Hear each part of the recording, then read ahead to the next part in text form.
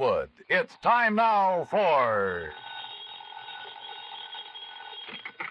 Johnny Dollar. Pat McCracken, Universal Adjustment Bureau, Johnny. Hi, Pratt, what's new? At the moment, Edward J. Rollins III. Oh, what about him? One of our companies has a hefty policy on his life, and he sent word he wanted to change his beneficiary, then he disappeared. And you want me to go looking for him? That's the general idea. Oh, look, Pratt, you could be wasting dough sending me. Chances are he'll pop up again by himself. Oh, yes, I know. Of course, it involves a little trip to the Caribbean, but if you're not interested... The Caribbean? I'll be right over.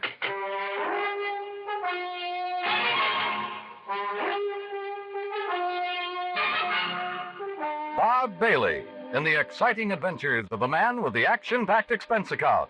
America's fabulous freelance insurance investigator. Yours truly, Johnny Dollar. And now, Act One of yours truly, Johnny Dollar.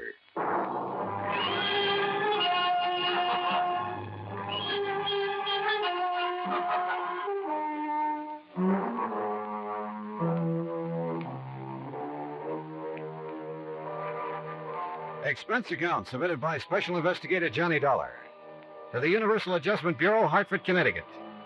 Following is an account of expenses incurred during my investigation of the Time and Tide matter. Expense account item 1, $1.20 cab fare from my apartment to the offices of Universal Adjustment Bureau and Pat McCracken's. The mention of the Caribbean did the trick. Sit down. Yeah, thanks. Now, what's the deal?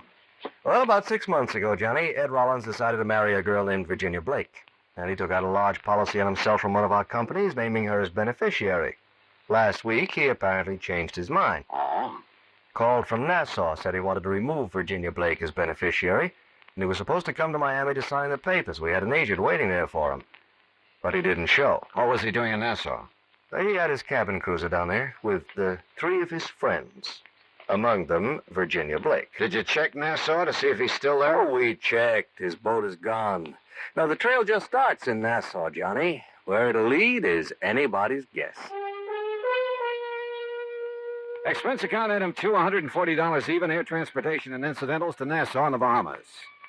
There, I found a man who remembered fueling up Rollins' boat a few days before.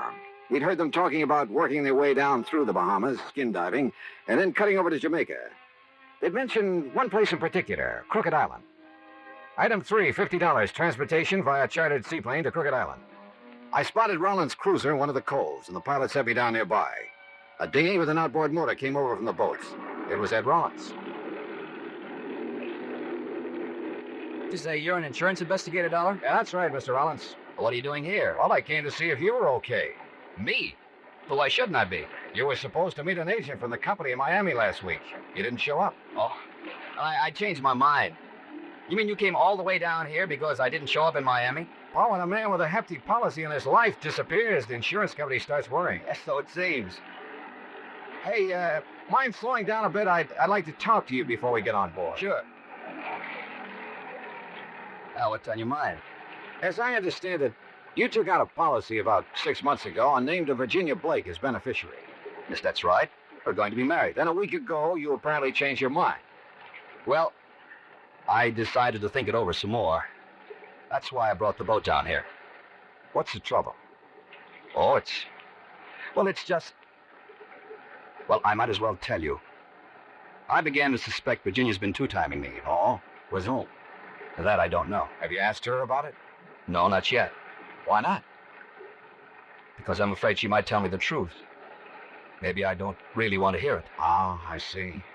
Look, Mr. Dollar, we're going to do a little more skin diving here in the cove this afternoon, then shove off for Jamaica around dark. Why not come along? You can catch a plane back to the States from there. Okay. Who all's on board your boat? Let's see. Virginia, you know about. The nurse Bill Winslow. Winslow? Yes, kind of a beachcomber at heart. I bring him along mainly to handle the boat. He's real good at it. Anybody else? Oh, Tony Atherton. A worthless sort of guy, but rather amusing company once in a while. Besides, he introduced me to Virginia, so I owe him something for that. I guess. Well, look, you mind introducing me as just an old friend of yours? Yes, that's just what I had in mind.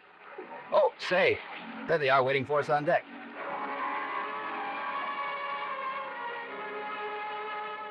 Bill Winslow was tall, lanky, blonde crew cut, deep tan. The kind who looked at home on a boat. Tony Atherton, on the other hand, was the kind who was at home nowhere, or maybe anywhere, as long as he had a drink in his hand. And Virginia, well, one look at her and you forgot where home was. Rollins and Bill Winslow strapped on aqualongs and went over the side to do some skin diving. Tony Atherton and Virginia and I sat around on deck for a while. I noticed that Virginia didn't seem to be at ease. Atherton noticed it, too. Use a drink, Virginia? No, thanks. What's the matter, darling? You bored? No. You see, darling, Virginia didn't really want to come on this trip, did she, dear? Just skip it, Tony, will you? Seems like Ed and Bill has been underwater a long while. Yeah, I was wondering about that. How long do they... Don't worry. Ed likes to live dangerously. Besides, he's got Bill Winslow, all-American boy, to take care of. Will you lay off it, Tony? Hey, there they are. Yeah, wait a minute. It looks like Rollins is in trouble. Get him on board! Here! Hey, quick. What's his face? I got face plate. Get it off. You okay, Rollins? Yes, I guess. What happened, Ed? Oh, something went wrong with his air supply. Sprang a leak. Thanks, Bill. If it hadn't been for you... Oh, skip it. Just lucky I was close to you. Look at this rubber tubing. It's frayed through. Yeah, I guess I must have scraped it against some coral. Sure. Yeah. Yeah, that's probably it.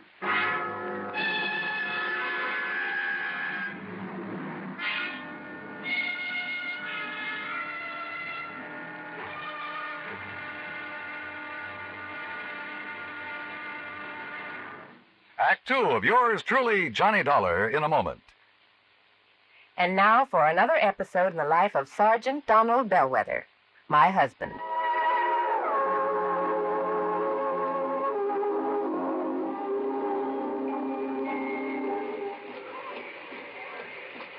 Hi, honey. Did you fix the windshield wipers? I sure did, Reba. How's that?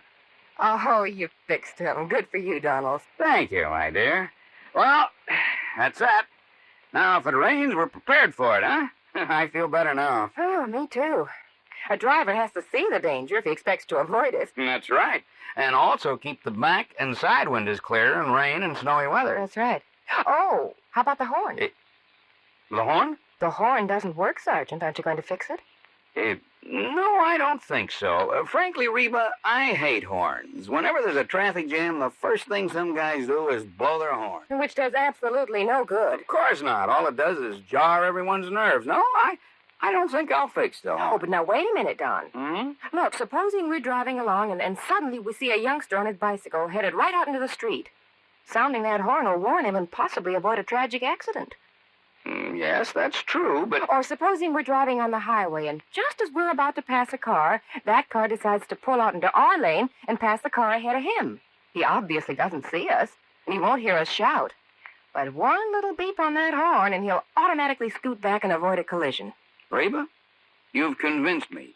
Even though it can be a nuisance, the automobile horn is a necessity. Then you'll repair it? Immediately. Oh, that's my Donald.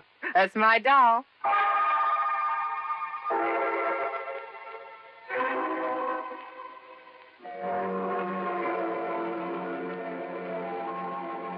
And now, Act 2 of yours truly, Johnny Dollar, and the Time and Tide Matter. Ed Rollins seemed to regard his close shave underwater as an accident, so I decided to play it that way. But I wasn't convinced. Somebody could have tampered with his air hose. We got underway around dark and headed for Jamaica. About 10, I went up on deck for a cigarette. It was a dark night, but from the stern I could see two figures up in the cockpit. One was Virginia. The other at the wheel, I figured, was Ed Rollins. There was a long kiss. Then they lit cigarettes. In the light from the match, I could see it wasn't Ed Rollins at all. It was Bill Winslow. Dollar? That you? Ed Rollins. I guess he'd just come topside. But I didn't know if he'd seen what I'd just seen. If he had, he gave no sign. Johnny. You know that stuff I was telling you about? Maybe cutting Virginia out as beneficiary? Yeah, what about it, Ed? I think you better forget it. I've decided to go ahead and marry her. Well, I don't think I could get along without her. Oh, I see. Look, Rollins, it's probably none of my business, but I something feel there's Virginia now up in the cockpit with Bill. yeah, that's right. I thought she was below. Well, she must be doing some navigating. Yeah. Virginia, honey, come on back. Oh. Okay, Aunt. Watch your footing. We're rolling a little. Yeah. Pretty heavy swell. How's Bill getting along up there? Okay, why? It's about time I relieved him at the wheel. I'll take over if you like. Oh, thanks, Johnny. But I enjoy handling the boat at night. Virginia, honey, you look sort of tired. Maybe you ought to turn in. I will as soon as I finish my cigarette. Well, I'll take over now. Enjoying the cruise, Mr. Dollar? Sure. How about you? Why not? According to Tony Atherton, you didn't want to make this trip.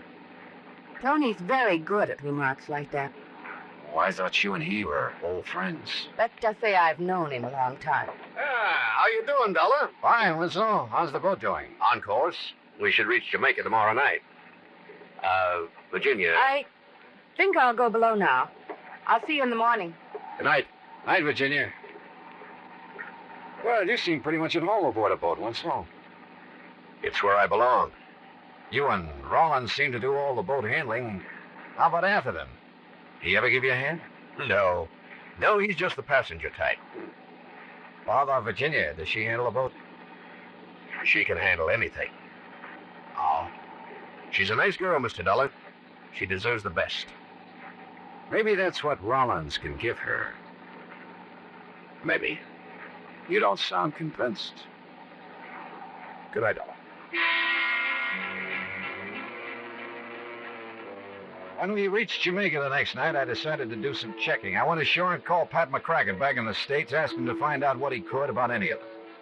He was to call me at a restaurant where we were having dinner. Winslow went back to the boat right after the meal, and Atherton drifted out to inspect a few bars. Rollins, Virginia, and I stayed at the table over coffee, but Virginia was restless and edgy. Finally, she told Rollins she wanted to talk to him. They went out on the terrace, and just then my call from the States came through. Johnny, Pat McCracken. Hi, did you find out anything? Yeah. Ran a check on Virginia Blake. I found out she's apparently been paying off for something. What do you mean? She's been issuing checks regularly, a couple of $100 apiece, and always to the same guy. You know his name? Yeah. Tony Atherton. I hung up and went out to the terrace, but Rollins and Virginia were gone. I started looking for Tony Atherton. I tried half a dozen bars with no luck. It was after 1 in the morning when I got back to the boat. Atherton was in his bunk. I woke him up. What do you want, Dollar? Don't you realize what time it is? Yeah, I want to know why you've been blackmailing Virginia. Wait a minute. It's a pretty ugly You're word. so right. Now look, Atherton. Hello? Anybody aboard? Yeah. Who is it? Inspector Hastings, Jamaica Police. Is this Mr. Edwin Rollins' boat? Yes, that's right. I'm afraid I have some bad news for you. Mr. Rollins has been slugged and robbed. What? Good Lord. Is he hurt bad? I'm afraid so. Touch and go whether or not he'll live. Act 3 of yours truly, Johnny Dollar, in a moment. And now for another episode in the life of Sergeant Donald Bellwether, my husband.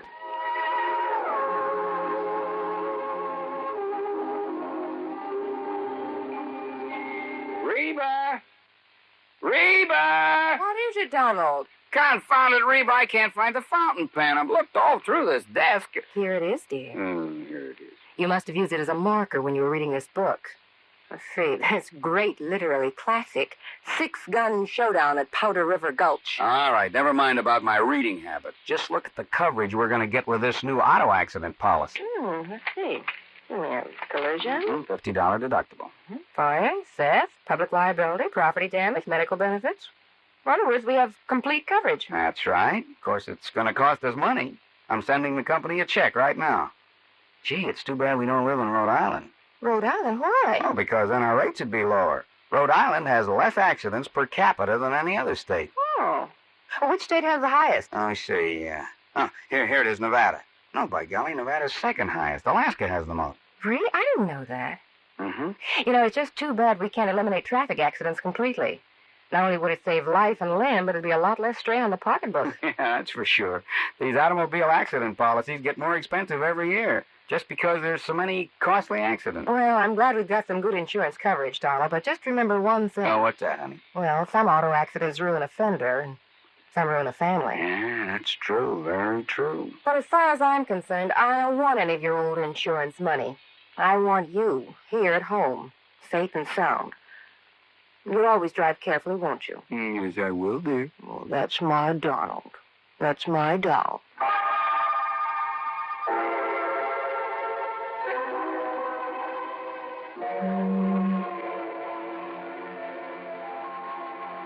And now, Act 3 of yours truly, Johnny Dollar, and the Time and Tide Matter.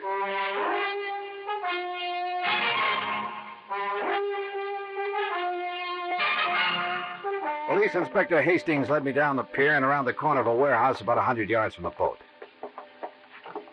This is where one of my men discovered Rollins, Mr. Dollar. He'd been slugged, huh? With the length of pipe we found nearby. No fingerprints on it, Thames. Rollins is in the hospital in a coma. Apparently he hasn't more than a 50-50 chance. You said something about robbery, Inspector. His wallet and valuables are gone. I'm afraid we've had quite a bit of that sort of thing around the waterfront lately. Robbery, huh? Maybe. Maybe not. I poked around the pier for a while, but didn't turn up a thing. It was about 7 in the morning when I finally got back to the boat and Atherton State Road. I told Virginia what happened, Bella. She went to the hospital immediately. Okay, I can talk to her later, Atherton. I still want to know why you've been blackmailing her. Oh, look, you got proof, Della. Virginia's been issuing checks to you pretty regularly. Look, what's wrong with that? She and I are old friends. I've had bad luck with some of my investments. She's been kind enough to help me out. Now, look, Dollar, if you're trying to tie me in with what happened to Rollins, you're just wasting time. Am I? Of course, yeah. You stop this nonsense, I can probably help you. Oh? Look, take a look out this porthole. Go on. What do you see, huh? A stretch of pier? A warehouse? Exactly. Well, what about it? Well, just as I was turning in last night, I heard footsteps on the pier. I looked out the porthole. Somebody was walking along it. As he turned the corner, I could see who he was by the warehouse light. It was Ed Rollins. Oh? A moment later, somebody stepped out of the shadows and followed him around the corner. Dollar, that was Bill Winslow.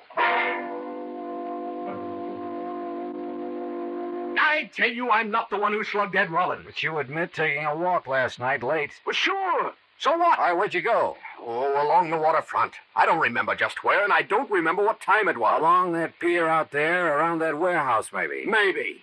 Look, I wasn't paying much attention where I was going, but I didn't see Rollins at all.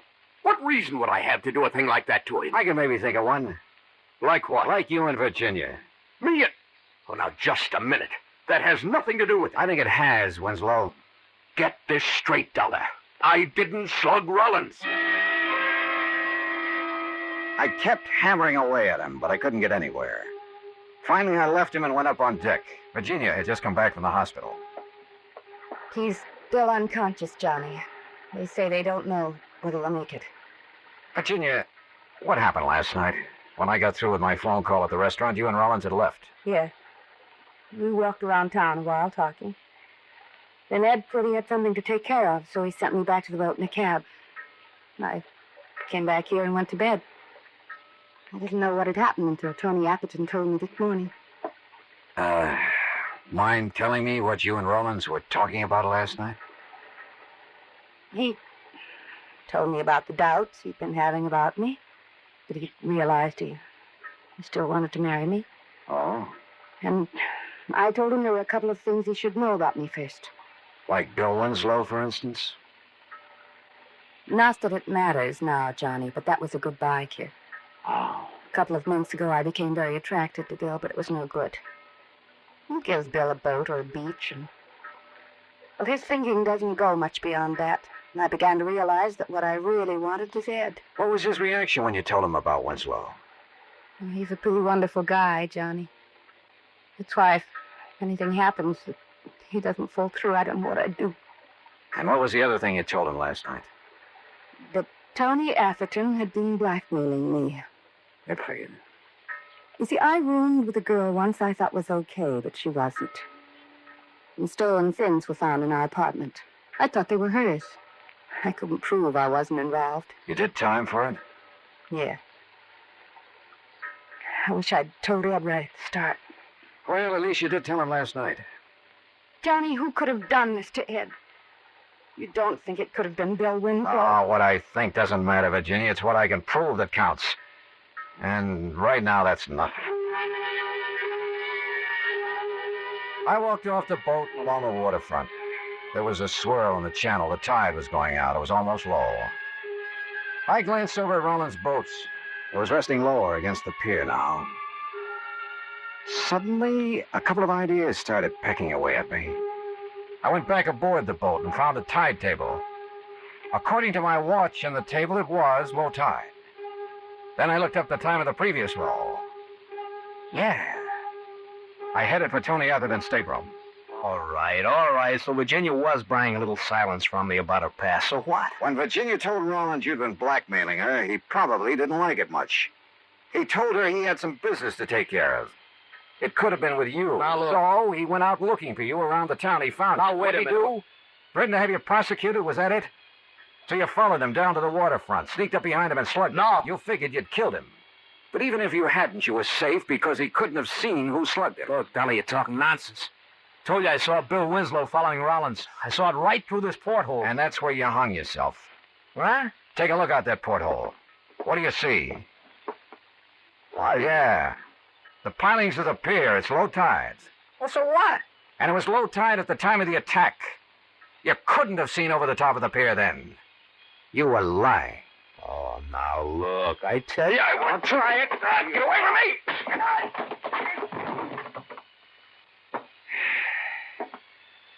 You know, it's funny, Atherton. Shakespeare was more right than he knew. There is a tide in the affairs of men, which sometimes leads to fortune. In your case, brother, you missed. Expense account total, including transportation and incidentals home, $403.50. Remarks? Tony Atherton's in jail where he belongs. Bill Winslow is somewhere in a boat where he belongs. Ed Rollins pulled through. He and Virginia will get married next month.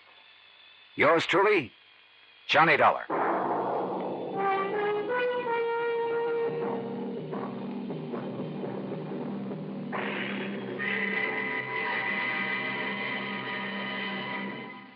Now, here is our star to tell you about next week's story. Next week, the plot revolves around Ong's hat.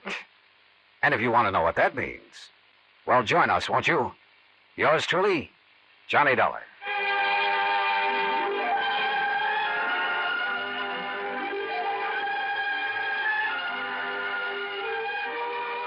Yours truly, Johnny Dollar, starring Bob Bailey, originates in Hollywood and is produced and directed by Jack Johnstone. Today's story was written by Robert Wright. Heard in our cast were Virginia Gregg, Larry Dobkin, Herb Ellis, Tony Barrett, Frank Nelson, and Ben Wright. Be sure to join us next week, same time and station, for another exciting story of yours truly, Johnny Dollar. This is Dan Cubberly speaking.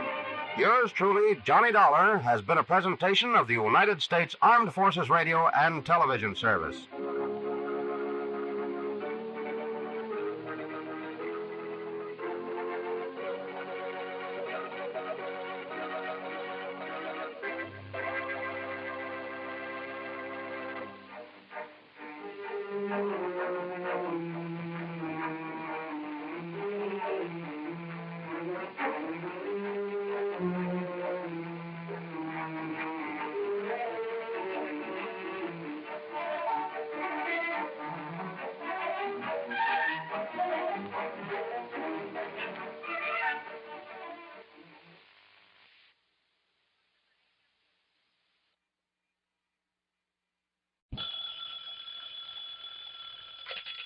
Hello?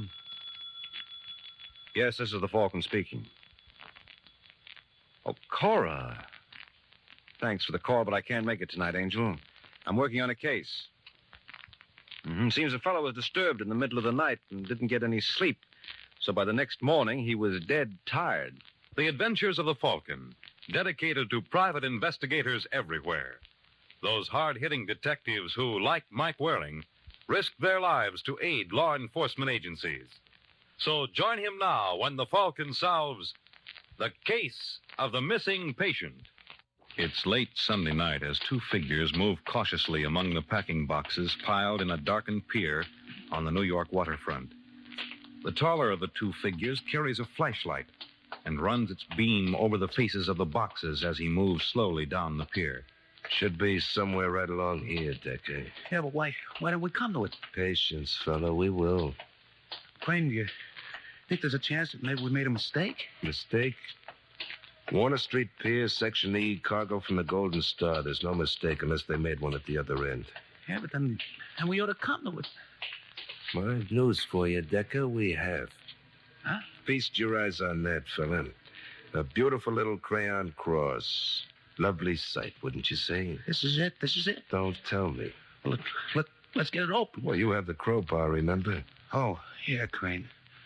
Guess I'm kind of excited. And try to control yourself. We have work to do. I'll hold the light. Okay. Can you see? Yeah. You only have to take off two boards. It's supposed to be right on top. Right. All right, now look out. I'll reach in. Okay, got it? Just a second, fella. Yeah, I have something. It's a bag. And it feels like... Here, you hold the light. Okay. I'll open it and pour out what's in it. Rather look at them rocks. Well, Decker, looks like we've hit the jackpot. Hold it, you two. What? Right. Now behind this case, quick. Click off the light. Yeah. Come on out of there, both of you. What are we going to do? Sit tight and shut up. I thought we left that watchman gift wrapped. That's not the watchman. That's cops. You don't come out, we're coming for you. What are we going to do? They got their light on us. I don't think they can see to the right of this box from where they are. Now, look, I'm going to try crawling over to that next row of boxes. If nothing happens, you follow. Okay. He can see. Yeah. He got you? In the shoulder, that's all. You're asking for it. Are you going to come out peaceful? All right, let's move in. Looks like they got it. No. Miss Taylor will make her run the other way for the ship. Maybe I could, but you'll never make it. They winged you. I'll stay here. You go. Yeah, but do what I say. If you're lucky, you can make the ship. That'll draw him off me. You still want it the hard way, fellas? He's close, however. Get going while there's time. If you make the ship duck down behind the rail, they'll lose you. Run for the bow. There's a rope where she's tied up. You can slide down it, and you'll wind up near the car. You ought to be able to make the car before they realize what's happened. Yeah, but how about you? Maybe I can get away while they're after you. I'll keep the stones, so if they do catch up with you, you're clean. If they don't catch up, go to my place. I'll be there as soon as I see a dot. I don't know, Crane. It may not work. It'll work. Now get going. But I... Go on. Okay. Hey, hold it!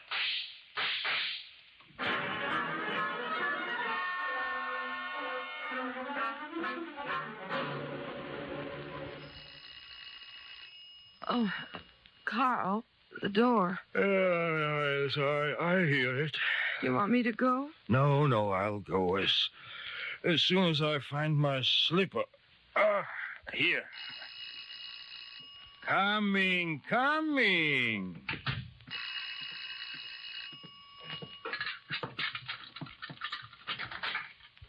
Yeah? You the doctor? Yeah. Good, I'm the patient. Huh. So I see all that blood. Come right in here. Yeah. Sorry to disturb you this time of night, but it was an emergency. Well, those things happen. Accident?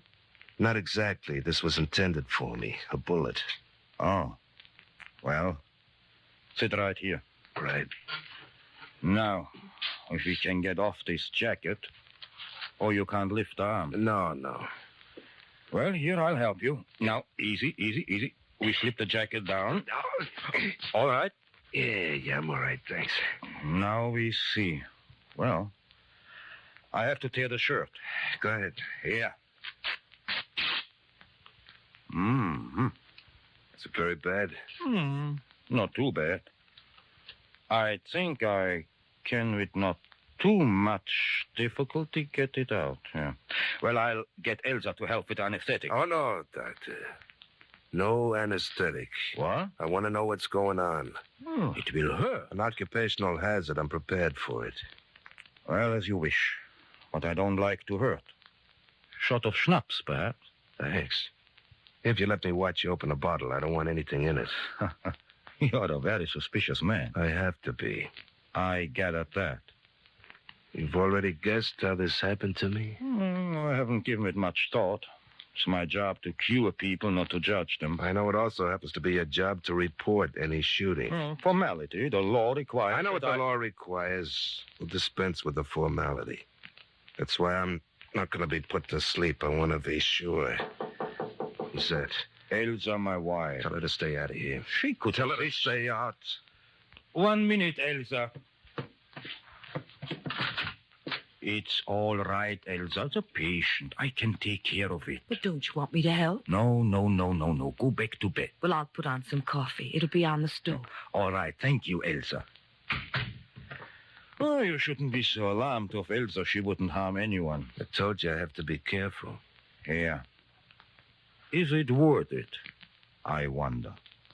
Worth what? Worry, fear, pain. I'm not complaining. Now, come on, how about getting to work? Yeah. Now we get to work.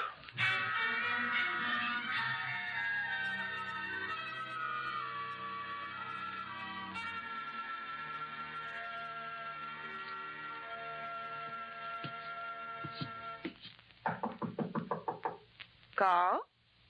Are you sure you don't need me? It's nearly 3 o'clock. How much longer are you going to be? Carl? Carl!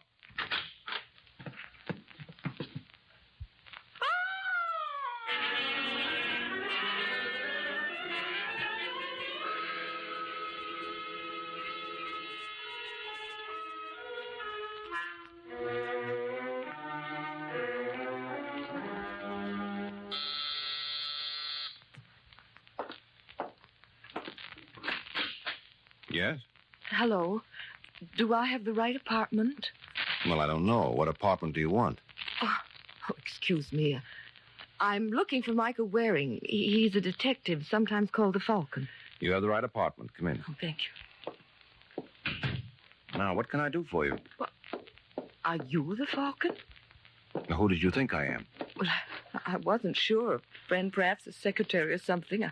I mean, well, I guess I expected someone, well, not quite so polished. Now, the polish is only skin deep, believe me. Underneath is a perfect example of a private eye. Nerves of steel, muscles of iron, and rocks in my head. Now, suppose you tell me your name, and we'll go on from there.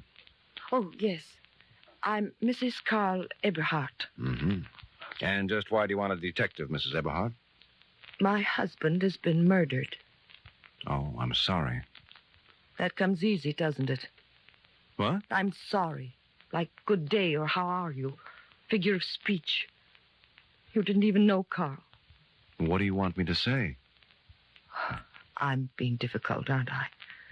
You'll have to forgive me, Mr. Waring. It's been such a shock. He was so happy. Carl was a good man, kind.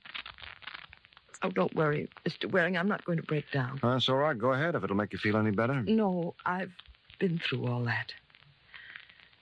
I want you to find out who did this thing.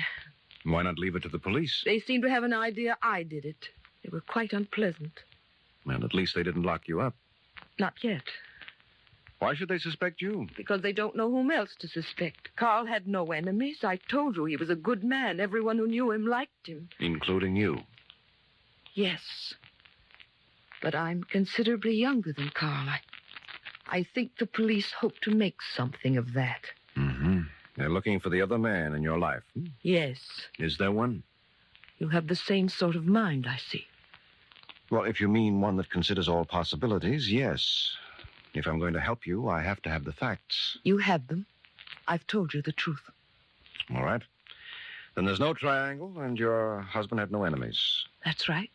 And you have no idea who might have killed him. Oh, but I do. What? I thought you said you didn't. Well, I don't know his name, but a man came in the middle of the night. Carl said it was a patient. Did you see him? No, he took him in the office. Well, after more than an hour, when Carl didn't come back to bed, I went in the office. Patient was gone. Carl was dead.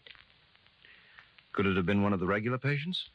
I don't think so, or Carl would have mentioned his name.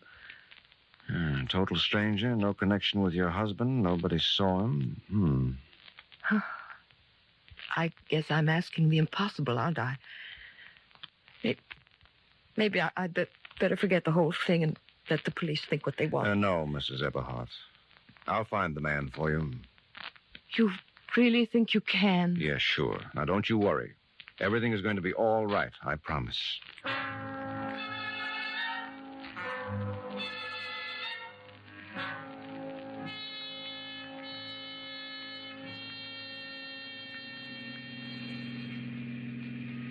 You know, Waring, even if I am on the police force, I'm homicide, not traffic.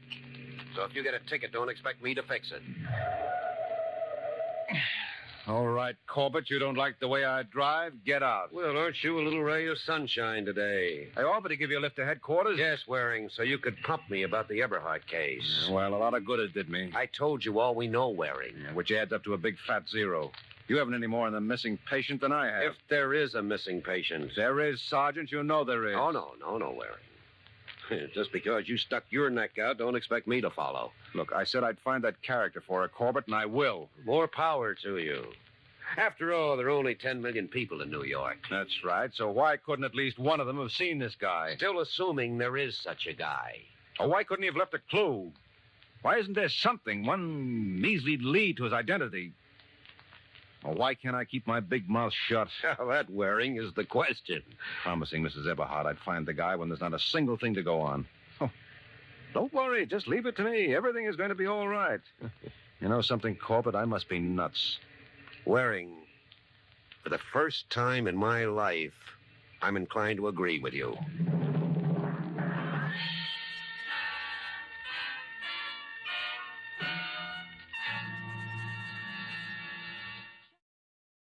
A few days have passed since Mike Waring promised to pick a man out of nowhere. Now Mike has cooled off, gone to work on it, and he seems a little more cheerful as he enters Sergeant Corbett's office at headquarters. Hello, Corbett. Well, Waring, you look a little more human today. For you, that's quite a feat. Well, I'm feeling better, Corbett. What happened? Mrs. Eberhardt fire you? No, and I don't think she will. I hate to spoil your fun, Corbett, but I'm on the track of the missing patient. You don't say. Oh, I do say. I've been checking. Two fellas were spotted loading cargo on the waterfront the night of the murder. Yeah, I heard about it. Suspected of being part of a smuggling ring. So what? So the two guys got away, but they were shooting. The cop who spotted them is sure he hit one. Oh, and you think? Eberhardt's isn't far from the pier, and if the fella had a bullet in him, he'd need a doctor. And then he might want to shut the doctor up. Yeah, could be. But if the guys got away, you still don't know who they are. You should keep in touch with the other departments, Corbett. Joey Decker was identified as one of the men. The one who got hit? No, the other one. They picked Decker up the next day. He denies any part of it. Denies he was ever at the pier. But he has no alibi, and they booked him. He's out on bail. So if we could crack Decker... That's right, Corbett. If we can make him name his partner, I'm willing to bet we'll have our missing patient. What are we waiting for? Who's waiting? Okay, Waring. Only this time I drive. In a squad car.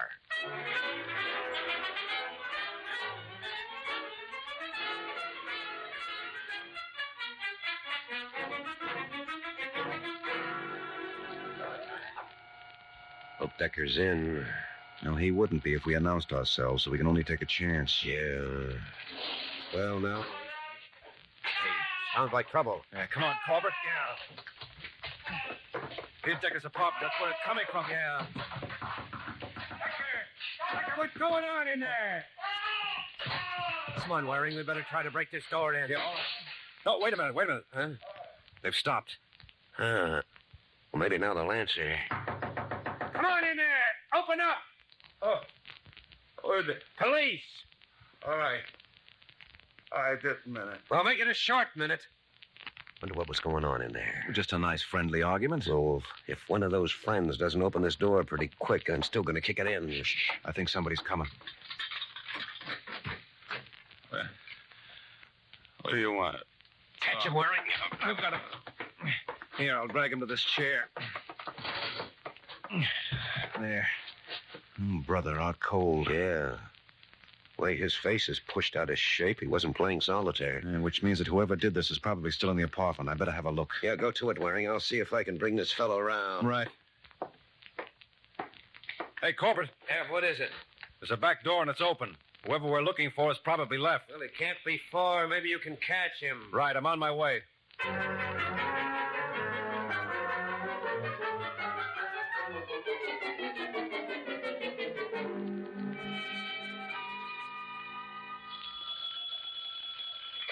Homicide, Sergeant Corbett.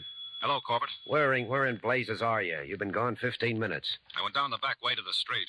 A fellow was just getting in a taxi, so I followed. Did he spot you? No, he went to the bus station on 34th and picked up a package from a baggage locker. Huh? Then he went down to Penn Station.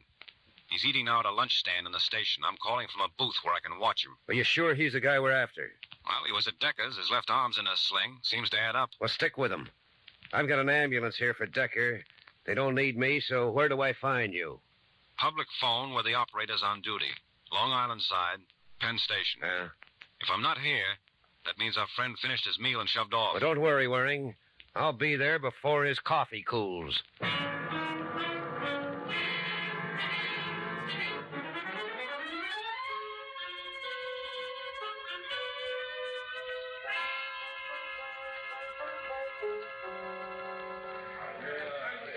Hello, Waring. Is he still here? Yeah, Corbett, you made it just in time. He left the stand.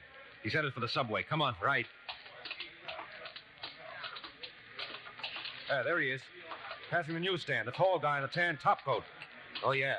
Yeah, I see the sling. What gets me, though, Waring, is how he could do the job on Decker with one arm out of commission. Well, I guess he can still hold a gun in his hand. That way he could keep Decker from fighting back, and he could slap him around with his good arm. Hey, going through the turnstile. Yeah, I thought he might. It's all right. I've got dimes ready. Let's hurry it up. We don't want him to hop a train that we can't catch. Right. All right, I put the dime in. Corbett, go on through. Okay. Over here, Waring. These are the stairs he took. Yeah. Hey, there's a train on the platform. Come on, quick. You see him, Corbett? Yes, he's getting in the last car. Hurry it up, Waring. The doors are closed. Come on. All right, Waring, I've got the door. Come on, get in, quick. Get in. Oh, that was close. Whoa. Hey, now I see his face. I know that guy. Yeah? He's Ernie Crane. I questioned him on another case. Oh, he sees me. And he knows me. Look, he's pushing toward the back. That's all right. The doors are closed. You can't get out. He can get out the back door to the tracks. Yeah. He's opening it. Come on. Yeah. Excuse me. Let me through here, please. Hey, pardon me, please. Doggone it, he jumped to the train start. Well, keep going before it picks up too much speed. I'm sorry, lady. I let him through here, please. Here we are, Waring. But we're going pretty fast. Well, I made Mrs. Everhart a promise, so I'm keeping it. So long, Corbett.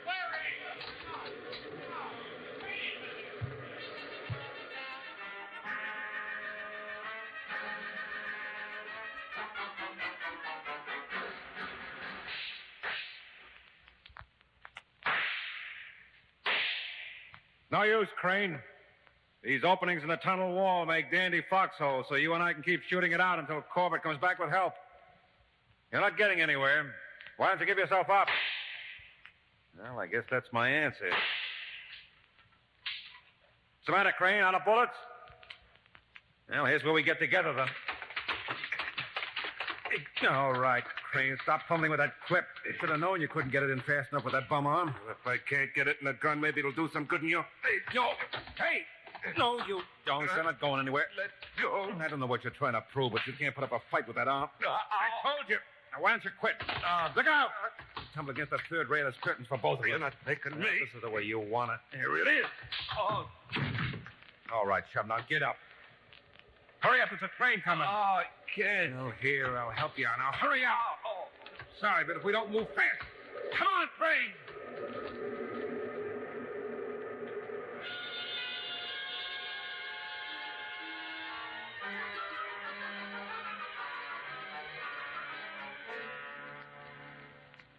And I just managed to drag him out of the way in time, Corbett. Yeah, good that you did, Waring.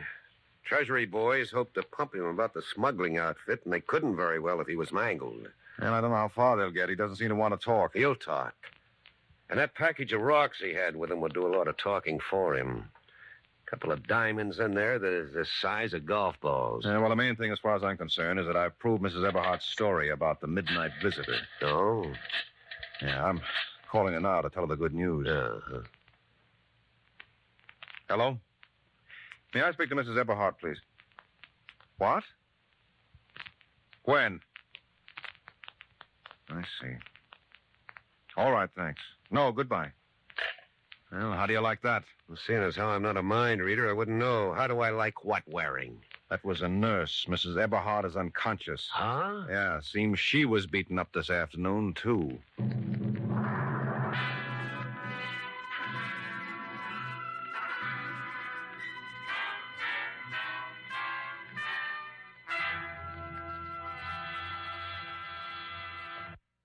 Half an hour has passed since Mike Waring learned that Mrs. Eberhardt was beaten unconscious.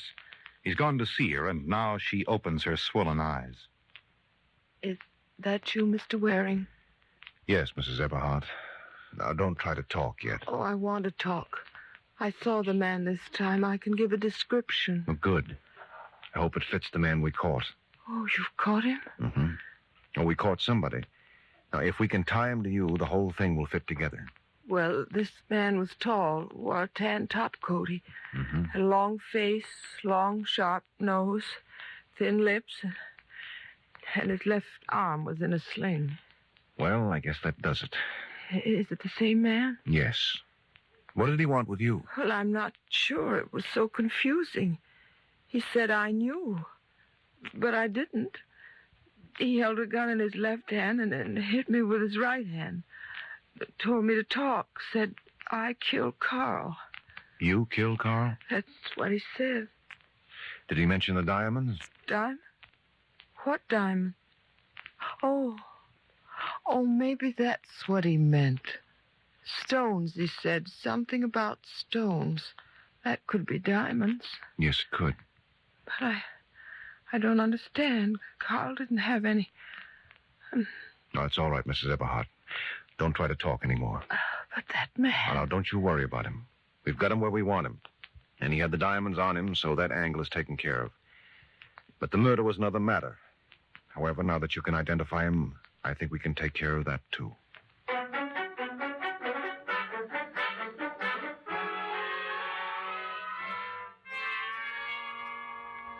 right now, Crane, are you going to talk or aren't you?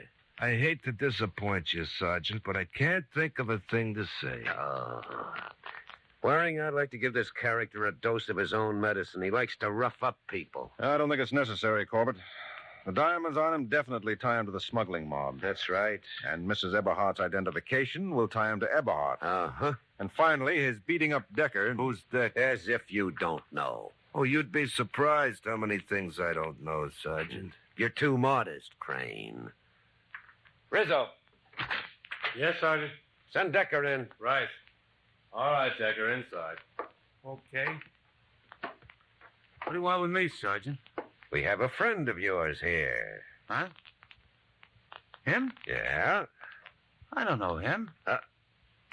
You don't know Crane? I never saw him before in my life. You mean he's not the guy who did that job on your face this afternoon? I told you, I never saw him before. Keep it up, Sergeant. You're doing fine. And you might have expected this, Corbett. Decker's been denying any part in the jewel smuggling. Naturally, he's going to deny any tie-up with Crane. Yeah. Still, I don't see why he's so worried about a smuggling charge when we've got a murder rap to hang on him. What's that, Waring? You heard me, Decker. You're the one who killed Dr. Eberhard. I never even heard of a Doc Eberhardt.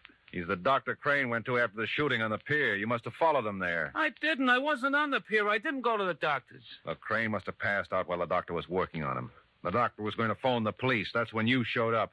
You killed him to keep him from calling the police. Well, you're crazy. Crane had the rocks. Crane went to the doctor's. Why do you try to drag me in? How do you know Crane had the rocks unless you were with him on the pier? Well, I mean, All right, so I was on the pier. Crane got me into it, but he took the rocks, and him and me split up. I didn't even see him again until this afternoon when he tried to scare me into shutting up about him. That's why he beat up on me. You little rat. Wait! That's enough, Waring. Lay off. All right, Waring. I've got Decker right. Hold on, you. Now that Decker's talking, Corbett, I think you can wrap up the case. You bet I'm talking. Crane took the rocks. That's right, Decker. And he killed the doc. No, that's wrong, Decker. I still nominate you for that. So just keep talking and you'll prove it.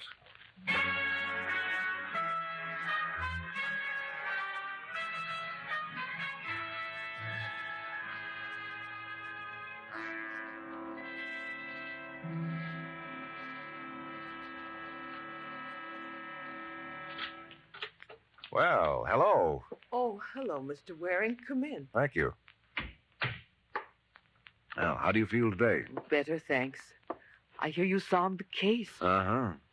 And I understand the man who attacked me wasn't the murderer. Oh, that's right. It wasn't Crane. It was his partner, Decker. But how did you know? Well, I was sure the murderer had the diamonds. Since Crane was looking for them, he obviously wasn't the murderer. I see. He thought you might have them, but you couldn't tell him anything, or he wouldn't have had to try Decker. That meant you weren't the murderer. And that leaves Decker. That's right. Crane was able to go directly to the diamonds when he left Decker, so Decker must have told him where they were. Mm-hmm. Well, I don't know how to thank you for clearing this up, Mr. Waring. Yeah, you hired me to do a job. I did it, that's all. And risked your life doing it. Don't minimize it. Would have been a bigger risk if I hadn't. What do you mean? If I hadn't cleared things up after the promises I made, Sergeant Corbett would have razzed the life out of me. Good night, Mrs. Eberhard.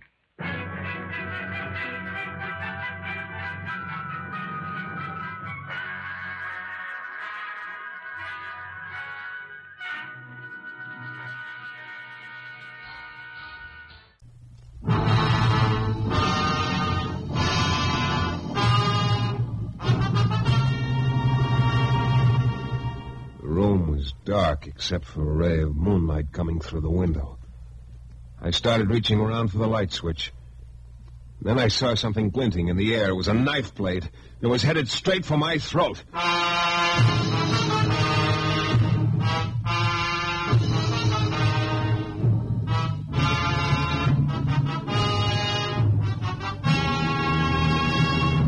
The New Adventures of Michael Shayne, Private Detective, starring Jeff Chandler. Michael Shayne, reckless, red-headed Irishman, is back again in his old haunts in New Orleans. This is your director, Bill Russo, inviting you to listen to another transcribed episode, which we call The Case of the Mail Order Murders.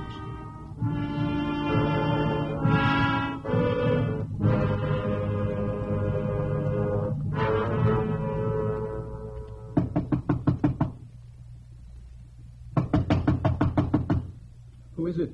Shayne, Mike Shayne. Oh. Hello, Mr. Shayne. Come in quickly, please. Yeah. Hey, look, what's all... Did anyone follow you here to my apartment, Mr. Shayne? Follow me? Well, not that I know of. What's this all about, and why the hocus-pocus routine? I can't afford to take any chances. Oh? Can you afford to tell me what it's all about? My name is Kinsella, William Kinsella. Yeah, I know. You told me that over the phone. You're sure no one followed you here? Sure enough. Now, you're going to let me in on I what's... want to hire you, Mr. Shayne. Oh. Yeah, that's the first thing you said that makes sense. What do you want me to do? Protect me. Oh, from what? I don't know. You don't know? Now, let's not start the double talk again. Please, Mr. Shayne. Well, to tell the truth, I'm afraid. I'm afraid. Yeah, I can see that, but what of? I tell you, I don't know. Sure, it sounds insane, but here, Mr. Shayne, I received this through the mail this afternoon. Yeah, 4 names at the top of the page. Yes. William Kinsella, Ellen Dant, Joshua Jaffet, and Tom Swigert. Yes. Now, read what's written underneath the names, Mr. Shayne. Those who have sinned will be punished. It may come swiftly or slowly or by an unknown hand, but punishment is inevitable, and the punishment is death. Yes. Yes, you see now why I'm terrified. It's a death note, Mr. Shayne. A death note. And my name is at the top of the list.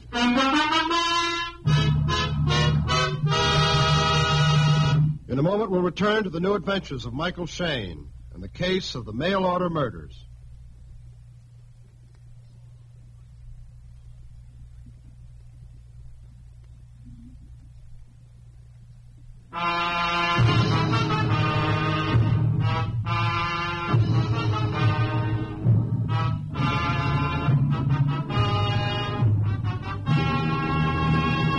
Well, it had started out as a pretty routine day.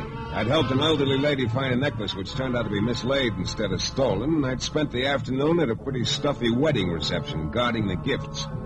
But then in the evening, a jittery little guy named Kinsella called me over to his apartment and showed me a death note he'd just gotten, listing his name with 3 others. One look at Kinsella's face told me he thought the guy who'd sent the note meant business. Mr. Shayne, you've got to protect me. Money's no object. First, Now, just a minute, Mr. Kinsella. Let's slow down a little. Have you any idea who might have sent the note? None. Not at all, Mr. Shayne. It's a complete and horrible mystery to me. Sounds like some kind of fanatic or crank. Those who have sinned will be punished. Yes, it does sound like some sort of fanatic, but who? This the first notes you've gotten? No, there have been others, but I never paid much attention before because the notes were vague. But this note mentions death, and it lists names. Yeah. I wonder if the boy who wrote the note is after you himself or if he's thinking of sending someone. What do you mean? Well, the note says death may come by an unknown hand. But that's the terrible part of this whole thing. I don't know who sent the threat. I don't know who's after me, and I most certainly don't know why. The note says something about those who have sinned. That's ridiculous. There's nothing, absolutely nothing in my past that would possibly warrant such Yeah. Well, what do these friends of yours say about it? Friends? What friends? The other names on the list. Yeah, let's see. Ellen Dant, Joshua Jaffet, Tom Swigert. They're no friends of mine. Well, acquaintances, then. You don't understand, Mr. Shayne. I don't even know these people. Huh? I've never heard of any of them. Their names mean nothing to me. You sure about that, Mr. Kinsella? Absolutely. Well, it sort of complicates things. I thought maybe if I could find something to connect you with these other three, some link between you, we might have something to go on. But... Mr. Shayne, please stay here with me and protect me, at least long enough for me to wind up my affairs so that I can leave New Orleans if necessary. Well, I don't know what your usual rate of pay is per day, but I'll double it.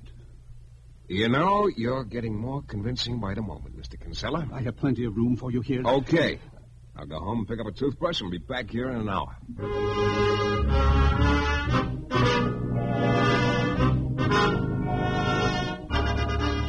I went outside and down the street. I was thinking about how terrified Kinsella seemed to be about the whole thing. I was wondering if maybe he knew a little more about why someone wanted to kill him than he'd told me. And then about half a block away from Kinsella's apartment, I spotted what was undoubtedly one of the last of its kind in existence. An organ grinder man. He was a stocky, barrel-chested gent.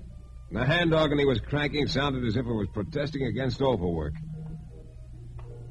On his shoulder perched a little monkey dressed in a red corduroy suit and a green hat with a feather. The whole sight took me back about 20 years. So I fished around in my pocket for a coin and waited for him. Hello. I'm sorry. I didn't mean to scare you. Well, I guess you didn't see me. Sort of a dark night. Yes, a darker night. Oh, yeah. You know, I haven't seen an organ grinder since I was a kid, practically. So? There's not many of us left now. No, I guess not. You're working kind of late tonight, huh? Night or day makes no difference. Yeah, I guess you're right. Hey, it's some monkey you got there. He's a fine monkey, Pepe. You want to see Pepe do dance? No, I'm afraid I haven't the time. Name is Demetrius. Demetrius. Some other time. Well, here's a little something. You talk to Pepe. He catch. Okay. Hey, he could play shortstop on a few teams I know of. Where'd you get him? Must go now. Thanks, mister. Good night.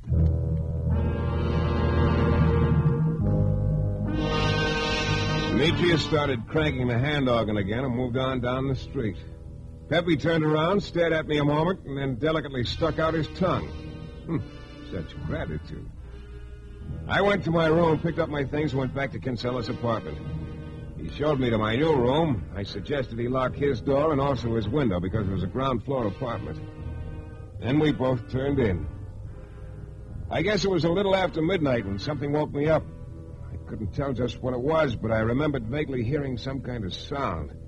I got out of bed and went up, turned on the lights. Nothing there.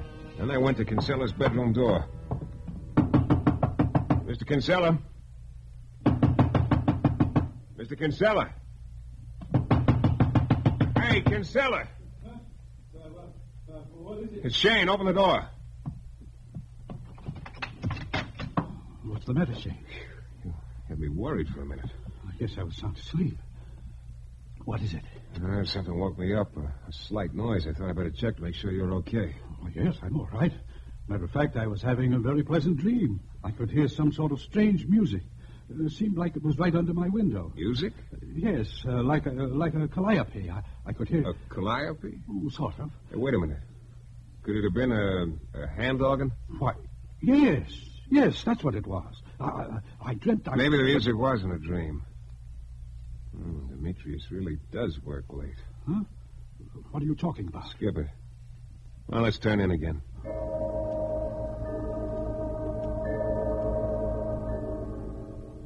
Nothing happened the rest of the night, except that I had a long dream about perching on a guy's shoulder dressed in a red corduroy suit while people tossed nickels at me. Well, it might be an easier way to make a living at that. The next morning, bright and early, I told Kinsella to lock himself in for the day.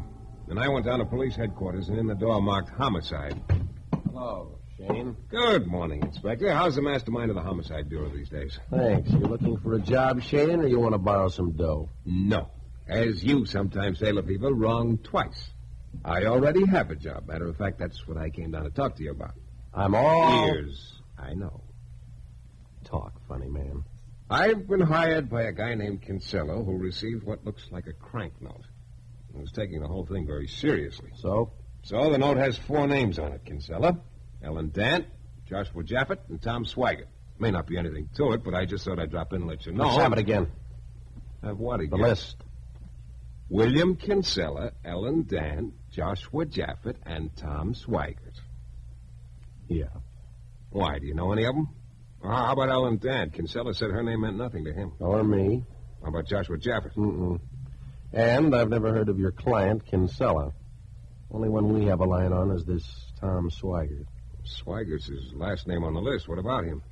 Shane, did you ever hear of the Gouge killing a couple of years back? The Gouge killing? No. What was that? Well, there was a rich old gent named Daniel Gouge. He used to live on the island of Capri in the Mediterranean. One day he turned up dead with quite a few thousand of his dollars missing. This guy, Tom Swigert, was on the island at the time. He was questioned about the killing, but he was released later for lack of evidence. Do you think this note Kinsella got has anything to do with the Gouge killing? I don't know yet. Do you suppose maybe there's some connection between Swigert and the rest of the names on the list, then? That'd be a guess, Shane, and right now I'm not in a guessing mood. Of course, the whole thing could be some crackpot's idea of a joke. It might. You don't think so, huh? No. Hey, incidentally, how come this Tom Swigert's the only guy on the list you know anything about? Is he a friend of yours or something? Not exactly a friend. Right now, he's sort of a special project of mine. What do you mean? We found Swigert down near the waterfront last night. Had a knife in his back. Very dead.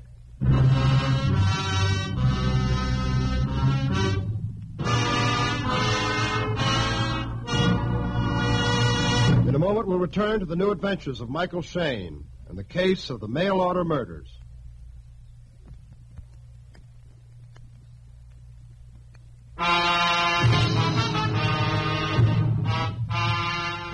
It all started when a guy named Kinsella hired me to protect him from an unknown killer who'd sent him a death threat. On the note were listed 4 names: Kinsella, Ellen Dant, Joshua Jaffet, and Tom Swigert. Kinsella said he didn't know any of the other 3. So the next morning, I wasn't sure just how seriously to take the note when I went down to police headquarters to tell Inspector Lefevre about it. But Lefevre took it very seriously, and with good reason. He told me that the last man on the list, Tom Swigert, had been murdered the night before. So, like I say, Shane, whoever wrote that note means business. You know, Lefevre, it'd be interesting if it turned out that the reason Swigert was killed had something to do with that Gouge killing. I don't feel like playing guessing games. Now, maybe we'll find out before long, huh? Shane, you're a real nice boy. Lefevre, there's only one reason you ever say those sweet things to me. That's when you want me to keep out of something. Yeah. Why? Because whoever wrote that note wasn't kidding. He's vicious and deadly. He's already killed once, and there are 3 more names on his list. So? So if you get mixed up in it and get in his way, you could get burned bad. Thanks for the advice, Lefevre. No charge. Tell you what, I'll carry my little fire extinguisher with me full time. You do that, Shane.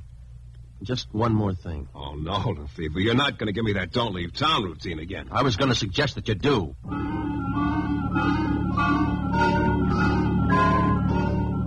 That evening, I decided to pay a call on Ellen Dant, whose name was right under Kinsella's on the death list.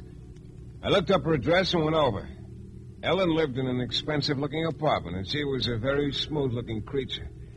She wasn't very impressed when I told her about the note Kinsella had gotten. Mr. Shayne, I've never heard of this man Kinsella. Why should I be concerned about his getting threatening notes? I got one of them, too. But I think it's probably somebody's feeble idea of a joke. Not much of a joke, Miss Dance. Kinsella says he doesn't know you. That makes it mutual, then, as I've been trying to tell you. How about a gent named Joshua Jaffet? I'm afraid I don't know him either. Or Tom Swigert? Really, Mr. Shayne? That's just as well you didn't know Swigert, I guess. He got himself killed last night. Oh? But that doesn't concern you. No, it doesn't. Now, if you'll excuse me. Sure, just one more thing, Mr. Ant. Ever happen to hear of a rich old guy named Daniel Gouge? Gouge? Yeah, I used to live on the island of Capri. Really, Mr. Shayne? Running around asking people about names they've never heard of before. Haven't you anything better to do? Not right now, Ellen, but maybe I'll think of something. See you around.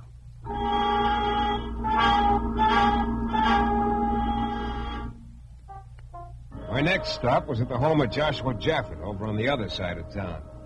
He was a tall, thin guy with thick glasses, a sharp nose, and a sharper tongue. And he kept the nose buried in an enormous stamp album. Mr. Shayne, must you stand in my light? I can't even see these stamps, let alone get them in the right place. I'm sorry. Is that better? A little. Quite a collection you got there. One of the best. You seem to specialize in stamps from the Mediterranean. Any law against that? Not that I know of. Ever done much traveling around there? None. Now, where did I put that Malta step? Now, look here, Shayne. I'm looking. This is all foolishness, complete, utter foolishness. Just because I got a crackpot note from some pranks, there's no reason for you to come around bothering me with your silly questions. I've told you I don't know any of the people on the list. Now, if you kindly... Maybe I... Mr. Shayne, will you stop standing in my light?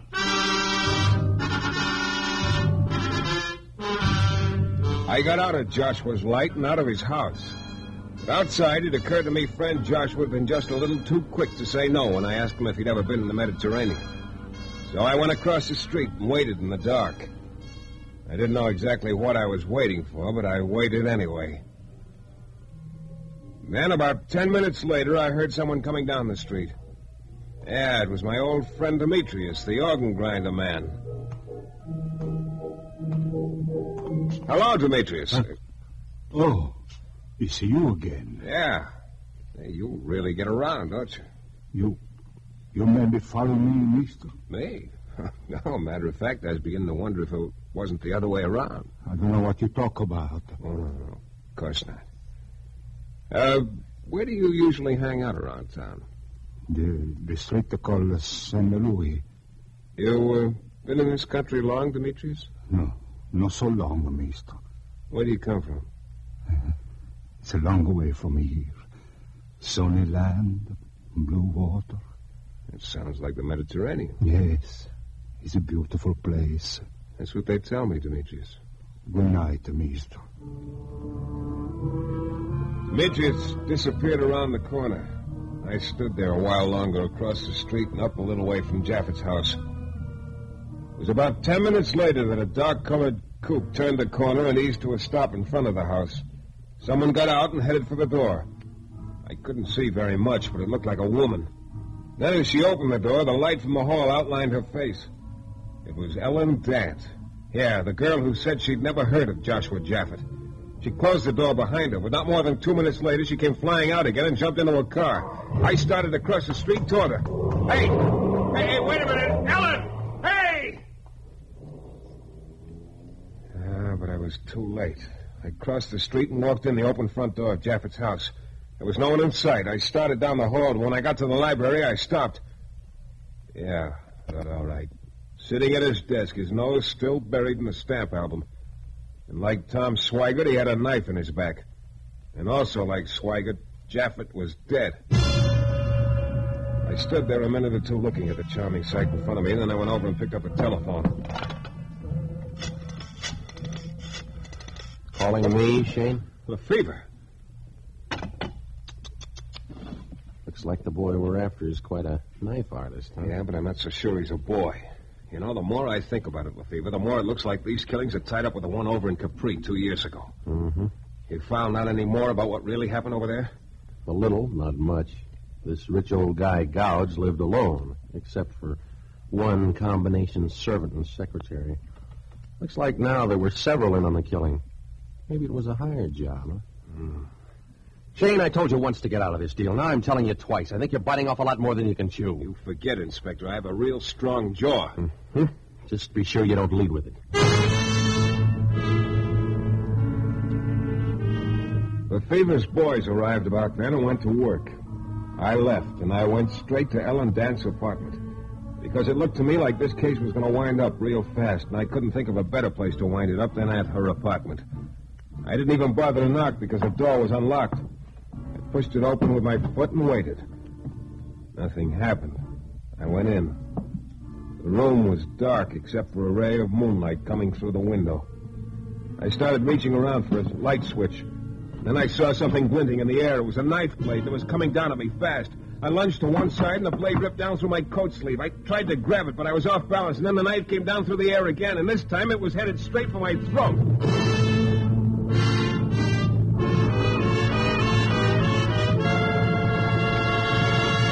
We'll be back in a moment with a thrilling climax to tonight's Michael Shayne adventure.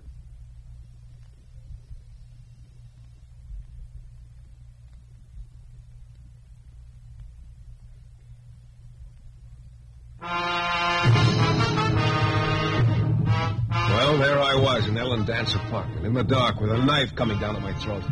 I managed to get one hand up just in time to grab the knife blade. It cut into my palm, but I held on and grabbed the killer's wrist with my other hand. It was a small wrist, but strong. The knife started twisting up at me, so I put everything I had into one wrench and dove for the floor, twisting the killer's wrist as I fell. Suddenly, the knife went skittering across the floor. I jumped to my feet just as the door slammed. I went out in the hall, but whoever it was had been too fast for me. There was no one in sight out on the street when I got there. Oh, I gave up the chase and headed for Kinsella's apartment. And I wasn't in a very pleasant mood. Look, Kinsella, I'm getting awfully tired of this whole deal. But, Mr. Shayne, You lied to me when you said you didn't know what this is all about. Oh. All right, Mr. Shayne. It's true. I have lied to you. But you apparently know a lot of the story already. I might as well tell you the rest of it. Spill it. I was Daniel Gouger's secretary in Capri. He was murdered for his money. I found out who the killer was. I've been running away ever since. The killer has been following me and has had someone else after me. Someone I don't know. Yeah? Why didn't you tell the police who the killer was? I know I should have done that long ago, but I don't expect anyone to understand, but it was because of the way I felt about the killer. I couldn't help myself. I see. Just one more question. Did Daniel Gouge have any particular girlfriend? Yes, Mr. Shayne. Okay. We're going to set a little trap. Here's a pencil. I want you to write a note to Gouge's girlfriend, Ellen Dant. Mr. Shayne. Tell her you'll turn her in unless she meets you on the corner in front of my office at midnight with some dough. But I couldn't do that. Look, I'll be there with you. I wasn't thinking of myself. I just... Look, you want to go on this way forever? No, but... Write it. Very well. What are you going to do with it? Gonna use it as bait. You're not exactly the world's best penman, are you? Well, I'm sorry. It's because I'm nervous and upset, I guess. I'm having a hard time forming the letters. Yeah. I'll write another note. Never mind. I think I won't be able to read this one all right.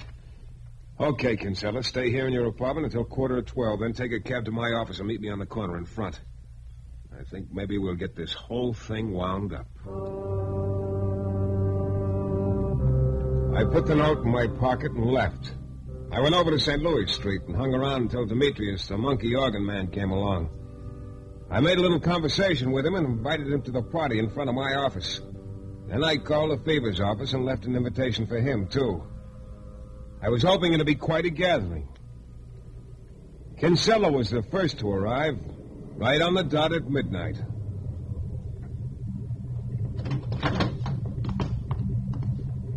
Mr. Shayne. Yeah, you're right on time, Kinsella. Yes, I've been riding around in the cab for a few minutes, waiting until 12. Has she shown up? Not yet. We'll just stand here in the shadows and wait. Mr. Shayne, would it be all right if I sort of kept out of sight when she comes? I just would rather not see her after all that's happened and, well, because of the way I feel about her. Yeah, I think that'd be okay, Kinsella. I'd appreciate it very much. It isn't easy for me to do this. Mr. Shayne, someone's coming. Relax, it isn't Ellen. Shayne? Hello, Lefevre. I got your message. Now, what's this all about? Just giving a little party, Lefevre. I knew you'd never forgive yourself if you missed it. Mr. Shayne, who's this? Lefevre, a friend of mine. Lefevre, this is Mr. Kinsella, my client. Hello? I'm afraid I don't understand this, Mr. Shayne. I thought just you and I were to be... Wait a minute. Yeah, here he comes. Here who comes? The guest of honor. A guy named Demetrius. Why, it's an organ grinder. Mm-hmm. Mr. Shayne, do you think that he is working for Ellen? Well, we'll soon find out. Hello, Demetrius. Hello, mister. This supposed to be the floor show, Shayne? You never can tell, Lefevre. Mr. Shayne, will you kindly explain what this is? Mister. What's the matter, Demetrius? Who is this man with you? He's my client, Mr. Kinsella. Why? He's the one, mister. He's the one. Huh? Yes, he's the one I saw leave his apartment the night the first man was killed. Yes, this Quintella. Let's have that again. Why, the man's insane. Yes, I saw him. And then when the second man was killed, I was near his house. I looked through the window. I saw this Quintella stab him to death. I tell you, he's crazy. And then tonight, when you were at the woman's apartment, mister, this Quintella was there too. He attacked you. Kinsella's got a gun. I see it, Lefevre. I see it. Oh. Well, I think that'll keep our friend Kinsella on ice until your voice can cut him away, Lefevre. Yeah. So Kinsella was the knife artist, huh? It sure looks that way.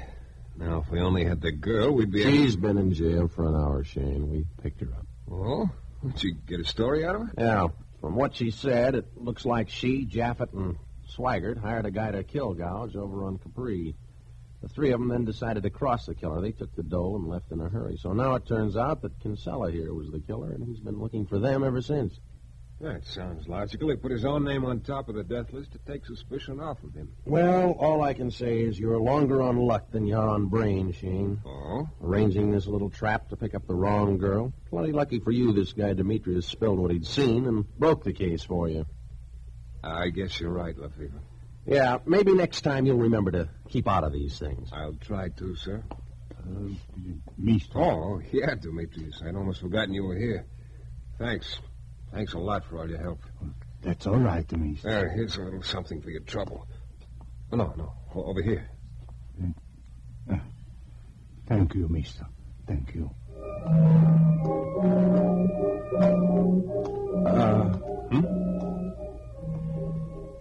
Demetrius didn't see that dough you held out to him. No. He's blind. Mm-hmm. Demetrius is blind. Shayne... Like you say, Lefevre, it's lucky he broke the case for me, isn't it? Good night, genius.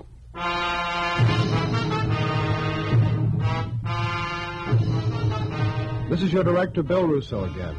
Our story is based on characters created by Brett Halliday and written by Bob Wright. The music is composed and conducted by John Duffy, and Michael Shayne is portrayed by Jeff Chandler.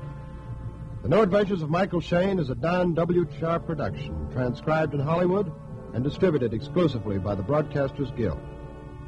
Next week, you'll hear Michael Shayne in another thrilling adventure from mysterious and colorful New Orleans.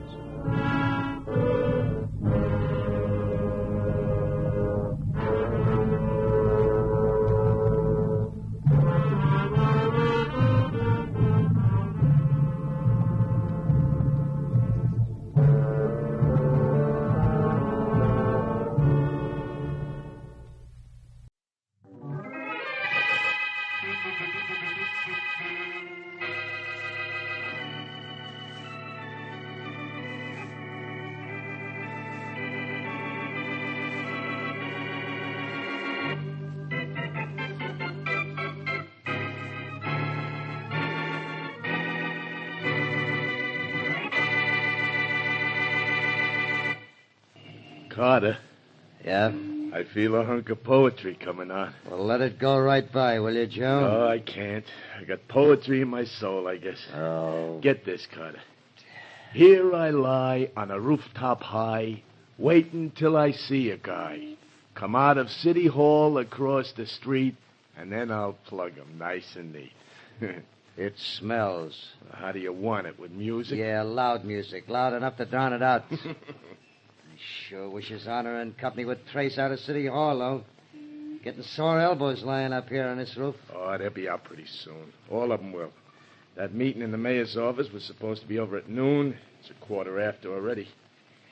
Got your rifle set? And ready. You? My fingers itchier than poison ivy. Oh, Carter, I feel a hunk of poetry coming out. I think this is the last job we'll do together. Now, shut up, will you? The rooftop is no place for poetry. It's a nice place for a sunbed, though, huh? What? I like to lie in the blazing sun until on one side I am done.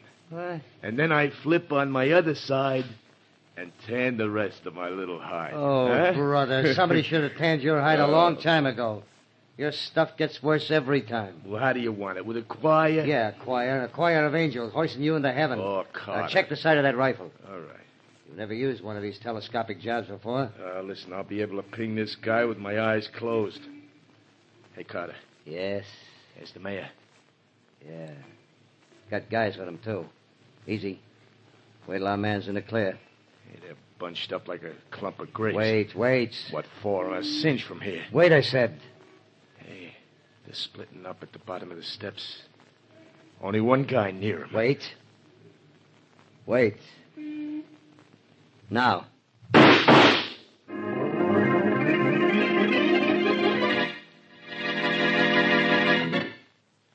And now on to Dick Calmer as Boston Blackie. Enemy to those who make him an enemy. Friend to those who have no friend.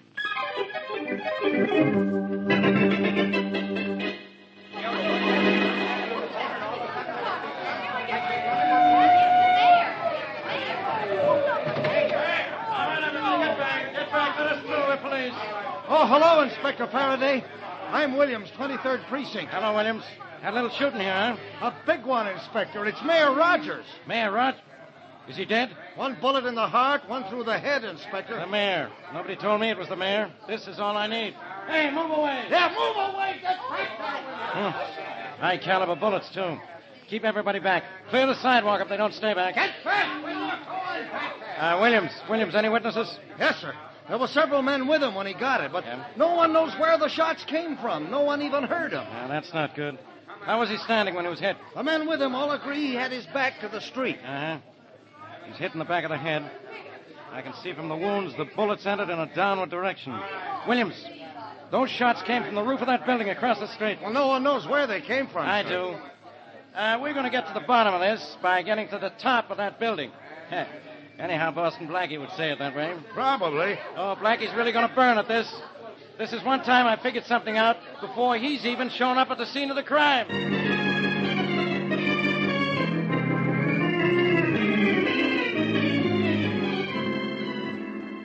Mary, I told you if we came up to the roof of this building, we'd find where those shots were fired from. Here are 2 exploded rifle shells. Well, I don't know how you knew it, Blackie. I saw the commotion and everything in front of City Hall at the same time that you But, did. Mary, did you see anyone running away or hear anyone yelling, stop? No, I didn't. Well, that's how I knew the shots came from up here. They certainly couldn't come from any of the offices in this building. They didn't come from the street. They didn't come from City Hall because no one is going to use a rifle to shoot a man in the back from so short a distance. Well, all right, but I still don't see why you chose this rooftop. There are other buildings in the block. This is the only one with a clear view of the steps and doors into City Hall. Obviously, the Oh, That's man... the roof up here, man. Okay, Chief. I'll guarantee you'll find proof that those shots were fired from up here. Blackie, it's Inspector Faraday. I heard. Hello, Faraday. Blackie. Beat it. The short way. Jump off the roof. I'm sorry, Faraday. I'd do it for you, but I have Mary. Now, use her for ballast. Now, beat it. I don't want you annoying me as usual. Annoying? Well, now, how can you say that? How can I... I'm admiring the view of the city. Of course, I've also figured that this is the place from which Mayor Rogers was shot. So you figured that, too? Of course. Mayor Rogers was shot from up here. Here are 2 exploded rifle shells, 30 caliber. I'm surprised you're here, but congratulations. You're almost as smart as I am. You're smart, huh? Just because you know those shots came from up here. Well, what help is that? Doesn't prove who murdered Rogers, or why. Find out why someone would want to kill the mayor, and you'll have the someone who killed him, Faraday. And if you need any help, call on someone like me.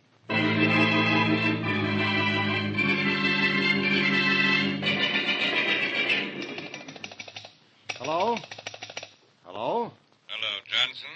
Harry Johnson. This is Johnson speaking. Well, this is Martin, Rex Martin. Oh, yeah. Yes, your favorite business rival. You were with the mayor when he was shot, weren't you? Yes. Well, I just thought I'd, call up and tell you things are going to be different from now on. A lot different. Are they? You ought to know they are. Times have changed. I don't think so. You're hard to convince, aren't you, Johnson? Maybe. I've got a little logic some friends of mine are arranging that you're going to find very easy to understand and very hard to argue against.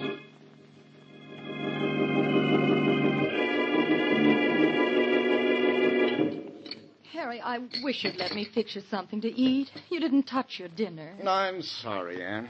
I can't think of eating. I keep seeing Mayor Rogers being shot down not 2 feet away from me. And that phone call I got from Rex Martin today... I know, darling. I know you're terribly upset about the mayor, but think, darling, it might have been you. I almost wish it had been. Oh, maybe it's the weather that's making you so depressed. It's cleared now, but we practically had a cloudburst until an hour ago, and you know how low you get when it rains. Don't look for excuses for me, darling. I'll be all right if I can... Oh, will you answer the door, dear, please? I'm going out in the backyard a minute. All right.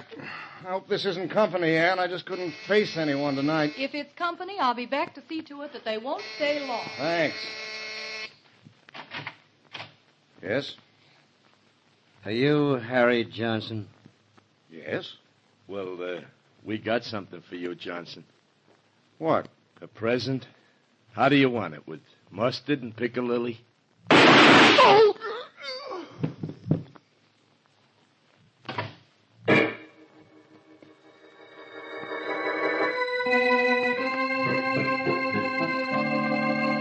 Mrs. Johnson, where were you when your husband went to this door? Well, I'd just gone out in the backyard, Inspector Faraday. Out in the yard? Doing what? Well, I went to see if the wash was dry. I see. Did you... Oh, Inspector Faraday. Yes, Sergeant. I just talked to the man from next door. He didn't see anyone around at the time of the shooting, sir. That's fine. Nobody saw anything or anyone. Mrs. Johnson here claims she was out in the backyard. Yes, I was. That's right, she was, Inspector. The man next door says he saw her out there at the time he heard shots. Thanks, Sergeant. Yes, sir. Well, Mrs. Johnson, that bears out your story. Sorry I had to question you. That's quite all right, Inspector. I understand everything. Well, if you do, you're the only one around here who does.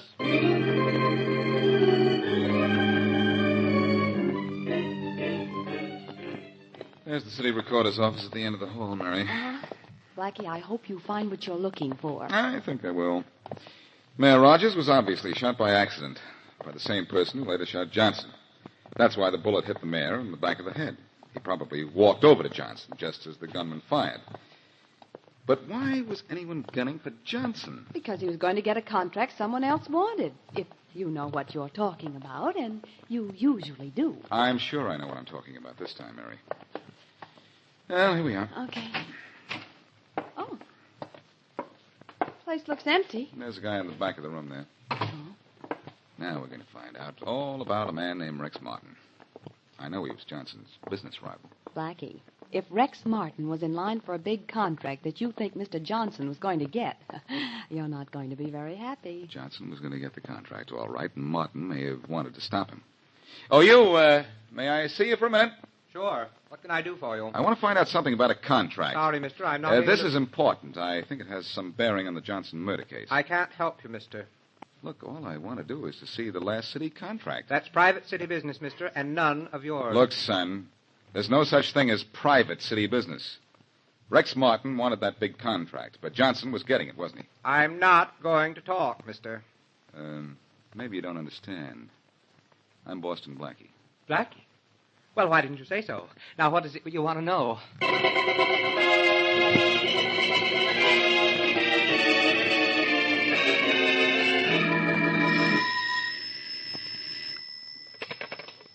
Hello? Hello, Carter. This is Joe. Oh, yeah, Joe. Did you get the money? Part of it. And, Carter, I feel a hunk of poetry coming on. Never mind the poetry. Come on up here with that dough, will you? Okay, I'll be right up. Nobody's around. What difference does it make if anybody's around? Nobody saw us get the mayor. Nobody saw us kill Johnson. We don't have anything to worry about. You sure? Positive. The cops got the only worries. Oh, boy, I gotta laugh. The cops have the answer to everything right under their noses, but they'll never know it's there. Yeah, that's right. You know something, Joe? What? I feel so good, I could even listen to some of your lousy poetry. Okay, then listen. Yeah? Whenever I think of the racket we're in, I close my eyes and I just got a grin. Yeah? Maybe we're nuts, but we sure have fun killing 2 birds for the price of one.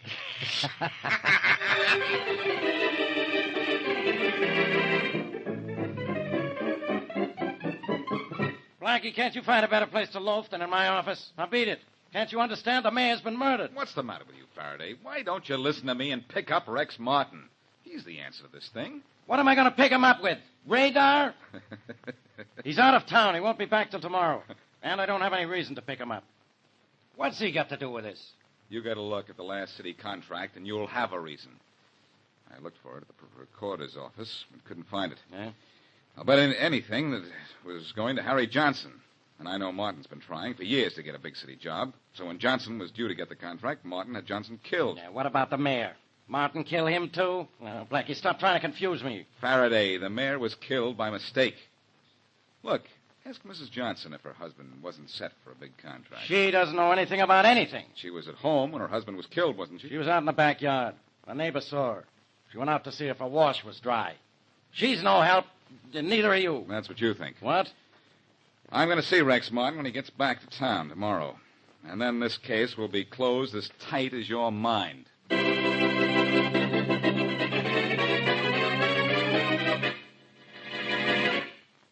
And now back to Boston Blackie.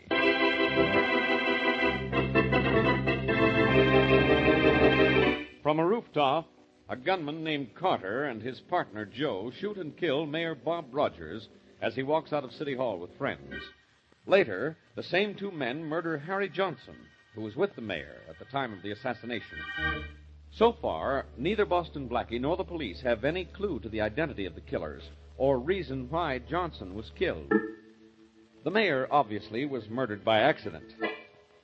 As we return to our story, Carter and his friend Joe are in their hideout. Come on, Joe, come on. Tell me how much you got for killing Johnson. Carter, I feel a hunk of poetry coming out. Never mind your poetry. How much did you get? I told you, 1,000 deposit. I thought we were getting 15 grand. We got 1. The rest later. I don't believe it, Joe. Now, wait a minute. Now, look, you're holding out on me.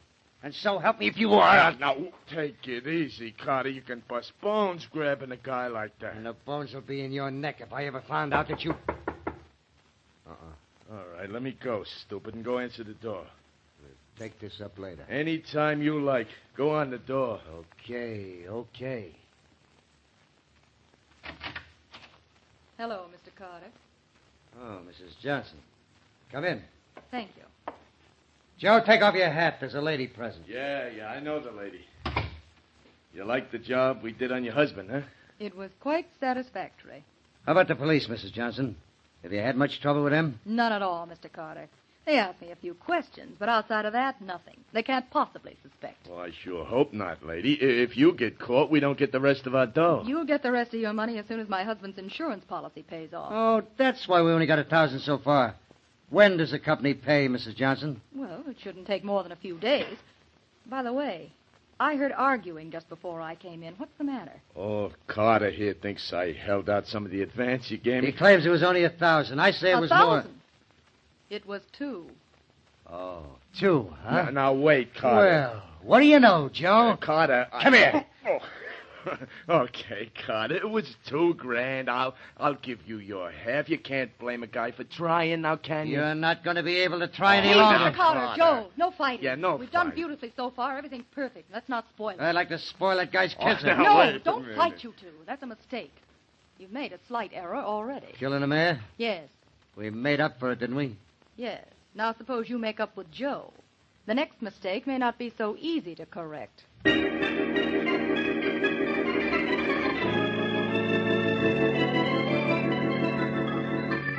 How much longer do I have to wait to see Mr. Martin, Miss Beautiful? Thank you, Blackie. And the name is Joanne. And the phone number? My husband doesn't like me to give it out. I'll just write that. Huh? Well, that's different. And may I use this telephone here to make a call while I'm waiting for Mr. Martin? Of course, there's one on the desk there. I'll give you an outside line. Thank you, Mrs. Beautiful. Mm-hmm. How long have you worked for Rex Martin? About a year. Lucky Martin. Faraday speaking. Hello, Faraday, old pal. This is Blackie. Don't old pal me. Okay, old pal, I won't. Instead, I'll old pal Rex Martin. Rex Martin? Why don't you leave him alone? Faraday, I've told you I know just why Johnson was killed, and Rex Martin is it. Sure. Tra-la. And I'm the Queen of the May. Well, look, Queenie.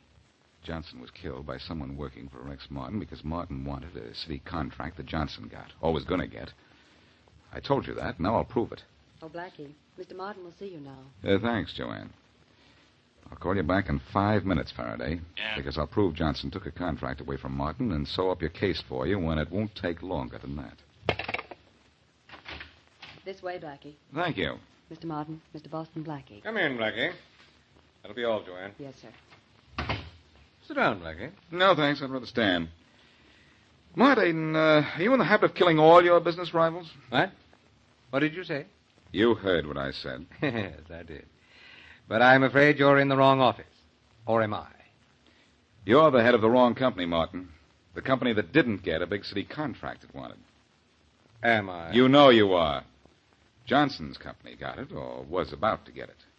That's why you had him killed. I checked at City Hall and found out you and Johnson were bidding for the same job. That's right. We were. And Johnson got it. So you sent a gunman or two to give him something else while you were out of town. You base your assumptions on that contract, do you, Blackie? Certainly. With him out of the way, the contract would be yours. I see. Blackie, take a look at this. Hmm? Here's the contract Johnson and I were bidding for. And I got it. Signed, sealed, and delivered. 2 days ago. The day before he was killed.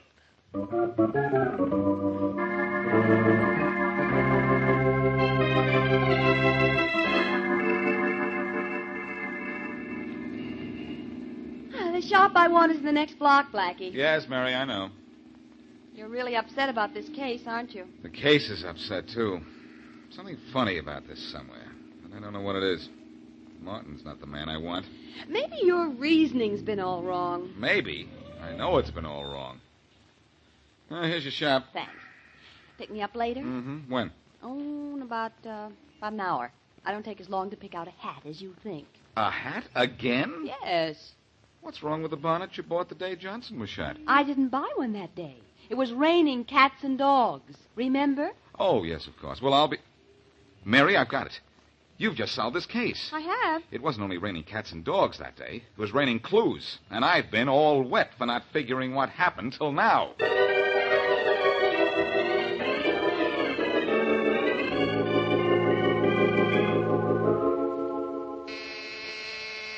Coming. Yes. Are you Mrs. Harry Johnson? Yes, I am. I'm Walter Keith from the National Insurance Company. Oh, yes. Come in. Thank you. Well, I've been expecting you. I imagine you have.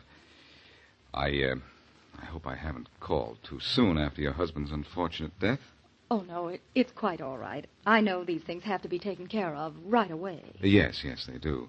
But sometimes there are rather long delays. Long delays? What for? Red tape, Mrs. Johnson. I'm afraid it'll be 6 months before you receive the benefits of your husband's policy. 6 months? I won't stand for that. I'm sorry, Mrs. Johnson, but the company wants to investigate a little bit. There's nothing I can do about it. Well, I'll do something about it. 6 months, Mrs. Johnson. And there may be a further delay beyond that. I'm sorry, Mrs. Johnson, but that's the case. Oh, no, it's not. I've been told to advise you that it is. Goodbye. 6 months. 6 months. Well, I'd better call... Oh, what's the matter with this phone? That's funny. It's dead. Operator. Operator. Operator. Operator.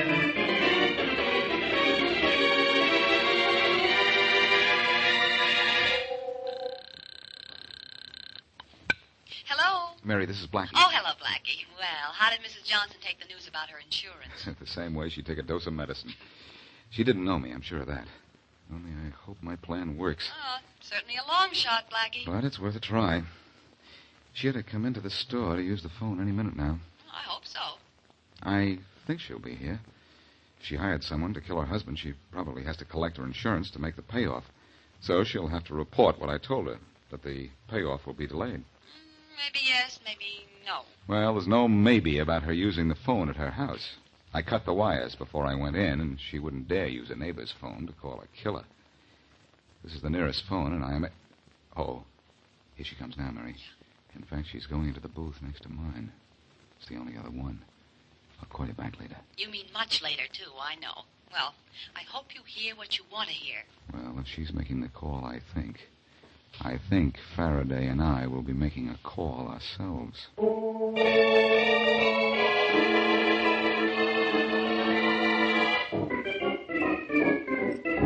Carter, I feel a hunk of poetry coming on. Oh, save it, will you, Joe? Keep packing. I'm packing. Gotta get out of here fast. Carter, I don't think the dame's double-crossing us. Maybe she can't get the insurance, though, for 6 months. Well, if she can't, it's because the case is going to be investigated.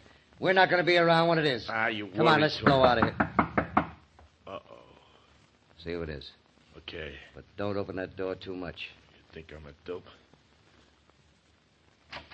Hey, okay, you open the door all the way. We're coming in. Carter, I think it's cops. Shut up, Blackie. I'm shoving Faraday. Carter, help me. Oh, no, I'm getting out of here. Not without me, you wait. Just stand right where you are. I think we'll have to convince him with a little noise, Faraday. Okay.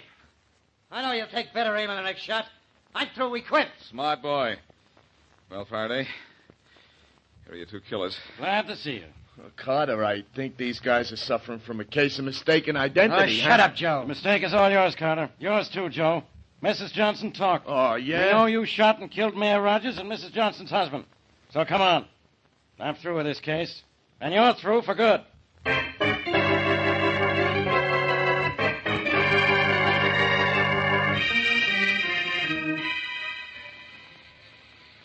Rain, rain, go away. Little Mary wants to go out and buy a new hat. I hate rain. You hate it. Imagine what Mrs. Johnson thinks of it. Blackie, how long did it take her before she confessed? No, not long. As soon as I told her she couldn't have gone out in the yard to see if the wash was dry, because it had just stopped raining, well, that broke her down. All she wanted to do was have an alibi for the time that her 2 hired killers shot her husband. And when her neighbor saw her in the yard at the time the shots were fired, she was in the clear. She thought. How did you find the 2 killers, Blackie? You never told me. Well, it was Mrs. Johnson's phone call to Carter that led me to them. When I heard the number she called, Faraday took it from there. From the phone number, Faraday got the address, and then it was an easy... You think that was a stroke of genius, don't you? Oh, the stroke of genius was the idea to cut the wires to her phone at home. Oh.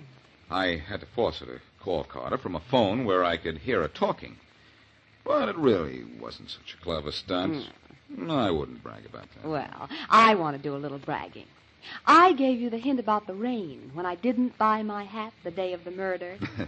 Yes, you did, Mary.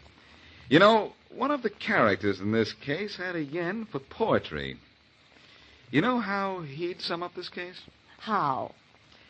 It rained, and so you got no hat. That's true, and is no botch. Yes. But the rain broke down an alibi. It all came out in the wash.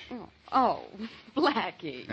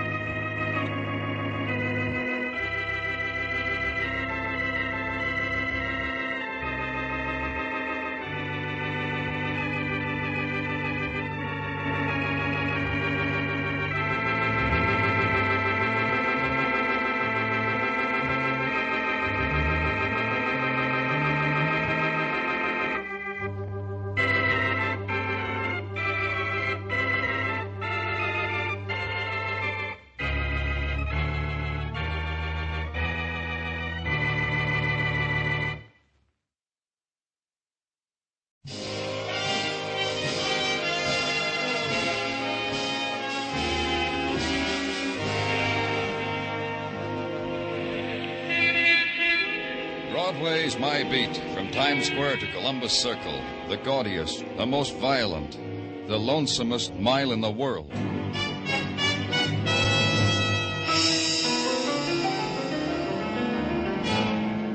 Broadway's My Beat, with Larry Thor as Detective Danny Clover.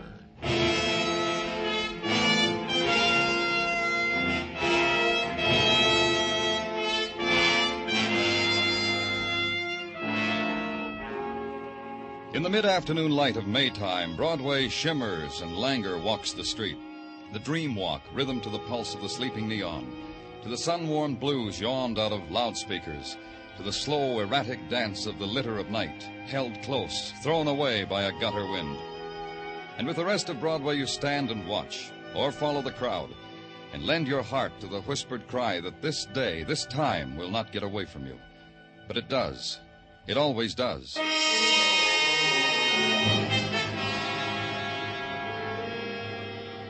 The web of blood in the alley was already dust-heavy, its threads leading you to the man huddled in a forgotten anguish against the flaking brick of an alley wall, his hand still clutched to the bullet wound as if he tried to claw out the pain and never made it, and the other man leaning over him, being gentle and polite as he searched the dead man's pockets, then finding something and looking at it, then making the only observation left to him.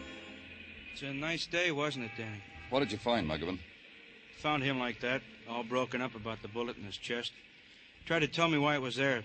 The word never got out. It was phoned in? Yeah, from the back room of a bar down the alley. A friendly chap wandered out for a breath of fresh air, saw this, ran back to the bar, made his phone call. Bought drinks for the house. He's still celebrating if you want to talk to him. You talked to him? Yeah, friendly lush. Invited me to a cold beer. I didn't take it. He knew this man? Never had the pleasure, he told me. All the citizens of the alley never had the pleasure. I checked. Uh-huh. What's that in your hand? This? Oh, I almost forgot. It's a ticket for parking made out to a Charles Crandall. Overparked in the loading zone. He can snap his fingers at it now, huh? This your witty day, Muggavan? I try, Danny. Days like this, I guess I don't make it. Oh, anything else? Oh, not a thing, nothing. Except that expensive watch on his wrist. You have to listen awful close to even hear it ticking. Very expensive. It's running, but in this alley you can't hear it ticking. No wallet, no identification, just the parking ticket? That's all. A wristwatch and a parking ticket. Not much for a grown man to leave behind him, is it, Danny?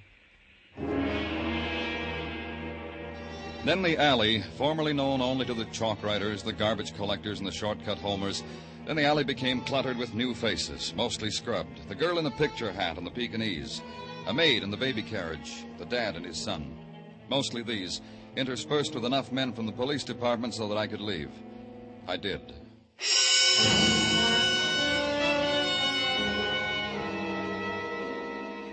Back to headquarters briefly with the traffic ticket, and to the traffic department, long enough to check an automobile license number against a name and be given an address. Charles Crandall, rooming house on West 17th Street, and go there. Wait a few seconds until the woman at the front door had finished shaking out her mop. Good morning. Guess I should say good afternoon. House cleaning, you sure lose track of the time. I'm looking for Charles Crandall. I'm from the police. Oh, my. Charlie hasn't done anything, has he? Is he home? I wish you'd answer me. I'm his landlady, and I never had a better roomer than Charlie. What's Charlie done? We found a man with a traffic ticket in his pocket. Charlie told me parked illegally. Is he home? Why, no. Charlie hasn't been home for the last couple of days. I see. Yeah. Charlie's engaged, you know. No, I didn't. He brought his young lady over just last week, introduced us. Rosemary. Such a nice girl. Helped me with the dishes. Rosemary what? Oh, I don't remember quite. Nielsen or something. Rosemary, such a nice name for a girl gonna be married. Can you tell me why Charlie hasn't been home? Of course. Sometimes he stays at Rosemary's house. Her parents love him like he was their own, like I feel about him. Was Charlie about 5'11", blonde hair, heavily built? But not fat, you understand. Charlie takes exercise every morning. When the chandelier shakes in the parlor, I know Charlie's taking his exercises. And the chandelier shakes every morning before he goes to work. Do you know where Charlie works? Surely Charlie's a longshoreman. That's another reason why he's not fat. Works the Peerless steamship line, unloads. That's an idea. If you want to talk to Charlie, why don't you go there? You're a policeman. They'll let you talk to him.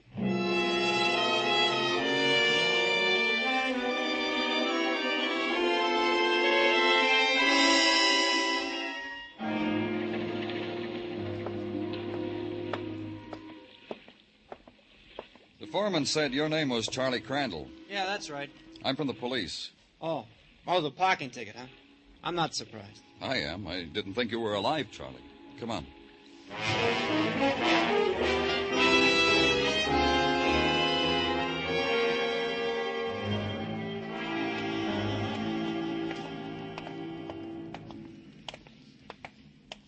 If I'm not being too previous, where you taking me, Mr. Clover? You'll see. I had parking tickets before. Nobody ever took me by the arm and led me down a cold, damp hallway. That's so? Nobody ever? Never. So help me. I've been missing out on things. Life has passed me by, huh? In here, Charles. Don't tell me. Let me guess. It's a morgue. Uh-huh. I keep looking at such things in the papers whenever you boys put on the safety campaign. Look, the paper says, drive carefully, or this on the slab is you. Because I got a lousy parking ticket, you're making me live it? This is the new up-to-date method.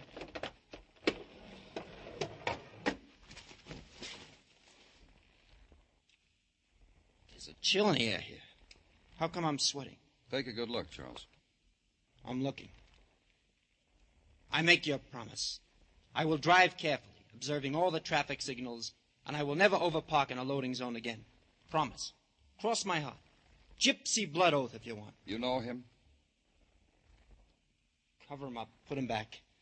I've had him. I said something, Charles. You know him? Who knows people who ask for this kind of thing? A shelf for a grave. I'm grateful to you, though, Mr. Clover. You've introduced me to a new experience.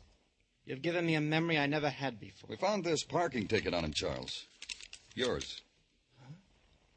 Look at it, yours. Why do things like this happen to a man like you? It's very complicated. I'll listen. You sure you got the time? You got nothing better to do? Down here, there's all the time you'll ever need. Fortunate me. That's right, Charles. Count your blessings. What I'm building up to, if you give me the chance. Last night was a blessing. Maybe this, what you're showing me, was a part of it. I wouldn't know. When the mood hits you, the part you know, I'll wait. Well, last night was my night in Solly's bar on 3rd Avenue. Oh? This man was found in an alley near Solly's bar. I wouldn't know about that. All I know is Solly's a man with an open ear. I cried into it. Yeah, you'd had a tough day. That, too. I'm a longshoreman, remember? That, too. So you cried a glass full of tears into Solly's ear. Yeah, about the engagement ring I needed for my girl. Or my betrothed, I call her. About the engagement ring I couldn't afford to buy for her. Because a man like me don't lay away for things like that. Must have been very dramatic. Yeah, I put it on. Maybe more than it needed. Because a girl walks over to me, runs her fingers across the beard on my cheek, tells me she has heard the whole thing. Well, the big trouble I'm in with my betrothed. And she stopped your weeping. You could say that. She told me there was a jewelry store, Scully's jewelry store, down the street, to come with her, to pick out any ring in the window I wanted. Like a fairy tale. Yeah, you could say that. So I went with her, pointed to the fattest ring in the window with the fattest numbers, a star sapphire. She says, meet me again tomorrow. I'll get it for your half price. Good girl to meet in a bar. You'll never dream how good.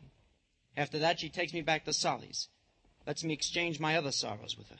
You had more? Only one more I could call to mind. At the time.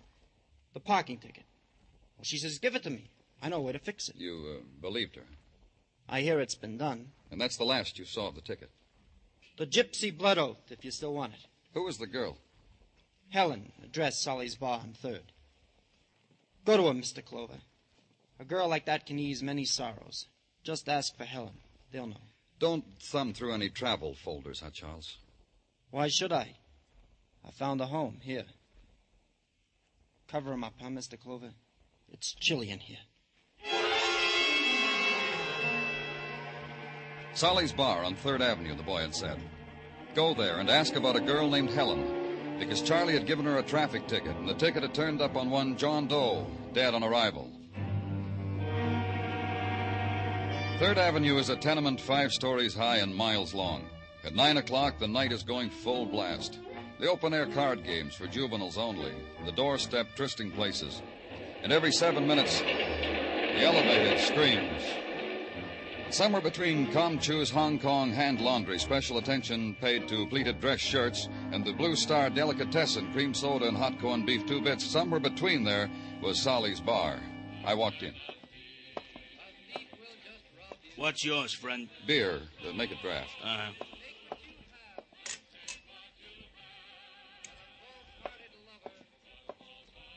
$1 dime. Thanks. Your name's Solly? You own this place? Yeah, so? You work here every night? Yeah, why? Skip any nights this week? Hey, what's with you, Buster? You spent the dime, drink your beer, listen to the music. I'm looking for Helen. Who? Helen, tall, blonde, you know. Look, Buster. You're here every night, aren't you? You ought to know Helen. I want to show you something, friend. See this? A ball bat. I bought it from a kid who swiped it from the Yanks' dugout. I sawed it off. You want to hear how it goes? That's the way it goes when I slap it on a bar. You want to hear how it sounds otherwise? You want to... Cop, huh? Why didn't you show me the badge before? What about Helen? I get it. Don't be a cop. You figure I'd tell you about Helen, huh? What about her? I told her to stay out of here. What'd you want me to do, hit her over the head with the bat? The other night she was in here talking to a longshoreman named Charlie Crandall. You know anything about that? Who's in trouble? She or this Charlie? Charlie Crandall was talking to you about an engagement ring. Do you remember that? Who remembers for what reason my ear gets bent? Helen, I know. You want her, huh? Where do I find her? You wait on that bar stool, she'll be in whispering at you for a drink. Or you can't wait, try the 2nd floor back of the corner house at the end of the block. This side of the street. Can't wait, huh? Walked down to the corner house, which the sign at the head of the steps said allowed no visitors after 10 o'clock. Then the other sign at the end of the corridor. Do unto others as you would have them do unto you. Wash out the bathtub. And the door that was swinging open briefly, then closing, opening. Helen. Helen. Get no answer. The tenement draft swings the door open and presents a room, a torn-apart room. Nothing was in its place. Nothing was undisturbed, except the girl on the bed. The strangled girl with the tumbled blonde hair. The dead girl. The murdered girl.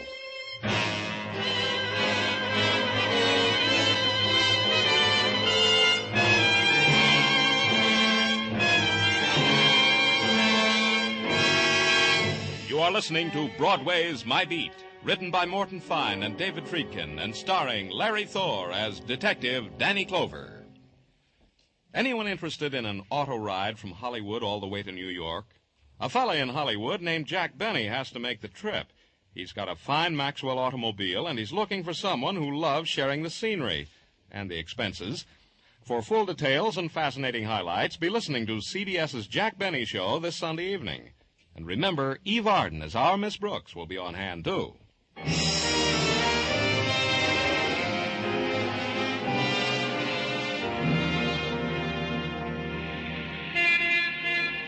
Springtime on Broadway is like springtime on 1,000 other main drags, except for one thing. Mother Nature doesn't function on Broadway. Nothing grows. It gets constructed. But nobody bothers. There's the salary to be earned, baseball scores to be considered, and the weather to be discussed. However, as in all times and places, there are the crackpots. Some even delirious enough to give you odds that Broadway's liable to get blown off the face of the earth. You waste a shrug on that one and flip the newspaper over another page and scan the quarter column on the right-hand side. Girl murdered in tenement house. Police seek link with death of unidentified man, which was straight reporting. I know because I was the policeman directly concerned. Next morning, open the notebook and scan the personal brand of shorthand. See now an item. Charlie Crandall had been taken by the hand and led to the window of Scully's jewelry shop to pick out an engagement ring. Go there, look in the same window, and walk into the store. Good morning. Oh, good morning. I'm Danny Clover from the police. Yes? I'd like to see the manager. Well, Well, I guess I am, until Mr. Scully comes in. What did you want to see him about? I'm his wife, and... Take a look at this picture, Mrs. Scully. Have you ever seen this man before? I might have, but I don't know him.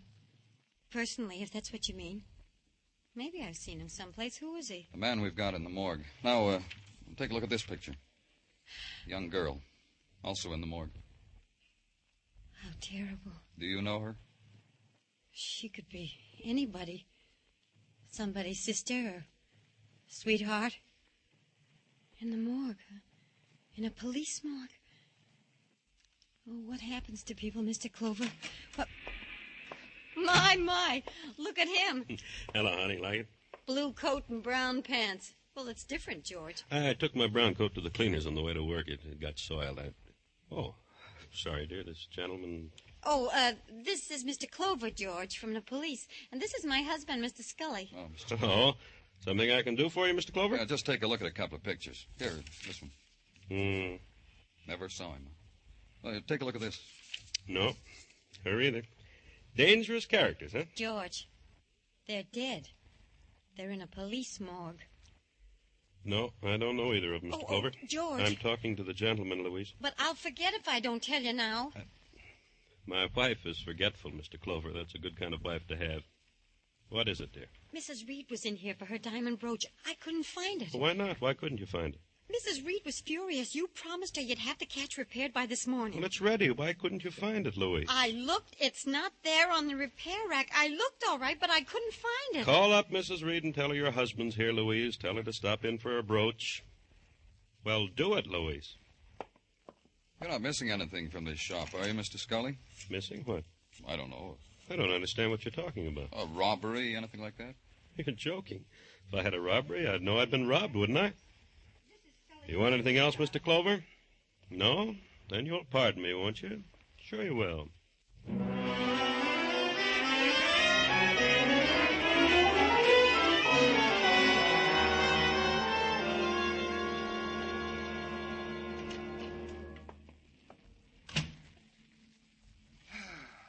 Gino. What's the matter, Tartaglia? You got a big sadness? From your office window, Danny, you can see the harbor and the yacht. It makes you unhappy, huh? Lady Jane Pugh, the ne'er-do-well girl detective from London town. She has pushed off from our fair shores, Danny. The paper said she grew lonesome to eat an English kipper in the fog. Happens to a girl sometimes. You're fighting me, Danny. Don't do that at a time like this. There's only one thing to do with a grief like yours, Gino. Tell me, Danny. Don't tease me with it. Tell me. Bury it in work. You mean... I tried, Danny. It don't help. There it is on your desk. You buried your grief in this envelope? A part of it. The rest, what's in the envelope, is news from the FBI concerning the fingerprints of the man now in the morgue whom you found bullet-holed in the alley. They matched them? To a minor hoodlum. Name of Johnny Malloy. Used to work our fair city. Crossed a few sweaty palms with silver. Address unknown. I informed them his new address. Finally caught up with him, don't you know? Yeah.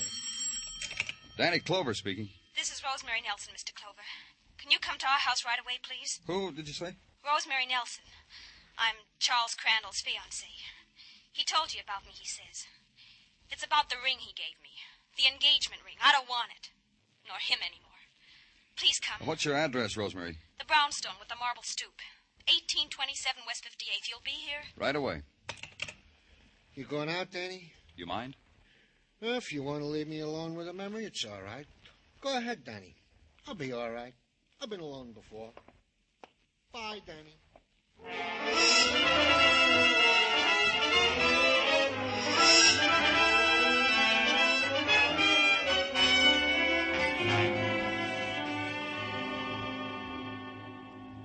Don't pay any attention to her, Mr. Clover. She's upset. A lover's quarrel upsets a girl like Rosemary. I know. We've had them before. And that's all it is, Rosemary? Just a quarrel that needs a policeman to referee it? Look at this ring, Mr. Clover. Beautiful. Star sapphire, huh? Take it. I don't want it. Give it back to whoever Charlie got it from. You know where I got it from, who I got it from, how I got it. Don't make a tear-stained production out of it. I'm not crying, Charlie. Not anymore. That's one thing I used to like about you. You never gave me a reason to cry. You got a star sapphire, didn't you? Is that what eats you? Because you never had a thing like that before?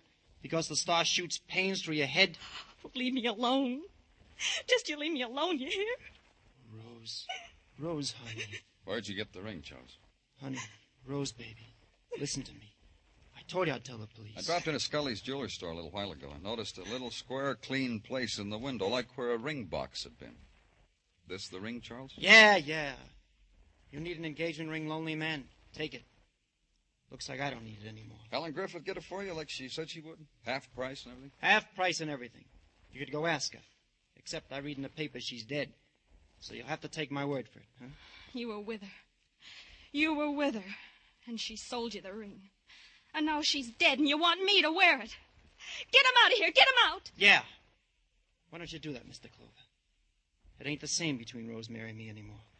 So why don't you do like the pretty girl asks? Let's go, Charles. I'm sorry, Rosemary.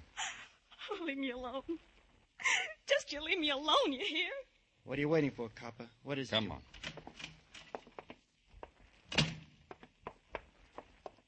What are you going to hold me on?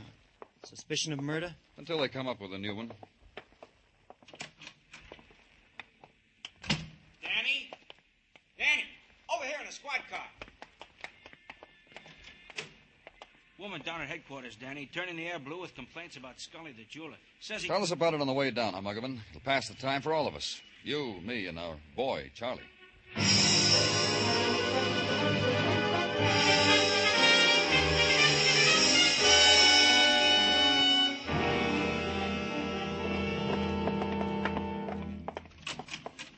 Well, finally.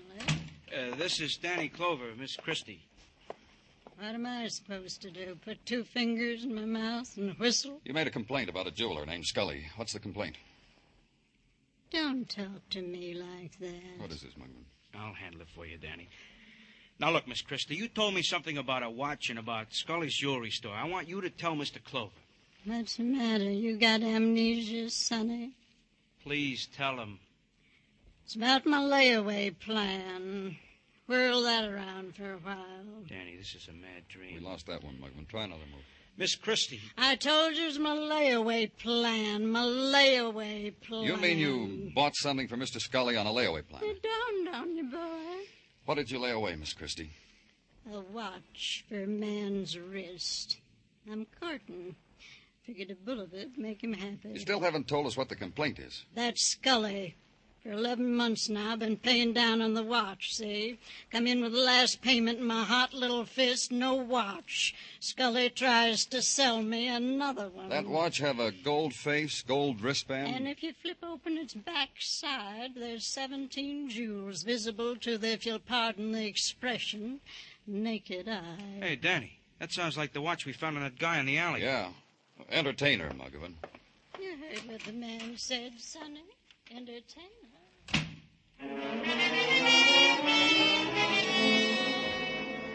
Then a squad car, and on the way to Scully's jewelry shop, the gathering together of the after images of 2 people's dying. Item, Miss Christie. The fact that her wristwatch had disappeared from Scully's store had turned up on a murdered man's wrist. Item, Helen. The fact that she had gotten a star sapphire from Scully at a big saving. The fact that she'd been murdered. Conclusion, Mr. Scully had been robbed, or he'd been giving away merchandise. Anyway, it was a conclusion that needed Mr. Scully.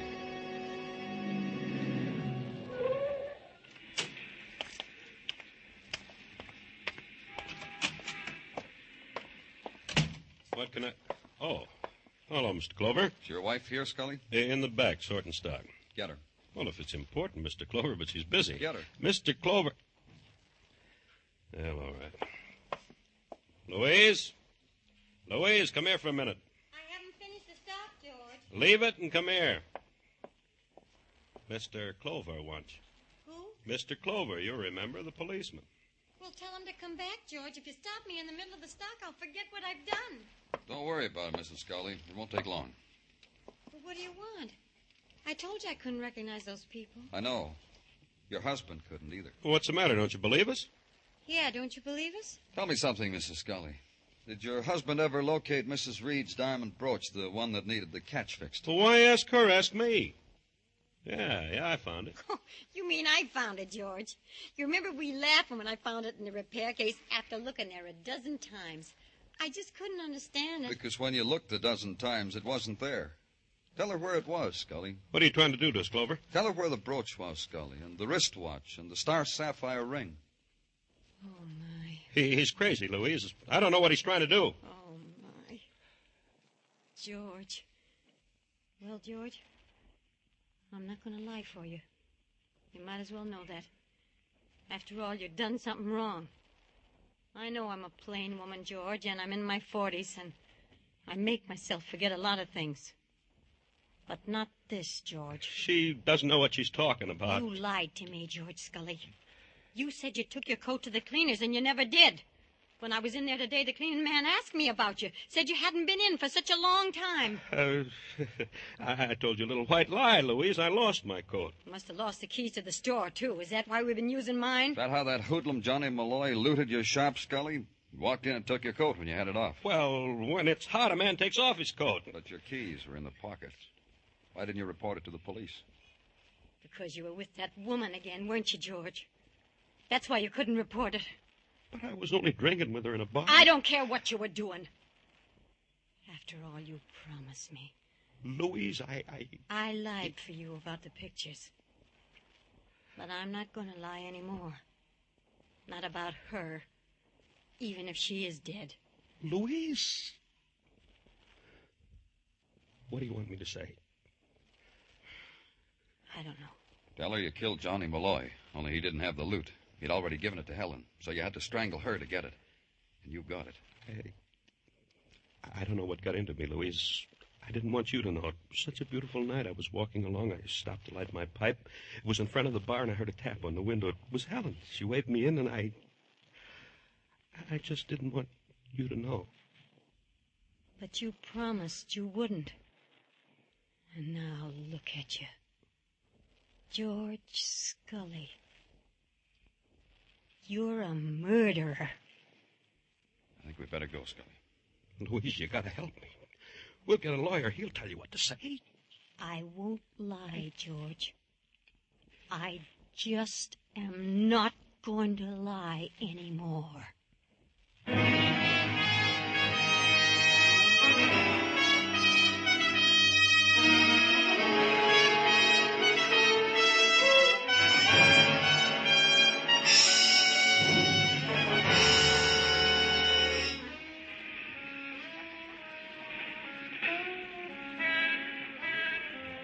In May, the night sighs down on Broadway like a rosy promise. And someone smiles and takes your hand, whispers. And for an instant, the lights are brighter, the noise louder, and your scream mixes well with the scream of the night. It's Broadway, the gaudiest, the most violent, the lonesomest mile in the world. Broadway, my beat.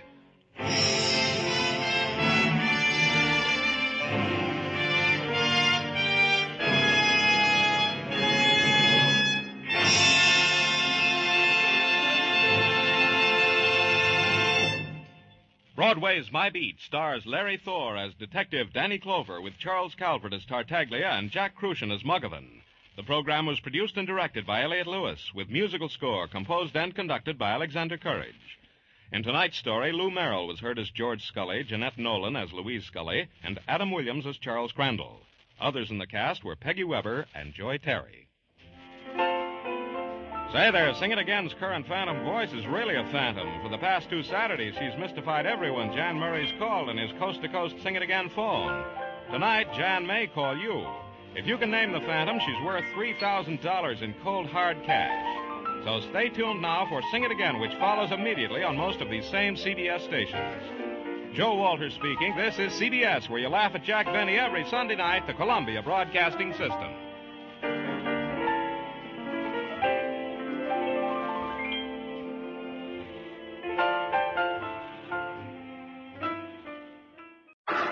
Personal notice, Danger's my stock and trade.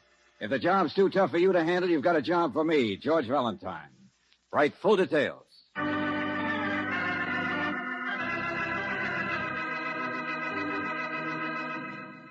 Standard Oil Company of California invites you to Let George Do It.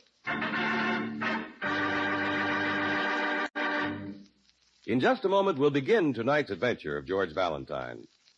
If you need new tires for your car, now's the time to buy and make your car safe for winter driving ahead. High-quality, first-line Atlas tires are backed by a written warranty that's honored by 38,000 Atlas dealers from coast to coast. And when you buy new Atlas tires, you can get budget terms and a liberal trade-in allowance, too. All in all, you won't find a better quality tire anywhere than an Atlas tire. Stop in tomorrow at any independent Chevron gas station or Standard station where they say and mean, we take better care of your car.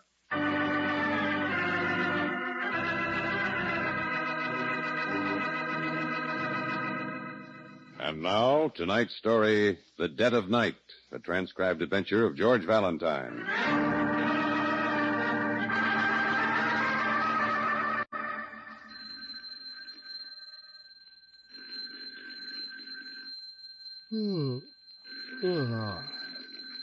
Oh, okay.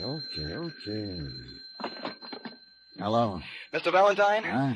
Oh, thank heaven. Thank heaven I found you in. Well, at 4 o'clock in the morning, the chances were all with you. I must see you at your office in an hour. Please. Now, wait a minute. Not so fast. Who are you, anyway? Frank Summers. You don't know me, but I've heard about you, and I must see you at your office. Tomorrow Maybe morning. too late for us. It's a matter of life or death. Us? Me and June. We're driving in from the beach, and we just stopped by the phone. We're lucky we haven't met anybody. Police, I mean. Police? If you've ever helped anybody in your life, Mr. Valentine, you've got to help us. And you're going to give me some idea what this is all about, or I'll I will. Later, I will. Well, waking up someone in the dead of night. Police. Matter of life or death. The dead of night could be right. George Valentine, fire horse. Ring the alarm and off he goes. Hello.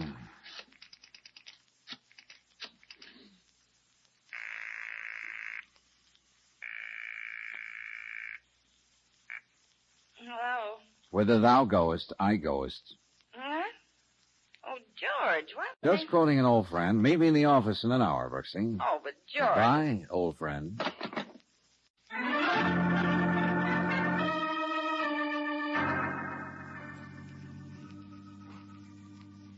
It was horrible.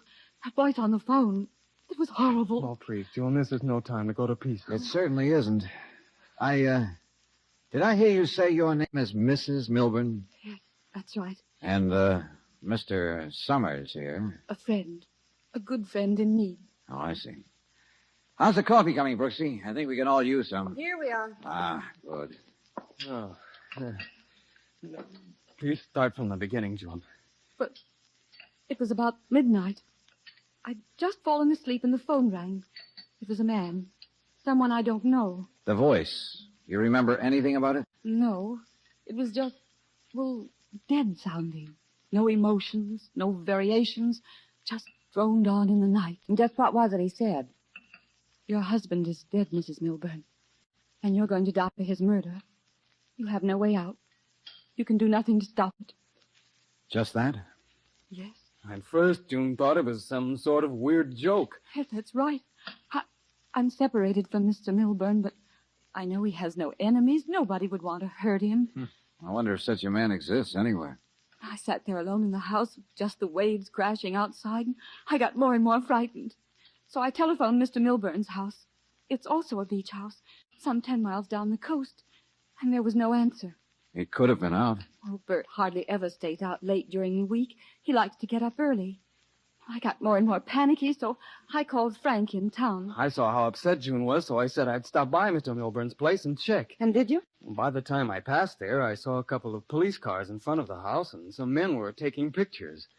I knew the voice on the phone meant what he said. So you went right past and up to Mrs. Milburn's? Yes. Have you, an alibi for this evening, Mrs. Milburn? Alibi? When the police determine the time of your husband's death, I'm afraid they'll want to know where you were then. Well, I was alone. It's the maid's vacation, and it's a pretty deserted stretch of the beach this time of the year. Many of the houses are already boarded up. People don't usually have convenient alibis. That's true. Well, just what did you want me to do, Mr. Summers? Is there any chance of tracing that call to Mrs. Milburn? we could only know who called. He himself is probably the murderer. Tracing a call like that would be impossible. During the evening, I called several people from my house. Would that help? The police would say you could have called from your husband's place. You mean after I killed him, I didn't kill him. I didn't. Mr. Valentine, find out from the police what really happened and find the man who called. We have no place else to go for help. Well, now, if I get into this, Mrs. Milburn, I'll have to pass on to the police whatever I find. No matter whom it hurts. Of course. Until I get a chance to talk to Lieutenant Johnson, that's about all we can do.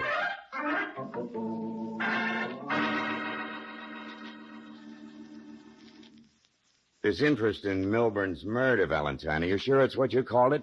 Academic? Why, Johnson, the tone of your voice cuts me to the quick. You'll heal. I saw the story in the morning paper, and it sounded real fascinating. Which part of it? Well, the setting. You know, deserted stretch of beach, fog rolling in from the ocean, violence stalking, to coin the phrase, in the dead of night. A man's as dead at noon as he is at midnight. Oh, is that when the coroner set the time of death? No, 10 o'clock. Somebody shot Milburn 4 times. 2 bullets went into him, 1 lodged in the wall, and the 4th smashed the desk clock. Stopped at 1 minute to 10. The doc says that's about right. The murder weapon found yet? No, and with the ocean so handy, it may never be found. You'll find Mrs. Milburn, though, won't you? How'd you know that she wasn't? Oh, yeah. Yeah, the papers. Hey, look, any special reason for such hot interest in Mrs. Milburn's whereabouts? The paper... I know. The paper didn't say. Now, Johnson, if I knew a little more, I might help a little more. And if we needed your help, we'd ask for it. Oh, Lieutenant. Heck, I guess there's no reason you shouldn't know. Why, thanks. Mrs. Milburn left her house in a hurry for a darn good reason. The DA had a letter in the mail this morning. It was from the late Mr. Milburn. What? If anything ever happened to him, it said, he wanted his wife picked up. Cute. So, if that's all you want to know, Valentine, if there's nothing else you want to confide in me. Oh, no, thanks. You've been a pal, Johnson.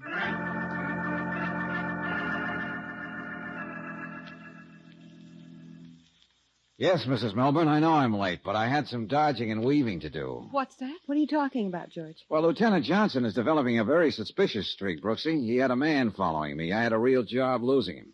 Do the police suspect you of helping me, Mr. Valentine? I wouldn't be surprised. Mrs. Milburn, why should your husband have written to the district attorney accusing you if anything happened to him? Well, Bert wouldn't do that. There was no reason for it. But that's what he did do. What? George, if Lieutenant Johnson thinks that you're trying So you'd better think, and think fast, Mrs. Milburn.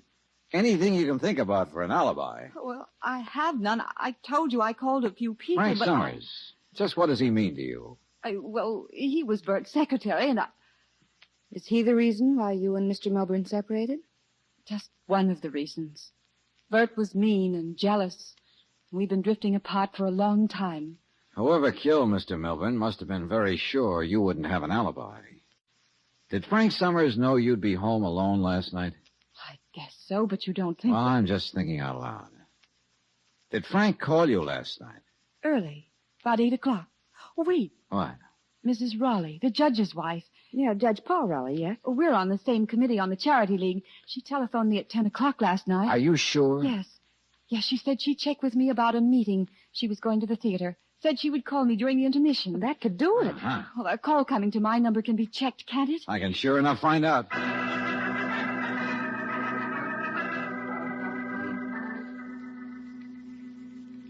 Take it easy, Mr. Valentine. It'll take a few minutes more before I can give you the answer to your question. Sorry, Mr. Varney. We're pretty efficient here at the telephone company, but within limits. Within limits, yes, sir. Frankly, when you first mentioned Mrs. Milburn's name, I thought, my goodness, not another change. I beg your pardon. I'm afraid Mrs. Milburn is a lady, let's say a little difficult to please. Oh, in what way? Her phone's a 2-party line. We have a few out there in the beach area. As a matter of fact, some of our older instruments are out there. Obviously, we replace them as quickly as we can, but the congested city areas get first preference. And then we go... Mrs. Milburn. Oh, yes. Well, she's had her party changed several times. In one case, she said she was sure the other party was listening in on the conversations. In another, the party was using the telephone too often, and she had no chance to use it. Well, that's understandable. And she also had us change the phone from her bedroom to the living room, and from the living room to the hall. Why, to send a maintenance truck all the way out to the beach each time... Yeah, I see your point. The lady's been, to put it bluntly, an expensive pest. Of course, we're anxious to give whatever service we can to our subscribers. Oh, there we are. Excuse me. Yes? Oh, yes, I see. Toll call. Beachview 4586. 10:05. And 1 at 3 minutes after midnight. Yes, indeed. Thank you. And thank you. Thanks a lot.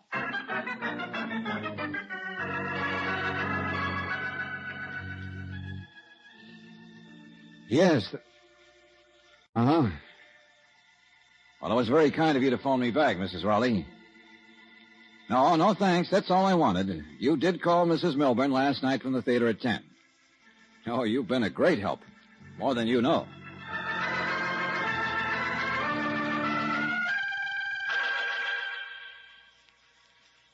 So your interest was academic, eh, Valentine? We went through that, Johnson. I couldn't betray the confidence of my client. Please try to understand, Lieutenant. He does. He's just saving up ammunition for next time. Miss Brooks, what would I do without you? And why don't you give me a chance to find out? All the huffing and puffing is, well, academic at this point anyway, isn't it, Johnson? Well, a telephone call does give Mrs. Milburn a pretty good alibi. A telephone call from the wife of the judge gives her a darn good alibi. I think it was just a piece of good luck that this happened. There's one more thing that helps prove you in the clear, Mrs. Milburn. Yes? A letter from your husband. What about it? It's a forgery. Forgery. Our handwriting expert compared the handwriting with that of Mr. Milburn. Nothing like it. Besides, the letter was mailed from a post office station not far from Mr. Milburn's house sometime after Mr. Milburn was murdered. The man who phoned. He sent the letter, too. No, Mrs. Milburn. Oh, I'm afraid, Mr. Valentine. You have no way out, he said. You're going to die for it. Let's go, Johnson. We have work to do.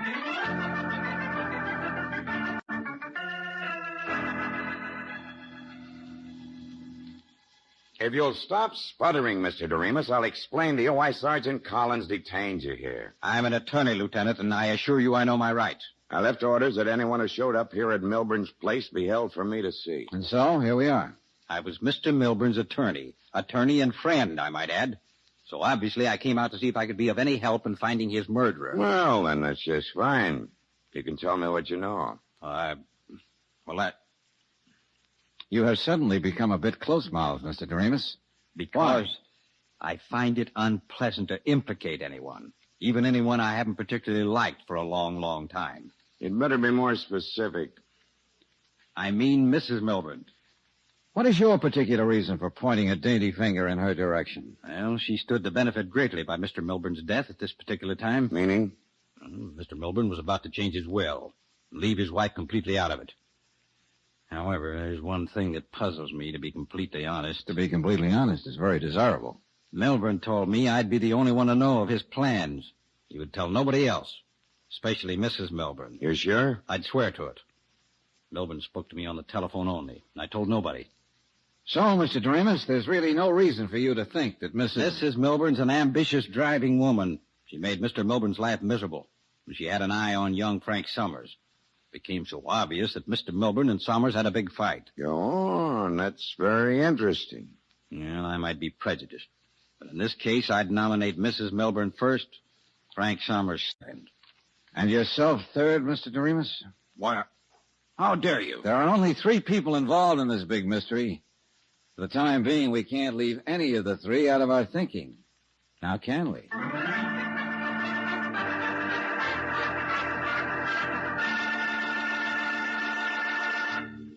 We'll return to tonight's adventure of George Valentine in just a moment. For a minute, think back to the last time you bought a quart of motor oil for your car. Can you remember what prompted you to buy that particular brand? Was it because that just happened to be the only brand sold, or was it because you really thought it was the best brand of oil for your car? Motor oil is mighty important to you. It can save you money, or it can cost you money. That's why I'm sure you'll be interested in these performance reports on heavy-duty RPM motor oil. a fleet of taxicabs was able to reduce engine wear 71% and greatly increased the time between overhauls. In another performance report, a fleet of cabs using another oil had to be overhauled every 35,000 miles. Now, using heavy-duty RPM motor oil, these same cabs average 100,000 miles between overhauls. And heavy-duty RPM gives extra protection against gum, acid, and corrosion. If you want top protection and top performance in your car, if you want to increase time between overhauls and reduce repair bills, if buying the best brand of motor oil is important to you, then switch over now to heavy-duty RPM motor oil at any independent Chevron gas station or standard station where they say and mean we take better care of your car.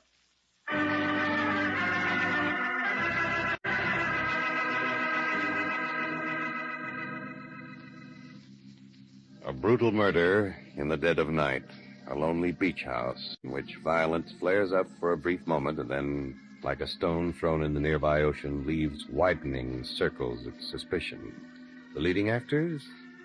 The widow, who has an unbreakable alibi but still has a very good motive. An earnest young man who has come between her and the husband. And the dead man's attorney, who seems to be an enigma. In one breath, he admits he hates the widow. In the second, he defends her by saying she couldn't have known about the all-important change in the will. Yes, even if your name is George Valentine, you find the case a real challenge. Well, I told you Frank wouldn't be home, Johnson. And not too luxurious a home. A bed, a chair, a chest of drawers. Being ever so humble, you can have it. Well, as I get it, Frank's only been out of college a couple of years. Syracuse. The Army had him for 3 years. Suits are still in the closet. The valises. He isn't running, Johnson. Why should he be? Just checking. Lieutenant! Lieutenant! Yeah, what is it, Fennelly? A call came for you on the car radio. Yeah? They want you to go over to 863 Marsden. Huh? A place rented to a Mr. Doremus. Doremus? Yes, sir. They said it was a case for homicide.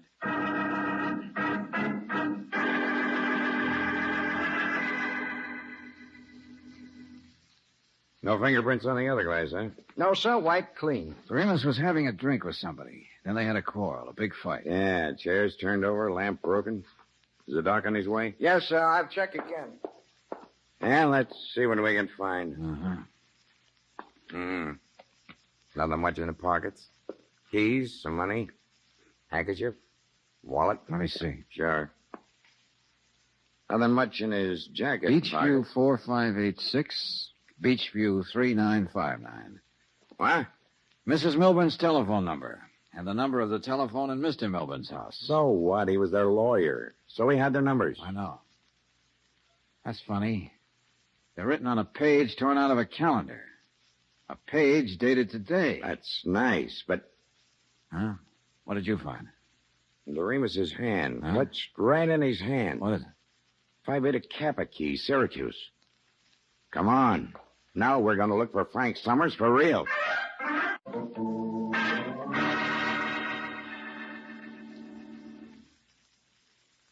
Thanks for visiting the jail, Mr. Valentine, but it's no good. Nobody believes me. Why should you? I'm stubborn. I didn't kill Doremus. I wasn't even there. But you can't prove where you were. I was walking all by myself, trying to waste some time before I went to pick up June and take her to dinner. That's where you and Lieutenant Johnson found me, at June's. I wasn't running away. And you have no way of explaining the Phi Beta Kappa key in Doremus's hand. Johnson insists Doremus tore it away from you in the struggle. I don't know where the key came from. I never missed it. I thought I had it. Are you playing this hand face up with me, Buster? Yes, yes. Okay. Do you have any idea who might have phoned Mrs. Milburn that night after the murder? No. Lieutenant Johnson is sure it was me, because I was the only one who knew June would be alone that night. He said I disguised my voice. Frank, man to man, what kind of fellow was Bert Milburn? Huh? Well, was he mean and nasty? Did he have many enemies? Oh, no. Makes me feel like a heel, but he wasn't. I couldn't help falling in love with June. She had me spinning on my head. I fell in love with her. Now. Okay, kid. Keep your chin up.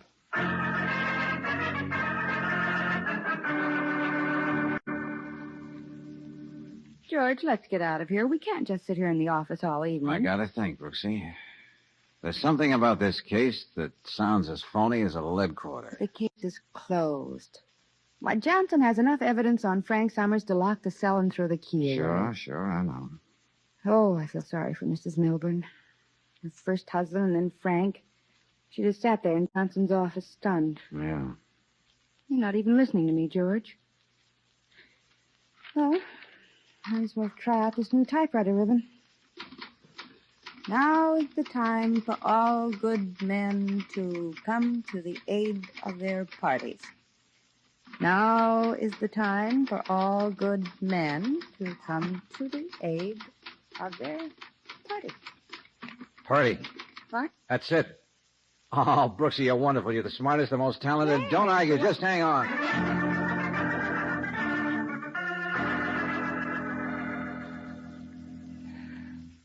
I know it's a lot of nerve dragging you down to your office at this hour of the night, Mr. Varney, but believe me, it's important. All right, young man, all right. Now, just let me I look won't through ask these you cards. again what this is all about, so help me handle it. How about it, Mr. Varney? Yes, here it is. Ignore it. Beach View 3959. Uh-huh. It is a party line. Good. And who's the other party on that line? Beach View 4586. Mrs. Milburn! Very, very unusual. A most unusual coincidence. You've been swell, Mr. Varney. Good night.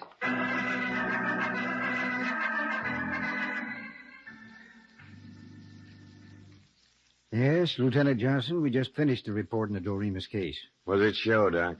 Cause of death, poisoning by phenylicide. Phenylicide? Something new? No, not particularly. Well, can one just, get it? No, I'm afraid not, young lady, but people have been known to forge prescription blanks. Oh. And it'll take some doing to trace down the drugstore where it might have been bought. Just a hunch, Dr. Barton. Yes? But exactly how does this poison work? What do you mean?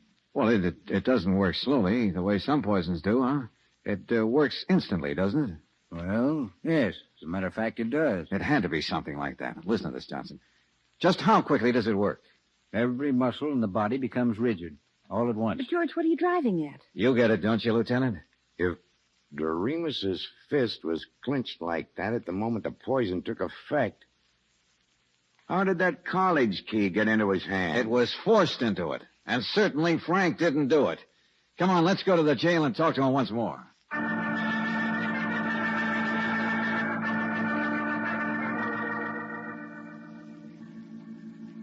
I can't understand any of it, Mr. Valentine. I know I didn't put the Phi Beta Kappa key into Mr. Doremus' hand. I told you before he was innocent. What else can either of us do? We could throw away all the fancy folderol and begin telling the truth, all of us. What do you mean, George? Okay, Valentine, what's on your mind? Spill it and fast. All right. I suppose we start at the very beginning, with the little matter of party phone. Now's the time for all good men to come to the aid of their party. What's that, Miss Brooks? I wish I knew. Isn't it more than unusual that Mr. and Mrs. Milburn were the two parties on the party line, Johnson? Yeah, a coincidence. Yeah, but was it? There are comparatively few party lines in the beach area. Couldn't the thing have been arranged? Arranged? By someone who made sure she'd be considered by the telephone company as merely a pest? Who didn't like this party on her line, or that party? Who didn't stop until the two phones she was interested in were on the same line? Are you talking about me, Mr. Valentine? I wouldn't be surprised. Valentine. Mrs. Milburn, you expected a call from Mrs. Raleigh. You made sure she'd call you at a very specific time. And she did. Oh, yes. The equipment on those phones is still the old-fashioned kind. Now, that's important. How, for Pete's sake? Mrs. Milburn, you had your hand on the telephone box in your husband's house, and you heard the slight vibration. The phone was ringing in your house, miles up the beach, and it was ringing on time. So you picked up the phone and spoke to Mrs. Raleigh, and the judge's wife provided you with a perfect alibi. You're lying. Keep talking, Valentine. What about the phone call from this mysterious stranger? She phoned her own house from her husband's place. The letter. The forged letter. You wrote it, Mrs. Milburn, and mailed it hours after you killed your husband. Well, why would I do that? I'm not crazy. It doesn't make sense. Doesn't it? You knew you'd be the prime suspect, Mrs. Milburn. So why not make it look as though someone were trying to implicate you? Get yourself accused and get it over with early in the game. Mrs. Milburn, what about the lawyer? I'll answer that, Johnson. Doremus got wise a little quicker than I did. He knew she must have overheard his and Milburn's conversation about the will. Somehow, accidentally perhaps. So he checked and found out about the two-party gimmick. That's why he put the 2 numbers down on that piece of paper. I didn't kill him. Frank did. You know that, Lieutenant. Let Mr. Valentine go on, June. You better... You stay over there, young fella. Was Doremus trying to blackmail Mrs. Milburn, George? He was, wasn't he, Mrs. Milburn? It had to be you who killed him. The poison killed Doremus instantly. The college key was forced into his hand. And you were the only one who could have easily gotten that key. I had to kill him. After everything I did, he was going to take it all away from me. You were willing for me to be held for his murder. I killed Bert so you and I would be happy, Frank. Believe me. No. Stay away from me. But I couldn't think of anything but saving myself when I killed Doremus. I couldn't. Take over from here, will you, Johnson? Yeah. A breath of good, fresh air is something I really need right now.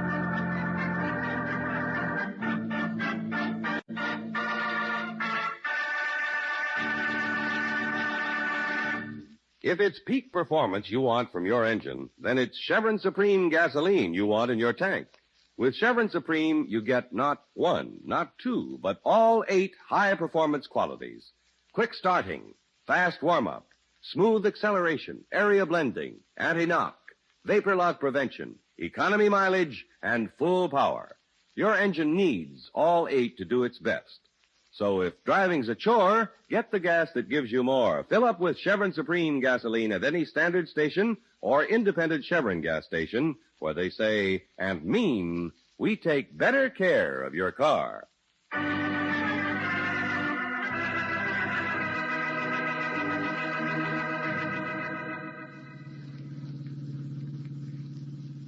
The dead of night. Oh, George, it's over. Stop thinking about it. Yeah. But this thing really hit me for once, Angel. The night can be beautiful, too. Look at the moon over the ocean. The long-range plans she made about a man she once loved and then carefully carried them out. With him lying there, dead. Yes, I know. And shooting at that clock to fix the time so that the telephone gag would work. Making all those preparations with a phone. Pull over and stop the car, George. Huh? Now, don't argue.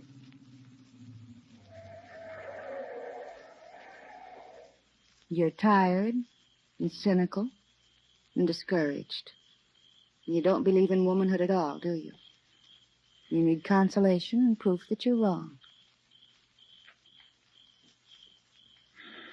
Well, thanks. Think nothing of it, darling.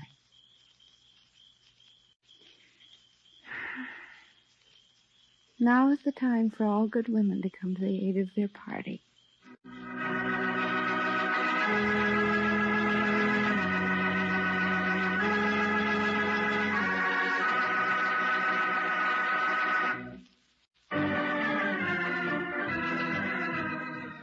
Tonight's transcribed adventure of George Valentine has been brought to you by Standard Oil Company of California on behalf of independent Chevron gas stations and standard stations throughout the West. Robert Bailey is starred as George with Virginia Gregg as Brooksy. Let George Do It was written by David Victor and directed by Kenneth Webb. Ken Christie was heard as Lieutenant Johnson, Louise Arthur as June, Roland Morris as Frank, Forrest Lewis as Doremus, and Stan Farrar as Varney. The music by Gaylord Carter. Your announcer, John Heaston. Listen again next week, same time, same station, to Let George Do It. Let George Do It is heard overseas through the worldwide facilities of the Armed Forces Radio Service. This is the Mutual Don Lee Broadcasting System.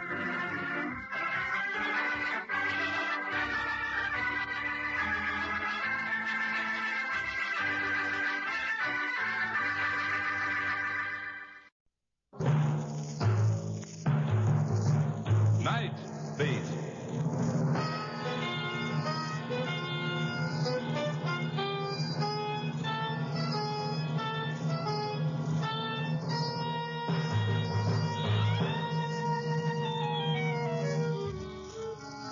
Hi, this is Randy Stone.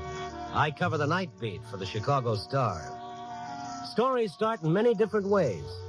This one began with young love and ended with old death.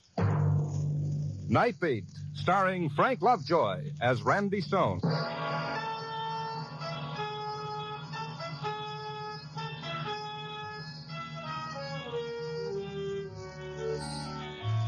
This working at night and trying to sleep in the daytime is all wrong.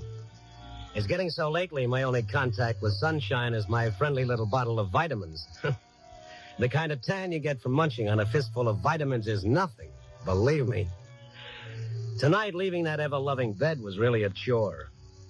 I scraped a razor across my face, and I bathed my fevered brow with cold water to scatter the cobwebs. And I headed uptown for police headquarters and a couple of one-syllable words with my old friend, Sergeant Kalski. Kalski was on his way in to watch an early evening show-up, and I tagged along. If you've never been in a police show-up room, it's kind of like a little theater. The bad actors are the prisoners filing across the brightly lit stage, and the audience sitting in the dark are hard-bitten, weary detectives who've seen most of the performers too often before, and they know all the dialogue down to the last whimper. The line coming out now were women, an even half-dozen assorted sizes and ages. Okay. I'll just stand back against that measurement chart on the wall and face front. The usual cross-section on the police blotter of any large city. Shoplifters, thieves, narcotics suspects, husband beaters, and an occasional common garden variety drunk. Hey, you, on the end. What's your name? You've been here before. That's a lie. Never been here before in my life. What's your name? I refuse to say anything without the advice of the proper party. Kind of hurt the old girl's feelings there, Kalski. Not her, Randy. Her feelings were pickled in alcohol years ago. Well, how about the young one there? Good-looking kid, huh? Oh, yeah. It doesn't seem to belong somehow. They all belong, Randy. You can't tell by how they look. Why, that innocent-looking doll with her baby blue eyes. Yeah, I know. Don't tell me. Probably killed her grandmother. Only 2 will get you 5. Whatever she did, it's a first offense. That kid looks half scared to death. Hey, you're on the far end. What's your name? You mean me? That's right. I'm sorry I can't see you. These lights are so bright. You're not supposed to see me. Step out a little. Just answer the question. What's your name? Linda Johnson. But I'm here by mistake. Quiet. It's the truth. I want to explain. I don't belong here. You'll have a chance to explain in court, miss. This is just a show-up. Why are you in here? I don't know. I just arrived in Chicago this morning, and they arrested me. Well, what did they say you did when they booked you? What was the charge? All right, girls, that's all. That's all, matron. Well, as I was saying, Kalski, this kid undoubtedly polished off her grandmother with an axe. All right, Randy. So maybe it's the first offense. Maybe even a mistake, like the girl says, but you haven't looked at the book yet to see what the charge says. Well, anyway, can I talk to her? It might be something for me. Sure. Go ahead to the women's division. Tell the matron I okayed it.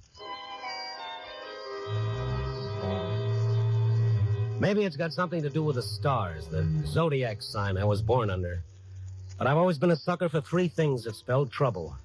That last little drink for the road, a right cross to the jaw, and a girl who still looks pretty with a jug full of tears streaming down her face.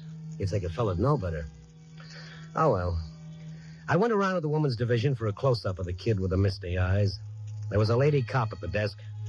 When I asked her about Linda Johnson, she gave me a funny smile. You're a little late, Randy. She's being released. I just saw her over at the show-up. That's right, but she's made bail since. They'll be bringing her out in a minute. What was she in on? Grand theft, I think. Now, let me see. Yeah, that's right. Any details? Swiped a fellow's wallet in a bar. Arresting officer found it in her purse. Ooh, nice kid. Oh, here she comes now. Would you mind holding my watch while I talk to her? Better wait till she's released, Randy. Then we won't be responsible. Okay, wait here. Linda Johnson, Meg. Papers clear? Yeah, all taken care of. Personal property release? All signed. You want to open up? Okay.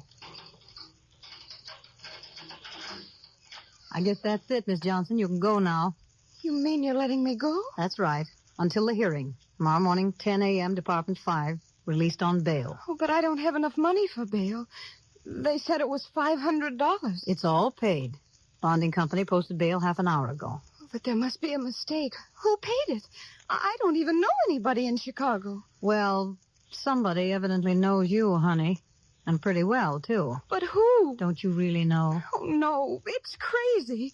First I'm arrested and I don't know why, and now I'm bailed out and you won't tell me who put up the money. I'm sorry, Miss Johnson. We don't have any way of knowing that. You can check with the bonding company in the morning. Probably a friend.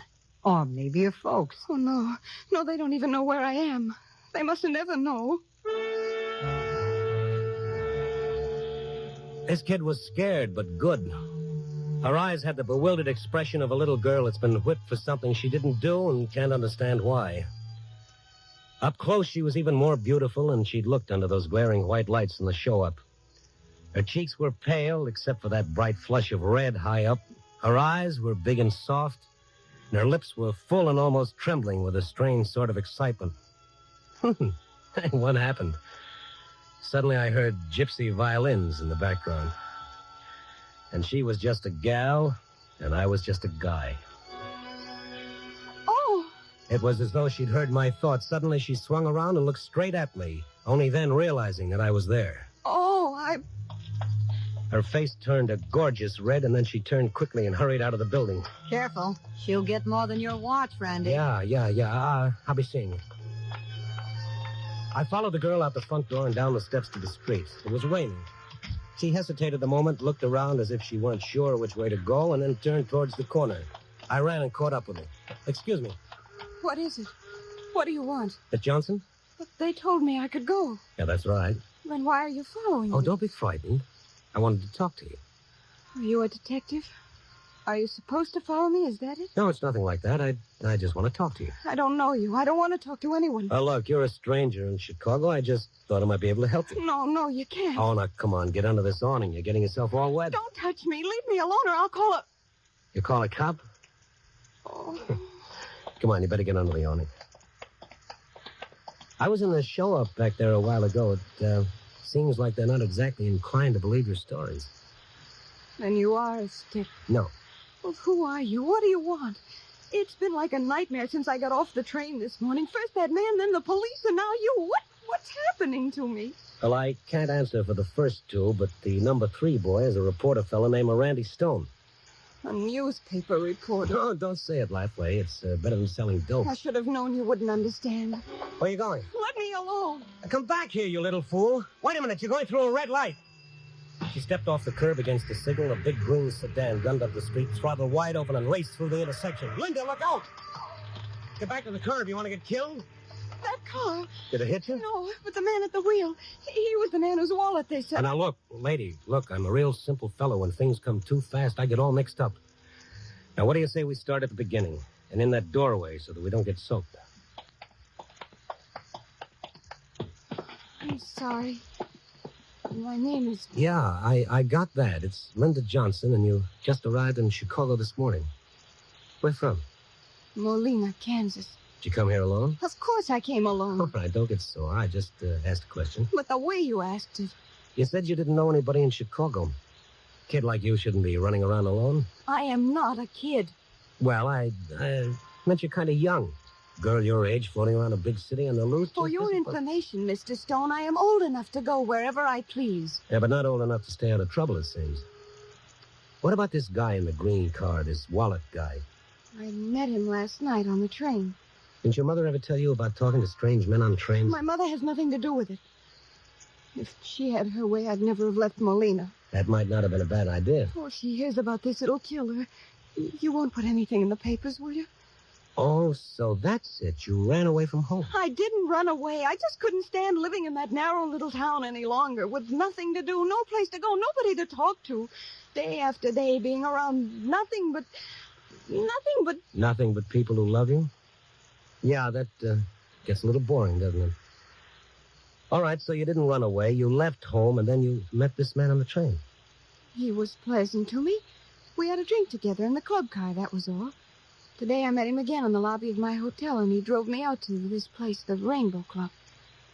But then I didn't like the way he was acting, and I wanted to leave. But he wouldn't let me. What do you mean he wouldn't let you? He just wouldn't let me. And then a policeman came in, and I started to call the policeman, but before I could, Mr. Blake called him and said I'd stolen his wallet. Wasn't there anybody else around? Just the bartender. Well, what did he say? He said he saw me take it out of Mr. Blake's pocket while we were at the bar. And then the policeman found the wallet in your purse. Yes, but I didn't take it. I didn't.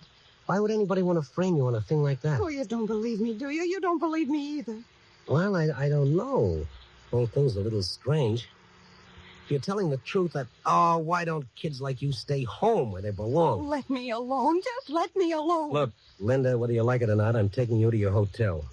If the driver of that car is the guy you say he is, he's the one that might have gotten you bailed out of the clink. But he had me arrested. Why would he have me bailed out? To get you outside where he could kill you. What? Oh, sister, you're really not old enough to be out in the rain.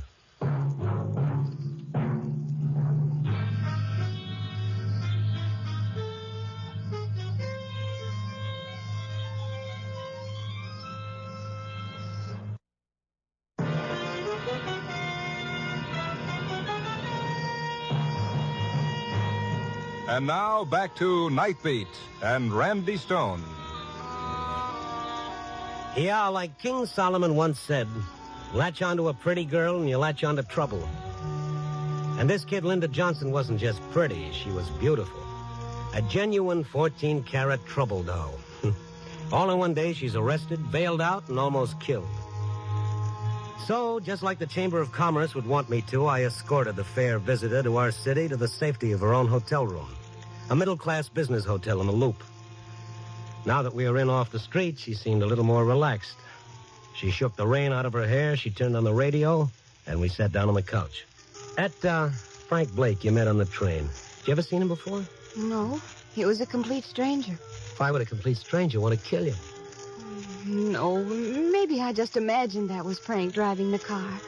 And anyway, it was my fault for walking against the signal. Uh-huh. All right, now let's see. You met him in the club car on the train, and you talked with him a while. And then what? Then we went back to our own cars. I said goodnight at his compartment, then went on through to my own car. Didn't he invite you in? Certainly not. He was traveling with someone else. A lady? No, a man. You sure about that? Of course. I saw him when Frank opened the door. But please, let's not talk about it anymore. Okay, let's talk about you. Can I turn this down a bit? Mm-hmm. Why'd you come to Chicago? Oh, usual reason, I guess. Why does any girl come to a big city? So that she can live a little. So that she can be on her own. Maybe you're not old enough to be on your own. That's what you keep saying, isn't it? Well, come here. What?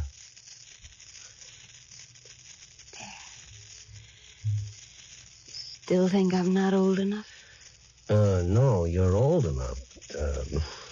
But what? Oh, so you want to play. Now, you're 22, you read a book, you got some ideas about what life in the big city's all about? That's right. So you're not a little girl anymore, No, I'm not. All right, big girl, I'll play. But don't forget you started this little game, and don't say later you weren't playing for keeps. I won't. Well, you see, the way the big fellas play, it's a little different. They put an arm around your waist, like this. Mm-hmm. It's pretty hard to get away, even if a big girl wanted to. Mm-hmm. And they hold you closer and closer until you don't think you'll be able to breathe anymore. Mm-hmm. And then his face is so close to yours that you can't see his features anymore. It just, oh, Linda, you're beautiful. Don't let me go. See what I mean, big girl? Oh, you just wanted to make a fool of me, didn't you? Oh, did I? The door. There's somebody at the door. Yeah, that's right. There's always somebody at the door. Open it. Oh, but you here won't it look... Oh, certainly not. I'm a guest. You look perfectly respectable, very properly attired. The only thing you're not wearing is your dignity. Oh. Now go on, open the door. Hello. Frank. That's right, inside. Well, what do you know? The man in the green sedan. Correct. Also the man named Frank Blake. The same. Also the man with a gun. I see. So don't move, Oh, huh? please, Frank. Keep your voice down, Linda. All right, mister, what's it all about? Don't you know? No, I'm afraid I don't. Later. Oh, no. Don't tell me I fell for that one. It's not funny. Oh, let me see. This is the place where you say, I'm the lady's husband. Is that right? Yeah, that's right, wise guy. I'm the lady's Oh, husband. no, Randy, he's lying. Shut up, Linda. And then I'm supposed to ask how much it'll cost for the outraged husband to forget about the whole thing. Oh, no. You're pretty smart, mister. Oh, the Badger game, the oldest game in the world, and I fell for it. Wait till Kalski hears about Oh, this. he's lying, Randy, he's lying. Hey, shut up. Look out, Mississippi. Drop it. Drop it. Now get your gun. Come back here, you. When he dropped the gun, I kicked it across the room. As he scrambled for it, I scrambled for the door, and I made the street and nothing flat. I was traveling so fast, the night clerk in the lobby could have mistaken me for a flying saucer. And I was sore, not only at them, but myself for being taken for a sucker. From the cigar store on the corner, I telephoned Sergeant Kalski. In less than 10 minutes, police were posted at every entrance to the hotel, and Kalski and I were on our way back up to Linda Johnson's room. All right, go ahead, Kalski. Say it. I got it coming. Well, anybody can make a mistake, Randy. Like I say, you can't always tell by a pretty face. Oh, but that Badger game's the oldest racket in the world, and I fall for it hook, line, and sinker. And here I am giving her lectures to go home to her mother. All right, quiet now. How far down the hall? It's the third door. Stay close to the wall. That's it. It's the next one. Just stand back. He may shoot. I'm back. Open up, Blake. It's the police. Come on, Blake, with your hands up. Wait, Miss Johnson. Okay, Randy, we're going in. What? It's open. Come on. Well, there's no one here. Oh, yes, there is. Look, behind the bed. Linda with a pillow over her head. Ooh, drenched in chloroform. Get rid of it. Here, give me a hand with a wrench. Let me get a window open first. There. Now she's breathing. Linda, come on, Linda. Come on, wake up. Come on, girl, take a deep breath. Oh, brother, how stupid can a guy get? The kid was on the level. We almost let her get herself bumped off. What do you mean, we? Oh, don't. Linda, it's all right. It's Randy Stone. Oh, where is he? Frank. He tried to kill me. It's all right, Linda. The police are here. You're going to be okay now. Oh, you were right, Randy. He was trying to kill me. Okay. Let's have it straight now, miss. Why did he do it? But I don't know. Was he your husband? No, of course not. Boyfriend who was jealous? No. Did you pull a job together? Were you holding out on him? Is that the reason? I told you I didn't even know him. And what have you got on him? What do you know? Nothing. Oh, you must know something. There's a reason. There's got to be a reason. Now tell us, miss, why did he do it? I don't know. I just don't know. Oh, take it easy, Kalski. Can't you see she really doesn't know? Okay, so she doesn't know. But there's a reason. There's always a reason. Unless maybe Frank Blake made a mistake. What mistake? Well, unless maybe Frank Blake had the wrong girl. Unless maybe he was supposed to kill somebody else that he didn't even know, and he thought Linda was... Come again? Yeah, that's right. No, that's no good. Yeah, I better send out a bulletin. What about this guy, Blake? What did he look like? But your size, I'd say. Yeah, that's right, Kalski. About your age, too. 5'11", 180 pounds, 32 years old. Oh, come again. That color of hair? Dark. Eyes? I didn't notice. Linda? I wouldn't be able to tell. What do you mean you wouldn't be able to? I can't tell colors. I never have been able to. You mean you're colorblind? Isn't it stupid? Why, certainly not. Be much worse if we couldn't tell the color of your eyes. Thank you. Okay, Miss Johnson. I guess we'll have to take it back to headquarters again.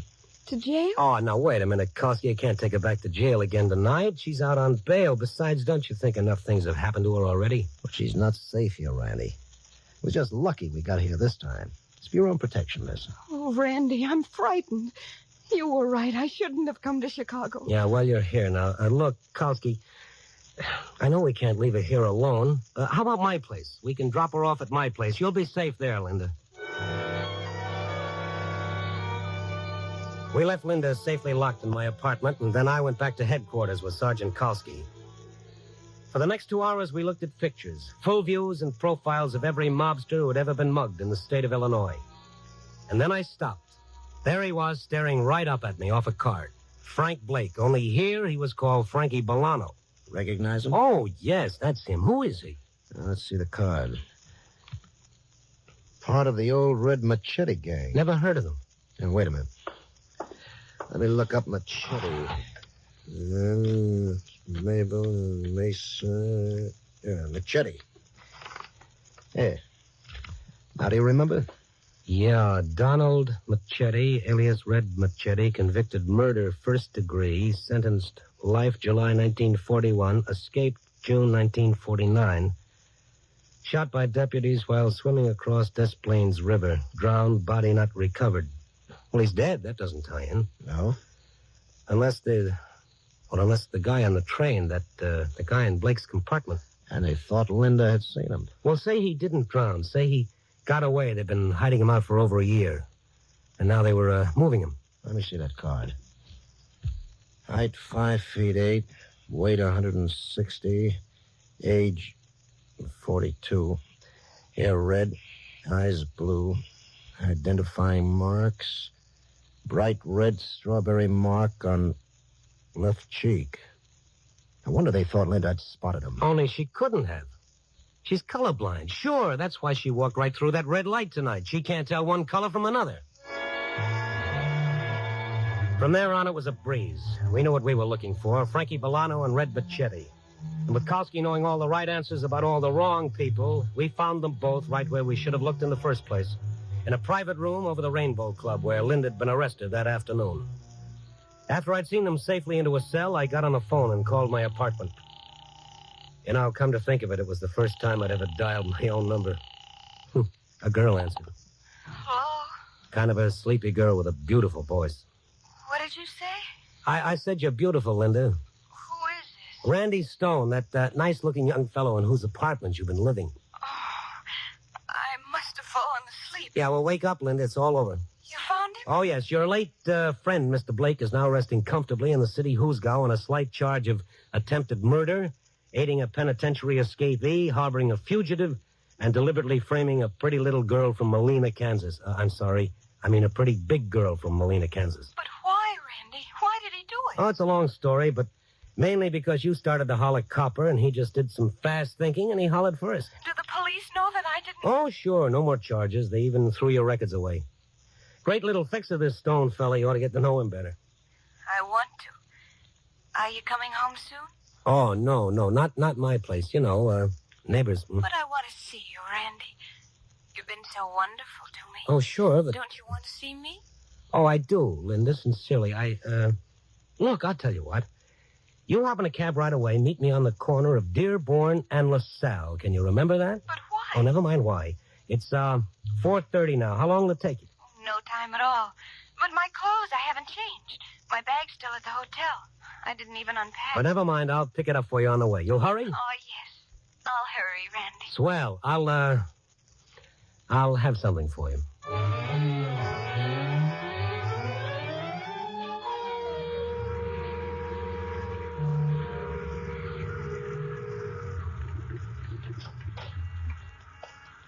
Hi, what kept you? What do you mean, what kept me? Never mind. Here, keep the change. Sure. Thanks, Mac. Oh, Randy, I hurry. Hi. I'm not frightened anymore. Swell. And I'm so happy. Hold me, Randy, close. Here? Don't mind me, folks. Oh, you'll go away. Where are we going, Randy? This is it. Right here. But this is a train station. Uh-huh. And you said you'd have something for me. Oh, yeah. Here. A ticket? One way. To Molina, Kansas.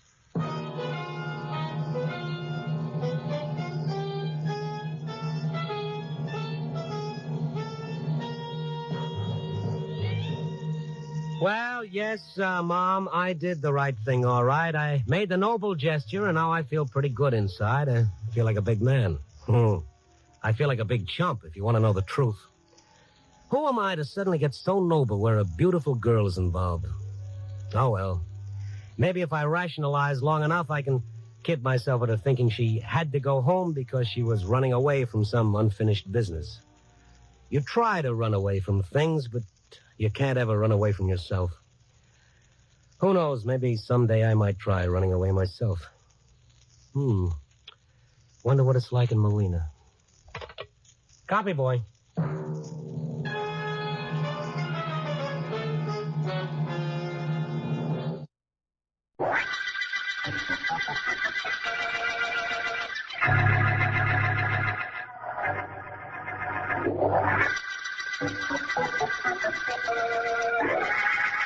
So, ladies and gentlemen, I have tried to show in my brief lecture just how factual are the case histories on applied psychology contained in my newest book. Are there any questions? Mr. Mary. Oh, yes? Mr. Mary, if, as you say, the subconscious is the stronger of our two minds, why doesn't it dominate us most of the time? A very good question. In my opinion, the subconscious is held in check by a controlling band. A band that keeps it under the conscious mind. Were it possible to remove that controlling influence, I am of the opinion that the subconscious would dominate our motivations. Well, if there are no other questions, ladies and gentlemen, I have been informed I have a phone call in my office. Should any of you care to speak to me there, I assure you I shall be delighted. Thank you very much.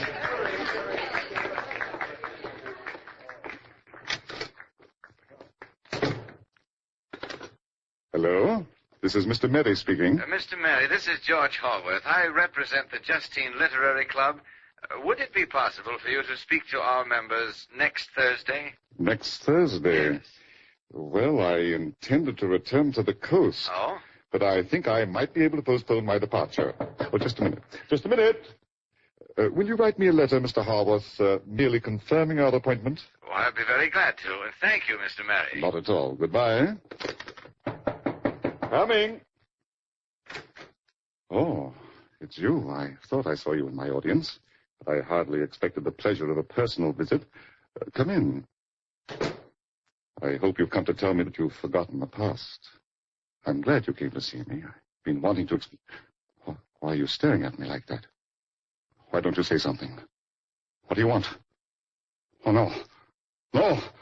No! No, I think yes.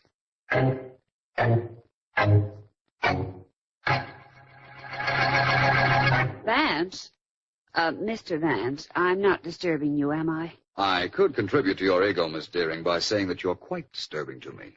But I won't. At least, not during business hours. I'm not disturbing during business hours, or you won't say it during business hours. A combination of both, Miss Deering. You know, I believe I've reached the epitome of success as a private investigator. I'm so private that I haven't had an interesting or unusual client in a week. Doesn't seem to bother you much. It doesn't bother me at all. No, I rather like the ambition that gets me down to my office and the circumstances that do not force me to work when I get here. It guarantees my character and places no strain whatsoever on my mentality. Would it be too much for me to ask you to guarantee your character in your own office? After all, it's only through that door, and I have some typing to do. Do I distract you, Miss Deering? Well, I could contribute to your ego, Mr. Vance, by saying that you're quite distracting. So I will. You're quite distracting. Now let me get to work. Miss Deering. Yes? Take a letter, please. A letter? Okay, I take L for let me finish what I'm doing.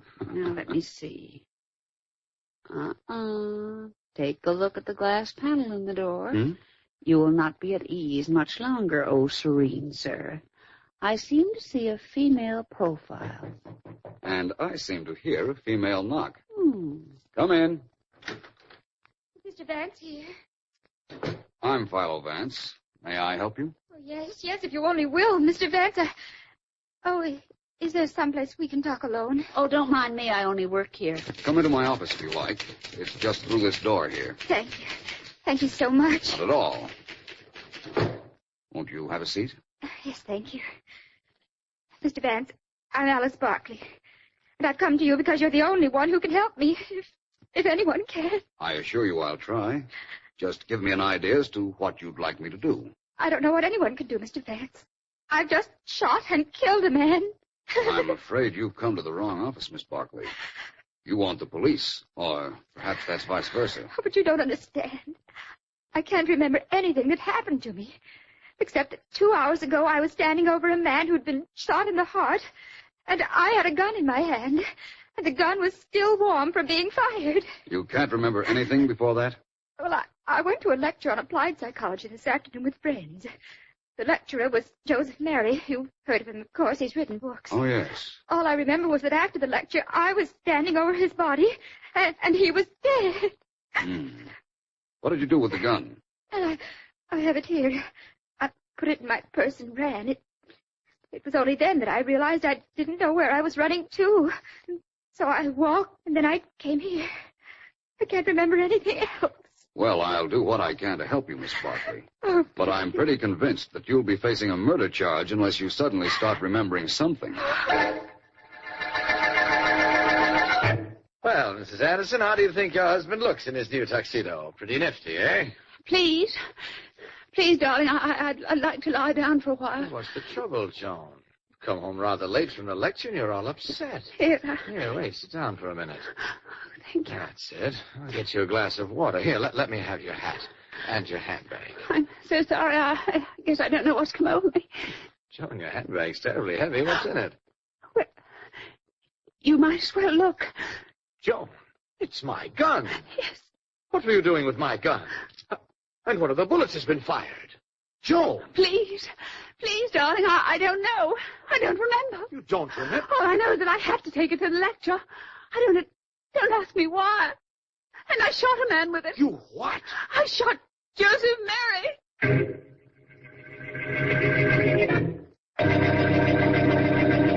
The district attorney will see you now, Sergeant Heath. Go right in. Thanks, Mary. Oh, how's his humor today? Very good, I'd say. And don't change it, will you?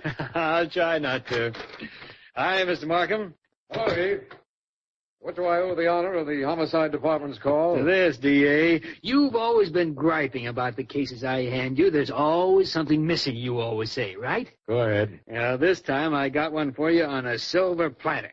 Man named Joe Mary was killed in his office this afternoon. This afternoon, mind you. He was shot. There was a gun lying next to his body. We traced the gun, found its owner, and I'm holding her. Name is Frances Adams. How's that? Sounds like good work, Heath. Just a moment. Yes? Mr. Philo, Vance is here, Mr. Markham. Vance, well, show him in by all means. Oh, so your friend is here, eh, D.A.? Well, I'm glad. He'll find out that the police don't need him on every case. Hello, Markham, and Sergeant Heath. How are you, Vance? How have you been, Heath? Or haven't you made up your mind yet? I feel fine, Mr. Vance. Wonderful, in fact, and you? You'll have to forgive the sergeant today, Vance. He feels rather good. He's wrapped up a murder case by himself. Really? What one is that? The Joe Mary murder. Girl named Frances Adams shot him. Is that so? Well, I came up here to tell Markham that a girl named Alice Barkley came to my office a little while ago, and she was under the impression that she killed Joe Mary. Huh? Had the gun she did it with, too. Here it is. Well, Sergeant Heath, this rather complicates things, doesn't it? Any time your friend Vance arrives, there's complications, D.A. My advice is... We'll have to wait for your advice, Sergeant. Hello? Yes? Yes. Yes, of course. Would you bring her right down, please? Thank you. I'll be here. Goodbye. Now, I was saying that my We're going advice... to still have to wait for that, Sergeant. You see, you've arrested a girl for killing Joe Mary. Vance here has a young lady who says she killed him. And that phone call was from a man named Anderson. He says his wife shot and killed Mary, and he's bringing her down here right away. How long does it take that medical examiner to check a body, Sergeant Heath? He's been working on Joe Mary's body for an hour. Our friend the sergeant doesn't seem to be in a hurry, Markham. Sure, I'm in a hurry, Vance. Why shouldn't I be in a hurry? When the doc tells us what bullet killed Mary, I'll know which of the 3 guns I have fired that bullet. I'll know whose gun it is, and I'll know which one of the 3 girls killed him. I guess Sergeant Heath has something there, Vance. Maybe. But I don't think it'll be quite as simple as that. Well, here comes the doctor. We'll know in a second. Hey, Doc. What kind of a bullet was it that knocked off Mary? How do you do, gentlemen? How do you do, gentlemen? How do you do, gentlemen? Doc, we're in a hurry. What kind of a bullet did you find in Mary? Patience, Sergeant. Patience is a virtue. All right, so I'm not virtuous. What did you find? We want to know which one of 3 different gals to hold for this murder. I'm afraid I won't be able to tell you that, Sergeant. Yeah, there are 3 bullets. 3 bullets? Yes, 3 bullets in Mr. Mary's heart. 3 bullets from 3 different guns, I'd say. Huh? I beg your pardon? The sergeant said, huh. That means he's bewildered. Yes, and he isn't the only one who is. Bewildered? Oh, I'm supposed to be bewildered, huh? Well, I'm not. All right, so there were 3 different bullets fired into our friend, Mr. Mary. Doc, which one was fired first? Whoever fired that shot is the murderer. That's probably correct, Sergeant. Only the 3 bullets were fired within a very short time of each other. I'm afraid there's no way I or anyone else could tell which one was fired first. Oh, no, it can't be. I'm inclined to think it can. I had a feeling this wouldn't be so simple. Sergeant, May I make a suggestion? Somebody better suggest something. We have 3 suspects and 3 guns. I think the first thing we ought to do is find out if those 3 guns fired the bullets that the doctor found in Joe Mary's body. Which way to the ballistics department, Sergeant? Well, you have quite a good eye, Sergeant. You hit the bale of cotton without any trouble. I got trouble, all right, but it's not because of the way I shoot. Okay, Daniels, get that bullet out and check it with the 3rd one we took out of Joe Mary's body. Right. Now, Vance, what do you think we'll find? The same thing we found in the case of the other 2 guns we checked. That each fired 1 bullet into Mary. You know something? I wouldn't mind that. Look, this Barclay gal who came to see you, we know her gun fired one of the bullets, right, D.A.? Yes, that's correct. All right. The Anderson gal whose husband phoned us, we know her gun fired one of them. The Adams woman that I picked up, this is her gun we just tested now. Why, this case is a snap. All 3 of them were in on it. They're all murderers. I doubt that, Heath. In fact, even if it were right, you could never put all 3 of them on trial. No, why not? Vance is right, Heath. Only one of those women is a murderer, the first one that fired the first bullet into Mary. She killed him. Supposing the other 2 did fire their guns into his body. If he were already dead, what crime did they commit? See what I meant, Heath? We don't know and can never find out which was the first bullet that killed him. Of course, we've got to hold all 3 of those women. We've got to. Vance, do me a favor. Say that you're a little confused by all of this, too. All right, Heath, if it'll give you any satisfaction. I'm confused. Okay, you solved the Canary murder case and the Green murder case, and only last week the Eagle murder case. The DA keeps reminding me that I didn't, but you did. Well, I'd like to see you solve this one. I'd be glad to wind up this case for you, Sergeant. Very glad.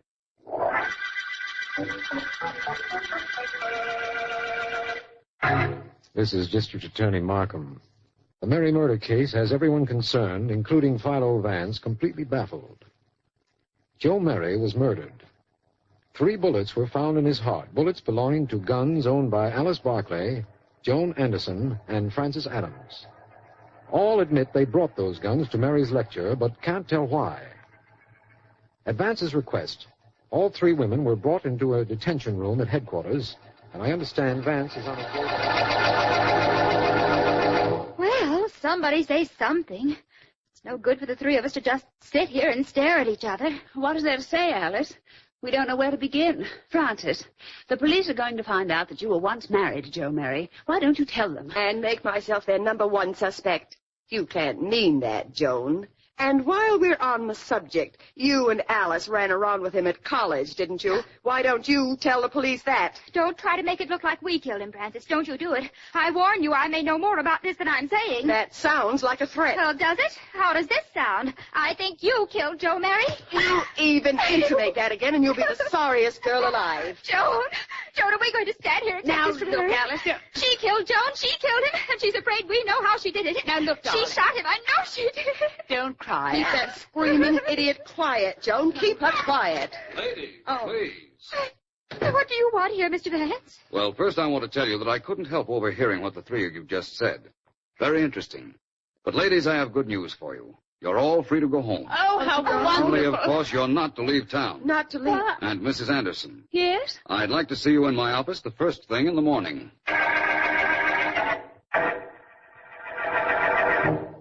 I'd prefer it, Joan, if you'd get out of here and let me finish packing. You can't leave me now, darling. You just can't. Oh, no? Just you wait and see. I'm not going to be known as the husband of the girl who murdered Joe Mary, believe me. Ex-husband, maybe, but not husband. Wait, please. Oh, answer that, will you? I'm having trouble enough trying to close this bag. All right. Hello? Mrs. Anderson? Yes? This is Philo Vance. Oh, Why weren't you down at my office this morning as I asked you to be? I'm sorry, I can't talk to you now. You've got to. I just found out that the police know you ran around with Joe Mary at college and that he walked out on you. Please, Mr. Vance, let me alone. I can't explain anything to you. Goodbye, Mr. Vance. I'm going to hang up. And if you or the police think that I killed Joe Mary, well, it doesn't matter very much now anyhow.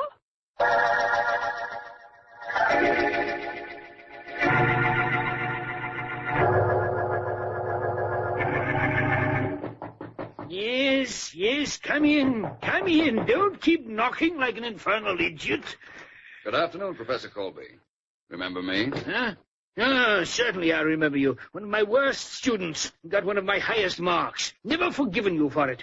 What's your name? Vance, Professor. Philo Vance. Yes, Vance. Well, Vance, what is it? Professor Colby, can a person be hypnotized into committing murder? If you'd paid any attention in your classes, you'd know that nobody can be hypnotized into doing anything that's against his moral code. Goodbye, Mr. What'd you say your name was? Vance. Yes, right. Tell me this, Professor.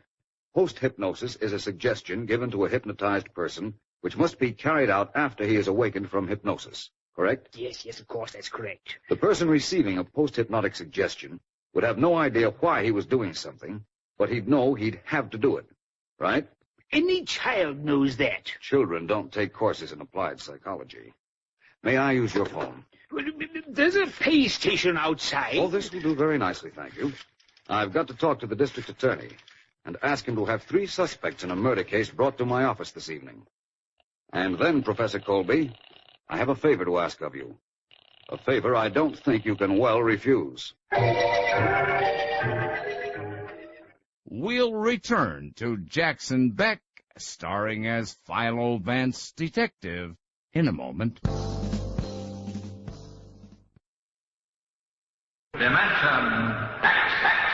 George Burns and Gracie Allen. Hopalong Cassidy. Edgar Bergen. The Shadow. John and Blanche Bickerson. The Whistler. Choose from among thousands of downloadable old-time radio shows and spoken word titles at MediaBay.com.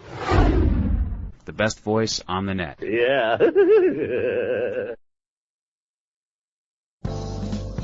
And now, let's rejoin Jackson Beck as Philo Vance Detective in the conclusion of the Merry Murder Case.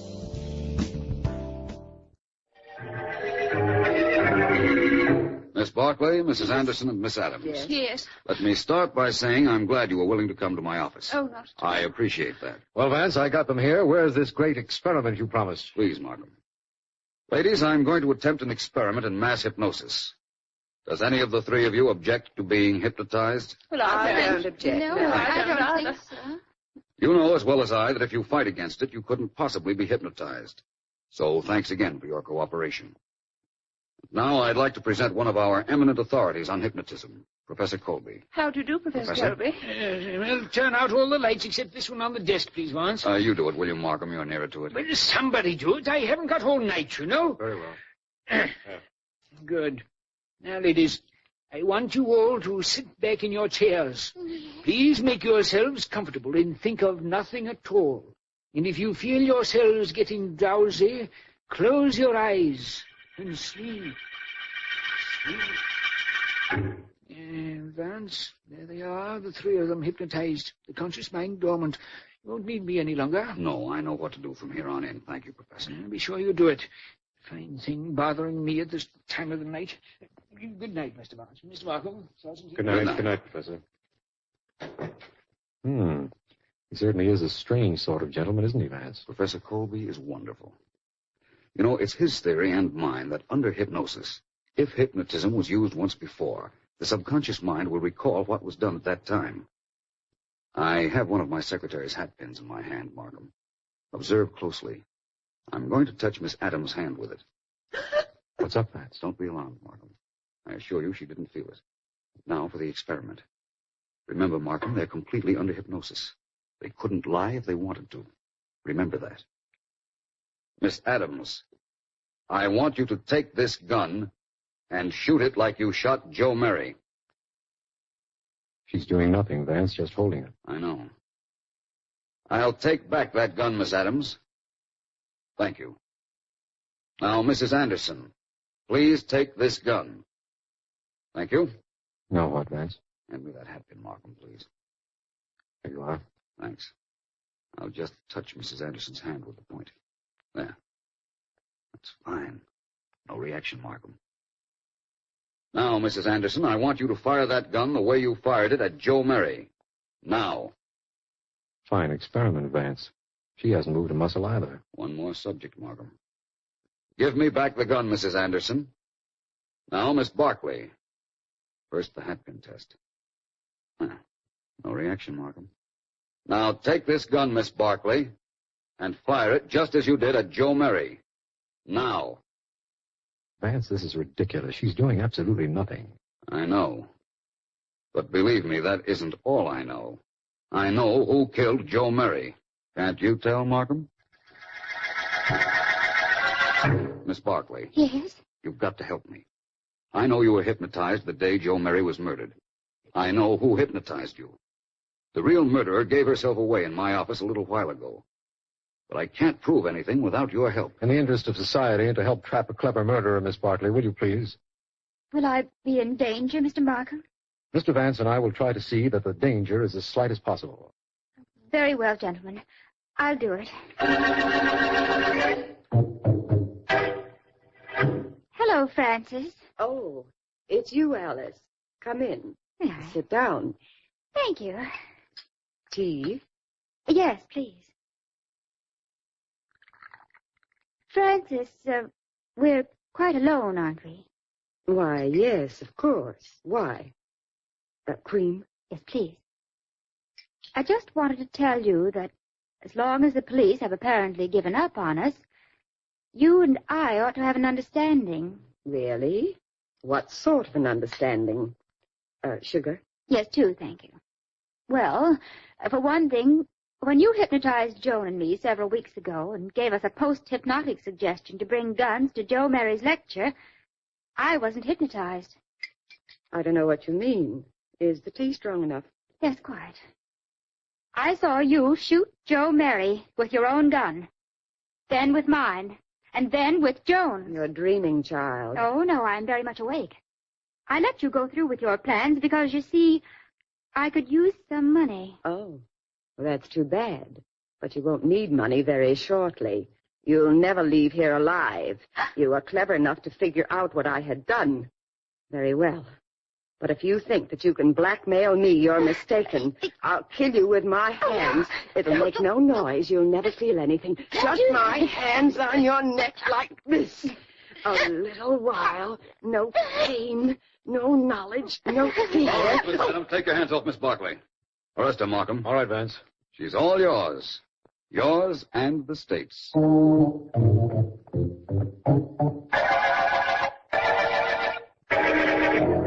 Miss Deering, inasmuch as you are employed by me, would it be too much to ask you why you're not working? I'm only hired between the hours of 9 and 5, Vance. It's 5:30 now.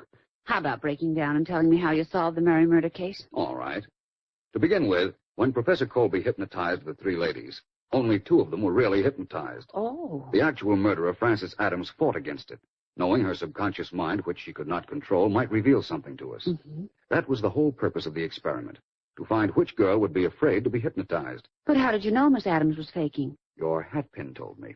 Well, how do you like that? I've been using it for months, and I never knew it could open its mouth. I touched the point of it to all three of the ladies. One of them, Frances Adams, jumped a little. That was enough to prove she wasn't hypnotized, and indicated she was the murderer, but didn't prove it. So we framed a little scene between her and Alice Barkley, and we got our proof.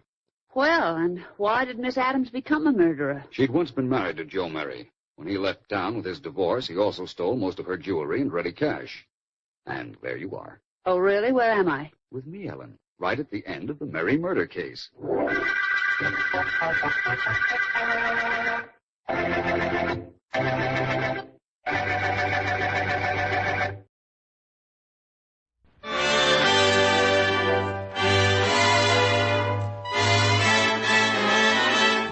The makers of Camel cigarettes present Dick Powell as Richard Diamond, private detective.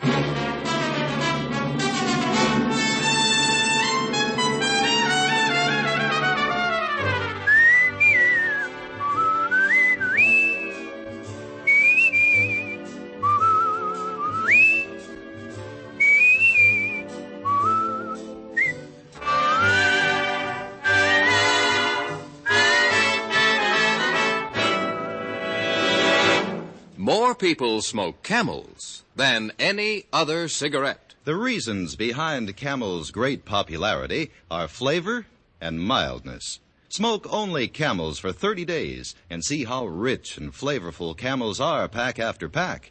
See how mild they are, how well they get along with your throat week in and week out. Then you'll know why Camels are America's most popular cigarette.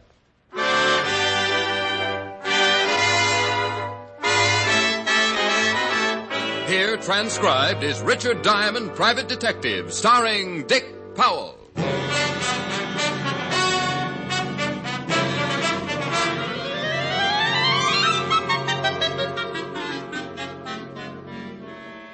In my business, nearly every case I get mixed up in has some kind of an interesting angle. If it isn't some woman who spotted a neighbor floating bodies in his bathtub, or a lonely husband who got lonely because he disposed of his wife with a meat axe, then it might be a case like the one I got mixed up in last week. Mr. Richard Diamond? I agreed with him, watched him close the door and walk into my office.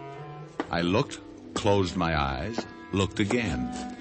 I made up my mind I wasn't having hallucinations. He couldn't have weighed more than 140, a kindly face that supported a sad sort of a smile. He was dressed well, and his actions seemed perfectly normal. But there was one little thing that bothered me. He was a good 8 feet tall. You seem a little disturbed, Mr. Diamond. Oh, it's nothing, no, just a high fever. About 110, I'd say. You've noticed something out of the ordinary? Oh, no. I work for a carnival, Mr. Diamond. Oh? My name is Adam Rayburn. I'm billed as the thinnest man in the world. And you must come close to being the tallest. 7 feet 11 in my stocking feet. Well, I'm glad to know you, Mr. Rayburn. What can I do for you? I wish to hire you. I charge $100 a day in expenses. That's agreeable. $100 in advance. That's just so I won't have to take time off from your trouble and sell some of my steel stock. Here's $100. Oh, thank you. Thank you, Mr. Rayburn. You are now the proud owner of a pedigreed private detective. I suppose you'd like to know about my problem. Well, it's cheaper than letting me guess. There's a girl who works at the carnival. Her name is Rowena.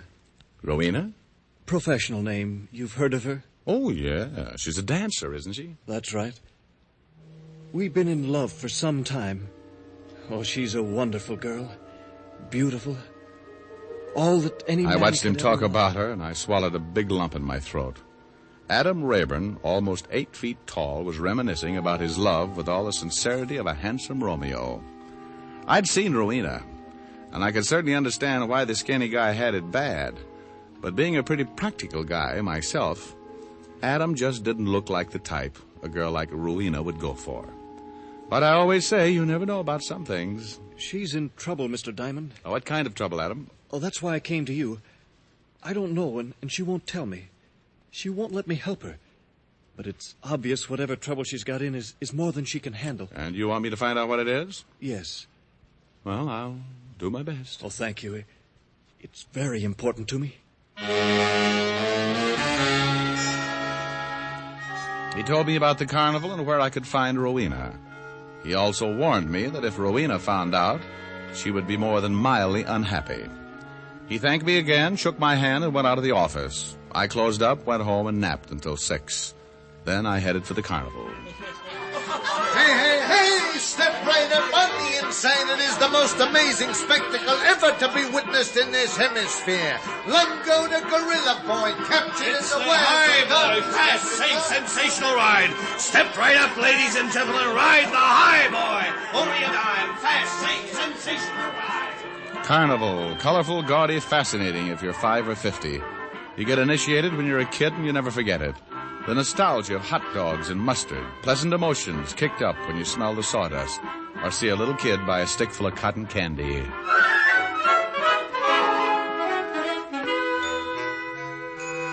And then you look up and see Rowena dancing on the small stage in front of the tent, doing just enough of her bit to entice the customers and not offend the sheriff. And suddenly you realize how fast you grew up. I purchased a ticket, making sure to flash all of the $100 retainer, and went inside. The tent filled in a hurry, the lights went down, and on came Rowena.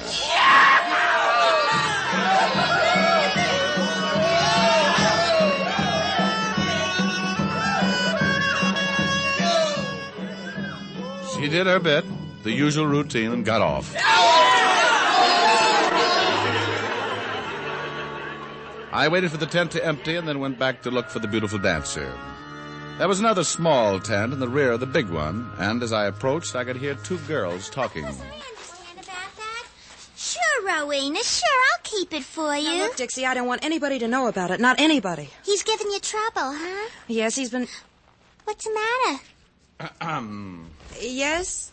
Who is it? Rowena? Yeah? You, want to see me? Mm-hmm. I'll be going. Oh, don't let me bust up anything. That's okay. I gotta be going anyway. This is Dixie Jones, Mr. Diamond. How are you, Dixie? Bushed. Well, nice meeting you, Mr. Diamond. I'll talk to you later, Rowena. Cute. Mm-hmm. Now, what can I do for you, Mr. Diamond? I just saw the show. Good. I'm glad you liked it. Is that why you stopped back? Oh, I thought I'd like to meet you. It's against the rules. Whose rules? The guy who runs the carny. Not your rules? Sometimes. Not this time. Well, I'll let you know as soon as I find out what's on your mind. Well, that shouldn't be too difficult. I'm the type who likes to break rules. Well, you're a little old for the usual schoolboy and too hep for a yokel. What do you do, Mr. Diamond?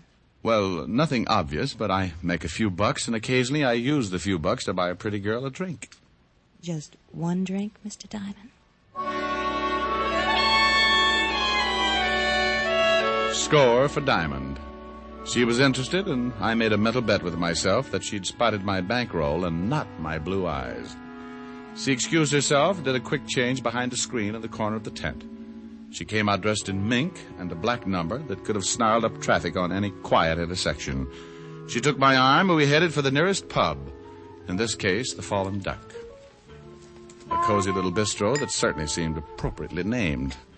If a duck had wandered in, it would have taken a nosedive in a hurry. Man, boy, duck, or diamond, nothing could have stood for long. It's a little crowded. Oh, it's probably necessary. If all the people left at once, the walls would fall in. Here's to what, Mr. Diamond? Well, to you calling me Rick. I'll drink to that. Rick. Aren't you a little warm? Mm-hmm. But you'll suffer a little and keep the mink on. It's a nice coat, isn't it? Charming. You do all right. Diamond bracelet, the mink. I could use another drink. Oh, sure. Without the water. We sat, and I watched her kill a few more, and in between times, she moved. The pitch was subtle and as practiced as a lion trainer with a kitten. She worked hard, and I played along. It wasn't difficult. Rowena was quite a girl, and as far back as I can remember, I've liked girls, particularly the type you classify as quite a girl. About the time I was offering my fullest cooperation, we were interrupted. Hey, there's Rowena. Yeah, swell. Friends of yours? It's Dave Sylvester and his wife. He owns the carny. How are you, Rowena? Fine. Hello, Paula. Hello, Rowena. This is Mr. Diamond and Mr. and Mrs. Sylvester. How are you? How do you do? Can I buy you two a drink? Well, that would be... No, thanks, Dave. We were just leaving. Come on, Rick. Well, nice meeting you. Nice meeting you, Mr. Diamond. Yeah. Sorry you gotta be going. Good night, Dave. Paula. Well, that answers that. Not friends. I've known Dave for a long time, way before I joined the carny. What makes you think we're not friends? Oh, just a casual observation. I got the idea when your hair stood straight up. You better take me home.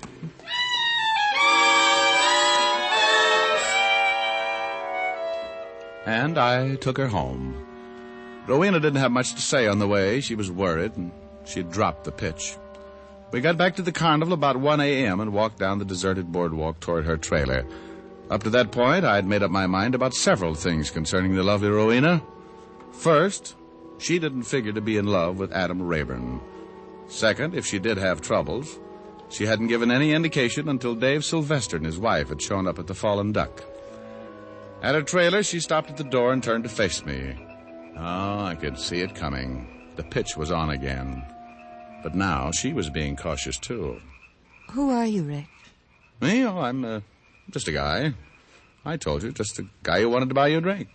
Nothing else. What else? Worried? A little. Why pick on me?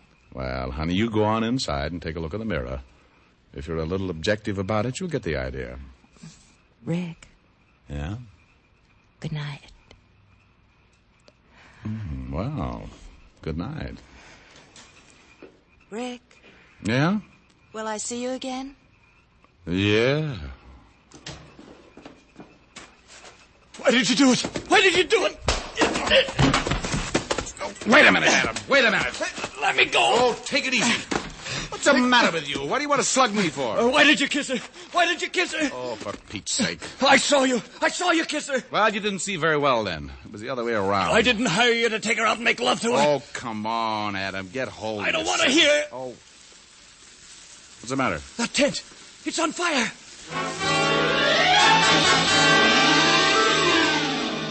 I turned and looked in the direction he was pointing his skinny arm. The small tent Rowena had used for a dressing room was on fire. Fire! Fire! Some others had already noticed it, and by the time we got there, the tent was completely engulfed in the roaring flames. Every one of the troop turned out in odd stages of undress and got a bucket line going, but the tent was past saving. The fire department arrived, put out the last of it, and then one of the troop, picking his way through the charred ruins, made a grisly discovery. Hey, there's a body in here.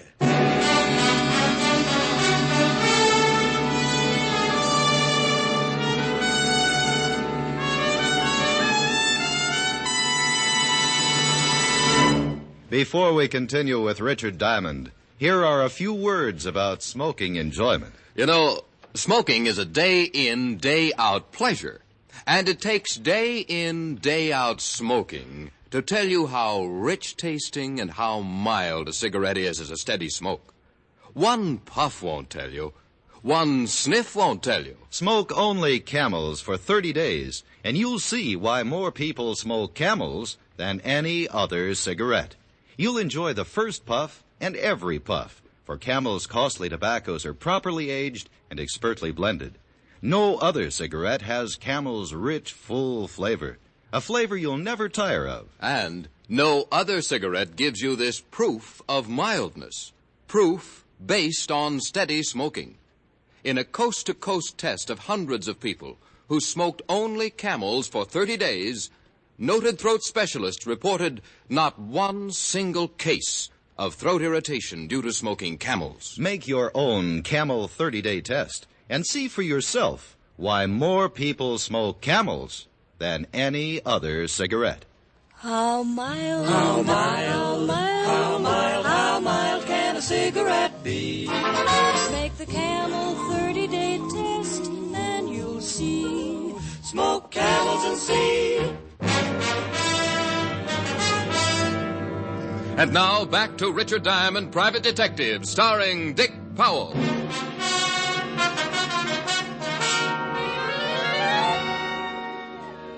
1:30 in the morning, standing in the middle of what was left of a gutted sideshow tent, standing with the members of the Sylvester Carnival troupe, looking down at the burned body of a girl. A case with a simple beginning, and then a fire and a girl dying in the fire.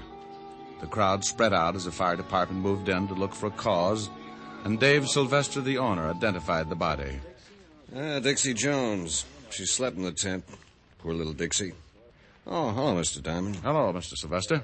It's a terrible thing. Yeah. Mr. Diamond? Beat it, Adam. I'll talk to you later. No sense in letting people know we're acquainted. All right. So all of a sudden I smelled smoke. See, I thought that I was dreaming or something. Rick, Oh, hello, Roy. isn't it awful? Yeah, it's pretty bad. Poor Dixie. Rick, No? will you walk me back to my trailer? Sure. Cold? Yes. Act like you got a chill. You better take my coat. Oh, it's all right. I'll be all right. Well, good night, honey. Rick, Yeah? I don't feel much like sleeping. Why don't you come in for a while? What's the matter, dear? You act as if you're scared. Of you? Well, I don't know what it is, but you're scared of it. That's ridiculous. Good night, Rick. Psst. Mr. Diamond. Well, now, don't start swinging again, Adam. I didn't even hold her hand. I just left the fire. The fire department found out it wasn't an accident. What? I heard the chief say the fire was started deliberately. They called the police. Well, now the simple case with a fire and what looked like an accidental death had turned into murder. I asked Adam why anyone would want to kill Dixie, the chorus girl. but he couldn't even come up with a guess. I warned him again about keeping our relationship a secret and went out to the corner to wait for the police. In about 20 minutes, I spotted a prowl car with a familiar figure in the front seat. Rick, what are you doing here? Well, I stayed for the late show. It's a nice fire. Just got a 211 report. Some girl in the fire. Yeah. Name was Dixie Jones. Hey, Walt, look, nobody around here knows I'm a private cop. You want it kept that way? Yeah, for a while. Okay, climb on the running board. We'll drive down.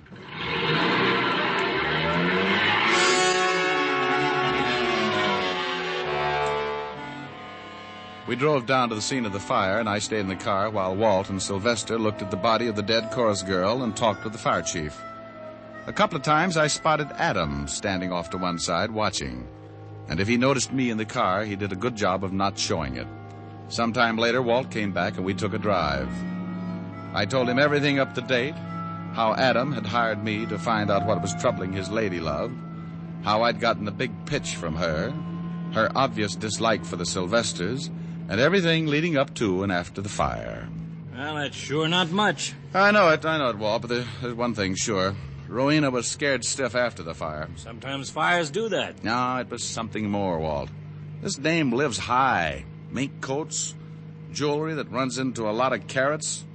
She has a real taste for anything that smells like that green stuff. I flashed a roll when I went in to see her show. She acted like a steady date when I went back to her dressing room. Rowena doesn't make enough money at this carny to buy all those things, Walt. Well, I'm having the whole troop brought in for questioning. Maybe we'll uncover something.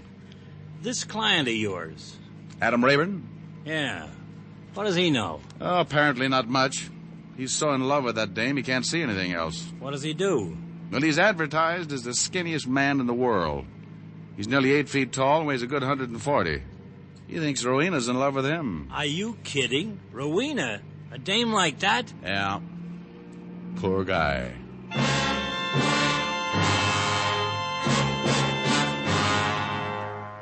Walt dropped me off at my apartment and I got some sleep. The next morning, I went down to the precinct and listened through an open line as Walt interrogated the entire troop of the Sylvester Carnival. It took all morning and most of the afternoon. Rowena answered her share of questions, and her voice was shaky and cautious. Adam answered his, admitting his association with me only after Walt informed him the fact was known. The last two questioned were Dave and Paula Sylvester. I have no idea why anyone would want to start a fire. How about wanting to kill Dixie? I can't imagine. How about you, Mrs. Sylvester? No, Dixie was just a nice kid. Slept in the tent. I don't know why anyone would want to kill her. Mr. Sylvester, how long have you known Rowena? Just since she's been with the carny. About 5 years, I guess.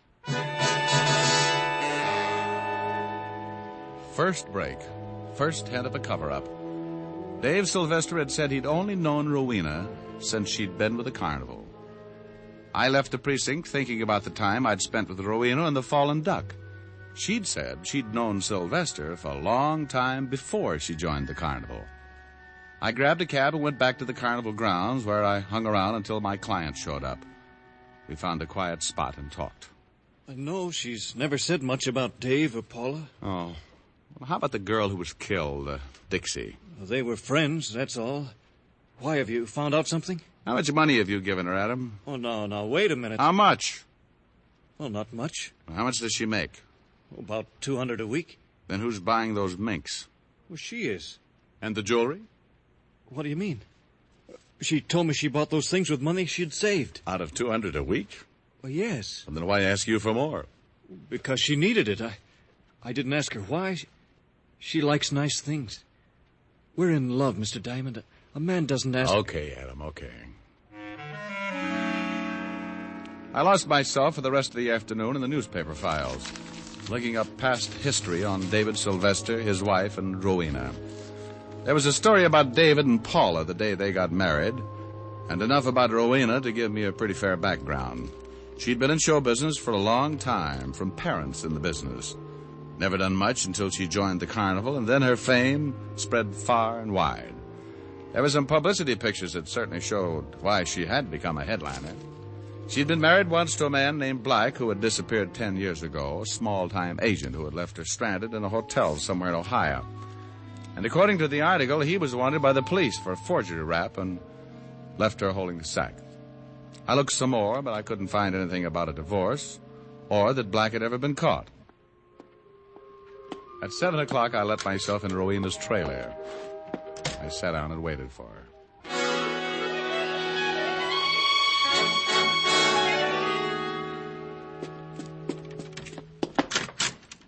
Hello, Rowena. Rick. I'm glad to see you, Rick. Oh? Well, I'm a private cop, honey. Still glad? You're a... Private cop. Yeah. I don't understand. Well, I think I do. Whatever happened to your husband, Rowena? Oh, Rick... Whatever happened to him? Name was Black, left you stranded in Ohio with a forgery rap pinned on him. What happened to him? I don't know. He disappeared. How do you manage to buy minks and diamond bracelets? Rick, what is all this? How come Sylvester hired you and shoved you right to the top when you didn't even have a reputation? I don't like this, Rick. I don't think it's I don't like it either. Now tell me about Dixie. Why was she killed? I don't know. Rick, you don't think It's the one thing I've got to tie up. Whoever set fire to that tent, did they think it was you in there? Don't be ridiculous. Well, see how ridiculous this sounds, honey. Dave Sylvester is your missing husband. No. He's paying you to keep your mouth shut. Get out of here. You don't care who you pick on, do you? If you can't blackmail a guy, you work him, like Adam Rayburn. Poor guy thinks you're in love with him. Get out! Get out! How much did you get? A couple of lousy dollars? Anything for a buck, huh? If you don't get out of here, I'll have you thrown out. I want to know why Dixie was killed. And, baby, you're going to tell me. Rick, please. Oh, it won't work, honey. Now, what was the connection? Please. Baby, if you know why she was killed, that makes you an accessory before the fact. I'm not very happy about you, honey, and I'd be more than willing to do my bit to see you get a few years. Rick. Now, you better tell me all about it. Be a lot easier. All right. Dave Sylvester is my husband. His real name is Martin Black. You're right, I was blackmailing him. Somebody fired 2 shots through the open window and nailed her twice. I caught her, she dropped, and I lowered her to the sawdust floor. I kept my arm around her because she couldn't do much more than look up and smile, a tired smile. Thanks. Thanks for the lift. Honey. It's all right. Dixie was keeping the marriage license for me, so Dave wouldn't find it. I guess he did anyway. He must have killed her and set fire to the tent. I'll get a doctor. No, I gotta say something, Rick. No excuses. I took Adam. I took everybody. Mixed up. Was going to take you, and something happened, I guess. Maybe I thought you might be the boy on the white horse. Baby, look. I'm telling the truth, Rick. A lady wouldn't lie at a time like this. No, I guess she wouldn't. I put a pillow under her head and went out. The carnival had suddenly turned into a bad dream, a lot of noise and confusion. There was a killer loose, and I wanted to get him. Look out, Diamond! It was Adam Rayburn again, standing near a tent. David Sylvester had been waiting for me to come out. Sylvester jumped as Adam yelled and turned his gun on Adam. He caught Adam with the first one, and the big, thin guy toppled like an anemic sapling. I got my gun out, but Sylvester had disappeared in the darkness. Go get him! I'm all right. I circled the tent and spotted Sylvester running up the main drag. He turned and tried a quick shot. People started running when they got the idea, and I kept low, trying to stay in the clear. The place emptied faster than a ballpark in a thunderstorm, and Sylvester was caught on the empty walk. He turned for another shot, but I beat him to it. The slug knocked him sideways, and he staggered into a building, and I went in after him. It turned into the weirdest chase I'd ever gotten mixed up in. I found myself looking at a dozen Richard Diamonds and an equal number of Dave Sylvesters.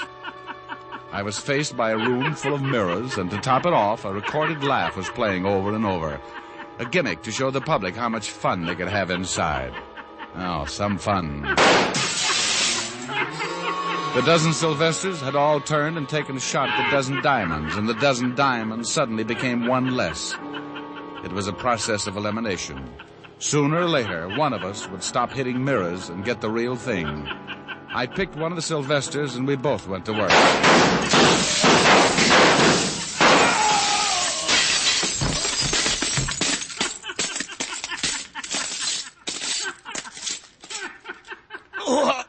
Lousy mirrors. Yeah, you shot every diamond but the right one. Turn me over, will you? Get my face out of this stuff. Sure.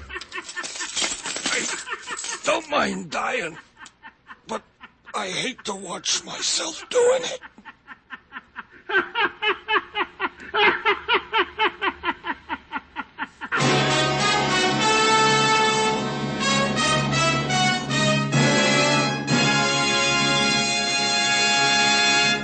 Dick Powell will return in just a minute. Again, doctors in all branches of medicine have been asked this question. What cigarette do you smoke, Doctor? Again, the brand named most was Camel. Yes, according to this repeated nationwide survey, more doctors smoke Camels than any other cigarette. Baseball is getting underway, and it's interesting to note that Camels are the favorite cigarette of many baseball players. Bob Lemon, Vic Raschi, Howard Paulette, Dick Sisler are a few of the stars who choose Camels for their rich flavor, cool mildness. Try Camels yourself. How mild, how mild, how mild, how mild, how mild can a cigarette be? Make the Camel 30-day test and you'll see. Smoke Camels and see. Here's Dick Powell with a special message. Thank you. Ladies and gentlemen, the makers of Camels are sending gift cigarettes to our wounded and disabled servicemen. These cigarettes are forwarded to and distributed by the Military Air Transport Service, United States Air Force, which evacuates virtually all overseas wounded personnel. Gift Camels are also on the way to Veterans Hospitals, Fort Meade, South Dakota, and Oklahoma City, Oklahoma. U.S. Army Station Hospital, Camp Campbell, Kentucky. U.S. Naval Hospital, Beaufort, South Carolina. Now, until next week, enjoy Camels. I always do.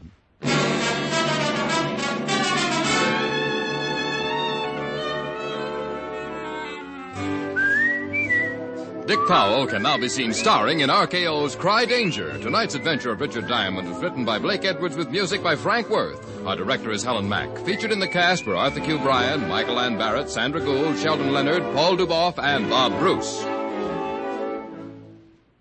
Then, for pipe pleasure, get the National Joy Smoke, Prince Albert. PA has a rich flavor and wonderful natural fragrance. It's crimp cut for cool, smooth smoking, and specially treated to ensure against tongue bite. You'll enjoy Prince Albert, America's largest selling smoking tobacco. Listen next week for another exciting transcribed adventure of Richard Diamond starring Dick Powell. This is your FBI. The official broadcast from the files of the FBI follows immediately. Stay tuned. This program came to you from Hollywood. This is the American Broadcasting Company. Personal notice. Danger's my stock and trade. If the job's too tough for you to handle, you've got a job for me, George Valentine. Write full details.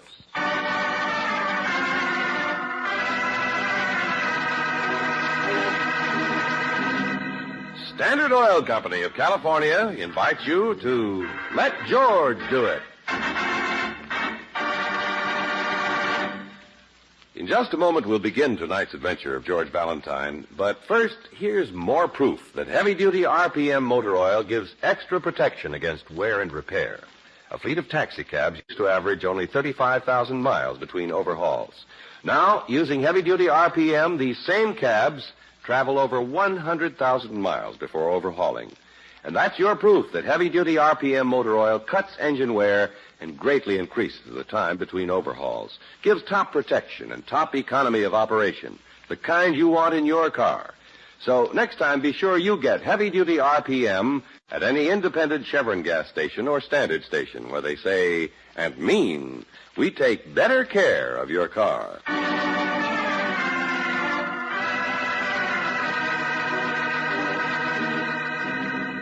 And now, tonight's story, Chance and Probability, a transcribed adventure of George Valentine.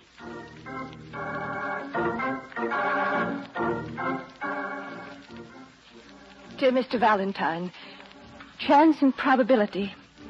A harmless-sounding phrase, isn't it? But it's had a horrible influence on my life ever since I first heard it. Here in a beautiful South American town that has pink houses, incredible sunsets of liquid gold, and Caesars, the fanciest gambling casino outside of Monte Carlo. Oh, yes. It also has a murder that everyone but me is willing to forget. Mr. Valentine, I need help from a fellow American. Someone I at least know by reputation. So please use these airplane tickets and come to me. Anxiously, Mary Marston, care of Professor LaRue, 25 Avienta del Sol, Polizone. P.S. The words chance and probability refer to a gambling system which can't fail to make anyone $1 million. Except that its possession is an invitation to death. Well, that was quite an afterthought, eh, Brooksy? Yes, George, and those tickets aren't all that Mary sent. Here. Well, 5 gold and yellow chips with the name Caesars. And a royal crest, no less. The fanciest gambling casino outside of Monte Carlo.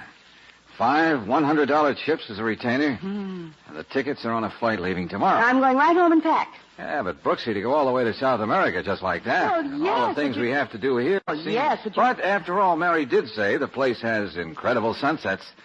The golden yellow color. Of these incredible chips. South America, here we come.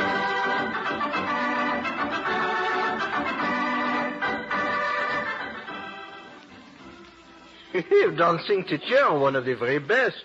Professor Marcel Leroux, at your service. Well, that's fine. Miss Marston. Ah, you, mademoiselle. Oh, you have the born grace of the natural dancer. Well, I get along on the dance floor. You get along? Oh, no, just get along. No, I can teach you Miss to Marston dance. is Miss what- Marston, certainly lovely girl, lives here like the others. Like the others? Oui. I not only teach the dance, I also own this exceptionally fine establishment. No. Not a rooming house, really, no.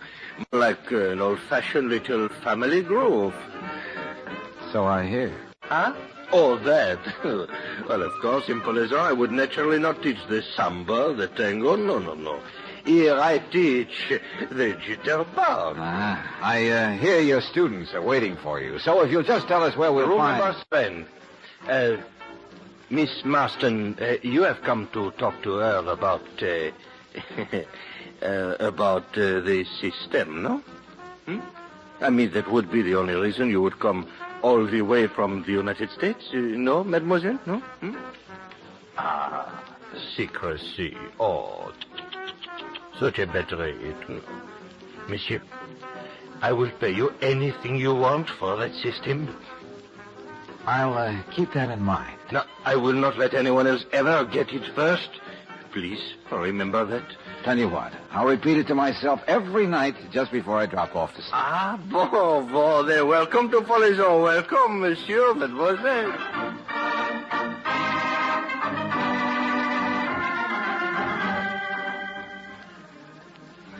His name was Bill Shields.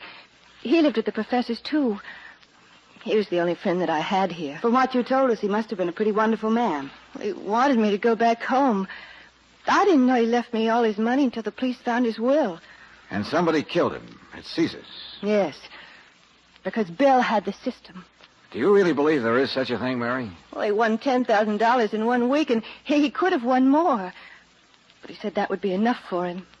Enough for me to get well and strong again. How long have you been down here? Oh, almost a year. I was singing with a show that went broke here. And then I got sick.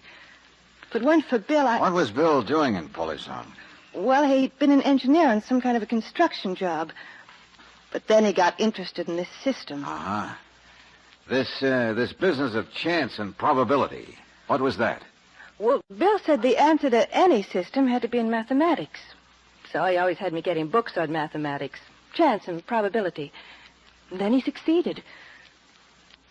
Mr. Valentine, I can't use any of Bill's money until I find out who killed him.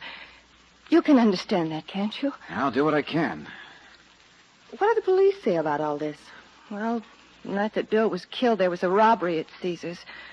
They say the robbers killed Bill. Just sort of accidentally. I see. But it isn't so. Somebody killed him deliberately to stop him from using his system. Caesar Capo would be interested in doing that. Or somebody might have tried to get the system from Bill and failed. Has Bill ever written this system down, Mary? No.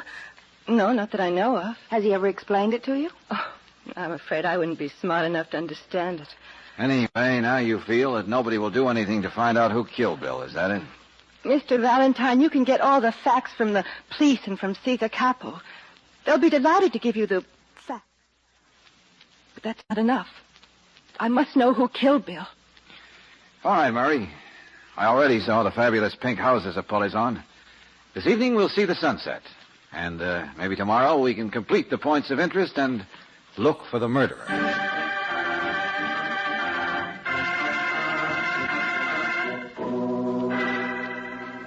Senor Valentine, I assure you we are doing all we can. Yes, so I've heard, Lieutenant De Castro. But anything you can do to help, senor, we would be honored. Thanks. About this Caesar Capo. A fine man, fine. Everyone in Polizon seems to be an exemplary character. That is the way it would appear, Miss Brooks. Exactly. Still, a man is dead. And the system... Now, that is something I would not venture an opinion on, senor. Didn't you ever see Mr. Shields play at the casino? Oh, see? And saw him win again and again? Well? Could have been just a run of luck. That could happen. Mm-hmm. But before each play, I even saw Mr. Shields figure out things on a piece of paper. And always burned the paper with his cigarette lighter. Oh, that could have been just window dressing, huh? I beg your pardon. Never mind. Now, about that robbery. A very unusual thing to happen in Mr. Capo's establishment. Oh, I'm sure. It is our theory that poor Mr. Shields was merely in the way of the thief. And so if we should ever catch the thief... A rather doubtful possibility, eh? Frankly, yes. You see, our police force is not large, and there are so many different ways to get in and out of Polizon. But naturally, if there is anything we can do to cooperate... Thanks very much. I think I've had all the cooperation I can stand. And, just one more thing. Yes? Should you come across the late Mr. Shields' system... The one you're not even sure exists, Lieutenant De Castro? It would be more pleasant and more profitable for you, Mr. Valentine, if you were to get in touch with me first. Good day.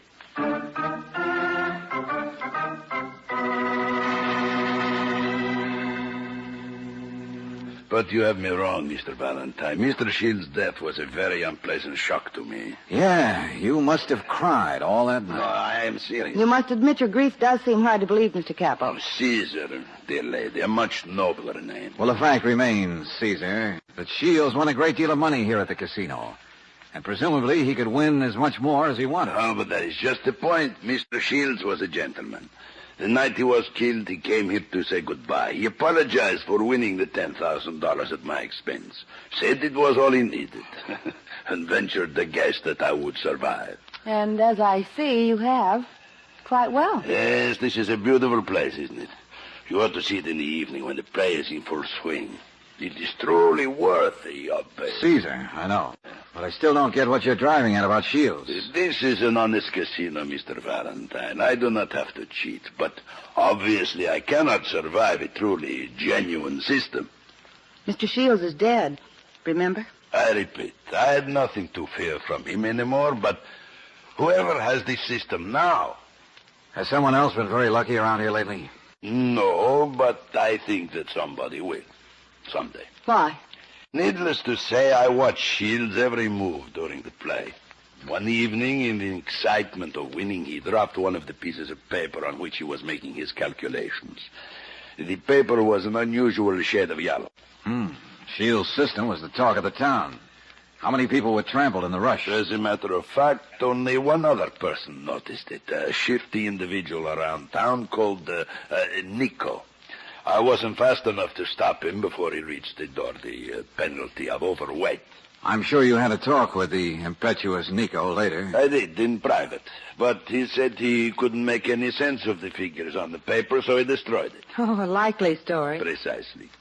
Especially since Nico has lately been seen spending more money than he ever had in his life, and more especially since Nico is now nowhere to be found. So you figure Nico sold the precious piece of yellow paper and was told to make himself scarce?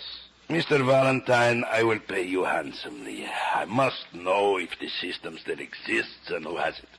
I already have a client, Caesar. But you're welcome to tag along, if you'll help me. Of course.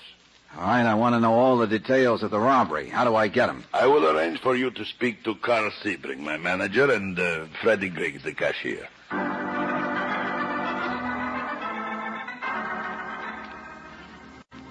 Disloyal, Valentine? No, I merely think my employee is dramatizing himself again. Meaning what, Sebring? There's no such thing as a winning system. It's a tune we've heard before. It's usually followed by another tune. When you find it, remember me first. I've been a gambler for many years, Miss Brooks. Gambling's my whole life. And I never found a system. As you notice, I'm an employee of Caesar the Magnificent who gambles not at all. The moral's an obvious one. So it is, and amen.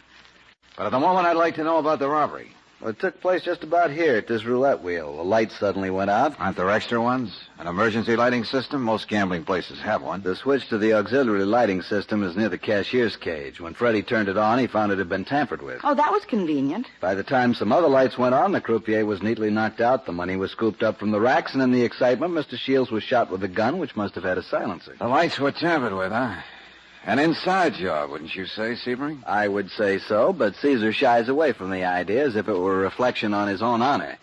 The men Caesar has chosen can do no wrong, that sort of thing. Again, I get the idea you're not very fond of Mr. Capo. Fond of him? Better than that, I admire him. His colossal ego. He actually has that phony royal crest on every handkerchief he owns, on every cigarette he smokes. So obviously, the stolen money incident had to be put on a grandiose basis, including the Nico incident. Now, if you'd like to see the cashier... Yeah. Lead on, Sebring.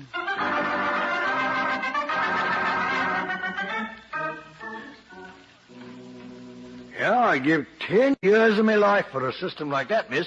Always knew somebody would be lucky and work one out. The man who did wasn't very lucky, it seems. Oh, yes, I see what you mean. Freddie. Yes, sir? You can turn the emergency lights on right here near the cage, right? Righto. In fact, I tested them myself just before the casino opened. Mr. Capo was right with me. The old thing is a ruddy mystery. Yeah. But later, when the lights went out, didn't you do anything? Governor, I have a game leg, see? Got it in an accident. That's why I took this cashier job. So I wasn't going to run anywhere. Besides, it might have been a trick, so I'd do just that. Get you to leave the cage? You got it, miss. So I just stayed in here in the dark. Sat here with a gun. A gun with a silencer? Silencer, sir? Why? No, just an idle question. Yes. Did you notice Nico here at the casino on the night Mr. Shields was murdered? Nico? You know him, don't you? Just enough not to give him credit. He hasn't been around in days and days. No idea where I could find him? Oh, no, sir. Mm-hmm. George, I think Lieutenant Nicastro's looking for you. Oh, good. Maybe he can help us find Nico. The only lead we seem to have. Oh, Lieutenant. Mr. Valentine, I was very anxious to find you. Yeah, what's up? It seems we have had another murder. Committed by the same man who killed Mr. Shields, the bullets match. Who was killed? And that is the mystery. A very unimportant man, a man who cannot have any connection with this case at all. A man called Nico.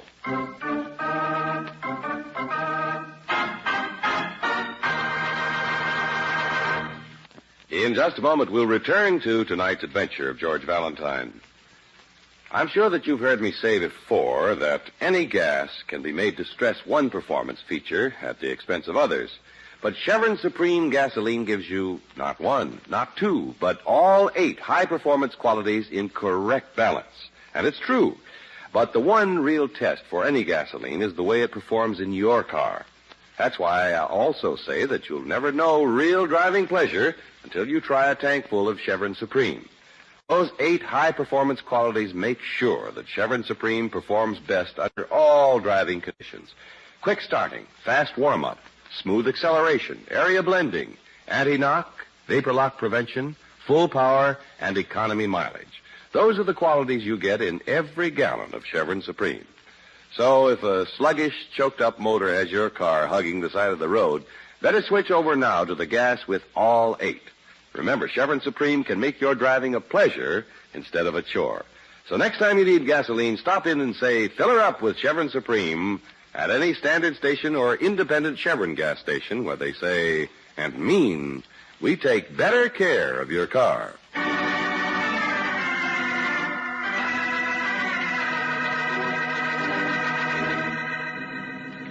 Chance and probability, the heart of a winning gambling system that brought luck to nobody. Not to Bill Shields, the man who invented it. Not to the shifty little South American Nico who tried to cash in on it. Both were murdered. Yes, you're up to your neck in this very strange case that brought you thousands of miles to the little town of Polizon. And even if your name is George Valentine, you begin to think that the chances for success are small, and the probability of your getting a bullet next is great.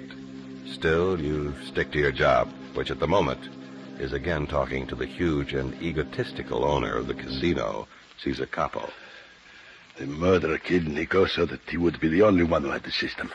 Now I am at his mercy. Oh, cut that out, Caesar. This place isn't worth a cent if a man can come in and win as much as he wants any time. 2 men are dead. That's a little more important than the money you might lose. I built up this casino from nothing. I built it beautiful and strong because I am Cesar Capo, and I am not going to see it destroyed.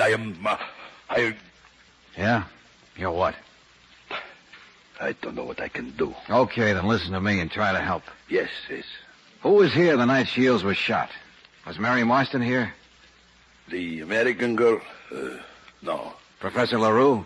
Let me think.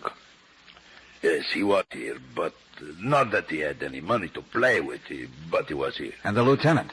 De Castro? Yeah. He was here, but... One more thing. The emergency lights. You were with the cashier when he tested them. That is right. They worked. Have you any idea how they could have been tampered with? No, I would swear it would be impossible for anyone to do that without Freddie seeing him. Impossible. Impossible, but it was done. Yeah. The murderer doesn't have to come here by himself, ever. He can have dozens of people come here. Use the system, ruin me. Me, Cesar Capo, at the mercy. Freddie's address. What? Freddie Griggs, the cashier. Where does he live? Carl Sebring must know. But why? I don't see... I want Freddie's address. And an oversized portion of good luck. It's overdue.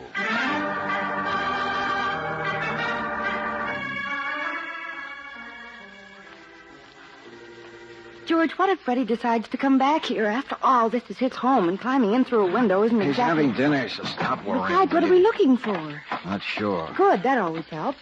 I'm hoping it might be money. Lots of money. The money stolen from the casino? Yeah, it could be. Maybe we ought to believe Caesar that it was impossible for anyone to monkey with the lights. Then it would have to be Freddie himself. Surely he wouldn't keep the money here. Couldn't very well take it to the bank. Still, it's sort of in the dream department, isn't it? I guess so. Shirts, socks, handkerchief. What is it, George? A piece of yellow paper. A very unusual shade of yellow. The system. The piece of paper that Nico sneaked out of the casino. And on which Bill Shields figured his play. Let me see. The square root of C3D over A plus B equals the square root of C3D parenthesis A plus B over parenthesis A plus B times 2. Real fascinating. Well, it must be the key to the system. Uh-huh. But, George, what's it doing here at Freddie's? If Freddie bought the piece of paper from Nico, then he must have killed him and Shields. That's what bothers me, Brooksy. How come this paper was left where it could be found? Freddie's too smart for that. Yes. Well, what do we do next? Come on, I'll get the lights. At least we can leave through the door.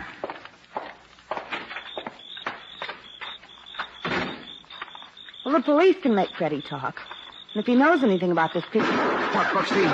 Stay down. Down.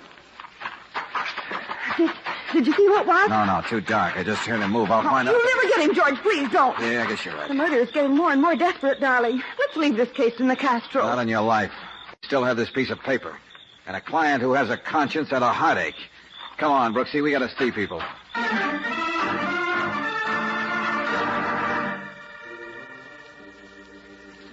I just got here to the casino, Valentine. First one. Uh-huh. Caesar around, Sebring? Oh, no, he doesn't come down this early. He's probably home getting his daily manicure and shave. Freddie, he here? He should be here any minute. Oh, wait.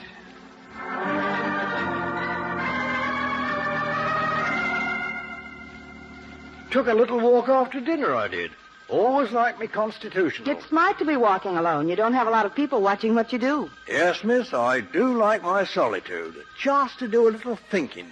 Meditate under the stars and let the balm of the evening... Yeah, you're a poet, Freddie. Nice to talk to you.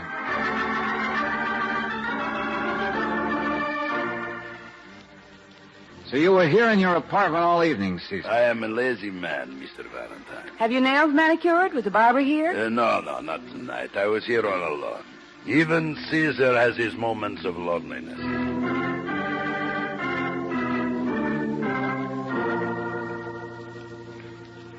Oh, but it was terrible, Monsieur Valentine. Will you calm down, LaRue? Oh, I was just to call the police. Oh, Mary, poor Mary. Well, what about it? Make sense, will you? Well, I was in the other room teaching a group how to do the Charleston, and I heard Mary scream. I ran to her room, and she was gone. Her room is this way, isn't it? Oh, yes, monsieur, yes. And then one of the students ran over to the window. There is that big garden you cross before you get to the street. Yes, we know. The student saw a man dragging Mary across the garden, and she was struggling with him, and he could not see who the man was. A kidnapping. Oh, yes, that is right. Oh, the room sure is a mess. Mary put up quite a fight, all right. And I think I know who she fought with. George, who was it? Get Lieutenant Nicastro, Angel, and meet me at Freddy's place as soon as you can.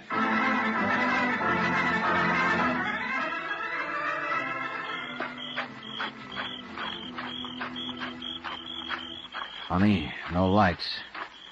Well, I guess it's the window again.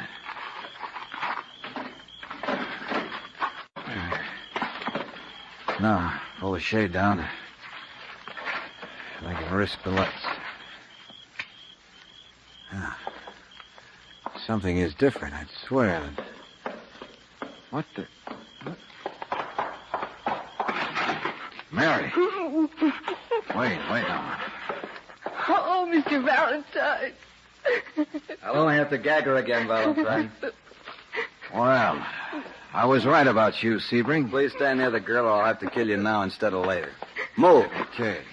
The gun makes you a much bigger man than me. So you'll get no argument, Buster. He said it was going to make me tell him about the system. Even if he had to torture me. That's what I'm going to do. And then you'll have to go. With Valentine joining you later. The police will say Freddie killed not only Shields and Nico, but the two of you as well. After all, I already planted the paper. You're wasting your time, Sebring. Mary doesn't know the system. I don't. I must contradict you. Shields was your friend, Miss Marston. Good enough friend to leave you all his money. You got him all those books. Oh, he confided in you, all right. No, he didn't. When I get through with you, I'll know for sure. No. As a matter of curiosity, Valentine, how did you know that I took the girl here? Well, if I'm going to satisfy your curiosity, we can at least be civilized and have a cigarette together. I can offer you a good American brand. Later. Start talking. Okay. Of all the people in this case, only you, whose passion is gambling, had no interest in the system. Insisted that you didn't believe in one. Now, that was strange, to say the least. Perhaps I did overplay my hand a little. Help me. Please help me, Mr. Valentine. Point two. After somebody took those shots at me, I heard him run. Certainly it couldn't have been Caesar, who waddles, or Freddie, who has a bad leg. Shut up. Point three. Freddie couldn't have dragged Mary across LaRue's garden. And Caesar, who only wants the system destroyed, would have killed Mary in her room, not take any chance of being seen. So again, it had to be you. Yes. Yes, it was me. All along it was me. But why? Why did you kill Bill? I took advantage of Freddie's rather obvious maneuver with the lights and his stealing the money to kill Shields and confuse the motive. But he never harmed you. I was sure I'd never get the system from him. But with him dead, I could solve the piece of paper I bought from Nico. Or as a last resort, get the system from you. And I will. Now. The paper was a fraud, wasn't it? A problem in algebra, that's all. Oh, what a laugh Shields must have had when he deliberately let that piece of paper fall to the floor in the casino. Cigarette? No. Then let me. And you can have this in the paper. Cellophane burns even better than tobacco. I'll kill you. Mr. Valentine. No second chance, Buster. Except for me. Mr. Valentine. Oh, Mr. Valentine. Okay, Mary, okay. It's over. And I think I hear the lieutenant. As polite and vague as ever, I bet, and almost too late.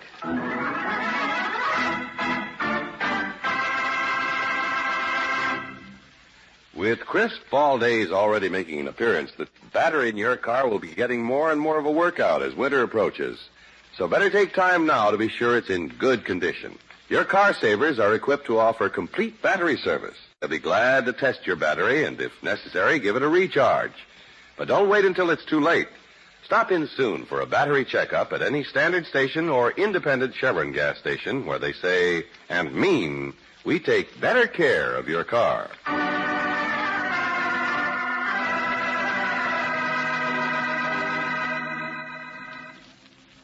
Flight number 208, the Inter-American. Passengers will please come aboard. Nice to be going home with you. You'll get well and strong again, Mary. Bill would want that, and you'll forget all this. Sure. And the sunsets back home are pretty nice, too. And you can paint your house bullets on pink anytime. I won't even try to thank you, Mr. Valentine. Well, that's the smartest thing I heard anyone say today. George. Yeah, Angel? I wonder if Bill ever did find a system, or whether his Lieutenant Nicastro said it was just a sensational run of luck. What do you think, Mary? I don't know. We'll never know. Now. That's right. And maybe that's best. Mr. Valentine! Mr. Valentine! Caesar the Resplendent. I have a present for you. A token of my gratitude. Cufflinks. The most beautiful, the most expensive, and made just for you. So personal. Well, thanks. So personal, see? Well, the crest. Of course. To let you remember that once you helped Caesar. Goodbye. Bon voyage. Goodbye.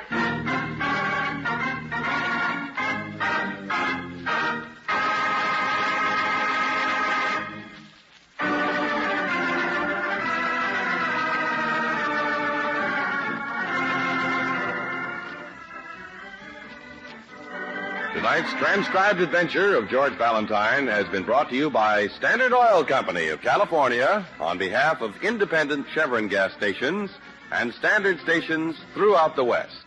Robert Bailey is starred as George with Virginia Gregg as Brooksy. Let George Do It was written by David Victor and directed by Kenneth Webb. Virginia Eiler was heard as Mary, Ted DeCorsia as Caesar, Harry Bartell as Carl, Eric Snowden as Freddie, and Larry Dobkin as Nicastro. Music by Gaylord Carter. Your announcer, John Heaston.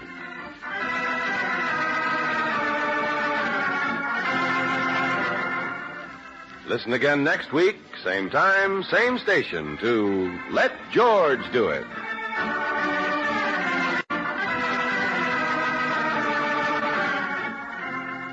Let George Do It is heard overseas through the worldwide facilities of the Armed Forces Radio Service.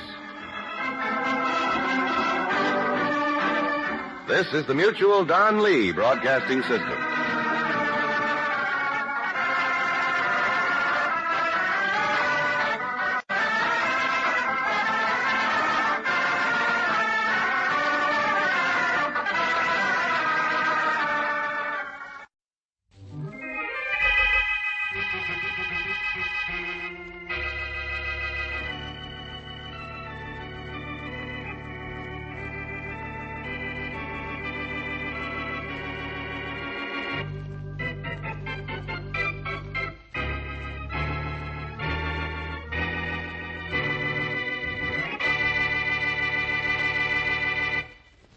You can't tell when you go out who you're gonna meet. Hello, Inspector Faraday. Huh? You speaking to me? Well, your name's Faraday, isn't it? Faraday? Yeah, I'm Faraday. Well, my name's Sammy. You know me, Sammy. Yeah, hello, Sammy. I kind of thought you'd be along this way. Well, so I'm along. What do you want? Just to tell you something. I know about a holdup. They're sticking up an armored truck. Who is? When? Where? The north side is where. Tomorrow night is when. The Butcher Boys is who? The Butcher Boys, huh? Yeah. Thanks, Sammy. Oh, that's not all, pal. There's something more important. They're going to take the loot directly to the boss. What? The boss? Yeah. They're going right from the armored truck job to the boss? Yeah, I thought you'd like to know. Like to know. Sammy, I almost like you for this. I've been trying to find out who heads the Butcher Boys for months. Maybe I can grab him this time. Thanks a lot, Sammy. Okay. You keep on being a good boy. I'll be good to you someday. I hope you remember that. I won't forget it. Oh, you got a good memory for things, huh, Sammy? Huh? A memory for everything but faces. You can remember to tell Faraday about us, though, John. Who are you guys? The Butcher Boys? Two of them. We come from a large family. Come on, Sam. You're going for a large ride. Grab his arm, Ted. I already got it. No. Please, boys. I didn't tell Faraday a thing. I didn't say a word about a thing. Oh, don't kill me. Please don't kill me. Why, we aren't going to kill you, Sammy. That is not unless the boss says to kill you. Oh, Yes, no, Sammy, you let's can't go do- see what the boss wants us to do No, with but you, I- huh? The spot you put us in's got to be erased. It's got to be erased, or you got to be.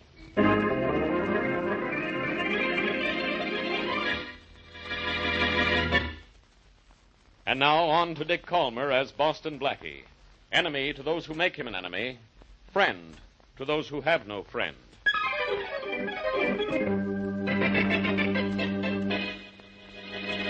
James, have you sent Henry for the car? Yes, Mr. Van Allister. Good. He said there would be a slight delay, though. With the big car, though. In that case, tell him I'll take the convertible instead of the big car today. Right away, Mr. Van Allister. I'll... See who's at the door, James. Yes, sir. Oh, hiya, James. Good afternoon, Mr. Butcher. Come right in. Thanks. Come on, Ted. Drag our friend Sammy with you. Mr. Van Allister, the message John and Theodore Butcher and friend to see you. Thank you, James. That'll be all for now. Very good, sir. Well, John, Ted, who's this? This is Loudmouth Sammy, boss. Loudmouth? Loudmouth, loose mouth, limp mouth. Doesn't make any difference, boss. No, he no. talks to cops. No, I didn't... I'm being confidential with Inspector Faraday. And you can guess about what, can't you? It was Huh? nothing. I never guess at anything, John. I'll tell you what it was about, boss. Never mind, Ted. I'd rather hear it from our guest. Oh, I didn't tell him anything. I didn't tell him. John, advise our guest that I prefer the truth, will you? Oh, sure, boss. You've advised him enough, I think. Yes, that's enough. Well, That's I'm enough. listening, Sammy. Now start talking. You'll get a little advice from me, too. No more, please. I'll tell you what I told Inspector Faraday. Well? It was about the armored truck. It was about holding up the armored truck. Oh, is that all? Yeah, that's all. I swear that's all. I wonder. John. Yeah? Take him into the Oh, other no, room. no, Yeah, I know the rest, boss. No. Come on, Ted, you can No, help. no, me. wait a minute. I'll make a deal. I'll tell you something else. The man really is talkative, isn't he, boy? He sure is. What are you saying? Well, what is it you have to say? Well, look, if I can tell you something you really want to know, will you let me go? Will you? Huh? Perhaps. How'd you like to knock off Boston Blackie, huh? Take him inside, gentlemen, if that's Oh, all no, he has wait, to wait. say. You know, if you let Blackie around, he'll get you sooner or later. I know where he'll be, and alone, and I know what he's up to. Make me a deal, huh? Make me a deal. Let me go, and I'll tell you everything. Hey, that Blackie's a bad guy, boss. Yeah, I had one run-in with him, and I came in second. Yeah, The yeah. squealer here's got something. Perhaps. Where is Blackie going to be? Will you let me go then, huh? We'll see. Well, then, where is he? Well, it ain't where he is. It's where he's gonna go tomorrow night. Oh? Tell us where that is, Sammy. Because wherever it is, he'll never leave there alive.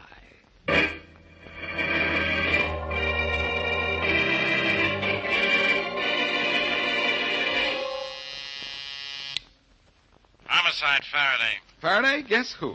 Blackie, hang up. Hang yourself. Do something, but don't bother me. Same old Faraday, same old tired talk, same old tired brain. Yeah?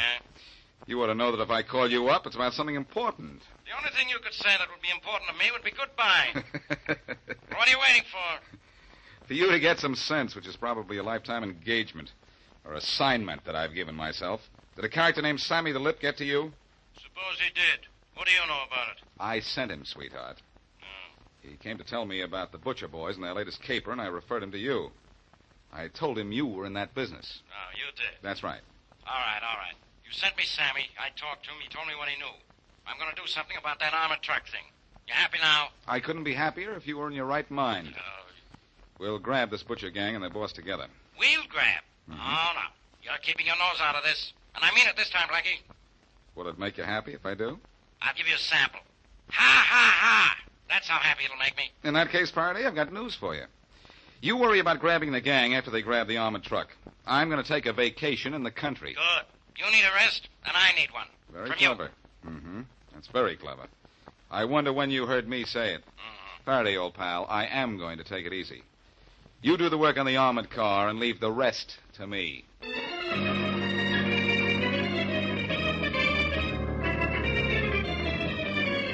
All right, boys, all right.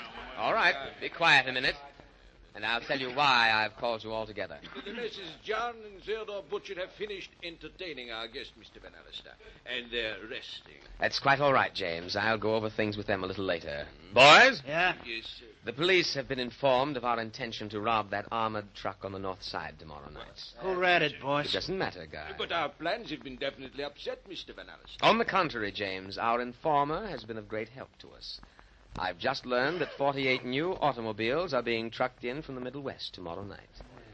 We're going to steal those cars, all 4 dozen of them. That's a man-sized job, boss. This outfit is man-sized, isn't it? Right. So the truck deal is out, huh? That's correct. But in view of the new cars we can appropriate, it doesn't matter too much. Okay, if you say so. Mr. Van Allister. Yes? What about this Blackie person? Have plans been made for him? Very definite plans, James. In fact, if he's alive tomorrow, I'll be very surprised. No, James, I don't think we need worry about Blackie much longer. Well, that's good. Now, let's get back to the new cars. It ain't going to be tough to sell them, boys. But it'll be tough to hide them till we get rid of them, won't it? We'll sell the cars in another part of the country. Drive them there? Right after we lift them? No, drive them to the Franklin farm. I'll meet you there an hour after the robbery, and then I'll tell you... Come in. Oh, Mr. Van Allister. Oh, come in, John. How's our talkative guest, Sammy? I don't think he's going to talk anymore. No. No. What a shame. Is he dead? Yeah. I think I hit him too hard. Oh? What'll I do with the body? Oh, leave it out in the country someplace. They tell me it's peaceful there.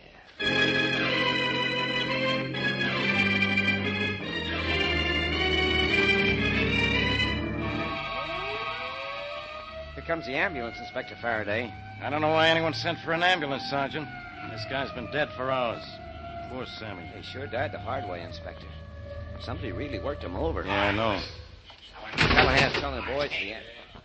Oh, look who just got out of that car behind the ambulance. Hello, Faraday. Blackie, go away. Get in that ambulance and make like a victim. Do anything you want, but do it away from here. Thanks, Faraday. I will, as soon as I find out what the score is. It's nothing to nothing. That's right. You know nothing, and you'll do nothing. Oh. So Sammy got it, huh? Well, that figured. He was an underworld character, and they all get it sooner or later. Okay, so he got it sooner. How did you know to come way out here? My brilliant mind, Faraday. I was at headquarters when the report came in and followed the ambulance out here. You know, I think maybe even you could have done that. That's enough out of you. Apparently someone couldn't get anything out of our dead friend here. But you got plenty out of him, didn't you? Enough to know when, where, and how to get to the boss of the butcher mob. You think it's going to be easy? It will be if you'll stay out of my way. Okay, Faraday, I'll do it. Good. I'll get to the boss myself. Bad. Good or bad, pal. I'll get him. Get me?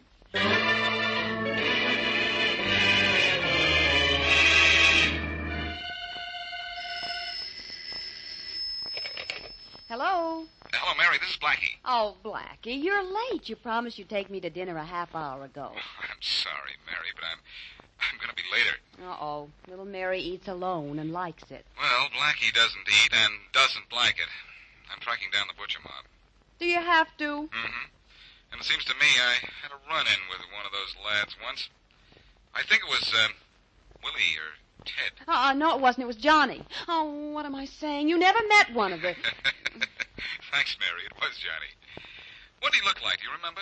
I have a poor memory for faces. Uh-oh. I guess if I don't tell you I won't see yours for so long, I'll forget it, too. Now you're being a good girl.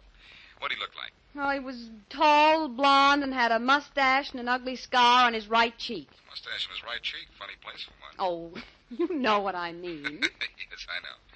Well, have a nice dinner. Oh, I'm sure I will. You eat something, too, will you? I sure will, Mary.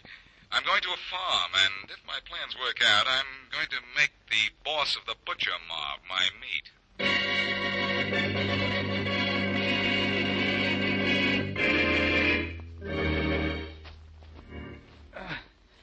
Couple of more yards, and I'll make it. Okay. There. Please let somebody be home in this farmhouse. Fingers are crossed. Wood's been knocked. I've done all I can. Well, what have we here? I'm hurt. Please help me. car just hit me on the highway. Think maybe I'm hurt bad. Jumping catfish. Here, let me help you in the house. Easy now. Ooh, easy. You take it easy, young fella. I'll have you fixed up in no time. Oh, thanks. I reckon you'll be best off lying here on the couch. Yeah. Here we are. Easy now. Oh, thank you, Mr. Franklin's the name. Now I'll get you something to fix you up right and proper. Oh, that's nice of you, Mr. Franklin. No trouble at all to help. Boston Blackie. Hey, how'd you know my name? And what's with that shotgun in your hand? Oh, shotguns were made to go off, Blackie. And I don't have to tell you how I knew you. Funny how things work out. A minute ago, I say hello to you. Now I've got to say goodbye. So long, Blackie.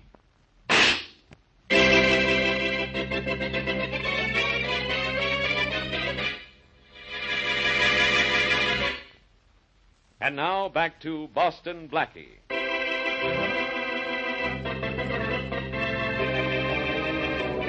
An underworld character named Sammy tells Inspector Faraday how he can find the boss of the notorious butcher mob. Because he talked, Sammy is killed by the mob, and the mob, unknown to Faraday, changes its plans, arranges to kill Blackie, and steal a load of new cars. When we left Blackie, he had arrived at a farmhouse, presumably having been hit by a car, and unaccountably, the farmers grabbed a shotgun, after which a shot was heard. As we return to our story, the telephone rings in Inspector Faraday's office. Faraday speaking. Inspector Faraday, this is Mary Wesley. Oh, Miss Wesley, if I'm not being pestered by Blackie, I'm bothered by you. Now, leave me alone, will you? Inspector, where's Blackie? Do you know? No, and I don't care. As long as he's out of my way. Oh, Inspector, listen.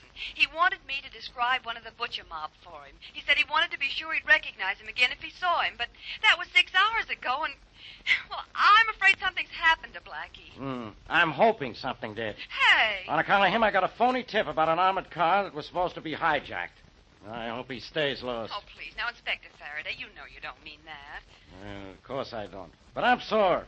Blackie wouldn't stay out of this case. Now it's all messed up. Why is it? I had men all set to follow the butcher mob after an armored truck robbery on the north side tonight. But the truck wasn't even stopped. That means Blackie's interfered. Now how do I find the mob leader? Look, Inspector, you'll find the leader of the butcher mob some other time. Please, try to find Blackie now. I'll try. But don't worry, Miss Wesley. No matter where he is, he's all right. Unless, Huh? Oh, unless what, Inspector? Unless, like I always said, he'll meet a guy someday who's luckier than he is. Let's just hope today isn't that someday.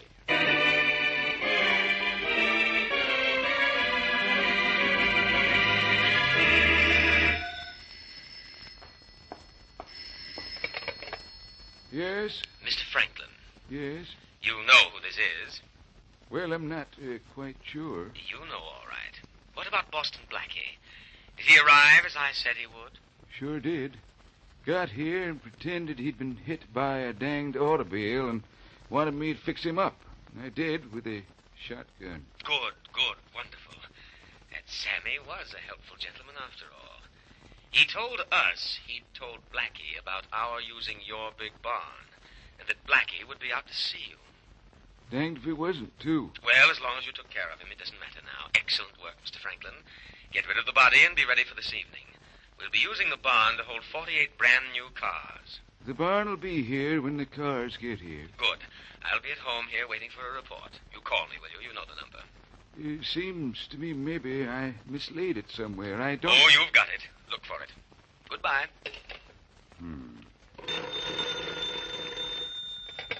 Operator, did you want me, Mr. Franklin? Miss, this is Boston Blackie, not Mr. Franklin. A call just came here from the city. Yep, that's right. Call came from Downey 1561. That's all I wanted to know. Thanks, miss. Thank you very much for everything.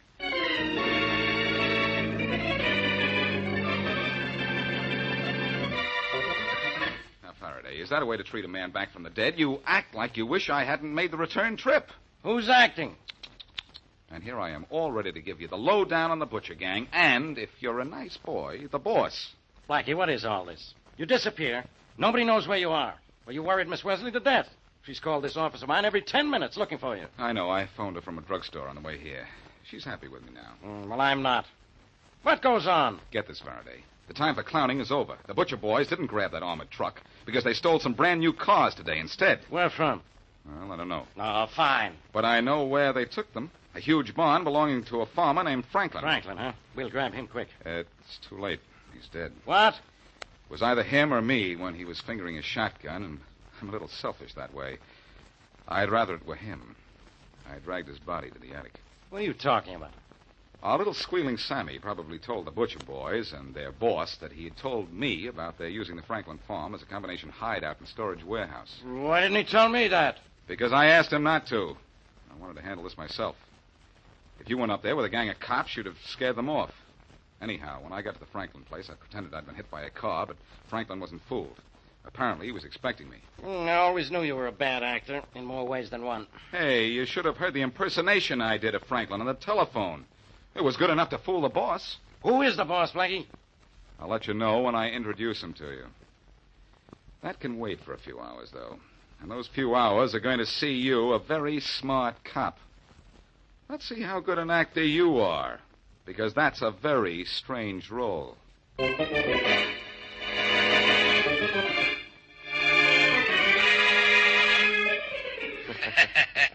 Good. Very good. Excellent work, John. Okay, boss.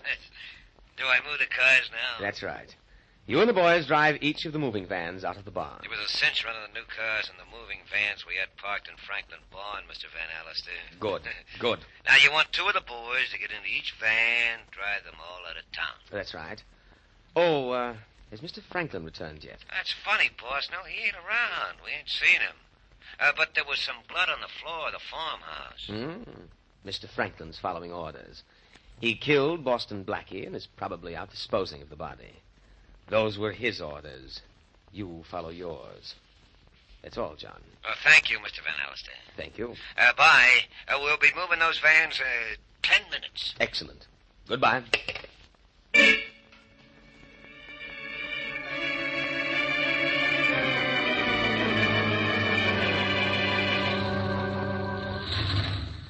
Our van's the lead van, Ted. You know the route to take, or do I have to tell you again? I got it, Don. What's holding up those vans behind us? The last one's backing out of the barn now. We better wait for it to turn around. Tommy's driving, and that guy could get lost in a telephone booth. I hear that hick farmer Franklin knocked off Boston Blackie. That right? Sure. He's one guy I really wanted out of the way. Tommy's got his van turned around. I guess we can start rolling. Okay, let's go. Run! Here we go, boys. Here we go. I gotta laugh, John. It's gonna take a guy with x-ray eyes to see we got cars inside these moving vans. You ain't kidding, huh? Very funny. But, fellas, the joke's on you. Who are you? Hey, Blackie. That's right. And this gun and I say that all the vans are following you, but you're following my orders.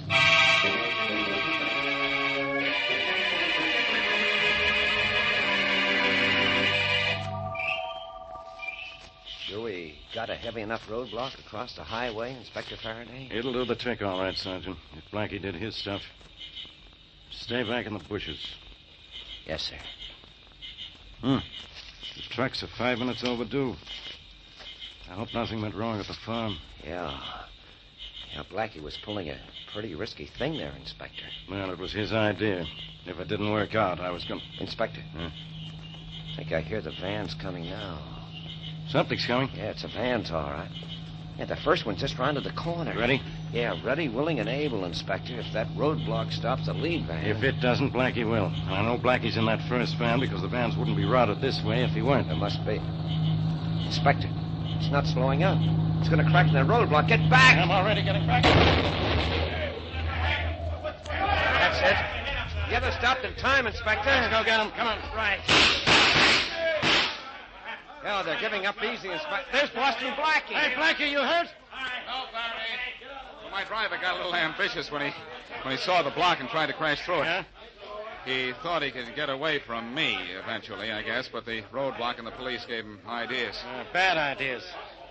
Well, we got them all, but we don't have the guy we want. The boss of this mob. Oh, I think we'll get him before the night's over, Inspector. I can find him. You can? Where? Well, you see, I know his phone number, and you can check his name and address. Huh?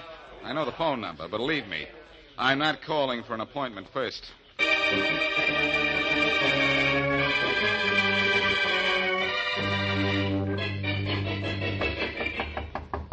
Come in. A gentleman here to see you, Mr. Van Allister. Well, show him in, James. And, James. Yes, sir. Where did you get that black eye? Black eye, sir? Oh, I ran into... You ran into this fist, Van Allister. Who are you? I'll let you know. And, James, that'll be all. Faraday's waiting for you outside. Very good, sir. Nice place you have here, Van Allister. I demand to know who you are. Stop it, kid. You're not in a position to demand anything. What? But I'll tell you, I'm a nice guy that way. I'm Boston Blackie. Blackie? But I thought that... That I was dead? I know. Everybody thinks I'm dead lately. Glad to disappoint you, Mr. Van Allister. Very glad. Well, do you want to leave your manor in a manner to which you're accustomed, or would you prefer I carried you out? Where are my boys? Where are they? The butchers in jail. Waiting for you. They said to tell you that they're awful lonesome. They told you about me? Mm-hmm. They wouldn't. They wouldn't dare. I don't believe you. You're making all of this up. First I'm an actor, now I'm a writer. Look, Mr. Van Allister. My boys. I don't want to waste any more time. My boys are in jail, all of them? Every last one. They didn't tell you about me.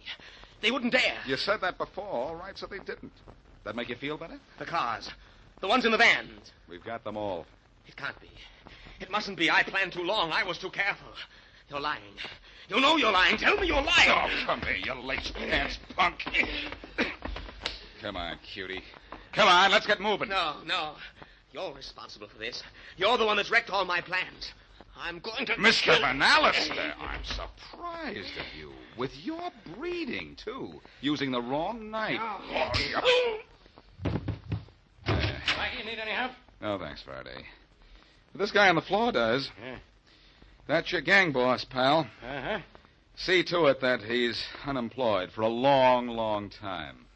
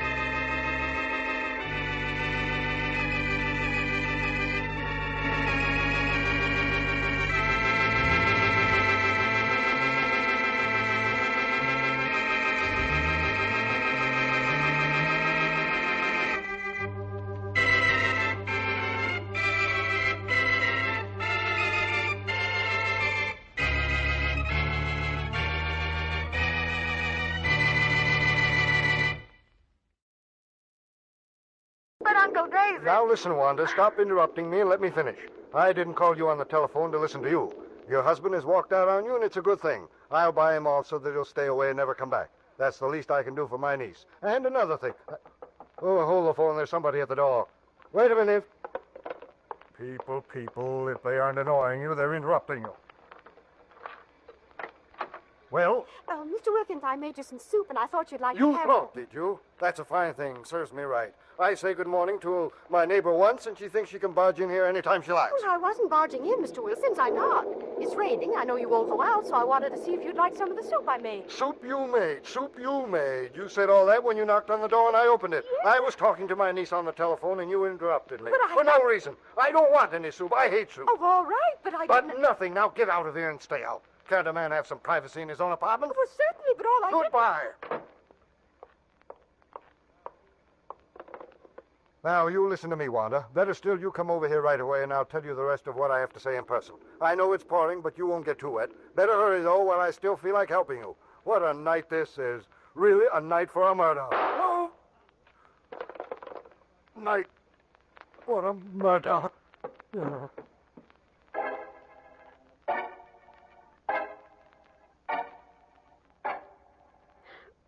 Mr. Markham, do you know all about my uncle's death that I can tell you? I called the police when I heard the shot over the telephone as he was talking to me. I know, Mrs. Taylor. Sometimes my job as district attorney isn't so very pleasant like now. Now, there are several things you can tell me about your uncle that might help us find out who killed him. Well, Oh, Vance, come in. Vance, this is Mrs. Wanda Taylor, niece of the man who was murdered. It was his death I asked you to come down and help investigate. Hello, Mrs. Taylor. My deepest sympathies. Thank you. Vance, this is the situation. Mrs. Taylor's uncle, David Wilkins, was talking to her on the telephone when he was interrupted by a neighbor, a widow living next to him. She had made him some broth, but he didn't want any, and he returned to the telephone. We have her testimony to that effect. I see. Have you anything to add to that, Mrs. Taylor? No. I was talking to my uncle when I heard a shot over the telephone, and our connection was broken immediately. When the phone dropped to the floor, Vance, it smashed part of the mechanism. Understandable enough. You called the police from your telephone, Mrs. Taylor? Yes. They said to meet them at my uncle's place, and I did. It didn't take long, and when I arrived, a policeman was already there. The officer on the beat heard the shot, ran up, and found Mr. Wilkins was still alive. Wilkins said he didn't know who shot him. All he knew was that he was talking on the phone to his niece when his killer walked in. And that, I imagine, is all we know about the case. Yes. Mrs. Taylor, what were you talking to your uncle about? Well, I don't think that's any of your... Mrs. Taylor? It was personal. Very personal. So is murder. Well, my husband walked out on me 3 days ago. My uncle was saying it was a good thing, that he was going to buy him off. Your uncle had money. A lot. And I was his only living relative. I'm sorry, but he had 2 heirs. Oh, I told you, I know what you said, but you're still married, and your husband automatically owns half of what was left you, unless otherwise specified in a will. Oh... I think the first thing we ought to do is find this husband of yours, Mrs. Taylor. Before we find the murderer, Vance? It's quite possible, Markham, that when we find Mr. Taylor, we'll also be apprehending Mr. Wilkins' killer at the same time.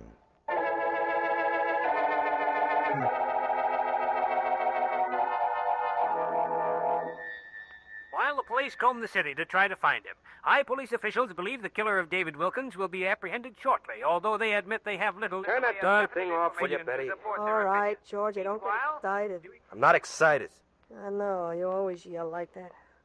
What's the matter? You unhappy because you're petting the niece of that dead guy? I don't know what the matter is. You got something to gripe about. I got something to gripe about.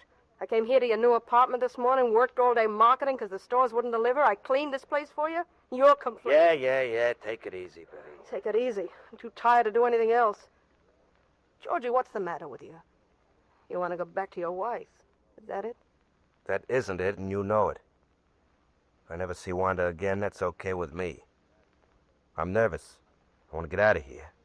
I think the cops might come looking for me. What for? You didn't kill her uncle, did you? Now, look, I'm going to leave town. I'll be a good kid and throw some of my things in a bag for me, will you? How long you going away for? Not long, just till this blows over. Okay, I'll help you. How many shirts you want?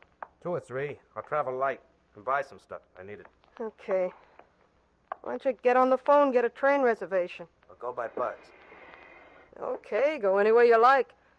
Only, Georgie, Yeah, what is it? don't forget to come back. Uh-huh. Free shirts, that ought to be...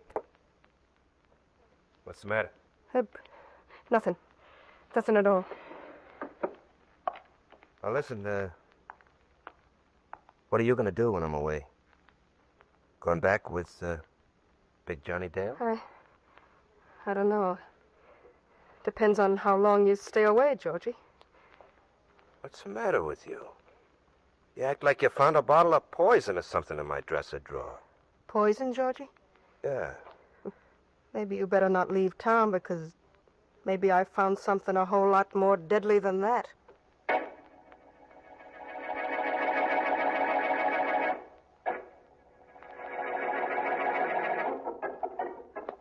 Hey, you're in great shape, Mr. Dale. I can't hardly lay a glove on you. You learned me good, Sammy. I was 20 years younger. Maybe I could be a professional. Huh? Sure, only you and one of this scrap in the ring. That's how I started. Now look at me, broken down ex-pug who keeps guys like you in shape. I take care of you, don't I? Oh, yeah, sure. No complaint. You tagged me with that one. Pretty good, huh? Hold it, Sammy. Somebody's at the door. Glad to hold it, Mr. Dale. Glad to do it. Hey, you better throw that rope over your shoulders. When you open that door, it might be a drag. Good idea, Sammy. Very good idea. Hello, Johnny. Betty, baby, come on in. Yeah. Johnny, I gotta talk to you alone. Sure, Betty. Hey, Sammy, scram, will you? Sure, Mr. Dale. What's going on, Betty? What's got you so upset? Johnny, I need help. I want a favor. You're coming back to me? No, Johnny, not right now. Don't ask me to come back. Wait till I'd come back by myself. 'Cause if I ever come back that way, I'll stick. Well, you got something there, Betty, baby. Okay, I won't press it. Tell me what's on your mind. Johnny, you know anything about the killing of that David Wilkins guy yesterday? Only what I read about it. Why? Well, this Wilkins was talking to his niece when he was killed. His niece is married to a guy named Taylor, only he walked out on her a couple of days before. Yeah? That's the guy I'm running around with, Johnny. Well, that's a nice, pretty picture. Where do I fit in it? You fit in like this. Hey, kid, that gun. Put it away. No. What do you want to point a gun at me for? I'm sorry. Here, I want you to take it. Wilkins was killed with a .38. Here's the .38 I found in this guy Taylor's dresser drawer. One shot's been fired. Take care of the gun for me, Johnny. So that's the pitch, huh? Yeah. Your boyfriend knocked off the uncle, stashed the gun in his dresser, and you found it. Yeah. You found it, and you bring it to me to see that it gets lost. You got a lot of nerve, Betty. I got a lot of confidence, Johnny. You'll do it for me, won't you? I don't know. I'm not sure. This sticks me in the middle of something that ain't my business. You know that. I don't want that gun kicking around. This boyfriend of mine wanted to blow town, only I talked him into staying for a little while. But he wouldn't know how to duck a hot rod, and you would. Yeah, I'd know. The cops looking for this new guy of yours? Not that we know of. Only he's afraid of something. Well, he ought to be afraid of me. After all, he took my girl away. He didn't take. She went to him. Well, I guess that's right. Well, okay, Betty, baby. I'll take the gun. Oh. And I'll get rid of it. You got a big heart, Johnny. And a soft head. Imagine me making sure a guy don't take a murder rap so that my girl can still have him.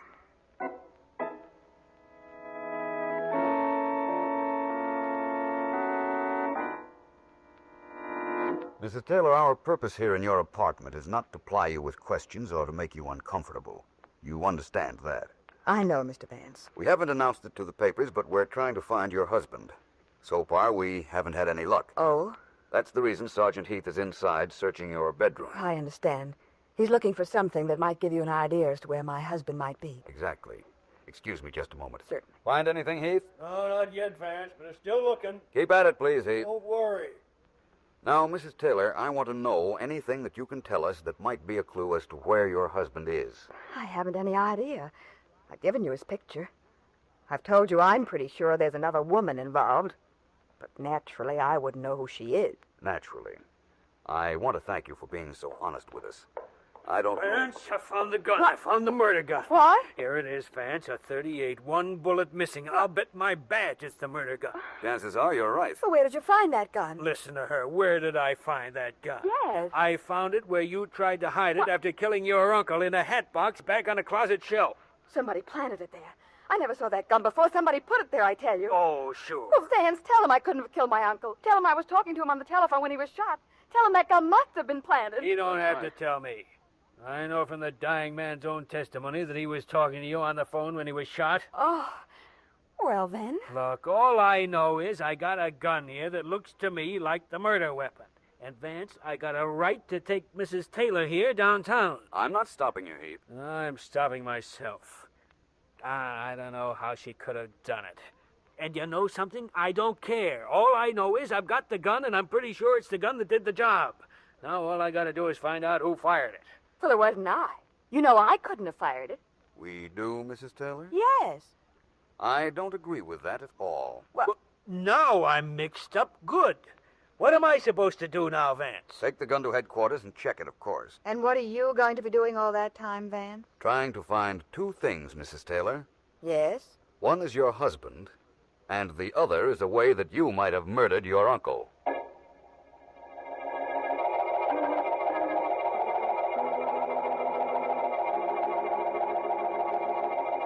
Take a look, Sergeant Heath. Yeah? The bullet we fired out of the gun you found in Mrs. Taylor's place, And the bullet we took out of the body of her uncle are both under this microscope. Take a look. Sure, I'll take a look. It was the idea of me bringing you those two bullets. The markings are pretty close, wouldn't you say? Close? No, they're not close, Sergeant Heath. Fine guy we got in charge of the police laboratory. I'm looking at the two bullets. I see the markings, and he says they're not close. I looked at them, too, when I set the microscope for you. And you still say those markings are not close? They're not close at all, Sergeant Heath. They are identical. Without any question, the gun you found in Mrs. Taylor's apartment is the gun that murdered her uncle.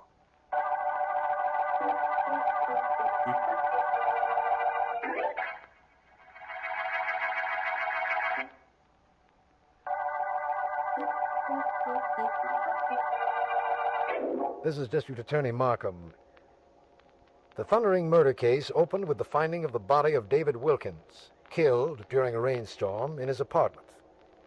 Investigation proved that he was talking on the telephone to his niece, Wanda Taylor, at the time of his death, and Mrs. Taylor's husband is missing.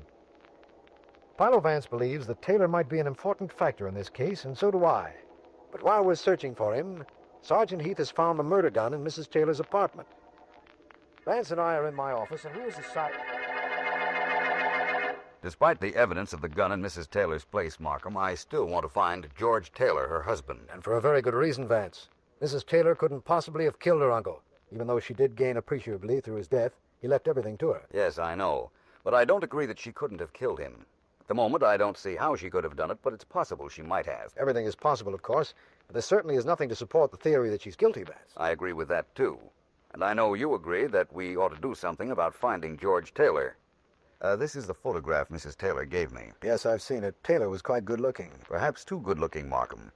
But I don't care half as much what he looks like as I do where he is. There's nothing in the photograph that would tell us that. No? I just noticed something. Look at what's on his lapel. That emblem? Mm-hmm. That's an indication that he's a member of some kind of a club or an order of some sort, isn't it? Yes, that's the Roster Club emblem. Roster Club? Yes. Let me see now. Taylor doesn't know we're looking for him, does he? Why, no. You asked me not to tell that to the newspapers. Good. Now, so far as Taylor knows, his wife never indicated to us that he walked out on her. Therefore, there'd be no reason for him to be in hiding, would there? Oh, I see what you're getting at. I'm sure you do. If Taylor belongs to the Roster Club, and apparently he does, and inasmuch as he wears the emblem in his lapel, he's probably an active member, there's no reason why he wouldn't attend a meeting, is there? None that I know of. In fact, the chances are he would attend a meeting just to keep up appearances, just so nobody would suspect that there was any reason he didn't attend, a reason such as a split-up between him and his wife. Vance, I think you've done it again. I think your logic has enabled us to find Taylor. It sounds incredible that sitting at this desk with me, you could indicate where a missing man might be. I should have used that logic yesterday. Then perhaps he wouldn't have had a chance to plant that gun in his former apartment. if he planted it. Well, what's our next step? Check the roster club. Find out when their next meeting to be held. And at its conclusion, you and I will be waiting outside to pick up George Taylor.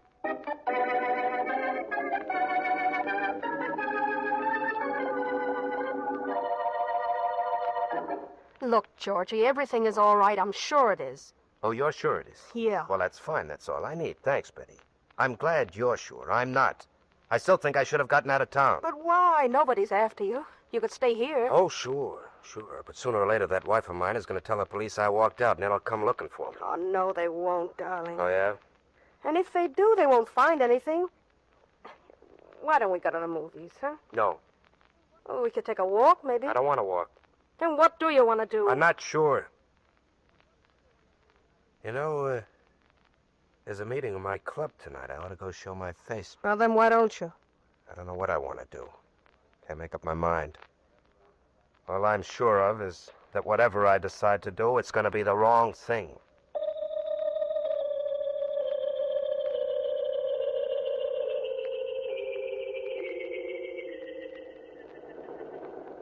It's almost 11 o'clock, Markham. That roster club meeting ought to be breaking up any minute now. We could have gone into the club rooms to see if Taylor was there. Yes, but this way is just as easy and a whole lot less conspicuous. We'll stay here in my car and spot our man when he comes out. If he comes out. Vance, I can't help feeling that there's someone else involved in this case that we don't know about. It's very possible. The one thing you know about a murder case is that anything is liable to happen. A murderer kills and does his best. Vance, look. There are men coming out of that building now. Look closely, Markham. We don't want to miss our man. Maybe we better get out of the car. Might be advisable. Let's... Wait. There he is. You're right. What do we do now? Call his name. He'll come over here. Very well. Oh, Taylor! George Taylor! He's looking around. Over here, Taylor! Here we are! Oh, me? So far, so good. He's headed this way. Did you call my name? Yes, we did. Get in, Mr. Taylor. Who are you? I'm District Attorney Markham. This is Philo Vance. We want to talk to you. Oh, no, you don't. I'm kidding. Wait a minute, Mr. Taylor. Running away won't do you any good. Now, look. The police would pick you up in a few hours. Right now, this is not an official invitation. But don't you think you ought to take a ride with us?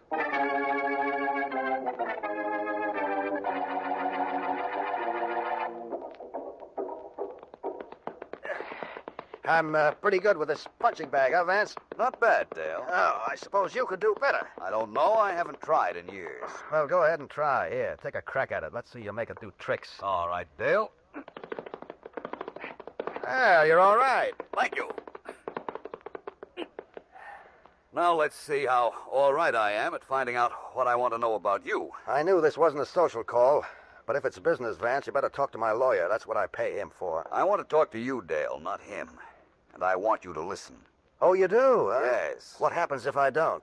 If I were you, I wouldn't try to anticipate that possibility. You're tough, aren't you? Yes. Vance, remember, maybe you're pretty good with a punching bag, but a punching bag can't hit back. That's one of the reasons I gave up using it. Now, Dale, look. I think you're mixed up in the killing of David Wilkins. What's more, I'm going to... What were you saying before I rudely interrupted you? Never mind what I was saying before. Let me say one thing right now, and that's thanks. Thanks for giving me reason to do something I've wanted to do ever since I saw you. Oh, what am I to do? Hey, oh! Whoa. Get up, Dale. I'm pretty comfortable down here. Stay there, then, but tell me this. What do you know about the Wilkins murder? Nothing. Not a thing. I never met the old guy. You know a girl named Betty Steele? Sure, I know her very well. What about it? She's going now with a man named George Taylor. Taylor's still married to Wilkins' niece. We picked him up last night, and he told us about Betty and you. If you framed Taylor, maybe you'd get your girl back. You know, you've got something there, Vance. I wonder why I wasn't smart enough to think of that. I wonder if you were.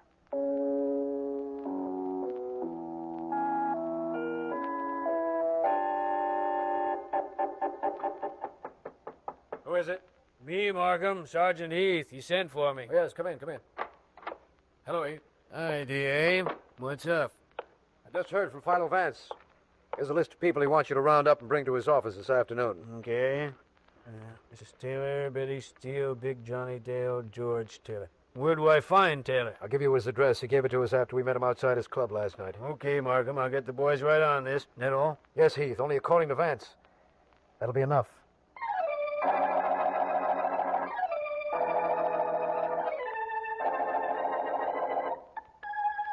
I want to thank all of you for coming here to my office. Nothing. Don't thank me. Cops practically dragged me here. I'll thank Sergeant Heath when he comes in for that. You, Mr. Taylor, and Miss Steele. Yeah. I'm glad to see you both. Well, at least somebody's glad we're here. And Mrs. Taylor, I think I can promise you that your uncle's murder will be solved in a very few moments. I hope you're right, Mr. Vance. To begin with, Dale. Yeah? Where were you the night Wilkins was killed? I'll help you. It was this Monday night at 8 o'clock. I knew you'd ask me that, Vance. Really? I was out at a driving range knocking out some golf balls. I like to keep in shape. Thank you. Miss Steele, where were you? I was watering the lawn in front of my own house. Mr. Taylor? I went out for a walk. Hi, Vance. Oh, come in, Sergeant Heath. Here's that report you asked for. I just got it from the girl. Thank you, Heath. I have here a weather report for this territory on the murder night. Oh, Mrs. Taylor, I'm afraid I overlooked asking you where you were. But you know where I was. I was at home talking to my uncle on the telephone when the shot was fired. Of course. Now, everybody listen. This weather report states that there was a thunderstorm Monday night. Yet Mr. Dale, Mr. Taylor, and Miss Steele all say they were doing things which they wouldn't be doing in the rain. Listen, I'm telling the truth. Just a moment. The thunderstorm I talked about took place only in a very small district. That isn't too rare a phenomenon with storms. Sometimes it rains on one block and not on the next. Sure, I've seen that myself. Thank you, Heath.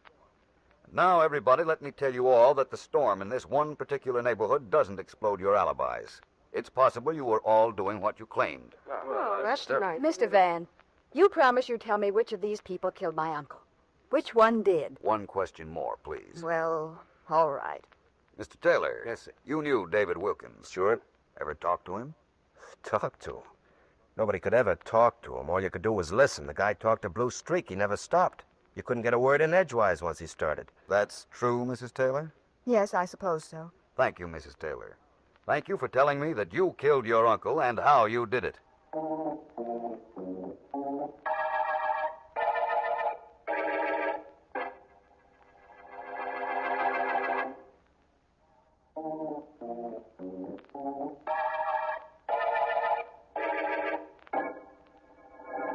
First of all, Markham, I got all our suspects together so that I could hear their alibis. None of them mentioned rain, therefore none of them was in the neighborhood of the murder when Wilkins was killed. Unless they were lying. People don't lie about their alibis, Markham. It's too easy to explode a lie, and a lie is much too definite an indictment against the suspect in the event that we prove his story false.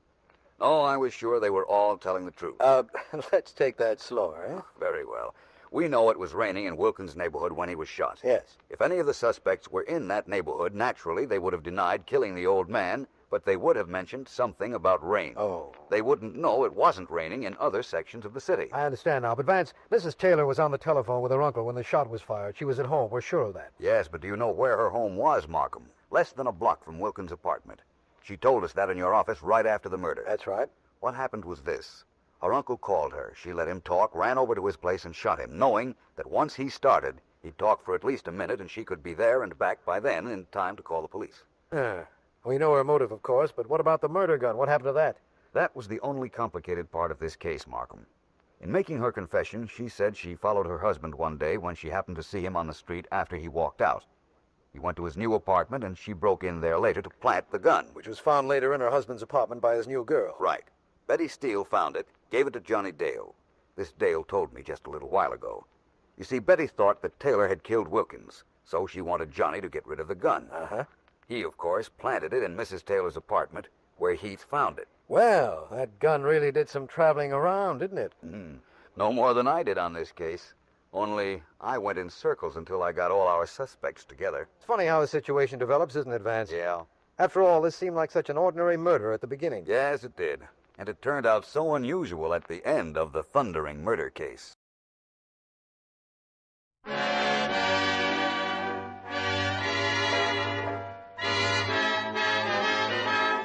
The makers of Camel cigarettes present Dick Powell as Richard Diamond, private detective.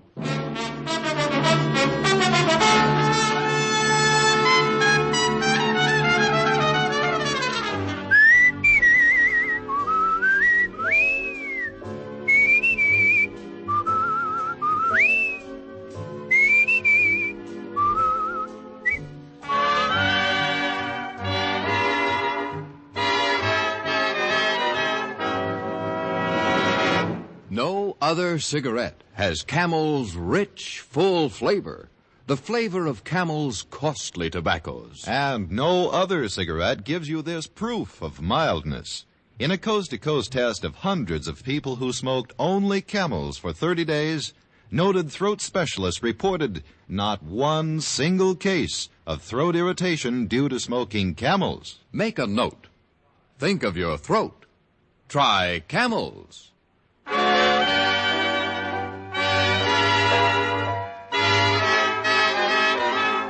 Here transcribed is Richard Diamond, Private Detective, starring Dick Powell.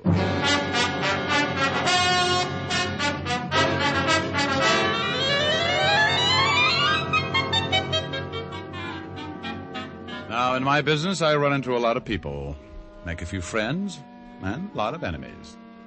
I remember a few weeks ago when one of those friends walked all the way over from 31st Street to tell me about his trouble and leave me a share of it. His name is Angelino Giuseppe, and he runs a butcher shop. Little guy with a big, broad stomach and a smile to match. I met him when I was on the force. He used to stop in and buy some cold cuts or a pound of bacon. I liked his smile, and I always hung around for one of his bad jokes. But when he came into my office that afternoon, pushing his big stomach in front of him, I spotted trouble right away. The smile was gone. Well, Angelino. Hello, Mr. Diamond. Haven't seen you in a long time. Come stai? Sto male. Yeah, I can tell. Now, what's the trouble? The pig's knuckles got arthritis? Pig's knuckles? That's better now. That's more like my answer. You always kidding. You make it easy to smile. Yeah. Accetti. Grazie. All right, Angie, let's have it. What's wrong? Well, I'm going to ask you to do something, but I can't pay you. We'll talk about it later. You can take it out in a trade. That'll run into a lot of ham hocks, Angelino. Well, I want to pay you. Well, I can always throw a barbecue. Now, tell me about it. Well, you see, it's like this. I come to you as a sort of a representative from all the other butcher shops, the independent ones. I see. I ain't the only one that's worried, so all the butchers got together last night and decided to do something about it. All of the independent butcher shops? That's right. Every week, a couple of guys come around and collect. Now, if we don't pay, we get our shops bust up, and if that ain't enough, we get our heads busted too. Look, see, I still got 3 stitches right here in the top of my head. Oh, I see. Well, that's a nice job. Doctor must have used a loom. I got this last week when these 2 guys came for the money. I couldn't pay, so one of them hit me with a blackjack. Oh, that's too bad. What about the law, Angelino? That'd give you the right kind of protection. Well, we discussed that at the meeting, but we decided it was too dangerous. We've been warned. If we go to the police, we get hurt bad. Well, we all got families, Mr. Diamond. We can't take the chance. Now, have the 2 men who beat you up been back? No, but they will be. Okay, let's go. Well, we're going someplace? Yep, we are going someplace. You don't know it, Angie, but you just hired yourself a new assistant. I have? You certainly have. Come on, I want you to show me how to carve a locks.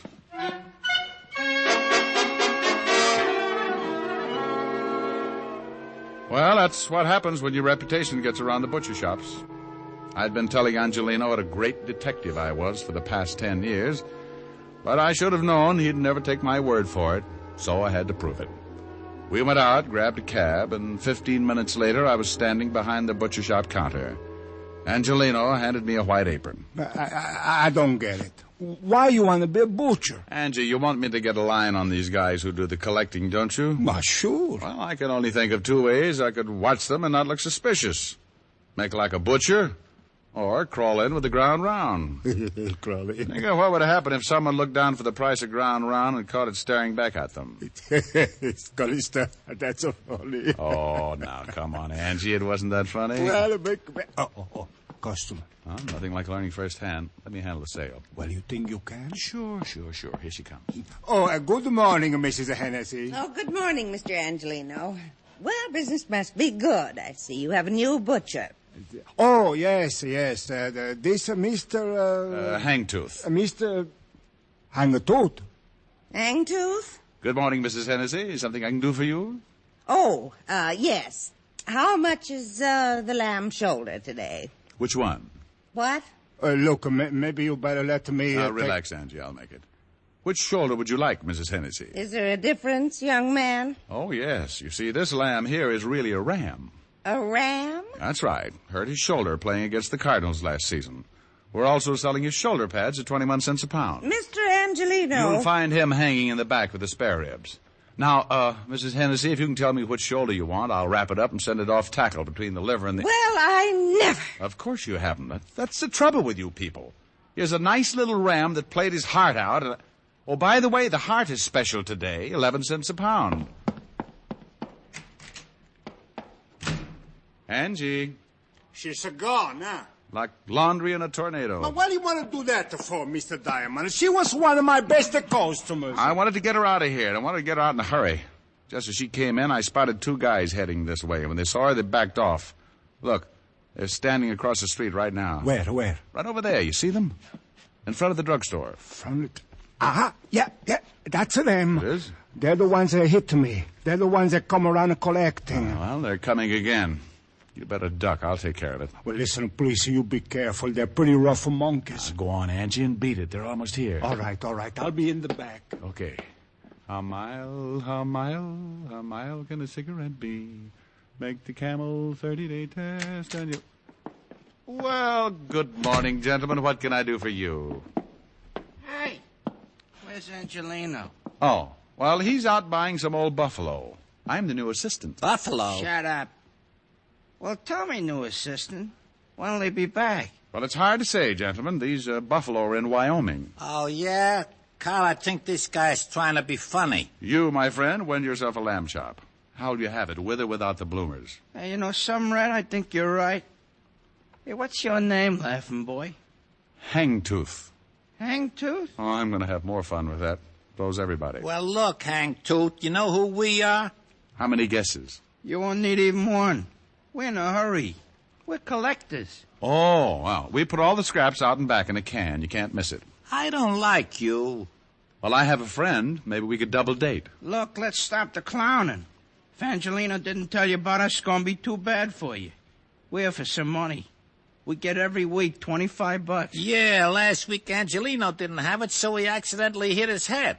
We figured that all that blood would make him remember it this week. Well, I'm sorry, friend, but Angie didn't say anything about it. Tell me, what does he pay you boys for? Oh, little things. Protection, mostly. You see, if he paid us last week, he wouldn't have hit his head. You know something? I know a big, fat cop who would just love to hear all about this protection Angie's paying you for. You do, huh? Yeah, I do, huh? Well, look. Seeing as how you're a new boy around here, maybe we ought to tell you first. Why don't you do that? Yeah, let's go in the back. I like it here. I listen better.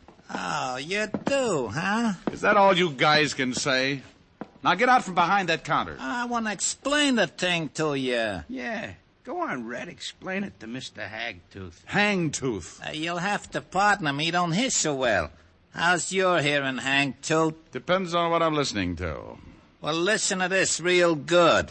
Seeing as how you're working for Angelino, you're going to need protection, too. So let's have the $25. I want to know what I'm buying. Oh, sure. He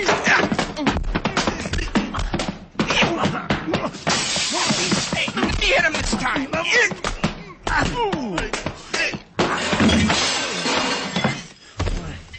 Hey, a rough one. Yeah, you're bleeding. Yeah. Want to get rough, Hangtooth? Hey, you're liable to kill him. Yeah. Let him alone. Hey, we better get out of here. Yeah. We'll come back for Angelino later.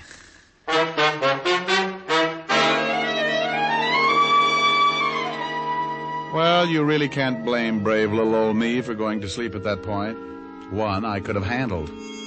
But in that cramped space behind the counter, with both of them coming from different directions, I had to give it up sooner or later. And I did for about 20 minutes. When I finally snapped out of it, I looked up and saw 3 heads staring down at me. 2 herring with Angelino in the middle. Hey, Mr. Diamond, you're right. Oh, lovely. Here, let me help you get up. Swell. Now, look for my eyes, will you, Angie? I didn't know what to do. I guess I should have called the police. Oh, fine time to tell me. Let me sit down. When I thought about calling the police, I also thought about my family. Those 2 men might beat up my family just like this. Yeah, I guess you're right. Mr. Diamond, please, you better forget about this. It's too dangerous. When they come back, I'll pay them the money and nobody gets hurt. Look, Angie, I can understand why you're scared. Those 2 headhunters aren't kidding, but you can't let them get away with it. I can and I will. I ain't taking no more chances. First they bust up my shop, and then they bust up me, and now you. No thanks. I got enough. Okay, Angie, but not me. What are you going to do? Well, I got a sore face and a nasty disposition. I won't get back to normal until I find those 2 guys and tie their necks in a bow.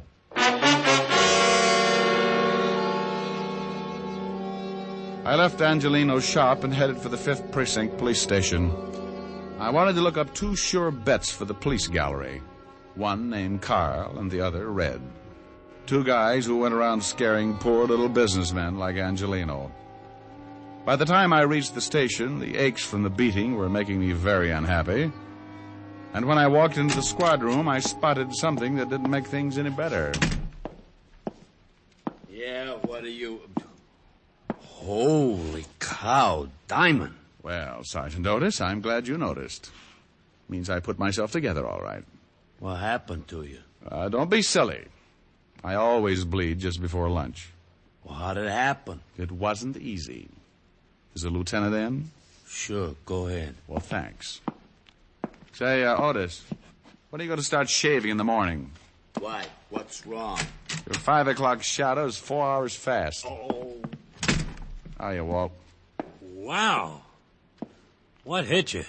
Wait till the bruises show up. I come on in Technicolor. Someone sure did a good job. Yeah. That someone is 2 guys, Walt. One named Red and the other Carl. Red and Carl? Yeah. I got closest to Red. Name matches the hair, busted nose, about 190, very nasty with a sap. And Carl? Dark, greasy, well-dressed if you like the type. Big boy with a scar under his right eye.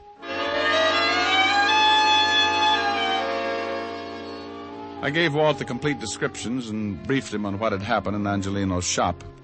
We went down to the mug file and started going through pictures. 20 minutes and 8 dozen charming photographs later, I found what I was looking for. I showed them to Walt, and he said, "Oh, you know him?" Yeah, Carl Tate and Red Dillon. Here's the package. Dozen arrests, half a dozen convictions between them. Very impressive. Couple of muscle men. What do they go after you for? I've been pulling a protection racket on some of the independent butcher shops. Who do they work for? He used to work for Jack Arno before he got sent up. I know they're not working this setup alone. It's too big. No, there wouldn't be. Hey, Tiny Easter's in town. Tiny Easter? Oh, used to be Arno's right-hand boy. That's right. Came in about a month ago. I'd love to get something on him. Nobody's ever been able to nail him. Well, it adds up. Easter worked for Arno, and so did Carl Tate and Red Dillon. Well, we can't pick him up just because 2 of his boys worked you over. He'd just say they weren't his boys. I don't want him picked up. I want Carl and Red. If Easter goes along with the deal, you could have him. What are you going to do? Get cleaned up and pay Mr. Tiny Easter a visit. What's his address? He's got an office on East 48th Street, 804. Thanks, Walt.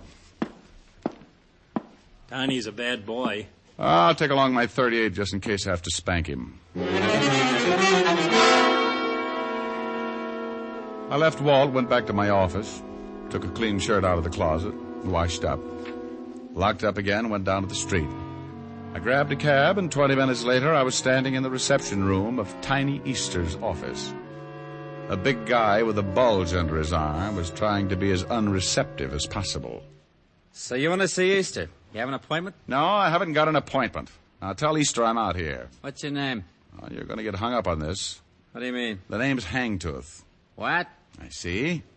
Now make like an office boy and tell Easter I got a message for him from Carl and Red. You're a pretty fresh guy, aren't you? Yeah, and I'm going to spoil if I have to stand around much longer. You can spoil rotten for all I care. You're not going to see Easter. He's busy. Okay.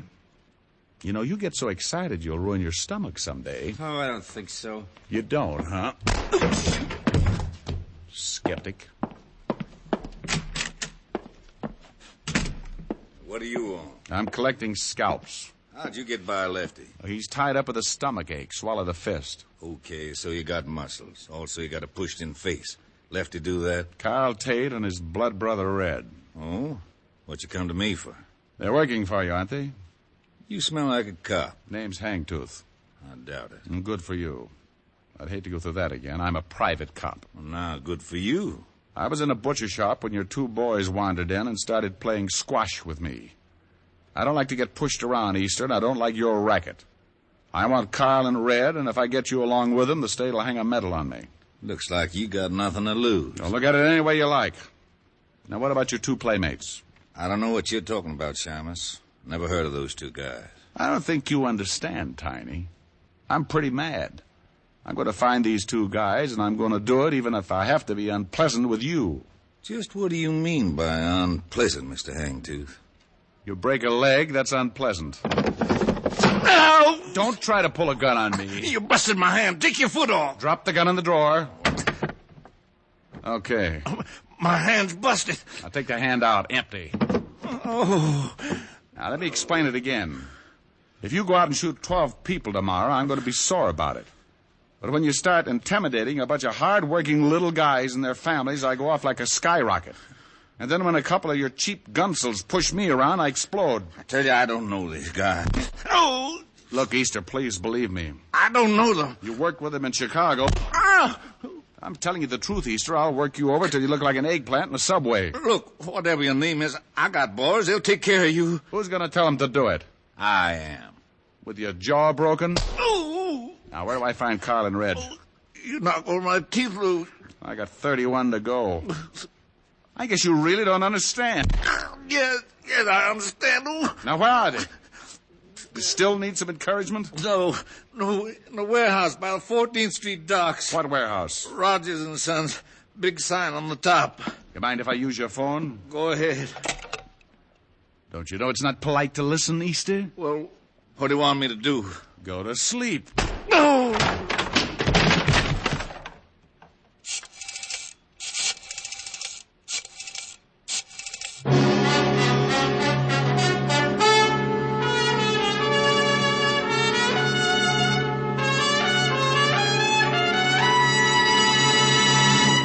Before we continue with Richard Diamond, here are a few words about smoking enjoyment.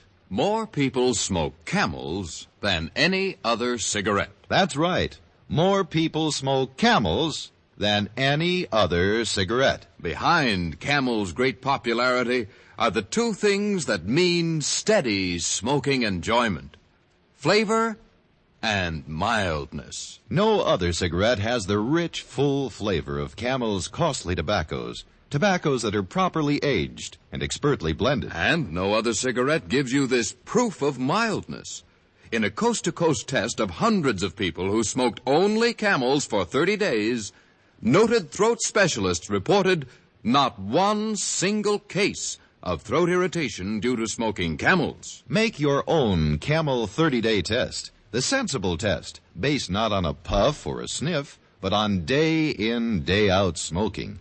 You'll see how flavorful Camels are and how well Camels get along with your throat, pack after pack.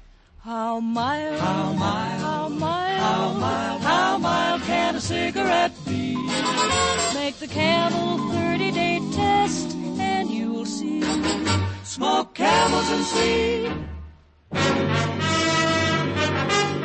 And now back to Richard Diamond, Private Detective, starring Dick Powell.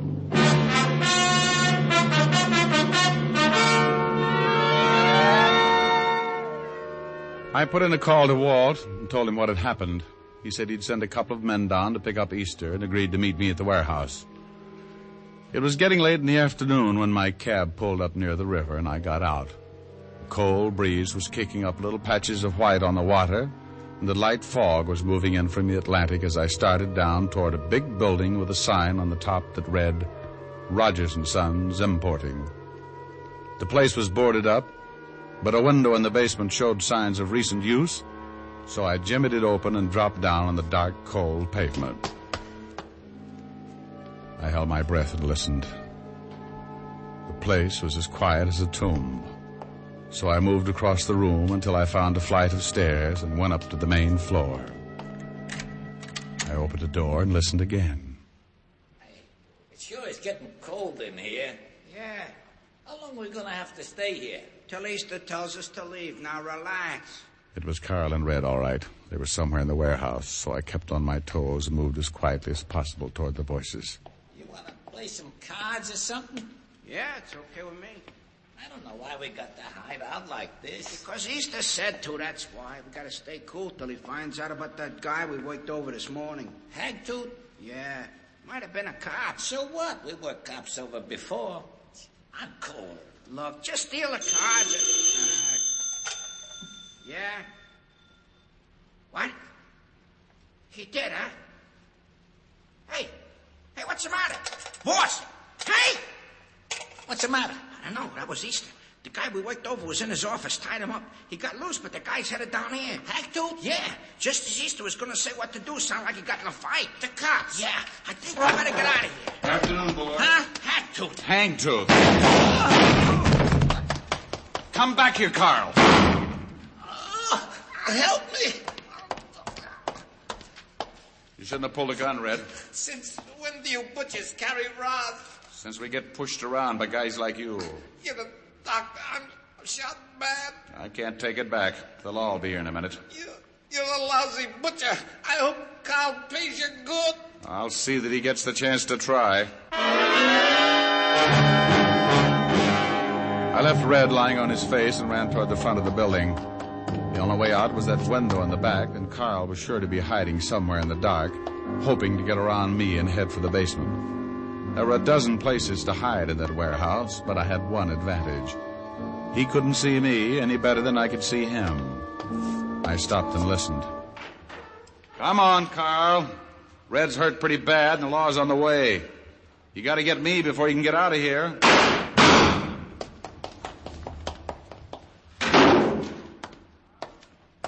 Carl! Come on, Carl, give it up. You're stuck and you know it. Carl! I had his position pretty well spotted. By his gun flashes, I could tell he was edging his way toward another large pile of packing cases. I moved off to my left, still keeping his approximate position in line with my gun barrel. It was my idea to circle him, but something changed my mind. A metal ladder stretched down from the ceiling and led up to a catwalk overhead. I went up, one rung at a time, half-turned to keep Carl in line in case he made a break. After what seemed like hours, I reached the catwalk and started crawling on my hands and knees toward Carl's position. I was nearly over him when I heard the door open. Rick! Lieutenant? Yeah? Here's one of them. He's shot up pretty bad. Rick? Come on, Otis. Maybe he's up that way.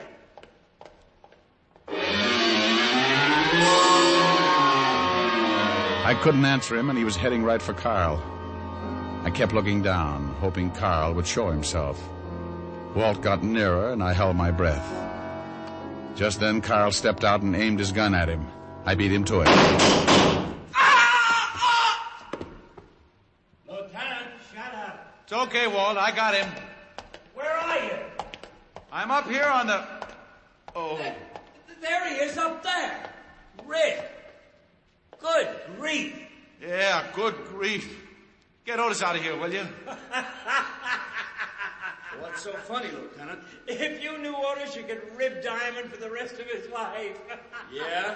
Walt. Come on, tell me what it is. Walt? Okay. Get out of here, Otis. Oh, Lieutenant. You heard him, Otis. Now beat it. Yeah, go on, Otis. Oh, gee, Lieutenant, won't you even... No, he won't. Now you beat it. It's real funny, isn't it? It sure is. I just saved your life and you stand down there and you... Oh. Well, don't look down. Get the fire department. Don't you ever think about these things before you start climbing ladders? Well, it was the only way I could get the position to shoot. I just didn't think. For a guy who can't stand high places. Walt. Well, it's your own fault. Fault, Smalt, get me down. I'm getting dizzy. It's only about 50 feet to the floor. Walt! Great big boy like you. If you don't get the fire department... Okay. Oh, you big fat ox. I hate you.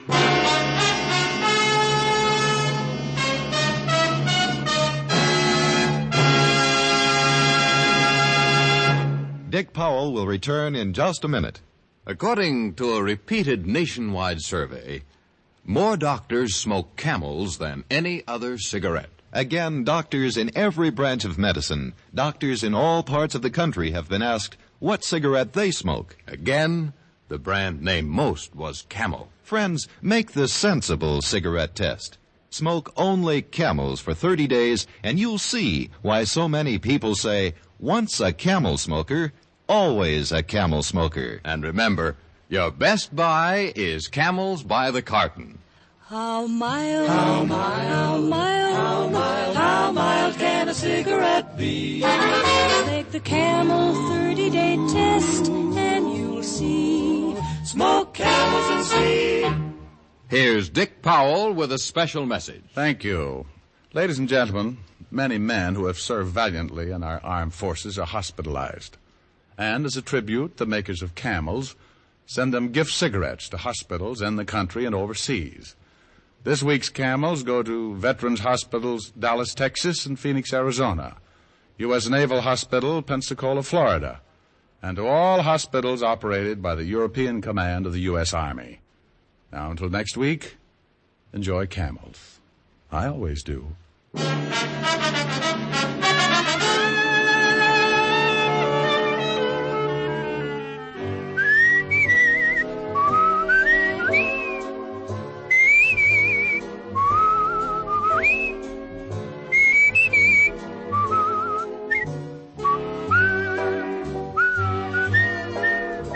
Dick Powell can now be seen starring in the RKO film Cry Danger. Tonight's adventure of Richard Diamond was written by Blake Edwards with music by Frank Worth. Our director is Helen Mack. Featured in the cast were Virginia Gregg, Wilms Herbert, and Arthur Q. Bryan.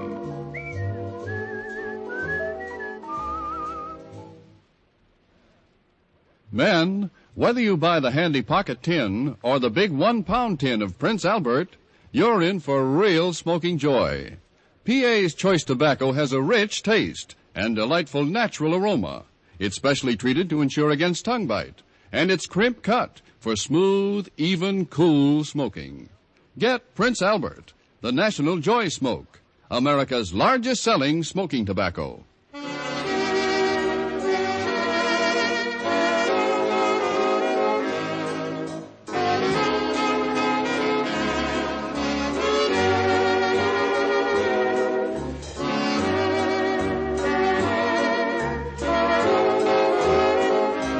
Listen next week for another exciting transcribed adventure of Richard Diamond, starring Dick Powell.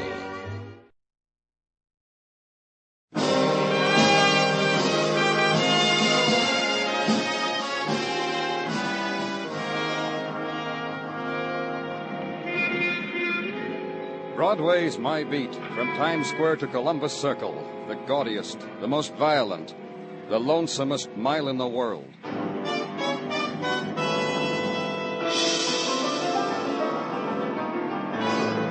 Broadway's My Beat, with Larry Thor as Detective Danny Clover.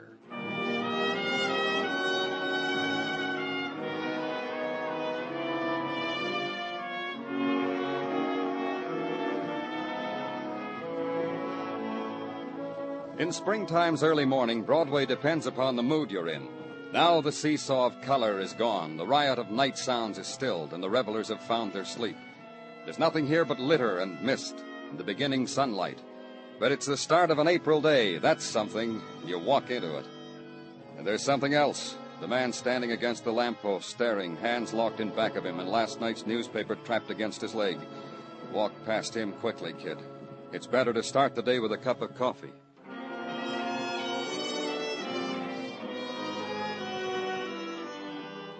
I didn't have time for coffee. The call came while I was pouring the cream. The call with a code number that said homicide, that said an address on 5th Avenue, that said get there.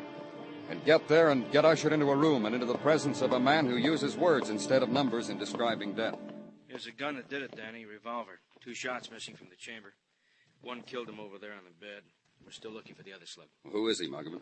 Philip Hunt. Securities, investments. Retired about 2 years ago to try to enjoy himself, the maid said. The maid called it in. Oh. But what else? Plenty. Here, let's go. I'll show you. It's down the hall. Big party here last night, Danny. Glasses, scotch, bourbon, gin, cigarette butts, gold tip, cork tip, lipstick tip. Oh, this too. Oh, pocket lighter. Fancy one. Give me a light, will you? Thanks. Yeah, real fancy. And Evans. Catchy engraving on it. From Barbara to Willard. It'll have to be traced. Mm-hmm. Found it in the bathroom in the shower stall. Doorbell. Maid'll get it. In here, Danny, the library. Who are they?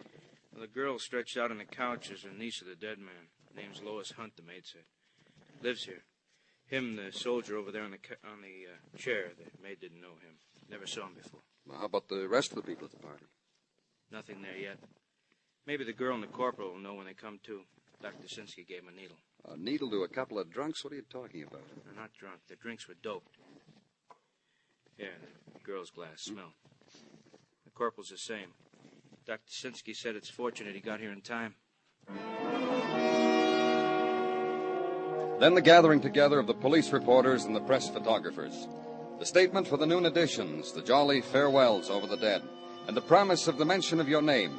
The bribe for more detail, more, you know what, Danny, gotta compete with the comics, kid. And the walking away from it.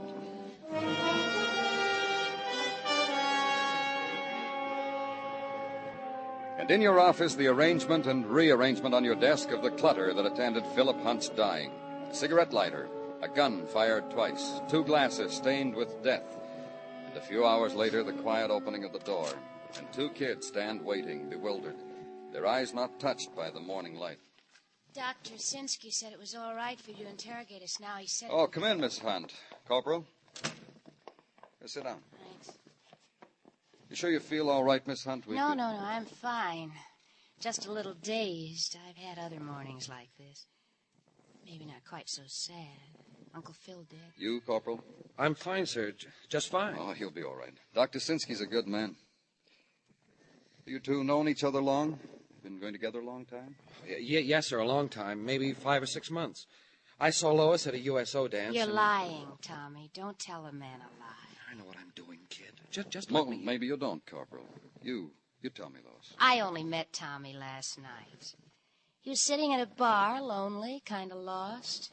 Made him so attractive. I'm rich.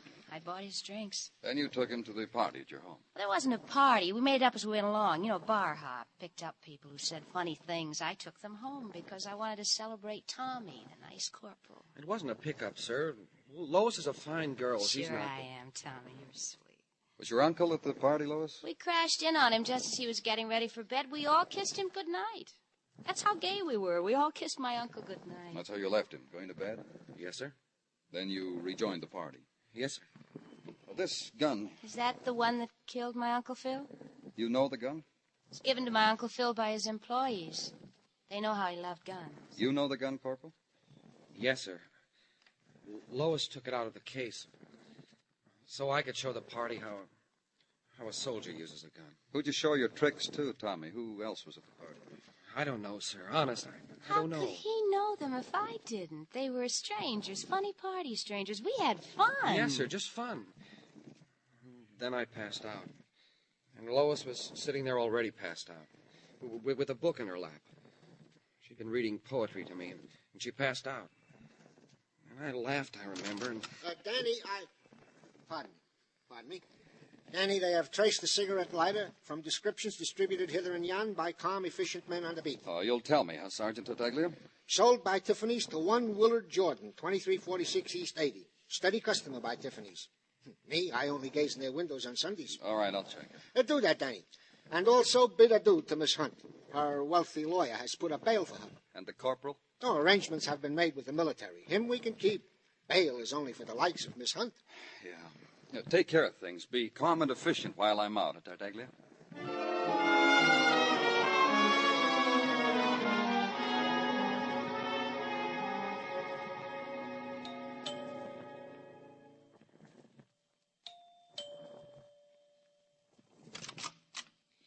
I'm very sorry, I'm busy. I'm from the police. Does Willard Jordan live here?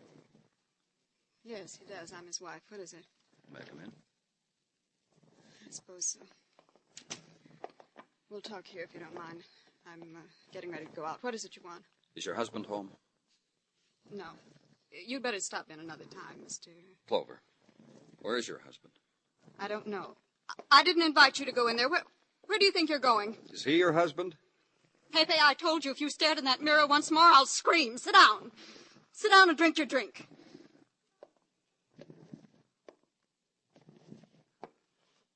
And don't you move. And don't you open your mouth. Not your husband, huh? Then who? Pepe. You must know, Mr. Clover, he's a model for my husband. Willard did him as Narcissus. What's Pepe doing here now? Waiting. He dropped in to see Willard. Willard's going to paint him for his summer show. When's the last time you saw your husband, Mrs. Jordan? Early yesterday morning. I handed him his sketch pad when he walked out of the door. Now, you tell me something. Why is it so important for a policeman to talk to my husband? He was at a party last night where a murder was committed. You think Willard did it? Willard? I didn't say that. I just want to talk to him, that's all. Willard commit a murder? Pepe! Pepe, one more time and out you go. Doesn't it worry you that your husband didn't come home last night? Why should it worry me? What do you mean? Willard has not come home like this before? Oh, I see what you mean. Yes, Willard stays way off and he's a roamer. He goes places, talks to strange people for material to paint. Let's see. Yes, he said he was going to take a model around last night. What model? A Pepe? Barbara, I think. Yes, Barbara Sullivan. Nice girl. You've seen her in the beer ads, Mr. Clover. She lives close by. I'll tell you where. If she knows where Willard is, phone me, let me know. Will you? Of course you will.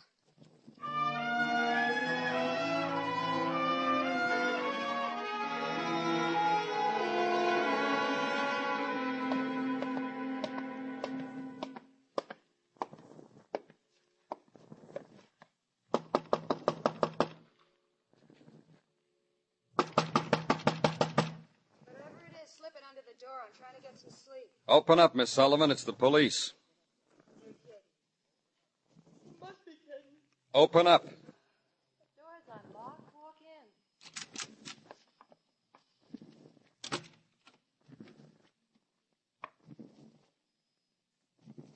This is me.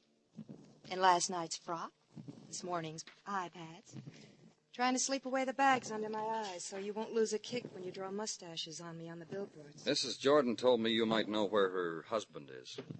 Melissa told you that? Good old Melissa. We want Willard for suspicion of murder. What? You were with him last night, with Willard. Where is Willard now? Sleeping off a jag under a cold water tap in the shower stall of a Fifth Avenue mansion. I know. I threw him there myself. Everything I do myself. He's not there anymore. We peeked. Well, then go look for a man with wet coat and pants. Dry the gutter on 3rd Avenue and 28th. Willard's favorite, his pride and joy. That's where you left him? I left him in the shower stall. I told you that 2 yards ago. You threw Willard in the shower, went home. What time did all these good things happen to you? Maybe 2, 3, 4 in the morning. I don't remember. All was on my mind was my beauty sleep. I'm vain. Coddle my beauty. Get fat checks for coddling it. So you want Willard for murder, Anyone I know? Philip Hunt. You were in his house last night. That's where I was. That's where that pale little rich girl took us. I wish I'd known. Maybe I could have wheedled the old man into using me in his advertising. That's all it means to you, a man's murder? Our wanting Willard for it, maybe? Come to me with a Hollywood contract, mister, and I'll show you what things can mean to me. I'll change overnight for you. I'll live for it. Keep posing for beer, Miss Sullivan, just so I'll know you're around. I'll do it good. Because I'll keep it in mind you'll be staring at me through shop windows. And bye now. It's iPad time again. So a half day had gone by, and I had nothing. The technical division had something, though, and they gave it to me. There'd been about 17 people at the party last night at the home of Philip Hunt. 17 people, according to the kind of dregs in the bottom of liquor glasses, and fingerprints. Maybe 9 men and 8 women. So far, I had talked to 3 of the 17. Result, shrugs and bleary answers. Result, nothing. Back now to the home of Philip Hunt and talk to his niece again. Outside this time, in the small garden. Sit in a wrought iron chair and watch Lois Hunt take her 3 o'clock scotch and soda. Sure you won't have one, Mr. Clover? No, thanks. Listen to me, Lois. All I want you to do is try to remember who else was here last night. Somebody who had a motive for killing your uncle. I had a motive. Money. I inherit most of the estate. How's Soldier Boy Tommy? Nice kid. I'm going to visit him tomorrow. You mean you just picked these people up and brought them home? Oh, sure. Grab bag. You never know. Miss Lars! In the guest house. What's the matter, Francis? I was cleaning. Please look.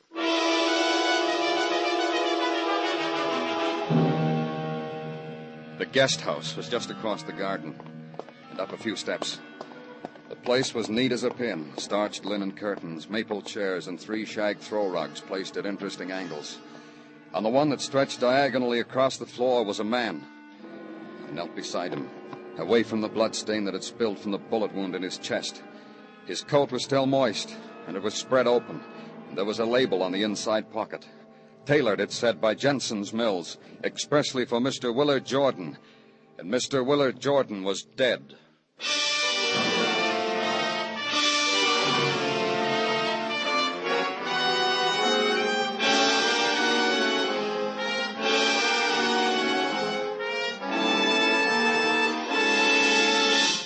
You are listening to Broadway's My Beat, written by Morton Fine and David Friedkin, and starring Larry Thor as Detective Danny Clover. With the kids of the Beverly Hills Beavers to the right of him and those 2 curious revenue agents to the left of him, Jack Benny meets plenty of trouble this Sunday night on CBS. Be listening, be laughing with the Jack Benny Show tomorrow night. And be with us, too, for the fun with Eve Arden as our Miss Brooks on most of these same CBS stations.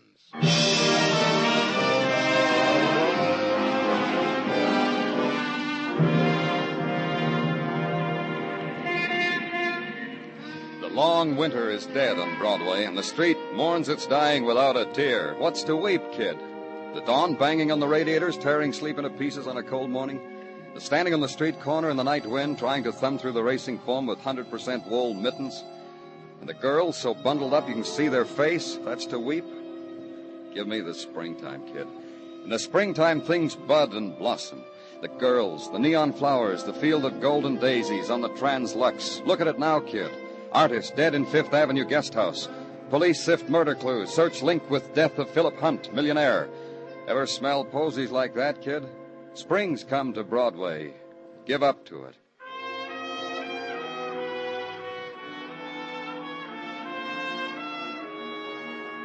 And at police headquarters, that's just what Sergeant Tartaglia did. He gave up to it.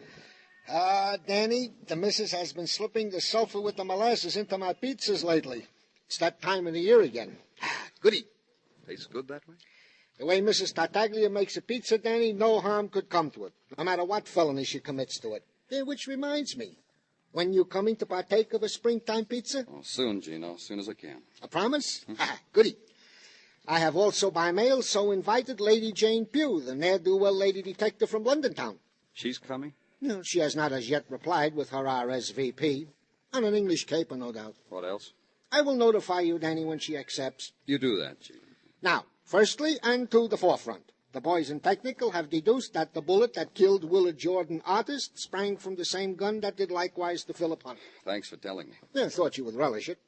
Secondly, and in the background, Major Robert E. Woodcock, retired. Try me again, Gino. I haven't had my sulfur and molasses. Major Robert E. Woodcock, retired. Partook of breakfast every morning of his retirement with the late deceased Philip Hunt. A fact established by Sergeant Muggavan while questioning the housemaid. Every morning, huh? Mm-hmm. That's interesting, Gino. Only a stab in the dark, but if a fellow wanted to talk to this Major Woodcock... He would go to the Union Club where the retired major resides. Naturally. Naturally. It's cut off when it gets interesting. Always cheated of the ending. I'm from the police, Major. Don't pussyfoot, boy. You're from the police. Be proud of it. Nothing to be ashamed of. Walk on tiger's feet. About Philip Hunt. My friend. My old friend. Chaperoned a mademoiselle around Paris in the old army days. Together, Phil and I. Many sunny days to remember. You want to know if I was with Phil the night he died? Were you? Dropped in for a brandy, game of chess. A lot of young people took me in tow. Made me act the major with a boy, a young corporal who was there. I'm afraid it was a rather pathetic entertainment. Then you got away from them. They were happy to dismiss me, shunted me upstairs to old Phil. We had our quiet brandies, our endless chess game, never finished it, and cried old soldiers' tears, and so to bed. You didn't come back for breakfast. Oh, you know about that, do you? Had breakfast with Phil every morning since our discharge, in the library, 7 a.m. Pleasant. Then we'd putter around in the garden. Pleasant. A ritual. But you didn't come back that morning. Why? Too tired. Overslept. Over-brandied. I wish I had come back. Why? Bid Phil a good journey. Dead men can hear things like that, you know. Pleases them. There was another reason I wish I'd have come back. What, to console Lois? Hadn't thought of that. No. To thank Phil for including me in his will. Left me quite a sum. Enormous sum. Quite an overpayment for my work in his garden. But you knew about that. No, I didn't. Makes me a suspect, though. It does. It should be interesting.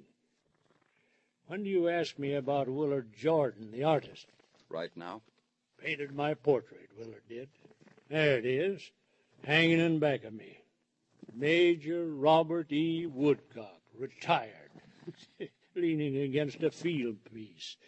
Classic claptrap. But I've grown rather fond of it. That's all there is of me now, me and it. I can always reach you here, Major. Phil's gone. Where else would I go?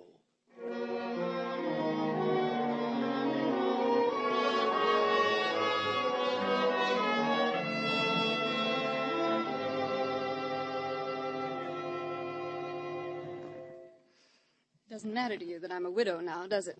You have to ask me questions. That's right, Mrs. Jordan. I won't answer them. I don't have to answer them. Please get out and let me alone. You told me you weren't at Lois Hunt's house last night. What? You heard what I said. All right. I was at Lois Hunt's house last night. I know. It was a terrible party. Pepe take you to the party? Pepe never goes to parties. He spills things on people's rugs. I went alone. Did Lois pick you up at a bar? I never go to bars. Then you were following your husband. So what? So what? It's your right, Mrs. Jordan. Of course it is. I was his wife. Just tagged along. Just in case Willard got into trouble with that brewery poster, that's all. Saw Willard go into the house. Waited a while, then I went in too. Willard got into trouble, Mrs. Jordan. Where were you? Well, Well, what? a girl has to be sociable at a party. Anybody knows that. Somebody gave you a drink. Never did get to see Willard. And you must have gotten to know some of the people. Oh, just names, like Nicky and John and Bobby. Honestly, I don't remember a lot. Honestly.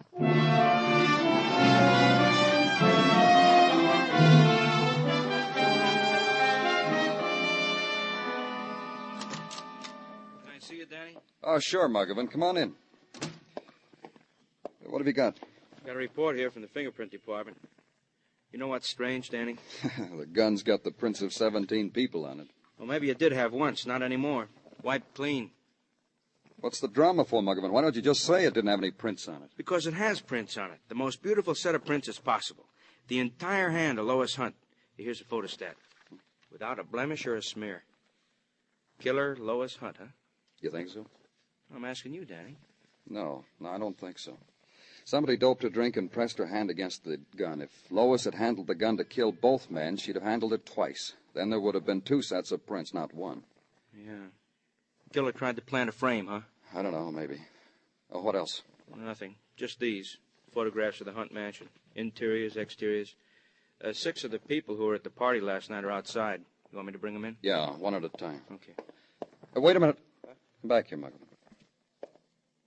Have you talked to that corporal lately? A couple of times. Sticks to his story. Passed out right after the girl did. She'd been reading to him. Isn't that what he said? Yeah, poetry. Even told me the name of the book. Sonnets from... Look at this picture, Muggavan. Huh? Library where the kids were found dope. Boy sitting here, girl there. Yeah. See any book near them? Now, look at this one. Picture of Hunt, dead in his bedroom. Squint, Muggavan. What's the name of the book?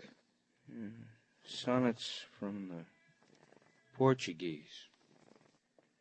You don't have to talk to those people now, do you, Danny?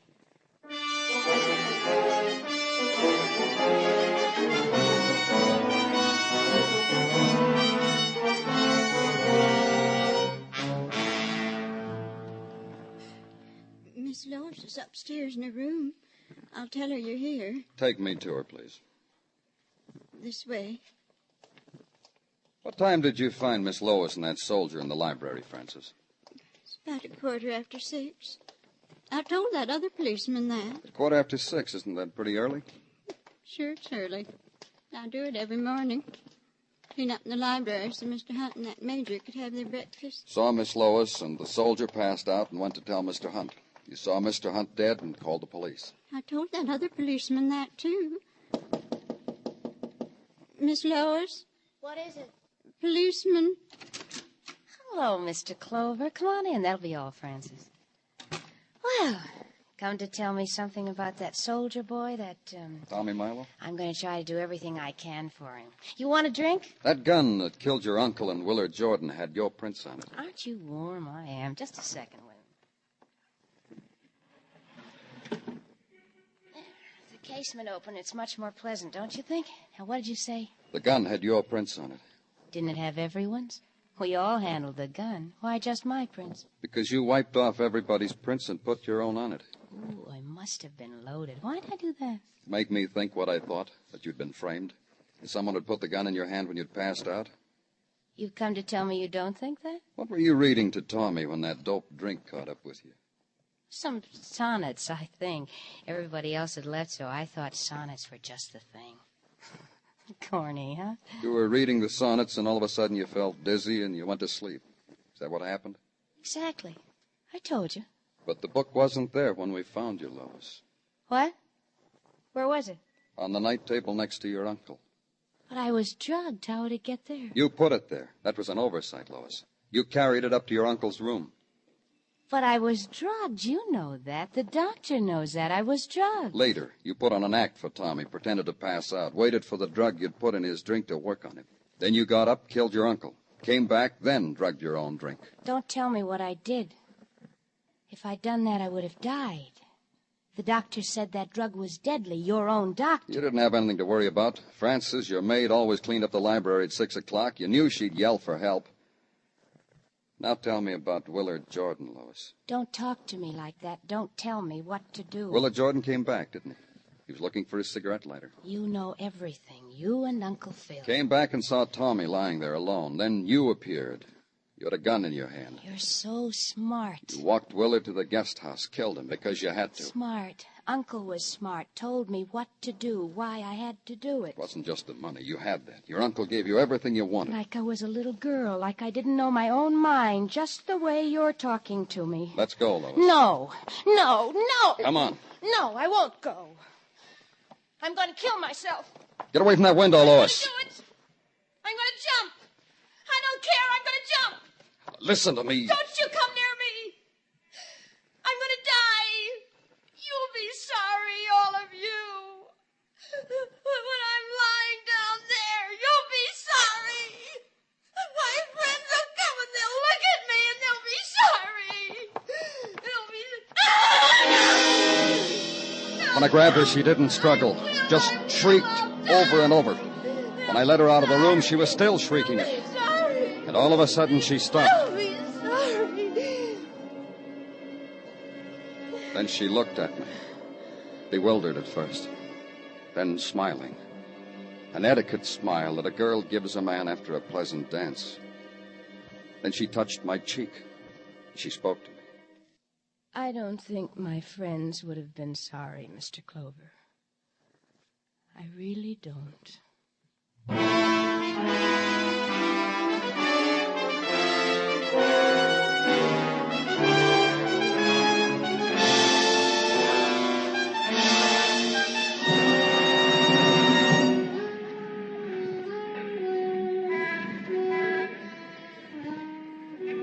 On Broadway, the fury of the night races against the time of dawn. It needs those hours to prove itself.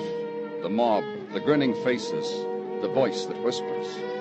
But hurry, time's at your heels, and the night lasts only so long.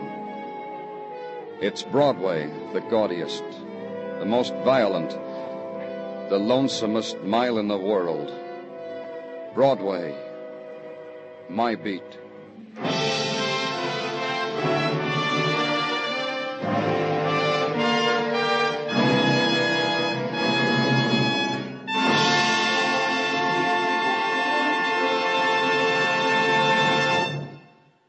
Broadway's My Beat stars Larry Thor as Detective Danny Clover with Charles Calvert as Tartaglia and Jack Crucian as Muggavan. The program was produced and directed by Elliott Lewis with musical score composed and conducted by Alexander Courage. In tonight's cast, Kathy Lewis was heard as Lois Hunt, Lee Millar as Tommy Milo, Peggy Weber as Melissa Jordan, Michael Ann Barrett as Barbara Sullivan, and Russell Simpson as Major Woodcock.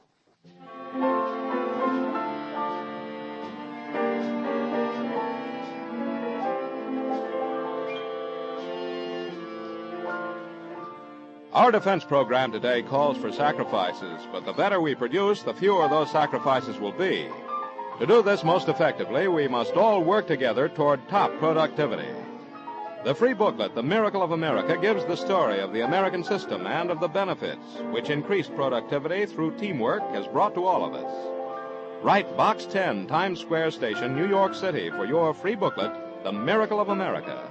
Remember, the better we produce, the stronger we grow. Stay tuned now for Sing It Again, which follows immediately over most of these same CBS stations. Joe Walters speaking. This is CBS, where you laugh at Jack Benny every Sunday night, the Columbia Broadcasting System.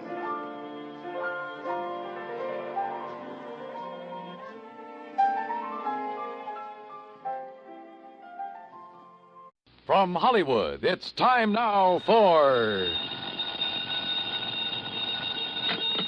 Johnny Dollar. Mr. Dollar, I want you to come over here right away. What's that again? I want you to come over here right away. That's what I thought you said, but who is this and where's here? This is Ellis P. Watkins, Mr. Dollar. You've heard of me, perhaps? Yeah, I think so. Manufacturer, aren't you? At the moment, that seems to be a matter of opinion. Over here is Broad Acres at Fairfield, Connecticut. Would you mind telling me what this is all about, Mr. Watkins? It's very simple. I have $100,000 to give away. Oh? To whom? That is what you are going to tell me, Mr. Dollar. I'll get there as soon as I can.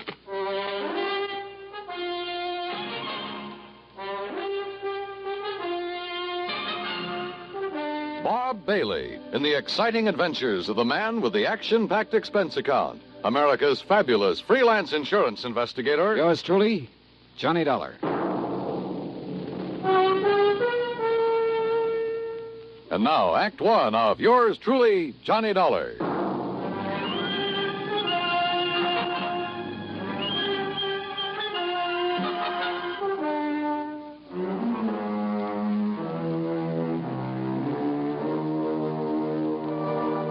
Expense account submitted by Special Investigator Johnny Dollar to the estate of E.P. Watkins, Fairfield, Connecticut. Following is an account of expenses incurred during my investigation of the Happy Family matter.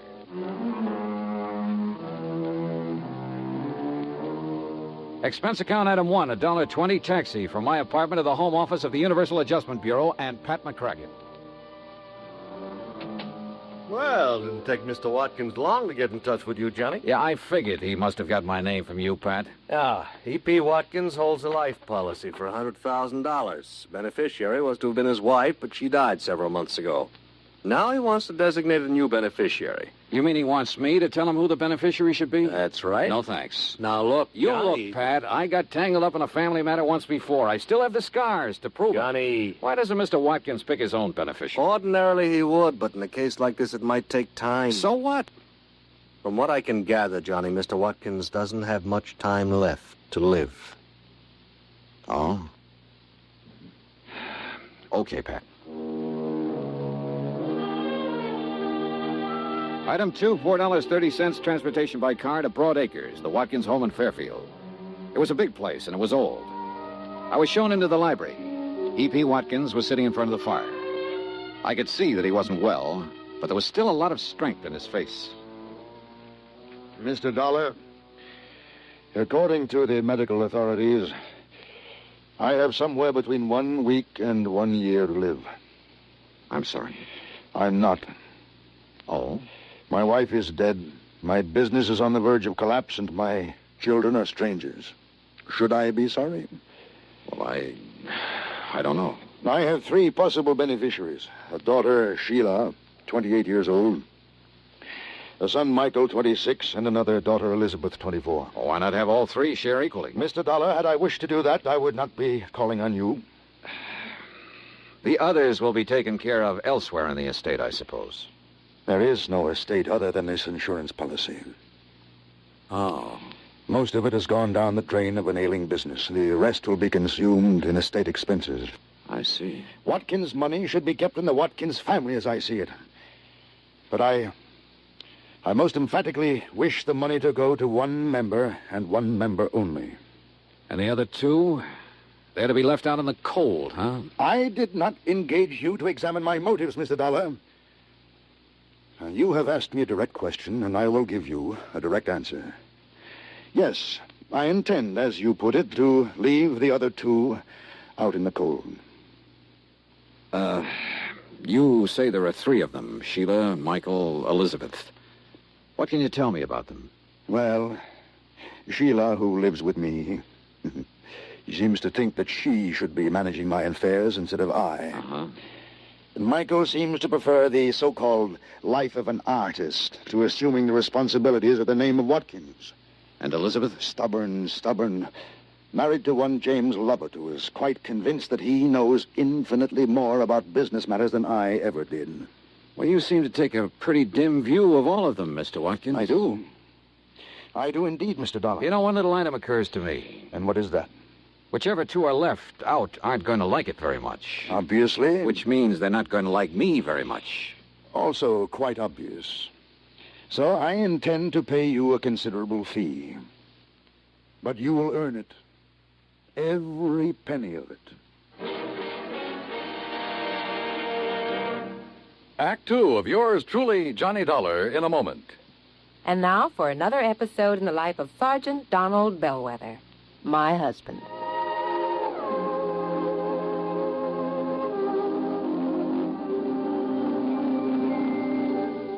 Reba, is everything packed in this duffel bag? Yeah, everything but these, Sarge. Oh, let me see that bottle.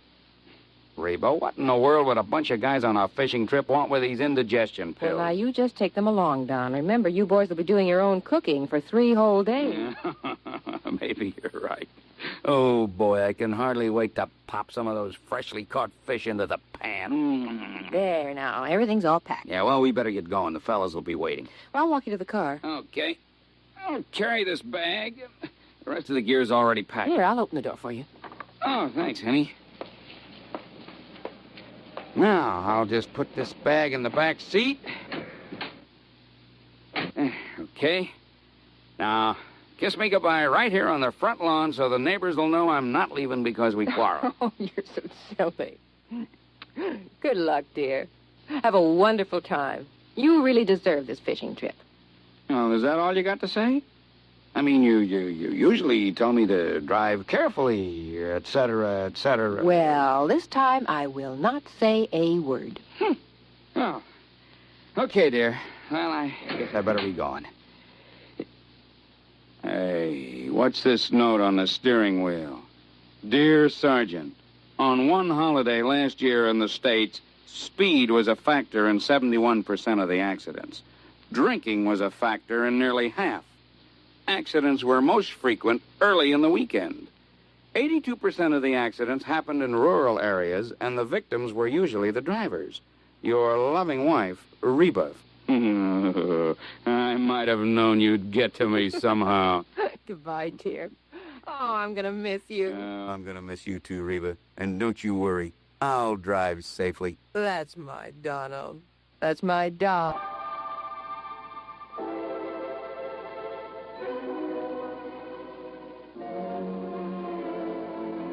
And now, Act Two of yours truly, Johnny Dollar and the Happy Family Matter.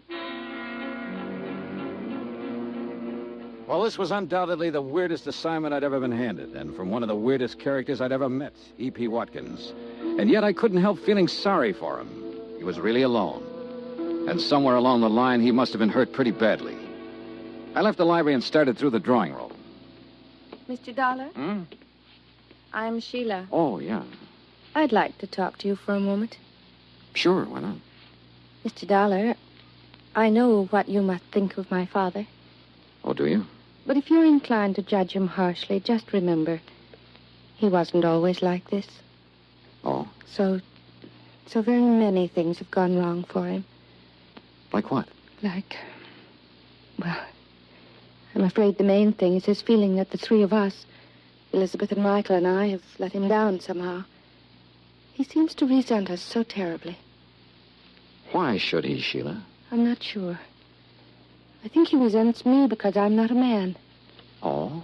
You see, I'm the oldest. And in many ways, I'm more like Father than the others are. If I'd been a man, I could have, taken over for him. Yeah, I see. I've tried to do what I could. Help make decisions, that sort of thing. But I think he somehow resents that, too. Well, I gather it hasn't exactly been easy for you living here with him. Somebody has to. And the others have lives of their own. Speaking of the others, I'd like to talk to them. Where can I find them? Elizabeth and her husband live in Cranford, New Jersey. And Michael's in New York, in Greenwich Village. Okay. Thanks, Sheila. Outwardly, she was poised, but I could tell she was nervous, tense. Her fingers wouldn't stay still. She kept shredding bits of cellophane from her cigarette package. Yeah, she was under strain, all right, and I could understand why. Item 3, $8.40. Transportation to New York City to the Greenwich Village apartment of Michael Watkins. Mr. Dollar, you can tell Dad that I do not want that insurance money. Why not, Mike? Because it doesn't... Well, he doesn't owe me anything, and I don't owe him anything. It was a clean break, and that's just the way I want it. You're sure about that? I am. I'm doing what I want to do. I'm painting. Everything is just the way I want it. You know, Mike, you sound sort of like you were trying to convince yourself. I resent that, Mr. Dollar. Our family is split apart, that's all. Sheila's been trying her best to hold it together, but it won't work. Why not? Because I have had it. For years, Dad's been trying to cram Watkins and company down my throat. He knew my heart wasn't in it, but did that matter to him? No. Look, Mr. Dollar, I can make your job real easy for you. Yeah? There's one person in our family really deserves that money after what she's been through. Sheila? Yes, Sheila.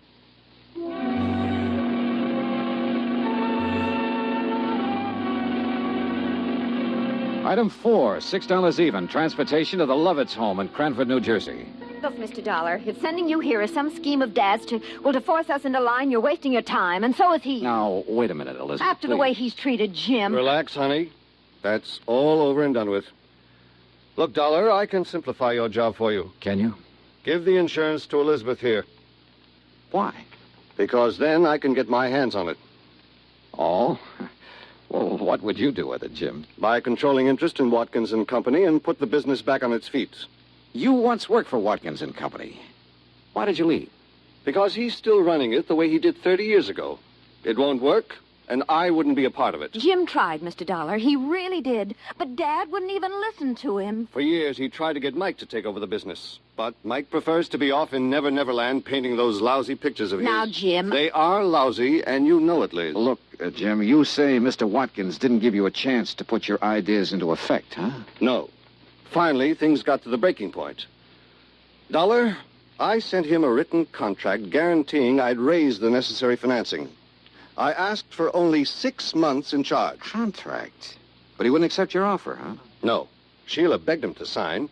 Finally, he sent word back for me to tear up the contract and get out of the company. I see. Well, Dollar, you've met all three of us now. Who's going to be the beneficiary? Sheila, or Mike, or Elizabeth?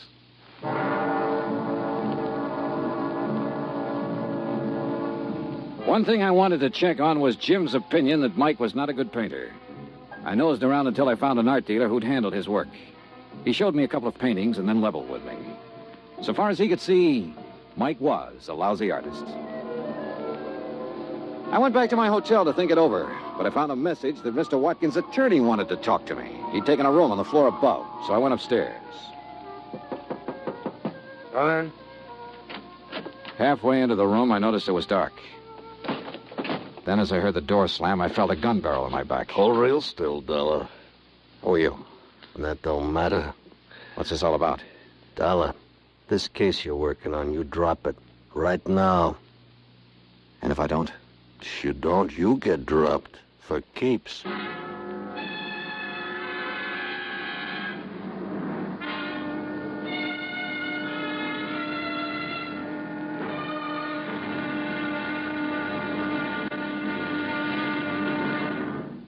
Act 3 of yours truly, Johnny Dollar, in a moment.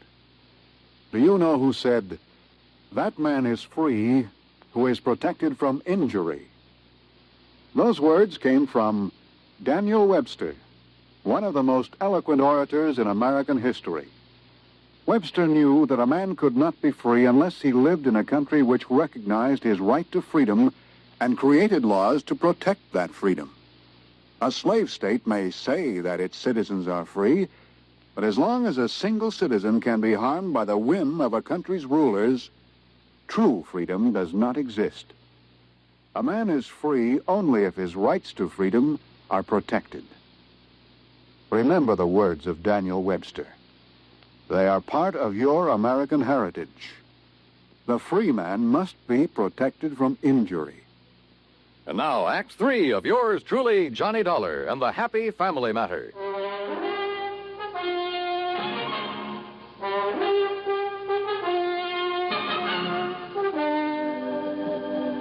You get the message, Dollar? Sure. I dropped the case or else. Look, you're obviously not Watkins' attorney. The message was just a decoy to get me here. Who hired you to give me this warning? Don't get so nosy, Dollar. You got the warning. It's the main point. Just to make sure you get the message. I'd seen what was coming and ducked, then swung and knocked the gun out of his hand. He gave me a knee in the stomach that flat. Oh. By the time I got to my feet, he was gone. I turned on the lights and looked around. And then on the table, I spotted something that stopped me cold. The truth had been right under my nose all the time. I called the various members of the family, asked them to meet me at the Watkins home. When I got there, they were waiting for me. Mr. Watkins, Sheila, Mike, Elizabeth, and her husband, Jim. There was a stiff, chilly politeness in the air. There was tension, too.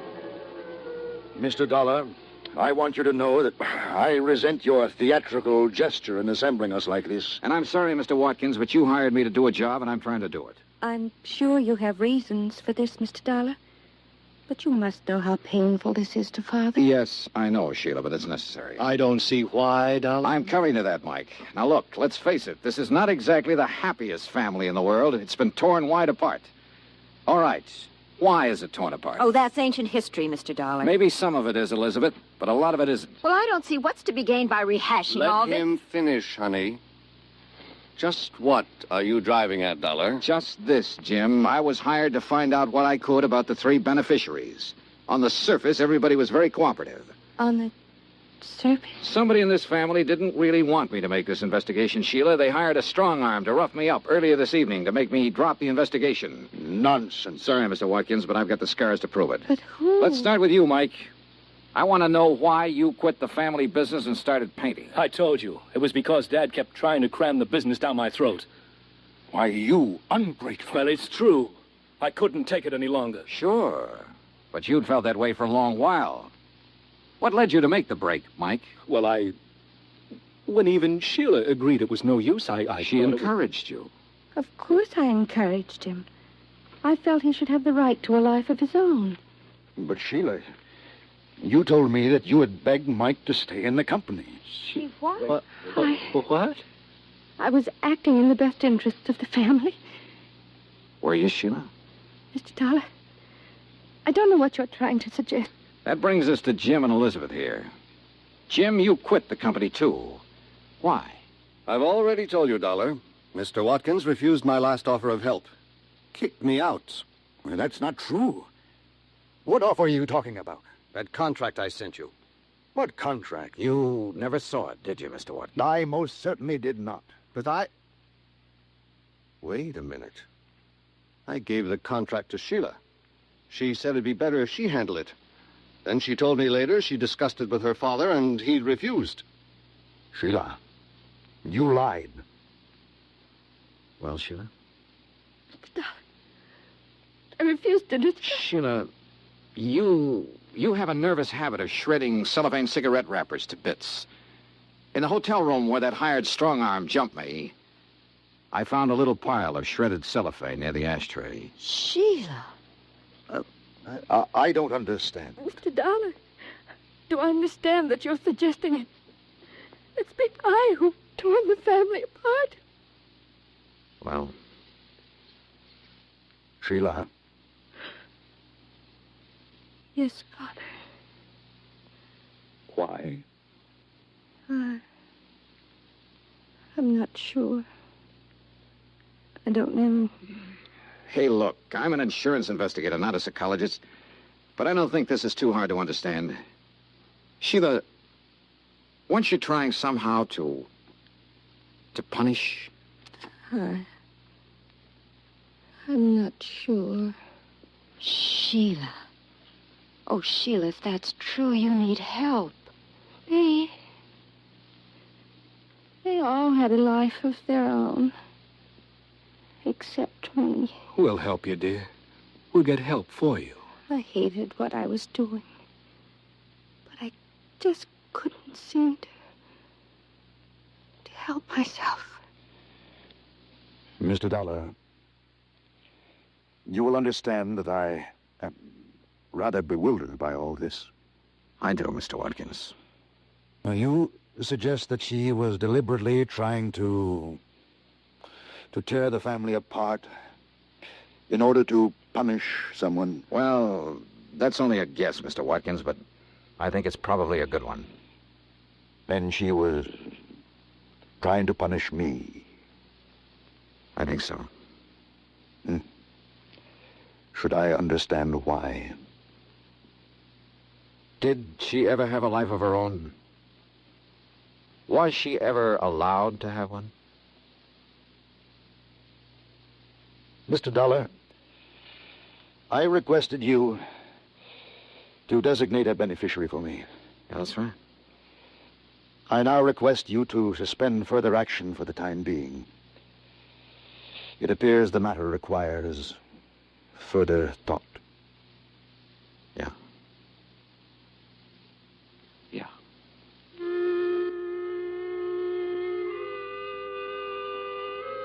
Item 6, $8.50. Transportation and incidentals back home. Expense account total, $73 even. Remarks? Sheila is now undergoing treatment, and the outlook is favorable. Elizabeth's husband, Jim, is managing the affairs of Watkins and Company. Mike is helping him. And I guess he's doing a good job. Mr. Watkins, well, he's still alive. And his doctor tells me that now the old gentleman has found some reasons to be alive, he'll probably be with us quite a while. And make all 3 of his children his beneficiaries. Yours truly, Johnny Dollar.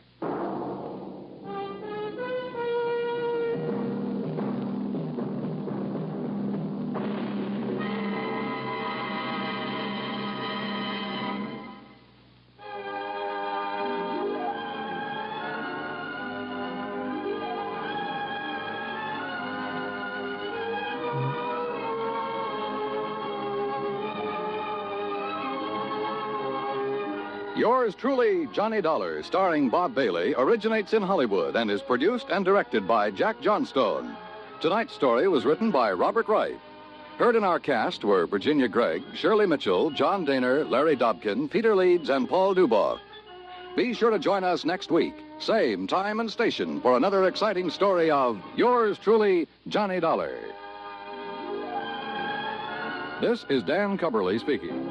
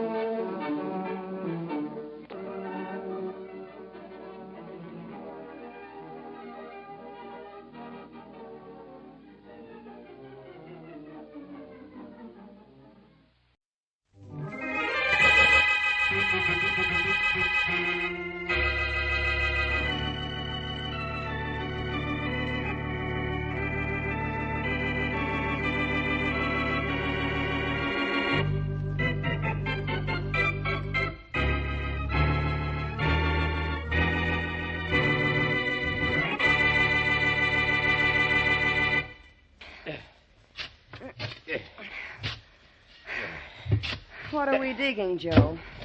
A sub-basement? You know what we're digging, Sue. Sure, but how far down are we going? To China? Don't be silly. It's just about deep enough. A few more spadefuls, and I guess it'll fit. Well, I hope it's just a few more.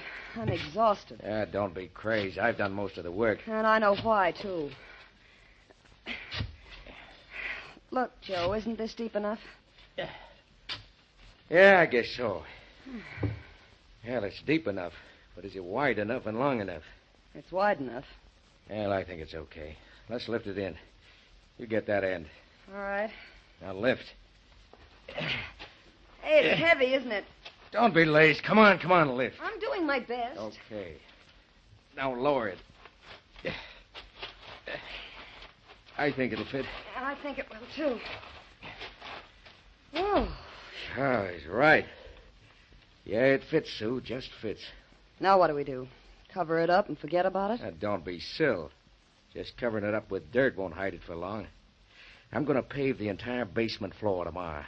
Then she'll not only be a couple of feet underground, but under half a foot of concrete, too.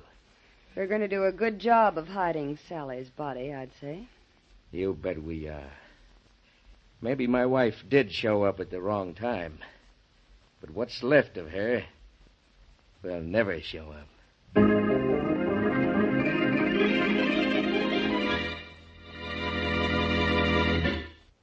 And now on to Dick Calmer as Boston Blackie.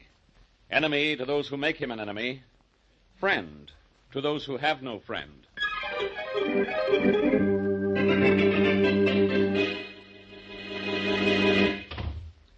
Hello, Joe. Well, what's the matter? Aren't you glad to see me? Well, Billy, don't be ridiculous. Of course I am. Come on in there. I am in, Joe. Where's Sally? Your sister? Yeah. Well, she isn't here, Billy. She's been out of town, you know that. But you and I quit stalling. She came back last night. I know that. And I also know what happened. Now, look, Billy, Skip it. I'm not sore because you killed her. She meant nothing to me. But money does. And you're going to get me a chunk of it or I start talking. Now, Billy, you got to listen to me. Do I? What do you bet? Seems to me that you better listen to me. You killed Sally. But I got it fixed so the cops are going to pick up your friend Sue Adams for it. And for keeping my mouth shut about you, I want a lot of dough. But you know I'm nice. I'm going to tell you how you can get it for me.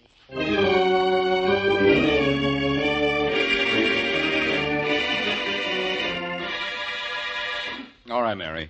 Have a nice trip, and I'll be a good boy while you're going. Uh-oh. There's the doorbell. Well, I'll try to be a good boy. Goodbye. Bye. Coming. Yes? Is this Boston Blackie's apartment? If it isn't, I'm in the wrong place. Oh, you're Blackie? Uh-huh. And apparently you're in trouble. Come in. Thanks. I'm Sue Adams, and I am in trouble. But how did you know? Oh, I'm a genius at telling what people are thinking. And also, you're twisting that handkerchief so hard, it's going to be shredded in a minute. Oh, I'm sorry. Well, don't apologize to me. Say you're sorry to the handkerchief. But what kind of trouble are you in? Blackie, I'm afraid I'm going to be killed. Well, apparently you're letting it scare you to death. Don't do it. That'll save someone a lot of trouble. Please, Blackie, I'm serious. I'm sorry. But so many people imagine that This isn't imagination. You see, I helped him do it. Helped him do what? Bury his wife. Huh? What him buried his wife? Joe Lang. He buried his wife, Sally, in the basement of his home last night. This morning, he paved the floor of the basement with concrete. And you helped him? I helped him to bury her. Who helped him kill her? Joe said he found her in the basement, already dead. But I know he's lying. What makes you think so? Because he said he'd go to the chair if his wife's body were found. He said he'd see that I had to be buried, too, if I ever told what I knew. So you've come right to me to tell me all about it, huh? That's asking for it, isn't it? No. I think Joe intends to kill me anyway. He invited me to his place in the mountains, and he's never done that before. I know he wants to take me out there to kill me. Well, you're in a spot, young lady. And in this case, the best spot for you is police headquarters. I'll phone it. Come in. Hello, Blackie. Well, think of the inspector and up he pops. Hello, Faraday. Hi.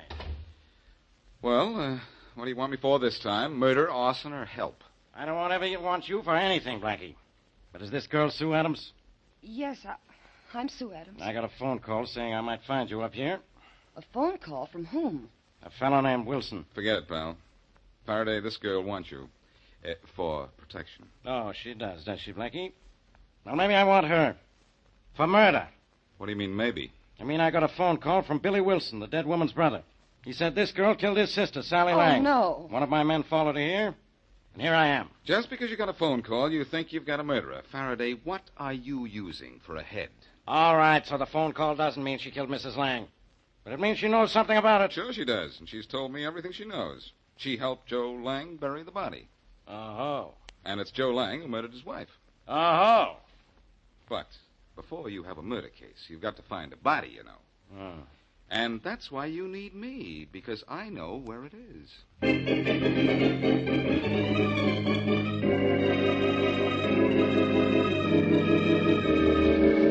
Put lots of paper in that corner of the room, Billy. We want to fix it so this joint of mine goes up like a hot torch. I know that, Joe. I'll make sure nobody will ever know we set your place on fire. Now, these papers will burn with the rest of the joint. So will all the Excelsior. Right. So much Excelsior around, it'll look suspicious, Joe. It'll burn. If it doesn't, so what? Your sister got 3 barrels of new dishes delivered last week. Yeah, no kidding. Yeah. You bought Sally new dishes? She never told me. She won't tell anyone anything now. I think we have enough papers around. I should think so. The basement's jammed with papers. We spread them around every room. Joe. Yeah. Joe, I just heard a door slam. So did I. There's a front door, too. Quiet, I'll see who it is. Okay.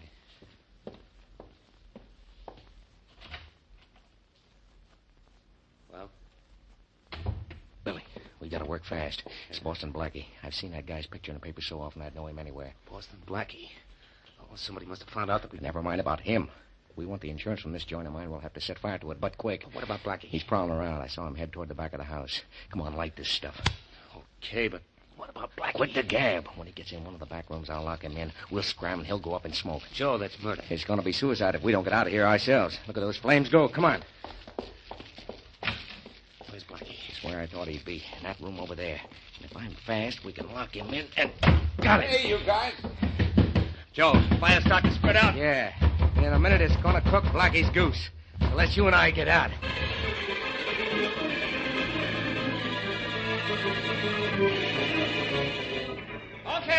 Okay, men, let's pack up and shovel. There's not much left of the house, Inspector Faraday. I don't care about the house, Chief. But Boston Blackie was in there. There's no one left in there now, Inspector. No one alive. That house went up well, it went up awful quick. What was Blackie doing in there? We came down to see a guy named Joe Lang about a body Blackie said he could find. We were both going in, but Blackie said he wanted Lang alone a few minutes. Well, if no one come out of the house after the fire started, no one's coming out now. You sure Blackie stayed in there? Blackie didn't have time to get out. He hadn't been inside more than a minute when I saw a flame shoot out of all the windows, so I beat it down to the corner and turned in the alarm. Blackie might have come out while you were turning in the alarm. If he did, he would have been here when I got back. No, I guess he got caught in there. That's tough, Inspector. Yep. Well, we'll be able to check through the ruins pretty soon now, Inspector. Okay. I want to make sure about Blackie. Sure of what, Faraday? I'm dead or alive? Blackie, you're alive? A little smoky, Inspector, but alive. Why, I ought to... So I worried you, Faraday, but I just had to wait until I heard you say something nice about me. You never do if you think I'm alive and might hear about it. Yeah, you'll hear about this, Blackie. How'd you get out of that house? Through a window? No, the flames were at the windows before I could get to one. And the only door in the room was locked. Well, how'd you get out? Faraday, have you forgotten? Has a locked door ever stopped me? No, but I sure wish this one had. Faraday, you say the nicest things. I know, Blackie. Did you find Sally Lang's body? And if you did, who killed her? I didn't have a chance to find it, and I don't know who killed her. A big help you are. Oh, don't worry, Faraday. I'll find out. It could be, you know, that Sally's killer just burned his house behind him.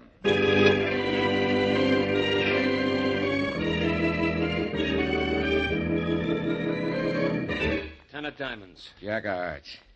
Nuts.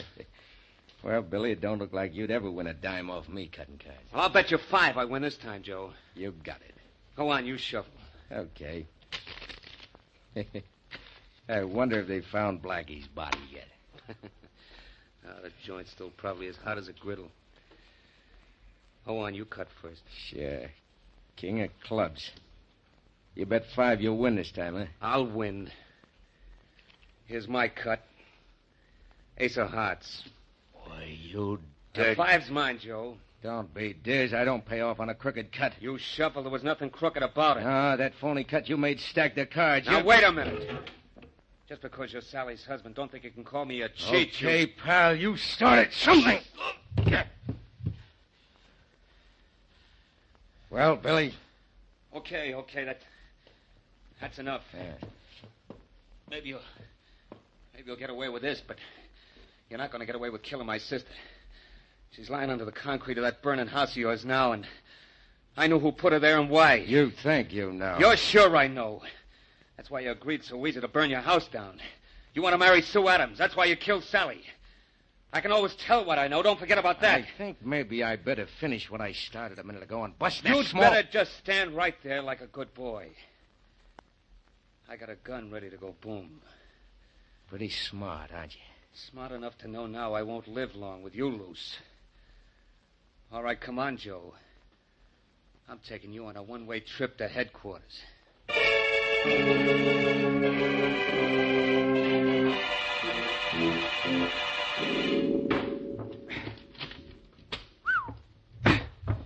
wonder how heavy these boards were before they were half burned. Better get out of the way, Sue. I'm going to toss some of these old planks your way. I'm out of your way. Blackie, what happens to me because I helped Joe bury his wife here? If you can prove that you were forced to help him, Sue, not much. I've kept you out of Faraday's hands so far, haven't I? Yes. There. I guess I've cleared a big enough floor space. Are you sure this is where she's buried? Oh, I'm positive, Blackie. It was right by that concrete pillar there. That's the exact spot. Well, we'll know in a minute. Hand me that pick. Okay. The heat of the fire broke the concrete a little, and I'll have to finish the job. Here you are. Thanks.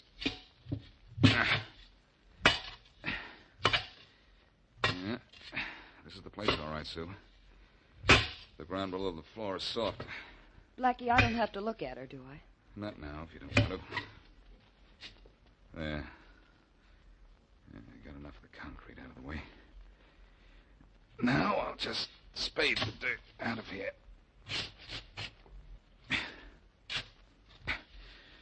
Yeah, this is the place, all right. The dirt is plenty loose. Blackie, Yeah? you believe I was forced to help bury her here, don't you? We'll talk about that later, Miss Adams. Right now, I've got... What's the matter? Oh, nothing. Nothing at all. I've just hit the bottom of this pit, and there's nobody here. What's going on, Miss Adams?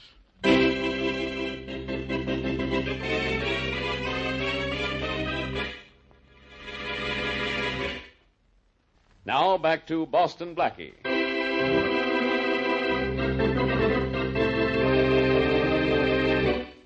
Joe Lang and his girlfriend, Sue Adams, bury the dead body of Joe's wife in the basement of the Lang home.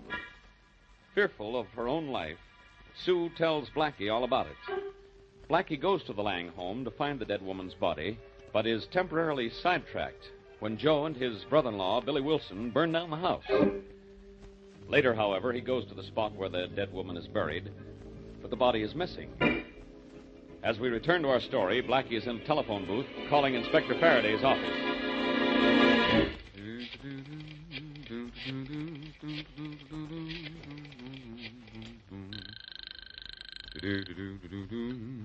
Homicide, Faraday speaking. Oh, hello, Faraday. This is Blackie. I've been to the ruins of the Lang I house. know. You found Mrs. Lang's body. Well, I've done better than that. I have her killer right here in my office. You can't prove you have anything, Faraday, because I didn't find a body. What? I found where it had been buried once, but it wasn't there this time. Oh, fine. A big help you are. Well, look, I'll be a little help then. Who's in your office, Joe Lang? Yeah, and Wilson, the dead woman's brother. He brought Lang in. I thought Wilson told you Sue Adams killed Sally Lang. Now he says it was Joe Lang, and he only thought Miss Adams might have done it when he called me first. But without a body... Wait a minute, Faraday. Don't say anything, or you might spoil a plan I have. Huh? If Joe Lang killed his wife, I know how I can prove it. We can't prove anything without a body. I said, wait a minute, will you? You'll have to let Lang go, of course. But before you do, tell him that the body is missing, all right. But we know where it is, and we'll recover it before midnight tonight. Oh, I get it. Sure, if Lang killed his wife, he's a cinch to try to hide his wife's body again, because without a body, there's no case against him. And I think the body will prove who committed the crime. Let Lang go, then follow Lang, and Wilson, too. You think Wilson did it? Well, he's the one accusing everybody else. Look, you follow Lang, and have somebody else follow Wilson. Where are you going to be all this time? I'm going to practice taking bows. You don't need them. You need brains. Suppose this doesn't work. It'll work. Lang will be flowered, Wilson will be followed, and if either one of them goes for the body, I'll follow through.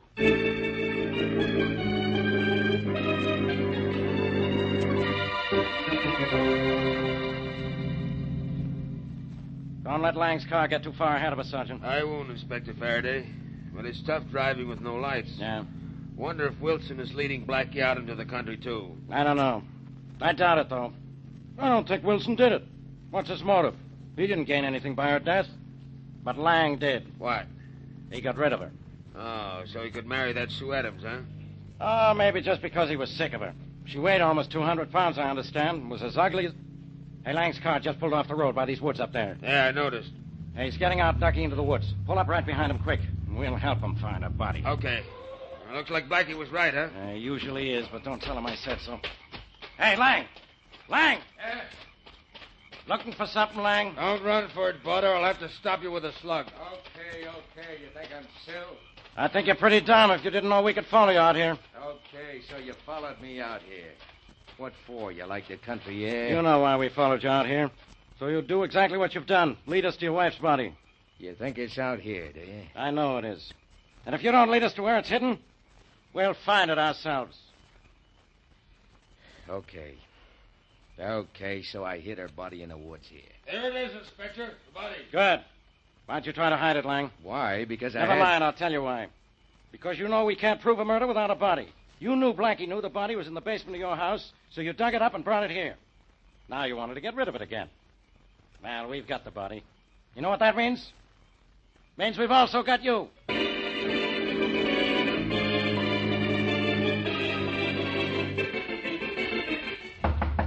Come in. Hello, Faraday. Oh, Blackie, get out of my Look, office. you promised to phone me. Now be quiet. I brought your lady visitor. Come in, Miss Adams. Thank you. My office, and she thanks him. Why should I phone you, Blackie? So let me know how my plan worked. You know how it worked. So go ahead and bow yourself all over the place. You found Mrs. Lang's body? Yeah, Joe Lang led us right to it. He admits he killed her and everything. He's in jail now, Inspector? Yeah, Miss Adams, you're safe now. But you always were. Lang said he had no intention of killing you. One murder was enough. Why did Lang kill her, Faraday? He claims he didn't mean to. They had a fight in the basement. He pushed her and she fell. Her head hit a concrete post. That was that. That must have happened long before I came in. He was just starting to bury her when I got there. Miss Adams, she'd been dead for some time before he buried her. He admits he left the house right after he killed her and didn't come back for a couple of hours. Oh, that's when he realized she was dead. Yeah. She hadn't moved, so... Very smart, Blackie. She hadn't moved for 2 hours. She was dead. So he knew he'd killed her. Well, if it was an accident, Inspector Faraday, you He can't... just says it was an accident, Miss Adams. But I don't think it was. The coroner reports she got a pretty heavy rap on the head. You know, I've just had a pleasant thought. What? Lang led you to that body rather easily. What if it isn't his wife's body? But it is his wife. Huh? What did you say? Nothing, Inspector. But has anyone besides Lang identified the body? No, but Wilson's at the morgue identifying it now. Then he's coming here. Well, if when he gets here he says that isn't his sister's body, you'll get nowhere trying to send Lang to jail. Yeah, so you say. Come in. You sent for me, Inspector Faraday? Yeah, Wilson. Have you seen the body? Yes, I have. Get ready for a surprise, Inspector. Quiet, Blackie. Whose body was it, Wilson? It was my sister's, all right. Blackie. Get ready for what, did you say, Blackie? All right, so I'm wrong. Looks like I'm the guy on the right this time, doesn't it? Well, it's the first time for everything. Go ahead, Blackie. Just try to make me mad. This is the way I like my cases to end. First, I find the body. There's a bump on the back of the head and a gash on the side of the head. Her husband admits pushing her, then he admits he killed her, buried her, and tried to hide her. Right, Miss Adams? Well, I guess so. Right, Blackie? Right, Faraday. He not only admits all this, but he dictates a complete confession and signs it. Right, Blackie? Right, Faraday. I knew all along he was the one who did it. Wilson, I should have arrested him when you brought him in here. Yes, sir, Joe Lang murdered his wife, and he's going to the chair for it. Right, Blackie? Wrong, Faraday. And then I should... What? Just what I said, wrong. Joe Lang didn't kill his wife. But I know who did. Joe Lang killed his wife. That's who did. No. Right here's who did. Billy Wilson. Blackie, you're out of your mind. And... I know, and get out of your office. I think you're through with me, aren't you, Inspector? Yeah, Wilson, you... Wait a minute, Faraday. Wilson, when did you last see your sister? Oh, it was some time ago. She'd been out of town. I wonder, Wilson, if you didn't see her between the time her husband pushed her and the time he came back home. Huh? What do you mean? I mean, maybe Lang only thinks he killed your sister. He did push her down, and she fell against the post. But it didn't kill her. She was killed later by that second blow on the side of the head. You're through with me, aren't you, Inspector? Wait a minute. Go on, Blackie. Wilson, you found your sister unconscious, revived her, learned what happened. Then you quarreled about something, and you killed her, knowing Joe would come home, find her dead, and think that he had killed her. Faraday, arrest this guy, and you'll arrest Mrs. Lang's killer. Hey, Wilson, where do you think you're going? You said you were through with me, Inspector. Yeah, but I've changed my mind. Too late, Inspector. Blackie, grab him before I'll grab him. Don't worry. You better worry, Blackie. Oh, boy. This guy wants a battle, huh? Come here. Nice going, Blackie. The bigger they are, the harder they fall, I always say. Yes, Faraday. If it's corny, it's what you always say. But you know what I say? What? Let's find out why this mister killed his sister.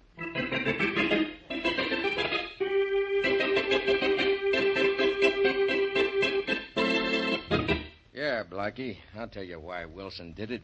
Never mind telling Blackie. This is my office, Lang. Besides, we know why he killed her. He wanted money, and she refused to give it to him. So he hit her with a poker. His confession tells us that. Yes, that was a big mistake. Your wife couldn't have gotten that mark on the side of her head if she'd died when you pushed her. Well, I'm glad you found that out, but I wasn't talking about Sally's killing. You want to know why we burned down the house, don't you, Blackie? Well, Lang, I think I know. That was for money, too. Yeah, that's right, Blackie. Billy knew I was scared about what happened to Sally. I thought I'd killed her, and when he said I had to burn down my house and give him half the insurance money or else, well, I figured he knew I'd killed Sally and would go to the cops if I didn't do what he said. Lang, you didn't play this very smart. If you thought you'd killed your wife by accident, you should have called the police. Don't be silly. Even Sue Adams thought I'd killed Sally when she found me with a body. Everybody knows Sally and I didn't get along. Well, you've got a charge against you for withholding evidence from the police, and you're going to jail for arson. Well, so what? That's better than where Billy's going. He's going to the chair for murder. Oh, one thing I want to know, Blackie. Yeah? At first you thought maybe I killed her, then you thought Billy killed her. Why didn't you ever think Sue did it? Your wife was a 200-pounder, Lang, and Sue Adams isn't much over 100. After you pushed your wife, somebody had to revive her, kill her, and then drag her body over to where it was when you left. Sue Adams just couldn't have done that. No, of course not. We answer your question all right, Lang? Sure, yeah. Good. You must be very tired, Faraday, after the work we did, only please don't you be as busy as this again, will you? I don't think I could stand it.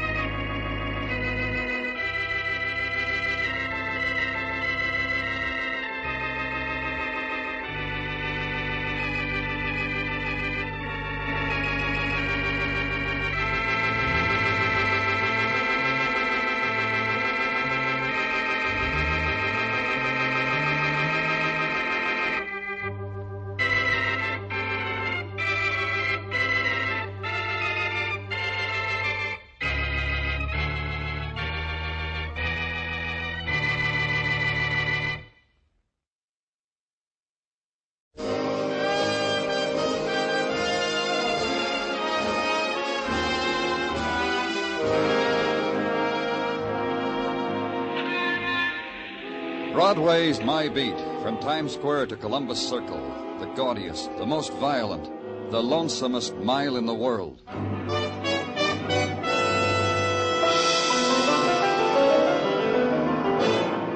Broadway's My Beat, with Larry Thor as Detective Danny Clover.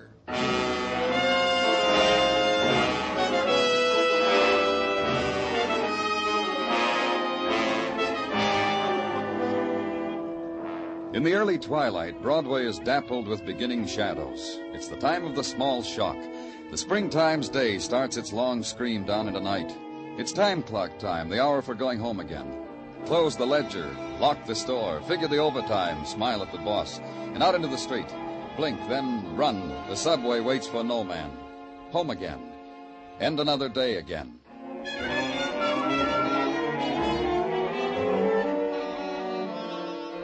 But my day was just beginning. North on Broadway and to the east. Central Park around the 80s. And pushed through the crowd whose focus was a park bench that faced the street. All right, come on, break it up there, let him through. And Sergeant Muggavan tells you why you're there. Right over here, Danny. Stand right there near the bench. I found the knife. I didn't pick it up. Who's the boy? Paul Gilbert. I haven't been home from school yet. Oh, you'll go home in a squad car, Paul. I promised him with the siren, Danny. With the siren. What happened, Paul? How did the knife get there? I saw the man take it out of his own back and throw it down. And then the man staggered away. Did I show you this, Danny? All this blood? Wherever he is, he's hurt real bad. I want you to think for a minute, Paul. What did this man look like? Tall, I guess. Yeah, I guess that's all. He was tall. Most grown-ups are tall, aren't they, Paul? All of them, except for midgets. One more thing, Paul. Was there anyone with this man? Think hard. No, I don't think so. Well, you told me that the other man I saw wasn't with him. The other man in the hat just watched him. Then the man in the hat ran away. He wasn't with him. What did the man in the hat look like?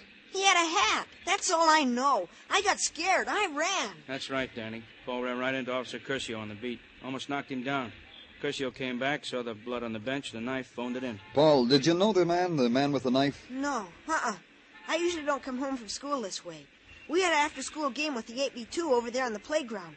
This is the first game of the intramural. A squad car, Muggavan, for Paul, with a siren.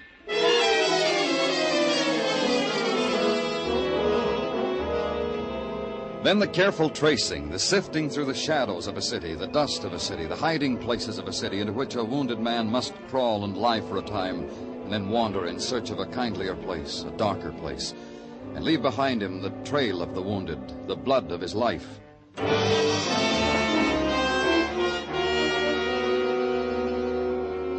But the man who'd been stabbed had done none of these things. The hospitals told me that, the doctors, the fellow in the neat white jacket in the drugstore across from the park, who, not having a wounded man, offered me a special on shaving cream. Then the legwork of the man on the beat, harvesting the crop of those who had been at the scene of the crime, sorting them, packaging them, parceling them out to me, one by one. Look, mister, how many rides do we have to give you guys? I was calling on my girl. I brought her a box of chocolate-covered peppermints. She was beginning to understand me. We won't keep you long. You don't understand, mister. I don't stick close to my little bird. She busts out of her cage. I've known her to do that when I pop out 2 minutes for a corner newspaper. You were in the park this afternoon. Saw a man who was stabbed. Can you describe the man? I was never in no park where an unfortunate got stabbed. An officer took your name. You made him erase it, start all over again because he wasn't spelling it right.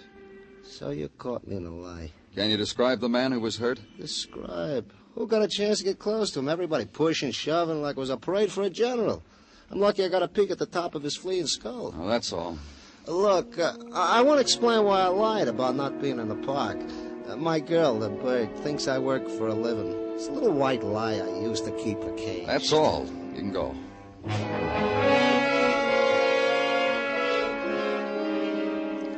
Then the man who is eager, whose eyes dart and pierce, who follows you as you move away from him, stays close to you, needs the lapel of your coat. I was real close to him. He had a knife in his back. He breathed in my face.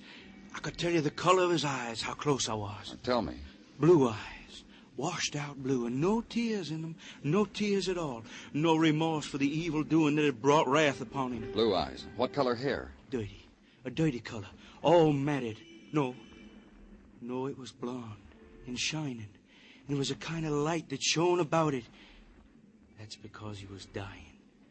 Dying in protest against all the wickedness that'll drown us all. A big man, a short man, What does it matter how he looked?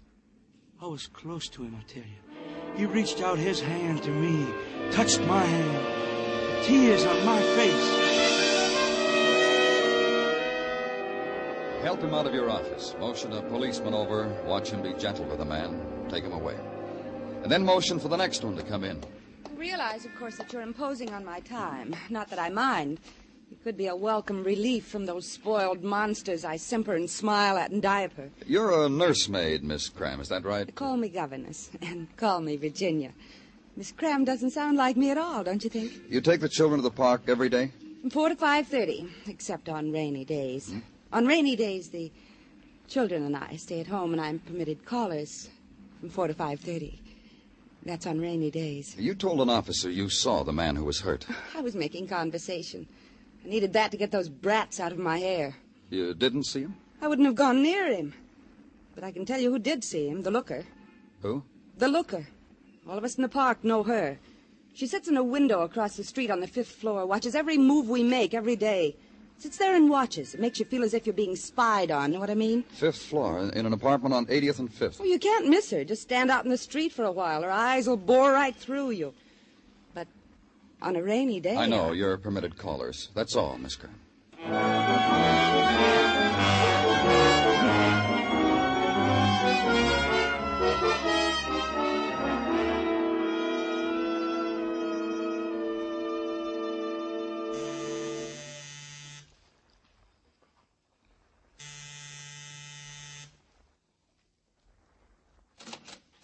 Yes? I'm Danny Clover, police.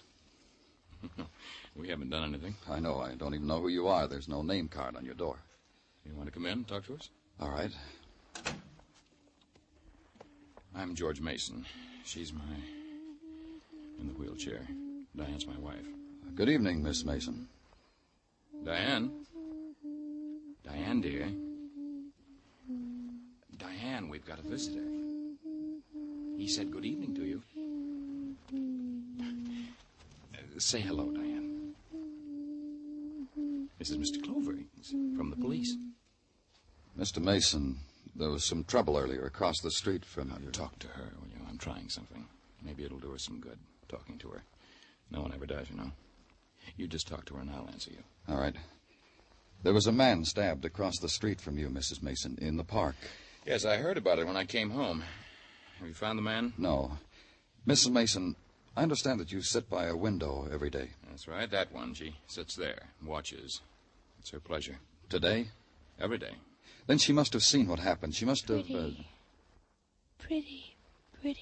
What? What are you trying to say, Diane? Can't you see how it is? I'm sorry. George, Yes. What is it? I saw a man today. I saw a knife today. Is there anything you can do? Can you talk to her? Diane... A man today. A knife today. Yes, well, can you tell me what the man looked like, sweetheart? Knife. Was he a big man? Was he a small man? Was he a nice man? Man. Did you like him?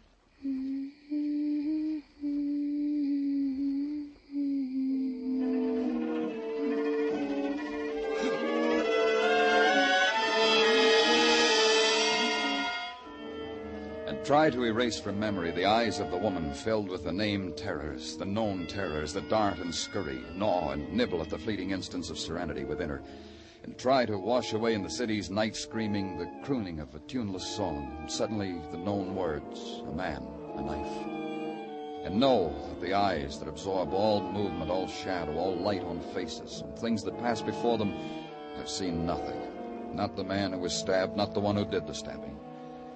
And then the long walk to the darkened room, turn on the shaded light bulb, and search the cupboards for sleep. And finally, it comes.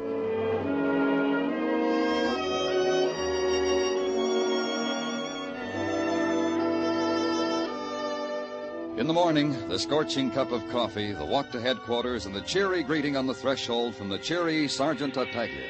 Welcome, Danny. Welcome to your abode away from your abode. Good morning, Gino. The best. The sunniest, the bravest. Not so early, Gino. All I've had is a cup of coffee. For which I am delighted. Huh? For which I am delighted. Come, I will escort you to your office, Danny. You will see there how I have taken the liberty to spread upon your desk a repast.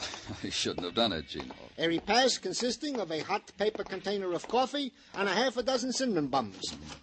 Voila, the repast. Partake. Looks good. How else should they look? The cinnamon buns were baked in the oven of Mrs. Tartaglia with her own 2 lily whites. Go ahead, partake. Munch if you like. Delicious. Thank Mrs. Tartaglia for me. Goes without saying. And now to the events of the morning. Okay if I disturb while you munch? Yeah. We of the department have discovered that this park bench upon which an alleged man was allegedly stabbed has been a lucky bench. Or unlucky, depending, of course, on the point of view of whom sat there. You'll explain it to me, Gino? Goes without saying. The lucky part of the bench is that 5 weeks ago a man found upon it, wrapped in a newspaper, $300. Turned it over to Lost and Found. So? So is that 4 weeks ago, same man turned into Lost and Found from the same bench a like newspaper containing another $300. And we have not seen this pleasant, honest citizen since. Do you have his name? Oh, it goes without... Harry Forster, 1345 West 16th. Want I should keep the cinnamon buns hot for you, Danny? Do that, Gino. You go ahead and do that.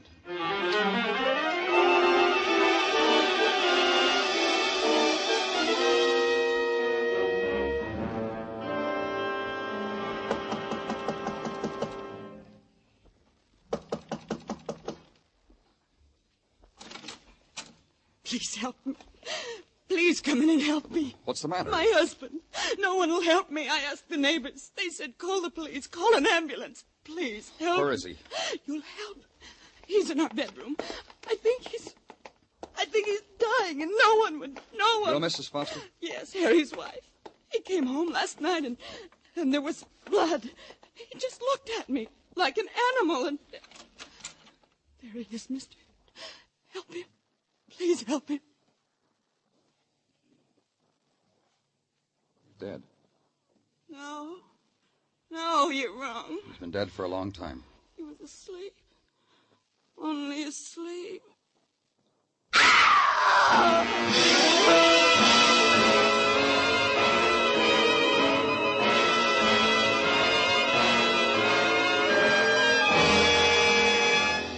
You are listening to Broadway's My Beat, written by Morton Fine and David Friedkin, and starring Larry Thor as Detective Danny Clover. On CBS this Sunday evening, Charlie McCarthy will play a tattoo artist for a group of sailors, while beautiful Ann Southern acts as his reluctant model. There'll be more fun with Eve Arden, Amos and Andy, Red Skelton, and Corliss Archer. Stay with CBS this Sunday, for these great comedy programs will be heard on most of these same stations.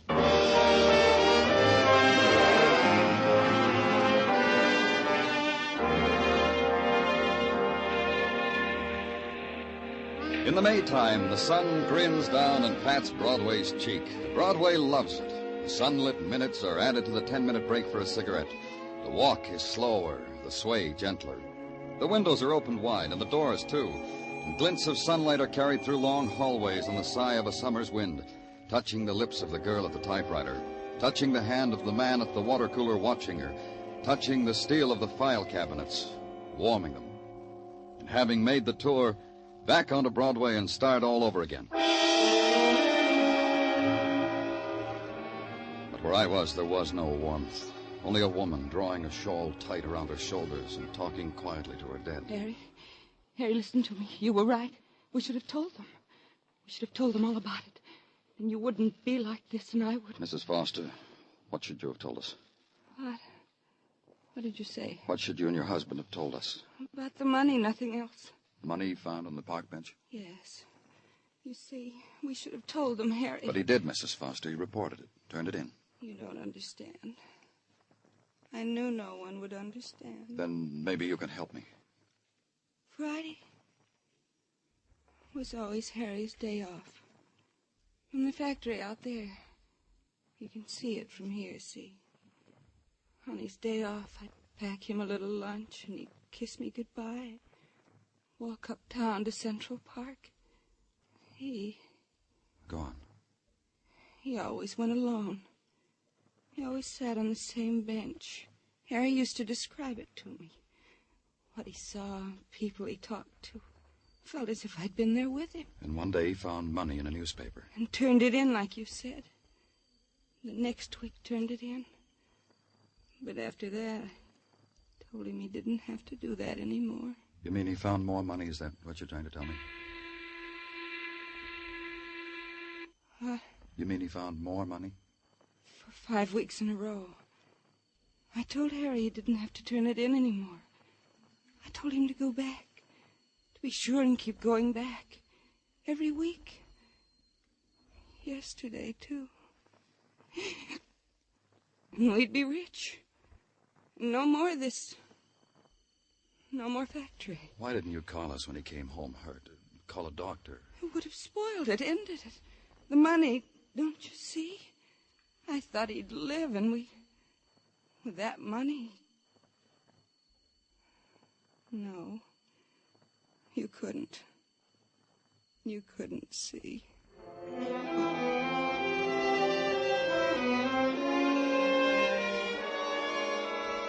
Then she turned from me and walked over to the window, stared out of it.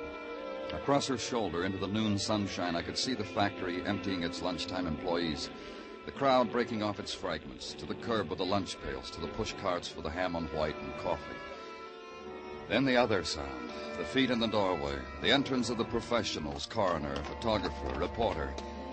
The man had been murdered. I left.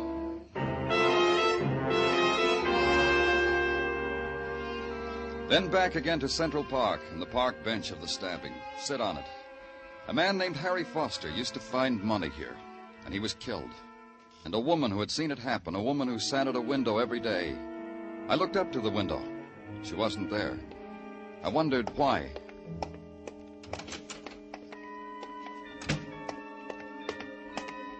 I knew why. She was in the wheelchair. There was a man pushing it carefully down the steps. Can you scooch a little to the side, friend? Oh, need a hand? Yeah, if you want.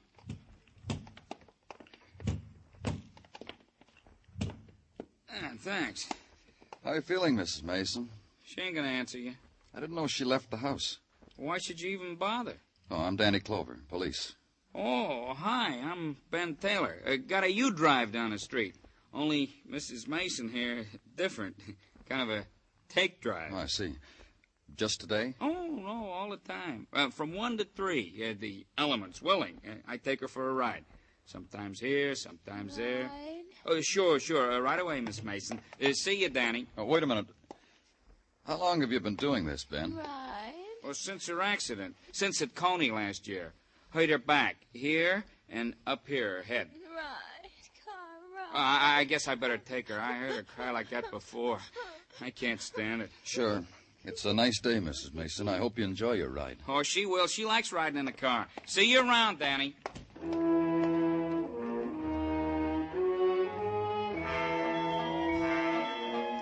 I watched Ben lift her gently out of the wheelchair, lift her into the back of the car, close the door, fold the chair, place it in the car trunk. Then back and saying something to her. She looked up for an instant. Her eyes found me. Then she smiled and shaped a lost word with her lips. They were gone.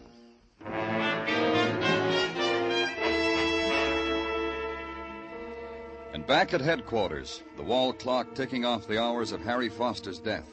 Ticking off the hours that his murderer came to a park bench, looked at it, smiled, walked away in the warm sun. Ticked off the question of why money had been left there for Harry Foster to find week after week on Friday's twilight. And at 4 o'clock, the door opening slightly, and all you saw of the man was his cocked head. You Mr. Danny Clover? That's right. You want something? Only to know if you Mr. Danny Clover, and to give you what I have in my pocket. They said I should give it to you, you being the interested party and all. What have you got in your pocket? This, an envelope, stamped and everything. I found it. Give it to me. It's addressed to George Mason. Anybody can see that. That's the husband of that woman, the cripple, the one they call a looker in the papers, the one they think they saw that stabbing. I did right bringing it to you, huh? It's been opened. You opened it? Don't lie to me. You opened it and then resealed it. All right, I opened it. I'm a normal kind of fella with all the normal curiosities. First, I was going to mail it when I found it. But then I saw who it was addressed to. I couldn't restrain myself. I'm like the proverbial cat, Mr. Clover. It could make trouble for you being like that. Not when you see what's in it. Not when you see what it says. It says, you've made a terrible mistake. That's all. Not another word. See? You can't do anything to me for just reading that. You just read it yourself. That's why I brought it to you. Because I'm a cooperative citizen. Where'd you find it? At Grant's tomb. You know, I've been curious about that tomb for years now. Finally, I took time off to go to study it. Then I found a letter on the steps. And I never did get to really study Grant's tomb. Tough. You'll stick around, huh? Some of our boys want to have a long chat with you. They enjoy curious fellas. Sure, anything you say. I'm nothing if I'm not cooperative, just nothing. I wouldn't say that, but you stick around, huh?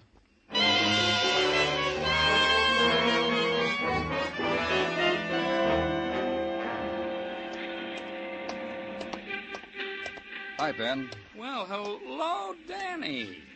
Hey, how do you like this, huh? I rigged up so when it's a sunny day, the telephone is on the outside of my shack. Inspiration, huh? Fine. Who wants to be on the inside when outside it's sunny? You car renting, Danny? I can give you rates. No, just talk. If you don't do business together, we never become enemies, huh? What's on your mind? Mrs. Mason. Ah, yeah.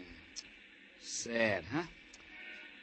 You know, if you set your mind to it and consider all she's been through, and then look at her, she's a pretty woman. I noticed. You said she was hurt in an accident at Coney Island, Ben. What kind of an accident? On the roller coaster. You know, one of them rides. Fell off right near the end of the ride. She stood up, fell. Was she with anyone? Yeah, her husband. You want to know something? In spite of the heartbreak of having a wife like that, you know, Mr. Mason is one of the nicest guys I ever met. What about Mrs. Mason, Ben? What about her? Can anyone ever talk to her, have a conversation with her? I talked to her. About what? Things. You know, ain't it a pretty day, Mrs. Mason? Is there a draft on you, Mrs. Mason? I talked to her. But she just hums and sings. But you know, I think she's getting better. Maybe I'm contributing. Where'd you go driving today? Down Riverside Drive. You know, the river, Grant's tomb, the churches. Thanks a lot, Ben. Anytime, Danny, anytime at all.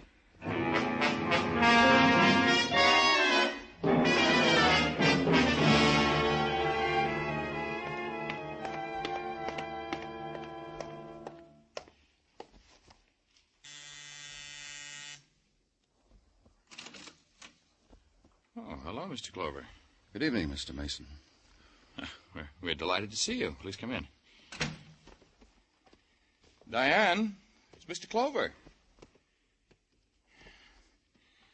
Diane looks better, doesn't she, Mr. Clover? Yes, she does. I brought you something, Mr. Mason. Here. Oh? A letter? It's addressed to you. Read it. I don't understand. Read it. Yes, it is. It's addressed to me, but it's been opened. That's right. Read it. All right. The note says you made a mistake, Mr. Mason. Mrs. Mason, your husband might be electrocuted for a murder he committed. Leave her alone. I wasn't going to touch her. Cut it out, Mrs. Mason. What's the matter with you? Have you gone out of your mind, Clover? I said cut it out, Mrs. Mason. I told you leave her alone. All right, she'll come here to accuse me of murder, but leave her alone. George. Don't worry about anything, dear. Get me a drink of water. What? What did you say? A drink of water, George. Cold water from the refrigerator. Diane. Darling, a drink of water. Do it. You won't be able to wait on me anymore. Mr. Clover's going to take you away from me. You're talking like you know what you're saying. You do know what you're saying. What's happening? What's happening to us? It's already happened. It's all over.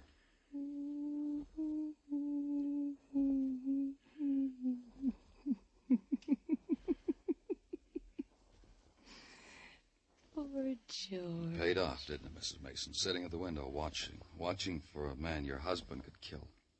Simple little man. He came and sat on the same bench every Friday. He got paid for a while. It was you. You wrote that first letter, Diane. And this one. Made me pay blackmail to a man who didn't even know me, didn't know anything about me. It was so simple. Write a letter, put a stamp on it, drop it from the car. Someone picked up the first letter and mailed it. About 5 weeks ago, a letter with instructions in it. Why, yes. Leave money every Friday on the park bench. And the man who picked it up, Mr. Mason, you thought was a blackmailer, so you killed him. She's crazy. She really is. She's crazy. No, I'm not. I'm just a cripple, George. I can't move from this chair. Honest. But I'm not crazy. She's crazy. What did that first letter say, Mr. Mason? Well, that a man saw me push my wife off a ride at Coney Island. He demanded blackmail, but I didn't push, Diane. Then why did you pay the money, darling? That you weren't going to let your husband alone, were you, Mrs. Mason? Even after he did what you wanted him to do, murder a man. Another letter, that one your husband's holding, telling him he killed the wrong man. It's not much to ask, is it? Wanting George to suffer? Look at me. You're an accessory, Mrs. Mason. Am I? What can you do to me? A cripple in a wheelchair. In a prison? Will that be different? Tell me how. I didn't push you, Diane. I didn't push you. You fell off that ride. You fell. Liar. Diane. You're a liar, George. Diane, when you listen to me, I made it up to you. I carried you. I waited on you. I went crazy that day. I hated you. I don't know why.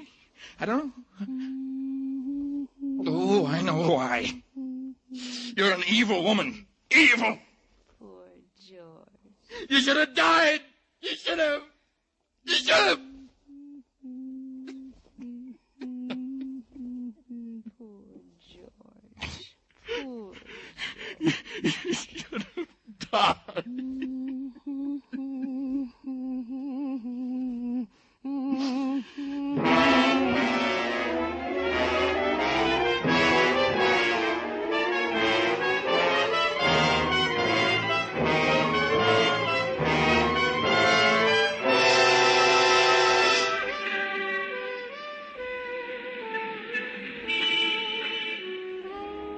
It's night on Broadway now.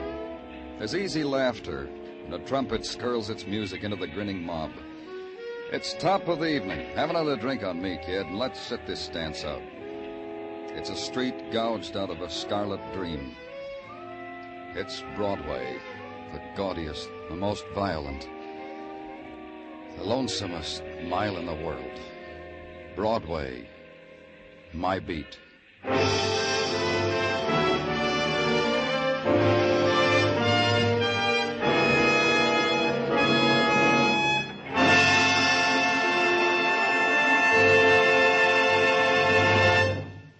Broadway's My Beat stars Larry Thor as Detective Danny Clover with Charles Calvert as Tartaglia and Jack Crucian as Muggavan. The program was produced and directed by Elliott Lewis, with musical score composed and conducted by Alexander Courage. In tonight's story, Lamont Johnson was heard as George Mason, Kathy Lewis as Diane Mason, and Virginia Gregg as Mrs. Foster. Others in the cast were Herb Vigran, Lou Krugman, and Johnny McGovern.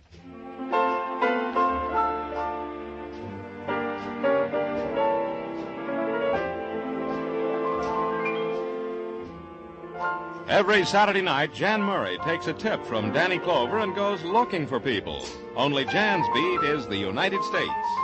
By coast-to-coast phone, he offers a grand in cold, hard cash if you can identify the phantom voice. So stay tuned now as Jan Murray and Sing It Again follow immediately on most of these same CBS stations.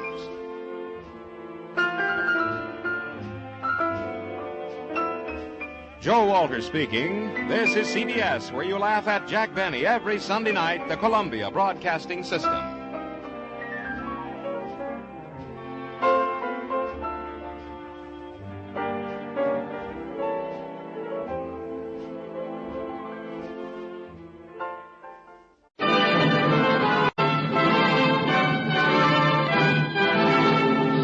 California, on behalf of independent Chevron gas stations and standard stations throughout the West, invites you to Let George Do It.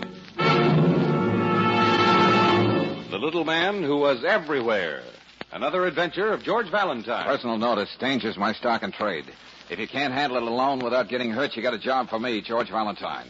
Write full details.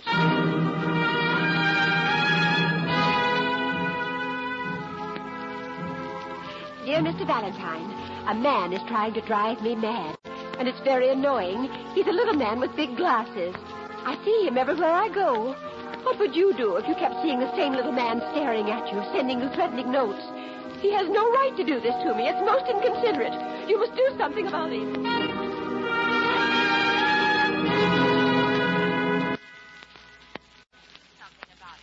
I shall be at my home, 940 Walton Drive, all day waiting for your call. it signed Vivian Newcomb. Now, wait a minute. Let me see. Well, that's what the lady said, George. She sounds whack.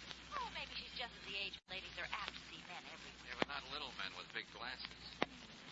Guess he really does exist if he writes threatening notes. Uh-huh. Okay, Angel, I'm intrigued. Let's go and see about this little man who is or isn't there.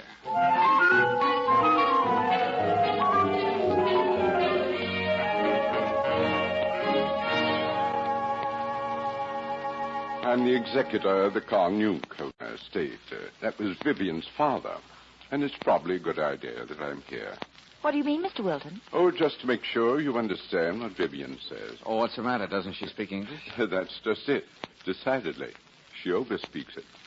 Her father used to say Vivian has a grasshopper mind. The way she jumps.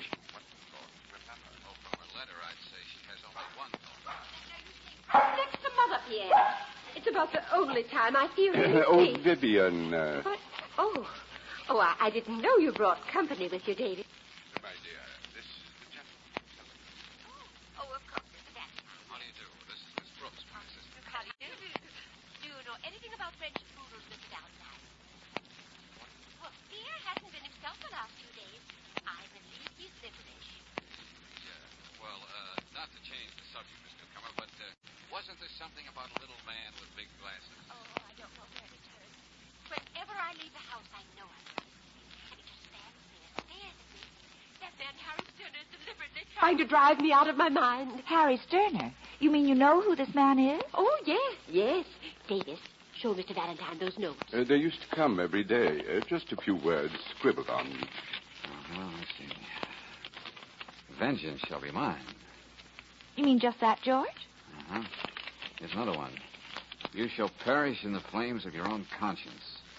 Did the thought of her keep you awake last night, too? And more in the same groove. Say, who is this Sterner? You see, Mr. Valentine, the Newcomer estate consists almost entirely of a number of apartment houses down in the old river flat section. Apartment houses? Isn't that giving those eyesores a rather fancy name, Mr. Wilton? Well, I admit they were built quite a few years ago, but many people are satisfied to live in them. About Mr. Sterner. Some months ago, there was a regrettable fire in our place at 39 Morton Street. Unfortunately, Mrs. Sterner was lost in it. Oh, how dreadful. Oh, now I'm beginning to see what this is all about. Well, of course, I'm terribly sorry for this poor man, Mr. Valentine. But why does he blame me? I had nothing to do with it. Miss Newcomer, did you ever show these notes to the police? Oh, yes, and they spoke to him. He stopped sending the notes, but he goes right on popping up everywhere and just looking at me in that frightening way. Say, come to think about it, haven't there been several fires recently down in that section? That's the other side of this problem. After the one in 39 Morton Street, there have been 3 others, all in our building. Luckily, the damage wasn't too great. Sterner? We don't know, but we'd like to. Oh, you must do something about that man, Mr. Valentine. Okay.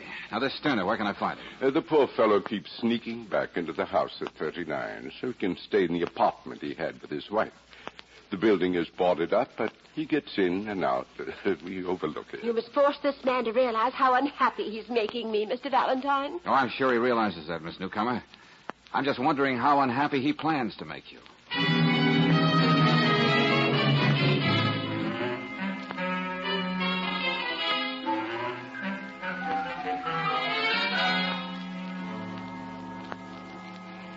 I don't care who you are. How did you get in here? Look, what I want to know, Sterner, is how do you live in this place? No lights, the windows all boarded And up? the stench of burnt wood. And that's what I like most. It doesn't let me forget what happened. Not for a moment. Why do you torture yourself like this, friend? It can't do any good. I look around this burned-out tenement and I think of my wife. And when I think of Irene, I think of Miss Newcomer. Okay, I'll take And it. then I find out where she is and I go there. And I stand just looking at her. She's beginning to crack under it, isn't she? Why don't you face it, Sterner? Miss Newcomer isn't going to let this go on. Oh, what can she do? The streets are free. That's one thing her money can't change. Look, if you carry this thing too far, a couple of guys in white jackets are going to suggest a padded cell for you. Is it insane to want to teach a woman some respect for human life? All her buildings are fire traps. She knows that. But still, she doesn't do anything about it. Now, look, I can understand how you Irene. Irene, she didn't have to die. That fire didn't have to sweep through here like it did. It was plain murder. You don't let a known murderer get away with it, do you? Those other fires in the Newcomer buildings. Is that part of your little campaign, The police weren't able to prove anything. Oh, yes. Since the last one, they've been following me. Oh, yes, I know. Now, you listen to me, go Stern. back to Miss Newcomer and tell her she can go on wondering what I'm going to do next. And there's nothing you can do about it, Mr. Valentine.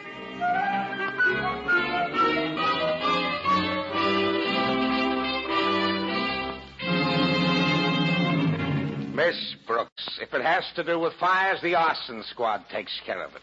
Homicide keeps me busy. So you can tell Valentine I've got a perfectly good excuse to stay off his merry-go-round this time. Oh, but you were sweet enough to go to all the trouble to get the information George wants. Well, yes. But you can tell him if it took me more than 5 minutes, I wouldn't have. Information, please? Yeah. Tell him Sterner used to be your watchmaker till he got arthritis. Couldn't handle the tools after a while. Oh, what does he do now? Now he's a watchman in one of the loft buildings in River Flats. Now, about those fires... Oh, it's hard to believe any man would deliberately set fire to a crowded tenement. The arson boys say they were definitely the work of a pyromaniac, a firebug. Oh. The jobs were too sloppy to be professional. Well, and that seems to point to Sterner. Okay, if Sterner's playing with matches, they're gonna nail him. And if he keeps making faces at Miss Newcomer, he's gonna end up in the booby hatch. Yeah. Yep, at long last, a nice, simple job for our friend. Except for one thing. No, I think I know what you mean. Yeah. Nothing Valentine's in the middle of ever stays simple.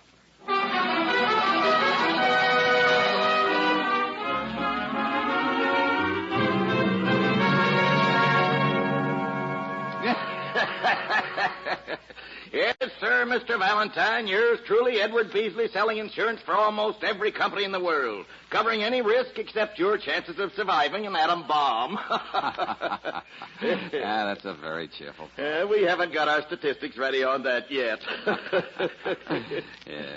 To come to the point, Beasley. Yes? I understand you wrote the fire insurance on the Newcomer properties. Yeah, that's right. Now tell me, would the amount of the insurance tempt someone to put the torch to them one by one? Well, as a matter of fact, it's quite a sizable amount. Hey, wait a minute.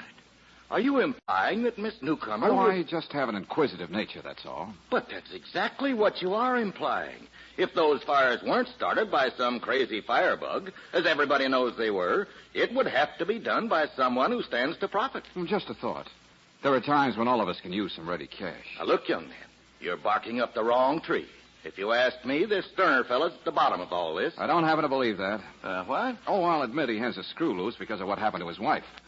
But that's the very reason he's not a firebug. Well, that's the darndest reasoning I've ever heard. Sterner's had too much tragedy in his life. He wouldn't risk letting the same thing happen to a lot of innocent people. Well, there may be something to that. Have you told your clients about the way you feel, Valentine? Seems to me that would be only ethical. I'm going to do that little thing right now, Beasley. Then I'm going to see Sterner again.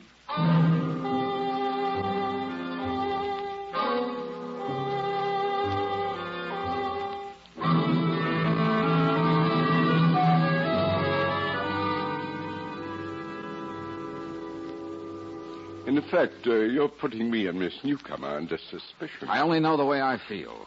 Sterner didn't set those fires, and they weren't started by any wild-eyed pyromaniac either. There's a purpose and a reason behind them. So now what do you want me to do? If I told you to get off the case, Valentine, I'd only be admitting that there's something wrong.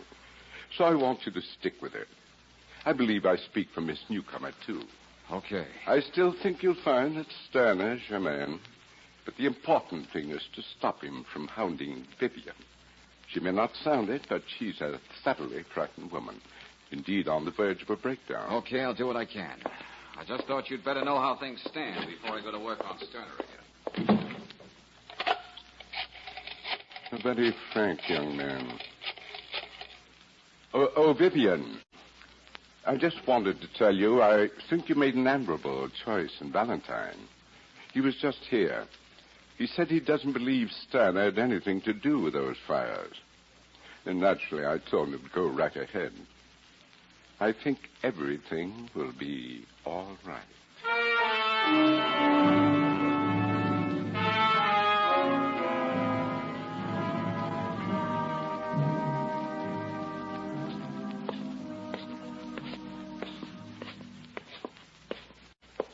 There are probably darker places than this, but I can't think of any, George. Yeah, Brooksy. I should have remembered to bring a flash. Wait a minute, I'll light another match. Yeah, we're almost up to the top floor now. You know, George, I could have sworn I heard someone downstairs in the hall. Oh, probably just plaster falling off the ceiling. Can't imagine anyone living here. You can imagine Sterner doing it. Ouch! Time out for another match, Angel. By all means, let there be light. Well, that's the door just ahead. You know, it's very interesting what Riley had to say about Sterner. I thought it was strange that a man as well-spoken as he should be living down in this section. Hey, Sterner, this is Valentine. Look, I got a few things to tell you. Come on, open up. Might be he isn't home, if you can call this home. Yeah, guess you're right. Well, we just have to wait for him. Oh, no, not up here we won't. I have a sudden desire to fill my lungs with good fresh air. All right. I think we can find our way down without this match. Now, you stay right behind me, Angel. You don't have to worry about that. George, can cats really see in the dark? Oh, you better stay away from this newcomer. You're beginning to sound like her. Oh, I don't know. Cats and darkness. George! George!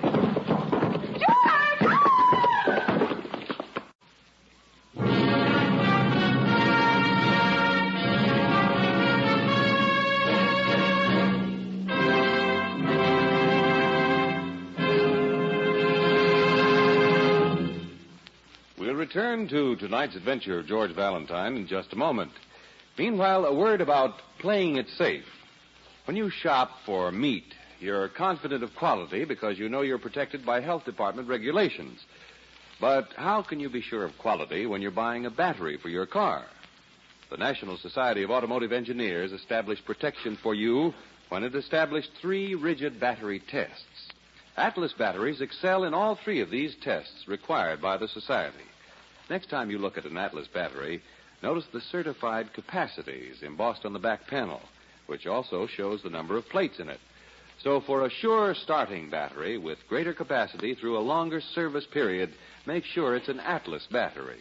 You can get one at any standard station or independent Chevron gas station. Certified Atlas batteries and expert battery service are 2 reasons why independent Chevron gas stations and standard stations say and mean, we'll take better care of your car.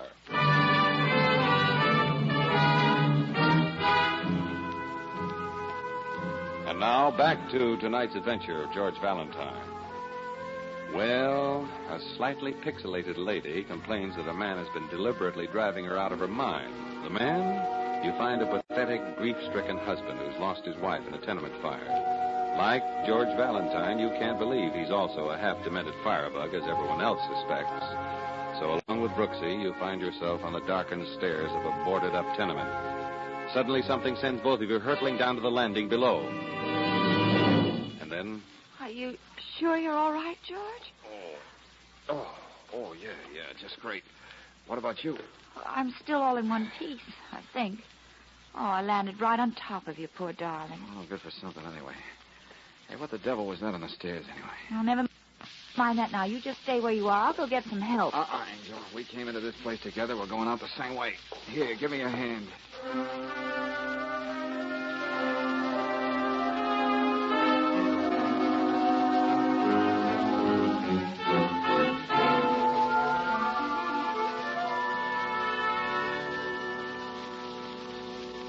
Well, fancy seeing you, Lieutenant. Oh, I just happened to be in the neighborhood, Valentine.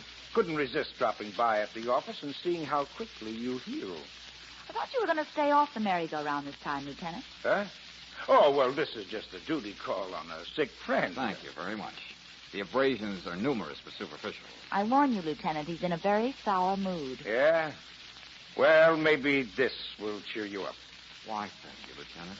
You know, I've always wanted to have a piece of wire of my very own. Now, what is this?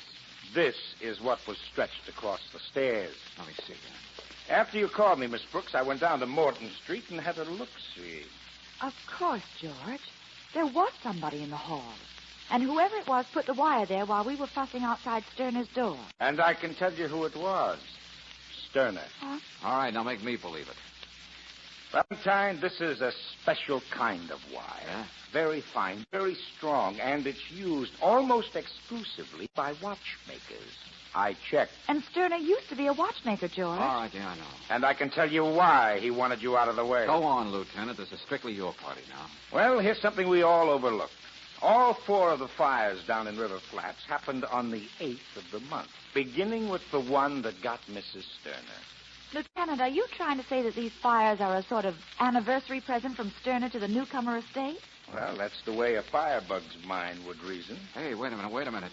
Today is the 8th of the month, too. Well, don't you see? He wants you off the scene. I take it you've questioned Sterner, Lieutenant. Yeah, and he denies everything. And we don't have enough to pin it on him.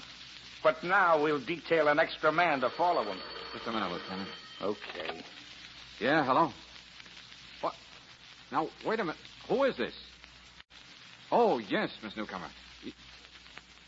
One thing at a time. What does your French poodle have to do with it? What's that? Oh, I see. Yeah, okay, I'll be right there.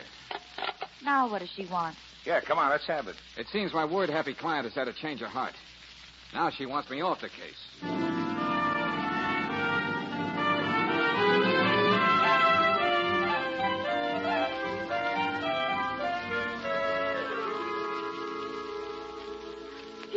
Dear, my poor darling, dear. Please, Vivian, I know how attached you were to the dog.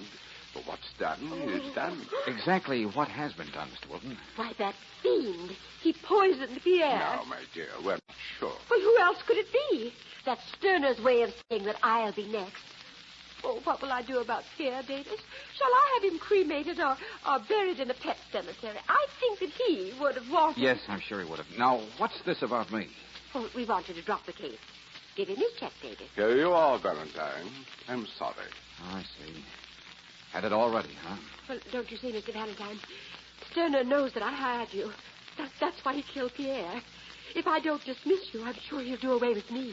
Thanks for the check, but I'm still on the case. Oh, really, That's young right. man? From here on in, I'm working for Sterner. Well, how can you work for a man who goes around killing dogs? Mrs. Sterner died in a fire that could have been prevented. Now, hold on. You think I'm stretching a point to say that the person responsible is worse than a man who killed a dog?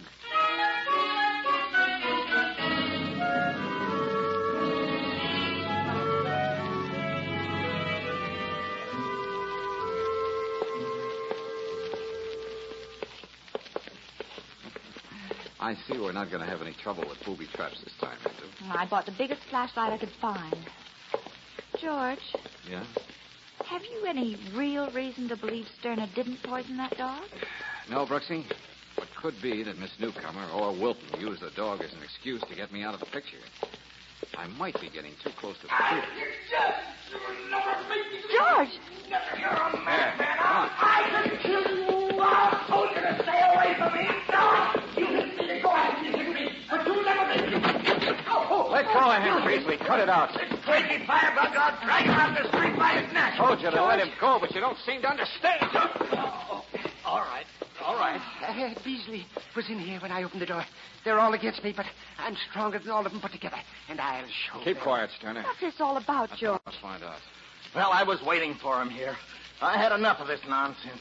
If something happens to him in here, the insurance company's going to be responsible. Well, you don't have to go about it that way, do you, Beasley? Oh, there's no use talking to this loon. All he can do is babble about me taking him away from his wife. What kind of talk is that? Look, George, I found this on the floor. Huh?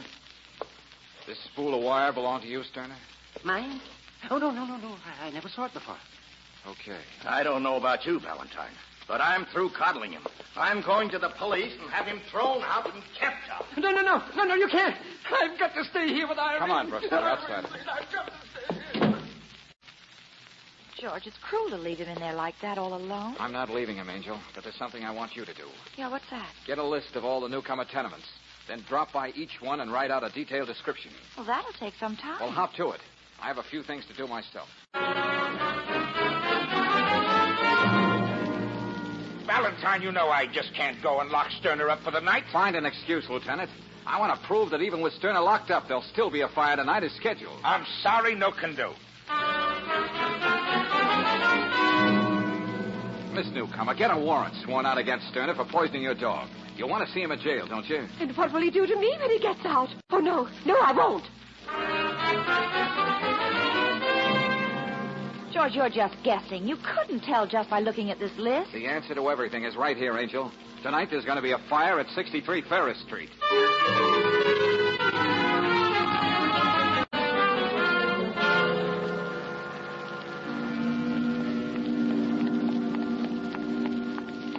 See anybody we know going to 63? No, it's all quiet, George. Oh. Well, it's a cinch nobody can get in or out of that place without us seeing him. There's only the front entrance. And if no one shows? Someone will, Brooksy. And I'm betting it won't be Sterner. Well, I see all the lights are out in the warehouse next door. Mm-hmm. The last truck went out a few minutes ago. Empire Fabrics Corporation must be working overtime. No. George. Huh? Down the street, just turning the corner. Here, let's get back in the doorway. Oh, no. I couldn't have been in. Couldn't have been. It's Sterner. How did he ever shake those detectives? I don't know. Well, he's going into 63, all right. Well, I gotta stop him. Sterner! Wait a minute, Sterner! What are you doing here, Mr. Valentine? I'm asking you that. I thought you told me you were going to work tonight. Well, I did, but I thought of something I had to do. Oh, yeah, I can imagine. Now, look here. Let go of me. I've got to go in here. There's something I've got to find. Sterner, you... Sterner!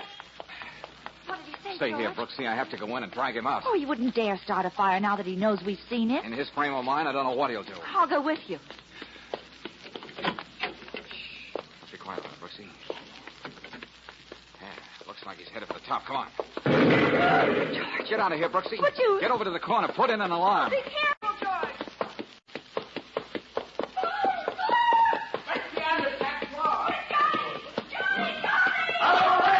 I gotta get to the top floor. You'll never get past them flames!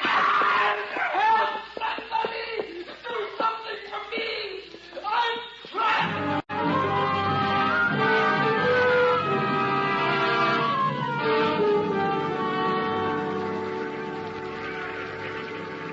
Now listen carefully, Sterner. We're trapped here on the top floor, but there's a window just below this one. Yes. I'm gonna let you down outside as far as I can, then I'll swing you in. No, I'm afraid. You prefer the fire? No, I'll do it. Anything you say. All right, now climb outside. Don't worry, I won't let you fall. Yes, but you... I'll take my chances with this drain pipe.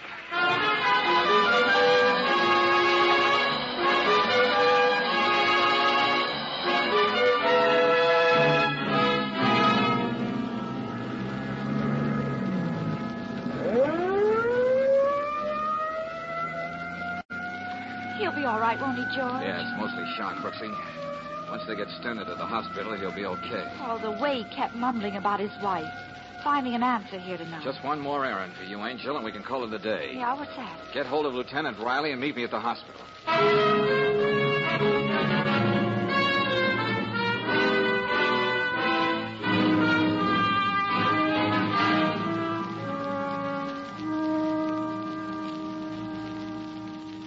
George, I'm so glad you got here. Mr. Sterner keeps calling for you. Well, how is he? Oh, it's pathetic.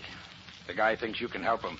He doesn't seem to realize that all you can do is land him in the state hospital for the criminally insane. How'd you make out, George? Where were you anyway, Valentine? Well, you'd call it illegal entry, Lieutenant. Here's What? a present. What's this? Allied Fire and Indemnity Company. Amount of insurance. $800,000. Wow. Name of insured Empire Fabrics Corporation. But that's the name on the warehouse right Next to the tenement where the fire was tonight. The idea was for both of them to burn down. But go on, Lieutenant, the line on the bottom. Name of agent. What's this? Huh? Edward Beasley. Yes, Beasley. The firebug who was crazy like a fox.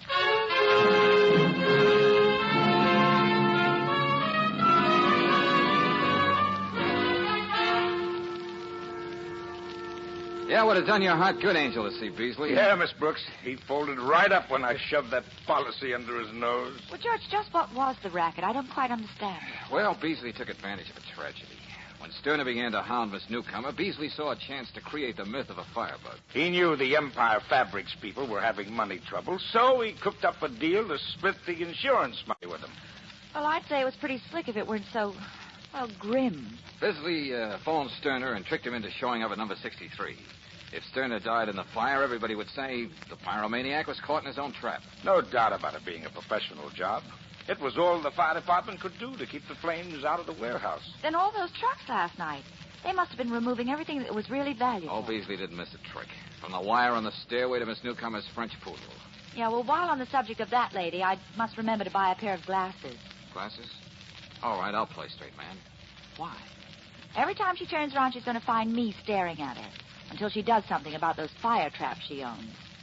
Say, incidentally, what's the penalty for driving someone badly? Well, in this case, Miss Brooks, the biggest bouquet of roses you can buy on a cop's pay.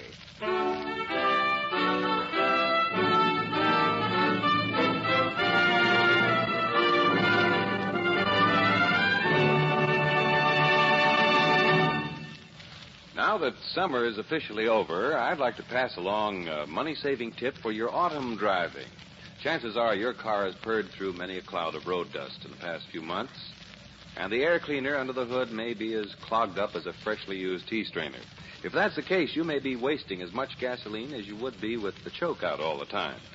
And the fact that a dirty air cleaner lets dust and road grit mix with the gasoline is equally costly, maybe more. So, for driving economy, ask the independent Chevron gas station or the standard station to service your air cleaner tomorrow.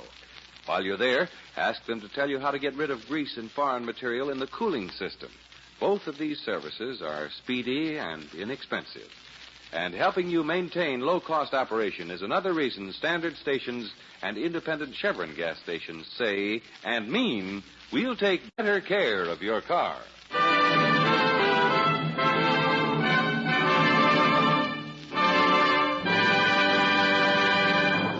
Next week, when you tune our way for another adventure of George Valentine, you'll find George faced with a new problem and a new client.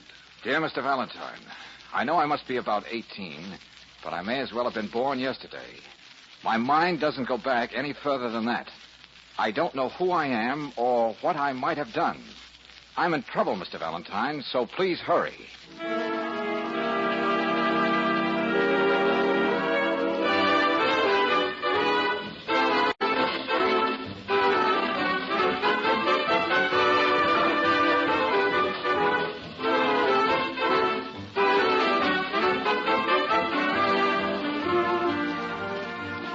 Tonight's adventure of George Valentine has been brought to you by Standard of California on behalf of independent Chevron gas stations and standard stations throughout the West. Let George Do It stars Robert Bailey as George with Francis Robinson as Claire. Wally Mayer appears as Lieutenant Riley. Tonight's story was written by David Victor and Herbert Little, Jr. and directed by Don Clark. Also heard in the cast were Howard McNear as Sterner, Sarah Selby as Vivian, Pedro de Cordoba as Wilton, and Franklin Parkler as Beasley. The music is composed and conducted by Eddie Dunstetter. Your announcer, John Heaston. Listen again next week, same time, same station, to Let George Do It.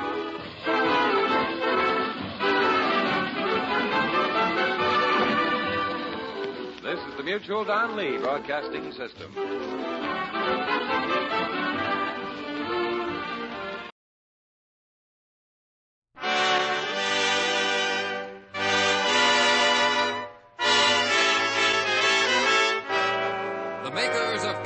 Cigarettes present Dick Powell as Richard Diamond, Private Detective.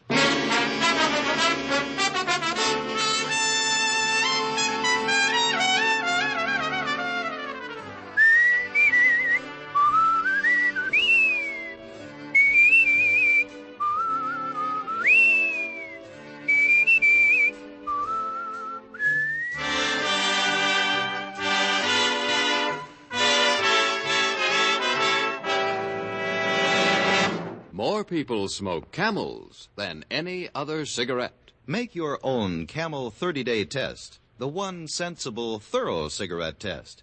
You'll enjoy the rich, full flavor of Camel's costly tobaccos. You'll see just how mild a cigarette can be day after day, pack after pack. And you'll know why more people smoke Camels than any other cigarette.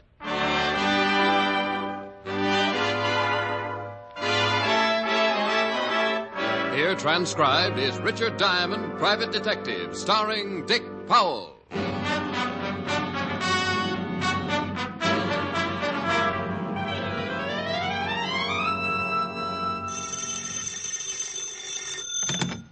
Private Detective Agency. The Ham and Mayhem. It's mayhem. Not if it ruins a gag. Hi, Helen. Hi. What are you doing? Oh, trying to spot a client.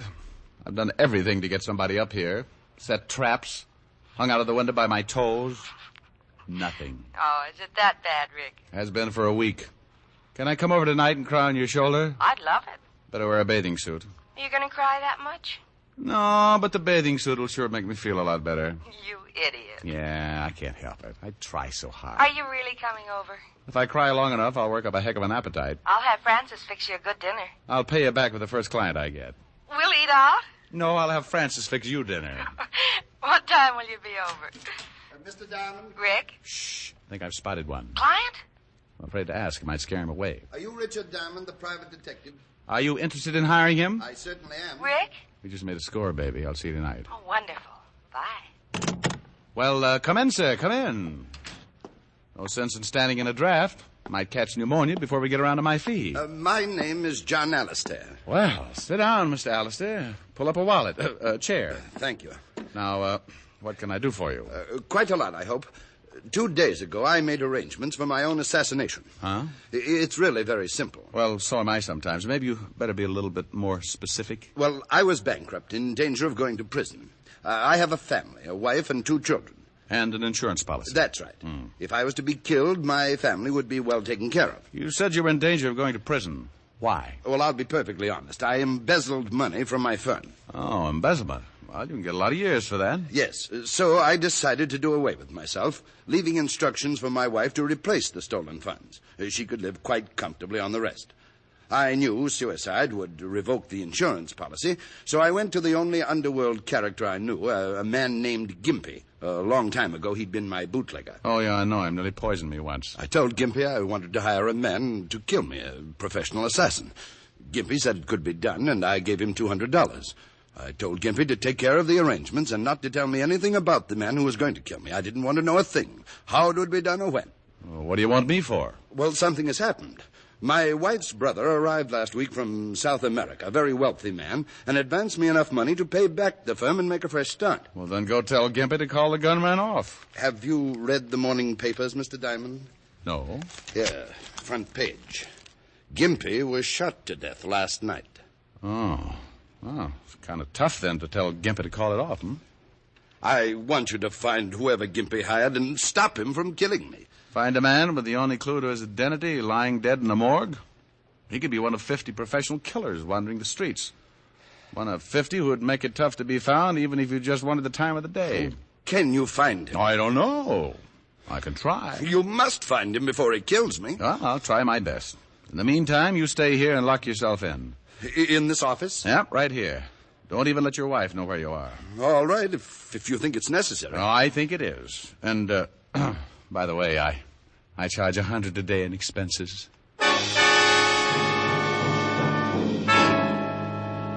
I guess his brother-in-law had given him enough money for a high-priced private detective because he handed me $100 and agreed to lock my door and not answer it for anyone but me. I left the office and headed for the Skid Row Bistro where Gimpy had died on the dirty floor. It was called the Black and Red, and the bartender was wearing an apron that looked like he'd been making hash on it. Yeah, Gimpy got killed here. Right over there, the clean spot near the bar. He bled a little. You know who gunned him? What am I answering your questions for? Because I'm asking him. That ain't enough. I got a fetish for living. I'm a private cop. Well, that's the worst thing you could have said. You better buy a beer or take a walk, huh? I'll buy. You don't even have to change the $10. You think I'd tell you something for a lousy 10 fish? Yeah? Well, you're wrong. I don't know nothing. You were in here, weren't you? Yeah, on my stomach behind the bar. You saw it start, didn't you? You want me to tell you as much as I know? Unless you want to play another tune. We could dance. $10 for what I know? You don't think it's worth it, huh? Nah, but I seen the 10 and it made me greedy. Okay, here. Live a little. Thanks. Well, Gimpy was standing over there drinking a beer. These 2 guys come in, and one of them walks up to him. What did they look like? 2 guys, big guys, hats, coats with the collars turned up, the whole bit. Looked like just what they was. This one guy started arguing with Gimpy about some money. You hear the conversation? Yeah, something about wanting all the 200. Well, Gimpy gets a little nasty. He was like that, you know, a nasty little guy. Well, the guy gets tired of arguing and pulls a gun. Gimpy tries to climb the bar, and he must have been halfway over when the guy cut him in two. By then, I was flat on my face waiting for mine. But these two guys took off, and I called the cops. Wait to 10. You don't remember what either one of the guys looked like? Nah, I was minding my health. Okay, thanks. Hey. Yeah? I don't know whether it means nothing, but the guy who killed Gimpy was wearing a small red flower in his buttonhole. A red flower like a rosebud. I remember it. Funny a guy like that should be wearing a pretty flower.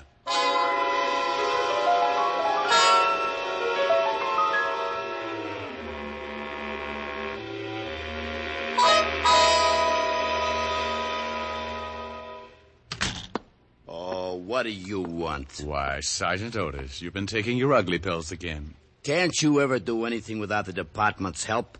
I thought you were supposed to be a big, smart private detective. Well, we all make mistakes. I thought you were supposed to be a gorilla. Oh, you did, huh? Yeah, but gorillas get bigger. Oh. Hello, Walt. Hello, Rick. What can I do for you? I got a little problem. Your department handled that killing over in the Black and Red Saloon? Skid Row? Yeah. Yeah, a small-time guy named Gimpy got himself blown up. Any line on the killer? No, we questioned the bartender who runs the place. He was lying on his face. Couldn't give much of a description. We're checking up on Gimpy's friends and associates. The killer wore a small red flower in his buttonhole. Maybe a rose. How do you know? Bartender told me. Thought maybe you knew about it. Well, he didn't tell me. What are you interested in Gimpy for? He contacted the killer. I've got to find the killer, and I don't know who he is. You think maybe this guy with the flower is your boy? Well, he might be. Bartender said he was arguing with Gimpy about $200. Well, no, he didn't tell me that either. Just said they were arguing. You should have slipped him $10. What do you have to find him for? Client. You got a client who wants you to find a killer? Yeah, and that's all I'm going to tell you. Now, give me what you got on Gimpy and his friends. I don't know why I should. Oh, stop pouting, fatty. I can't tell you anymore. Besides, if I find this killer, you solve the Gimpy killing, don't you? Well, yeah. Well, then let's have it. Okay.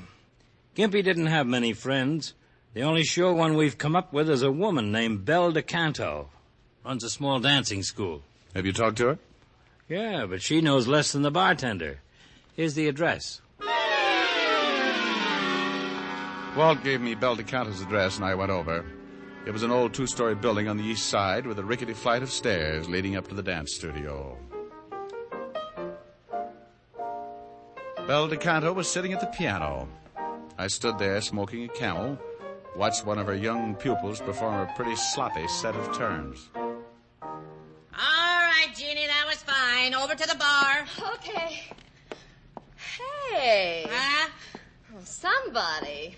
Oh, what can I do for you? I want to talk to you, Belle. $20 for 10 lessons. I just want to talk. Why don't you take the lessons, mister? Gives you grace and balance. I'd look a little silly in tights, dear. Go do your exercises, Jeannie. Okay, but I still think you look great in tights, mister. We could do Swan Lake and things. I bet we could. Talk him into it, Belle. He's real cute. What do you want to talk about? Gimpy. You a cop? Private cop. I entertained the whole 5th precinct all morning. I'm looking for the guy who killed Gimpy. I told the cops all I know. I don't know who killed Gimpy. Back straight, honey. Okay. I can't help you, mister. You know a man who wears a red flower in his buttonhole? Huh? Do you know a man who wears a red... I'm busy, mister. I got a lesson. Look, Belle. I don't know nothing. Now beat it. Maybe if I bought a course of lessons. I'm full out. Now get out of here. I told you to keep your back straight. Okay, I'm keeping it. Belle. You going to get out of here, or do I call the law? Oh, Belle, what you throwing him out for? You shut up and keep your back straight. Listen, I'm paying good money around here. Get out now, mister. Okay. What you climbing on me for, huh? So what are you yelling? You get up there and do your bit, or I'll bust this cane over your skull. You'll do what? I told your old lady I'd teach you how to dance, and I will if I have to cripple you trying. You don't yell at me like that. Bye, you lovely people. Bye, honey. You don't yell at me. I paid my money. Who do you think you are? Who? Get up on that bar! Drop dead!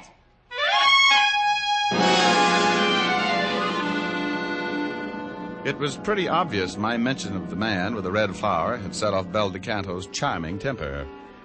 And it was even more obvious that to Belle, The man with the red flower spelled some kind of trouble. The third and most obvious point was that I wouldn't get anything out of Belle even if I dropped her in a pit full of enraged mice. I started down the steps of the dance studio, heading for the street, and I stopped cold. Something on the third step set off little bells in the space in my head reserved for danger. There, on the third step, was a small red rose, and it hadn't been there when I went in. I stopped and thought about it. Maybe the man I wanted was in the building. I looked around. Only one other door besides the studio, and that led to Belle's apartment above. I went up there and looked around. Nothing. Then I got a pretty scary thought. Maybe the man with the red rose had tailed me, waited around listening at the door. If he'd found me, maybe he'd found my client. I spent the next 20 minutes making myself hard to follow, and when I was satisfied no one was tailing me, went back to my office. Alistair. Mr. Alistair. Who is it? Diamond, open up. How do I know it's Diamond? Well, you are being cautious. You gave me a $100 retainer. I told you to lock yourself in my office and not to answer to anybody but me. Did you find out anything? Close it and lock it. Is something wrong? The man who killed Gimpy was wearing a red flower in his buttonhole. I met an old biddy who runs a dancing school, and when I mentioned the flower, she froze up like a clam in a barrel of glue. Who is this man with the flower? I don't know, but before he killed Gimpy, he argued with him about some money. $200. Well, that's the amount I paid Gimpy to hire the assassin. Yeah. I think the man with the flower is probably your killer. And when I left the dance studio, I found this. A red rose? Uh-huh. I think maybe he's tailing me. He knows I came to see you. I don't know. I think he's found out I'm looking for him. Maybe figures I'm trying to catch him for killing Gimpy. Anyway, you're not the only one on the spot now. But what'll we do? If he's looking for me, there's no sense in letting him find you, too. You got to get out of here. But where? Well, an out-of-the-way hotel I know. Manager's a friend of mine. But what if this killer finds you? That's a good question. I hustled John Alistair out on the fire escape, and we climbed down to the floor below, just in case our boy with the red rose was waiting outside my office. We climbed into the 7th floor hall, made our way to the service elevator and down to the alley. A half an hour later, I'd deposited Alistair in room number 11 of the Bunker Hill Hotel, in charge of the manager, a one-time safecracker named Herman Clipp. I'd done a lot of favors for Herman, and he assured me Alistair would be safe, and that no one would be allowed to see him unless his name was Diamond, and he had the bluest eyes in the private detective business. It was 6 o'clock by the time I left the hotel, and I kept to the side streets in case the man with the red rose might be close. It was certainly one way of finding him, letting him find me. But I wanted to be ready for it, and I didn't want to be around my client when it happened. I went back to my apartment on 51st Street.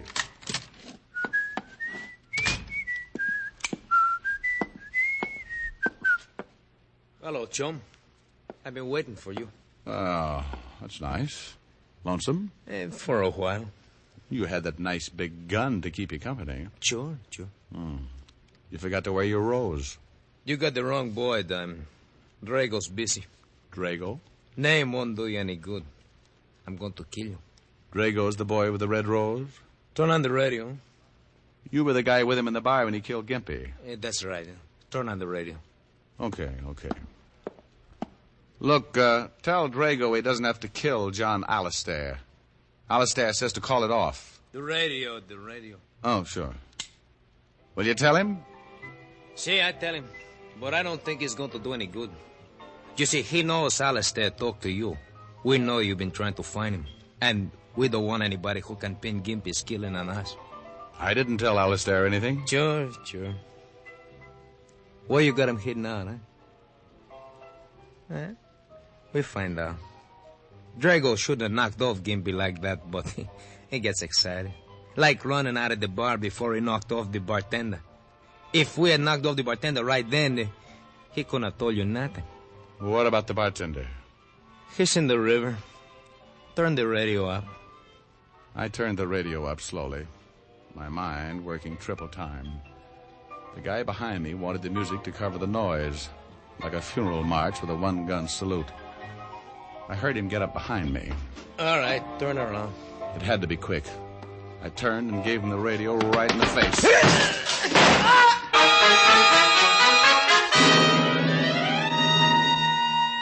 I had twisted his gun right into his stomach. He looked up at me like a kid who was going to bust out crying because somebody had dumped over his blocks. Then he slid down on his face and died without a sound. I put in a fast call to Walt, told him to check his files for a killer named Drago. I told him what had happened and about the bartender who was probably floating on the river. Then I took off for Bel DeCanto's dance studio.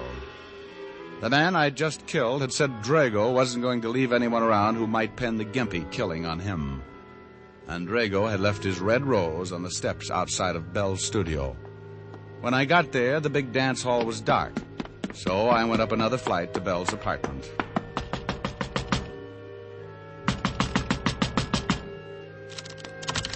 Well, here goes.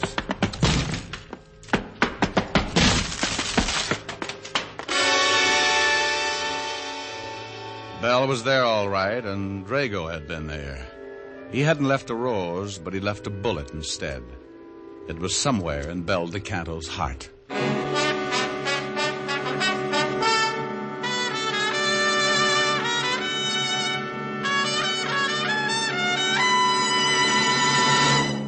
Before we continue with Richard Diamond, here is an important question. How mild can a cigarette be? One puff won't tell you. One sniff won't tell you. It takes day in, day out smoking to find out how well a cigarette agrees with your throat. Only Camels offer you this day in, day out smoking proof. In a coast-to-coast test of hundreds of people who smoked only Camels for 30 days, noted throat specialists reported not one single case of throat irritation due to smoking Camels. Make your own Camel 30-day test, the one sensible, thorough cigarette test. Smoke only Camels for 30 days and let your taste tell you how rich and flavorful Camels are, puff after puff, pack after pack. Let your throat tell you how mild Camels are, how well Camels get along with your throat as a steady smoke. You'll see why people say, once a Camel smoker, always a Camel smoker. How mild, how mild, how mild, how mild, how mild can a cigarette be? Make the Camel 30-day test and you'll see. Smoke Camels and see. And now back to Richard Diamond, Private Detective, starring Dick Powell.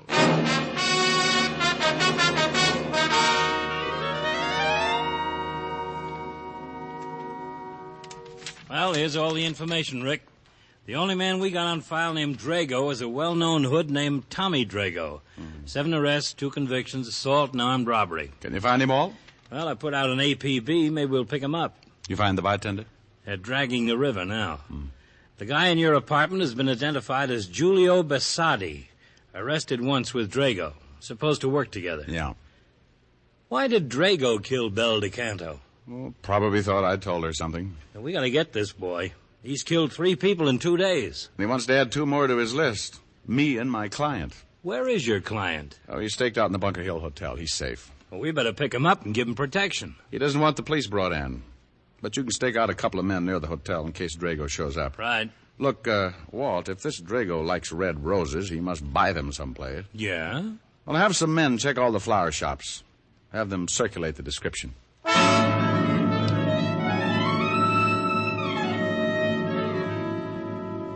For the rest of the day and into the evening, the entire precinct turned out to look for Drago.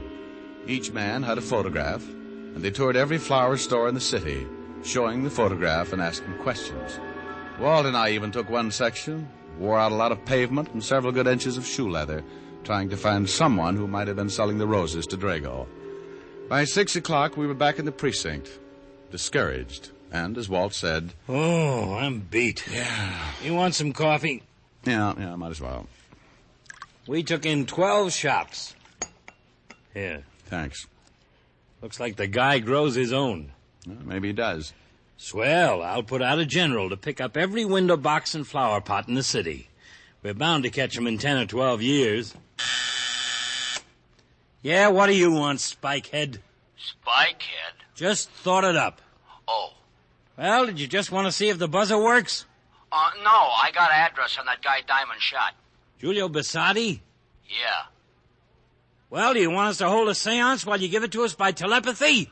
456 River Street, apartment 7. And you sure are getting grouchy. Walt and I piled into the squad car and took off for 456 River Street. There was a chance that the man who wore the roses might live with his partner, Julio Basardi. We found the manager. He led us into the apartment, and after 15 minutes of pretty extensive house wrecking, both Walt and I came to the same conclusion. Julio Basardi lived alone and liked it. We hit the street pretty discouraged. Well, come on. Hey, Walt. What is it? Look, that old lady down the street. Well, what about her? She's selling flowers. Oh, well, let's go. Fresh flowers, 20 cents a bunch. Flowers, gentlemen? Do you have some red roses? Yes. Single red roses that I could wear in my lapel? Yes, 25 cents. Have you ever seen this man? What man? Here. Yes, Mr. Drago. I sell him a red rose every evening, fresh. You know where we can find him? Well, what do you want him for? Police. Has Mr. Drago done something? He's wanted for murder. Oh, no, how terrible. He seemed like such a nice man, so generous, he dressed so nicely. He's killed 3 people. 3 people? Do you know where he lives? 3 people? Yes, he lives in the next block. I don't know the number. I'll have to show you. Here, I'll take all the flowers you've got. The old flower woman showed us the building, and again we dragged another manager out to let us into Drago's apartment. This time we went in low, ready to shoot if Drago happened to be home. He wasn't. And once again we tore another place apart. Find anything? No, not yet. Get a load of this closet. Drago really dresses. Now, Walt. Yeah? You find something? Look at this telephone pad. What about it? The writing. Read it. Bunker Hill. Bunker Hill Hotel. That's where my client is. Drago's found him.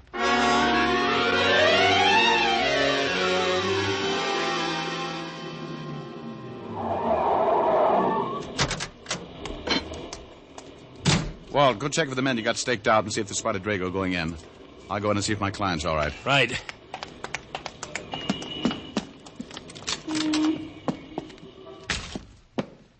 Herman. Herman. Oh. Rick? Over here, Walt. Herman is out cold. Herman? Yeah, the manager. Oh, he looks pretty bad. Yeah, he's really out. Drago? Your men see anybody? No, but he could have slipped in. Now, let's get up to my client. Well, come on. I'm looking for the key. What room? 11. Well, it's gone.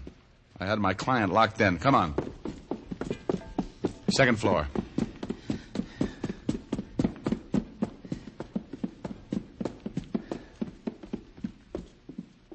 Here it is. Alistair. Alistair, it's Diamond. Diamond, get me out of here. He's been here. He's got a key. Where is he? He tried to get in, but I had the chain lock on. Then he tried to break it down. I pushed the furniture in front of the door. Get me out, please. Just take it easy. We'll try and break it down. The furniture's still there. Well, get it out of the way. Yes.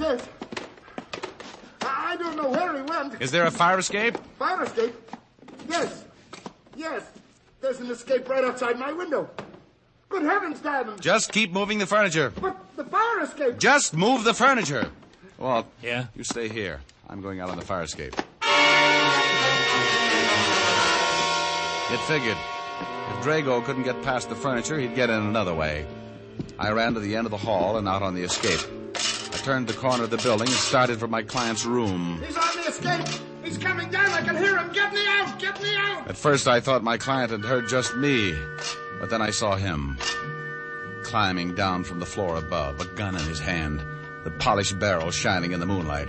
As he reached the window, Alistair went crazy. He's outside the window! No, please! I leaned against the building and steadied my arm just as he broke the window. No!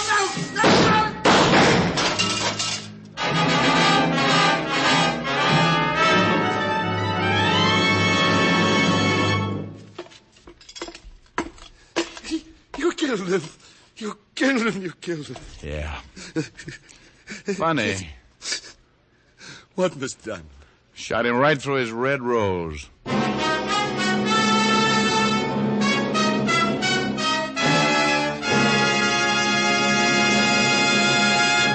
Dick Powell will return in just a minute. Across the nation, doctors in every branch of medicine have been asked this question. What cigarette do you smoke, Doctor? Again, the brand named most was Camel.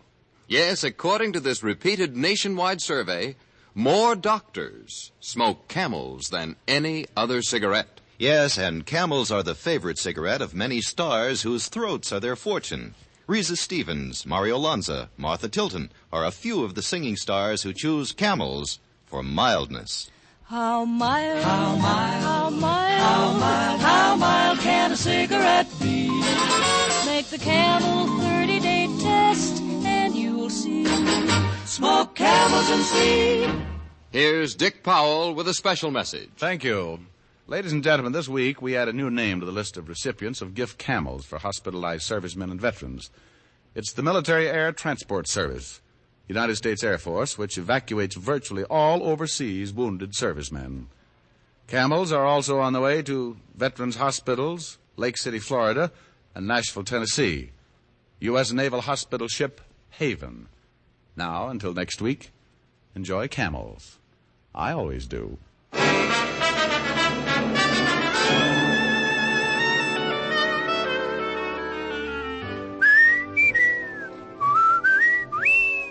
Dick Powell can now be seen starring in the RKO film Cry Danger. Tonight's adventure of Richard Diamond was written by Blake Edwards with music by Frank Worth. Our director is Helen Mack. Featured in the cast were Virginia Gregg, Wilms Herbert, and Arthur Q. Bryan. PA stands for two things, Pipe Appeal and Prince Albert. They go hand in hand. For Prince Albert's Choice Tobacco has a rich flavor and a delightful natural aroma. PA is crimp cut for smooth, even burning, and it's specially treated to ensure against tongue bite. Get Prince Albert, the National Joy Smoke, America's largest selling smoking tobacco. Listen next week for another exciting transcribed adventure of Richard Diamond, starring Dick Powell. This is your FBI, the official broadcast from the files of the FBI. Follows immediately. Stay tuned. This program came to you from Hollywood. This is the American Broadcasting Company. The Adventures of Sam Spade, Detective. Brought to you by Wild Root Cream Oil Hair Tonic, the non-alcoholic hair tonic that contains lanolin. Wild Root Cream Oil. Again and again, the choice of men who put good grooming first. Sam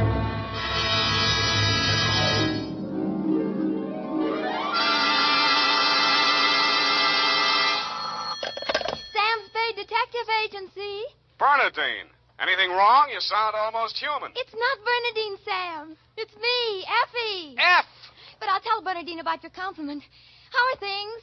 Well, I've made out as best I could. I don't want you to think that I begrudged you a vacation. After all, you have worked hard. You did deserve it. Sam Spade, is that all you have to say to me? I'm not putting the blame on you. After all, it is a state law, so I can hardly accuse you of letting me down at a time when I needed you most. Well, you might at least ask me if I had a good time. I'm sorry if your conscience bothered you. Oh, well, it didn't. I had a divine time, and I met all sorts of interesting people. Mostly men. You don't say. What else? Well, it was this desert ranch, you know, with a lot of buttes around. You mentioned those. No, Sam, no. They're the result of erosion. Those outdoor types, they go to pieces. Sam, are you pulling my leg? Not over the phone, Effie, but stay where you are. I'll be right down to look at your snapshots. And when you have the time, I'll dictate my report on the missing NEWSHAWK caper.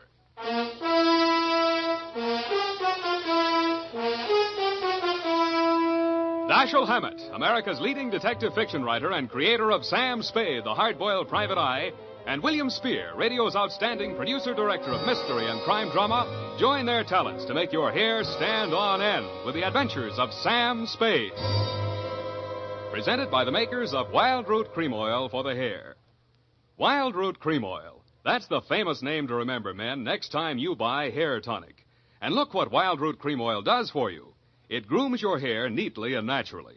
Wild Root Cream Oil also relieves dryness and removes loose, ugly dandruff.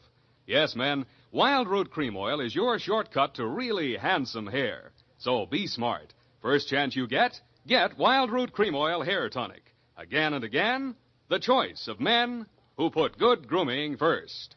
And now, with Howard Duff starring as Spade, Wild Root brings to the air the greatest private detective of them all in the adventures of Sam Spade.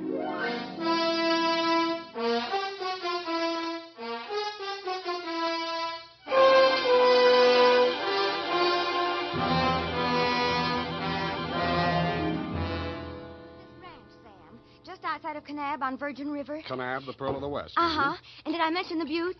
Oh, well, they're very interesting. The result of erosion. Yes. And it's authentic, too. Fay Hamlin's ranch. You, mean a working ranch? Yes, you see, that way you get into the spirit. Mm-hmm. My job was to feed the chickens. And that's how I met him. One of the buttes? Oh, Sam, he's a very cultured gentleman. Culture smulcher. What's he do for a living? He cures stammering. You don't say. What's his name? Charlie Shank. Charlie Shank? He's the founder of the Shank Institute of Articulative Correction, which I should learn. Articulative Correction. Where is this institute? Oh, I have the address here. General Delivery, Butte, Montana. Mm-hmm. You're sure you didn't help him break parole, Effie? Oh, no. We just went on long walks together. Where to? Oh, different points of interest. Like Wolf Canyon. Figures. Uh-huh. He invited me on this camping trip. Honorable, of course. Mm. But I couldn't go on account of my sunburn. I had an awful. I've still got it, you see. Mm. And then he went back to Butte. He had to leave in such a hurry he couldn't even say goodbye. Wow. It was a pity, too, because an old friend he hadn't seen in years came looking for him just a few minutes later. With a warrant? No, he was an attendant in a nearby hospital. Mental? Oh, yes, very intelligent. He read me some of his poetry. Maybe you've heard it. A loaf of bread, a jug of wine, and thou. Wait a minute. Isn't that the Rubaiyat of Omer Khayyam that was written by a guy named Fitzgerald? Well, of course. That's his pen name. Quite a penman. Yes, but he's paid his debt to society. And the other time it was a bad beef. Oh, he told me all about it. Sure. He cried on my shoulder afterwards. Sweetheart, when you make a mistake, it's a beaut. Sam, nothing happened. Well, I'm glad he cured you of stammering anyhow. Ready? Oh, yeah. I've got a brand Work, new you notebook. know. Life goes on. I've got a brand new notebook, Sam. I'll just turn over a new leaf. Not a bad idea, dear. Date July 18 to Mr. Alex M. Youngblood. Try that again. Mr. Alex M. Youngblood, P.O., Box 317, San Francisco, from Samuel Spade, license number 137-596. Dear Mr. Youngblood, I need a vacation myself. You need Charlie Shank. You sound tired, Sam. Fortunately, until I met you, my only experience with any of the men and women who make your newspaper run had been with one of your corner newsboys who shortchanged me 2 times within as many days. I have not read your rag since. But your name looked imposing, and so did the $300 check upon which you had written it.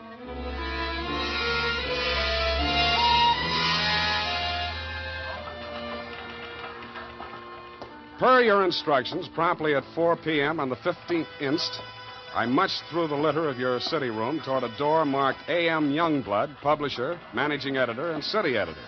I wondered if you were ambitious, frugal, or 3 men. I did not know that you had good taste until I saw the trim, 20-ish, and toothsome secretary in your outer office. Hello. You're new here, aren't you? Well, I'm not exactly here. I'm just here to see Mr. Youngblood. Oh. The name is Spade. Samuel Spade? Sam, except to my most intimate friends. Well, my advice to you, Sam, is to beat a hasty retreat. He's in a foul mood. Oh? Why? Is he blind or older than he feels? I refer, of course, to your spectacular charm, Miss, if I may call you Miss. Please, this is neither the time nor the place. My name is Phyllis Watson, and my phone number is in the directory, if you're really interested. I could be. Thank you. And if a man answers, tell him you're my French teacher. Oui. You better go in now. If you're late to an appointment with him, you're through. Do you have any more words of wisdom? No, but I hope you can do something to improve his state of mind. He's been awful lately. Good luck, Sam. Thank you, Phyllis Watson. Come in, come in. Now, 1 minute past 4. You must be Mr. Spade. That's right. You're almost late. Sit down, Spade. Cigar? No, thanks. Well, don't expect me to offer a drink. You aren't a drinker, I hope. You don't listen to the radio, do you?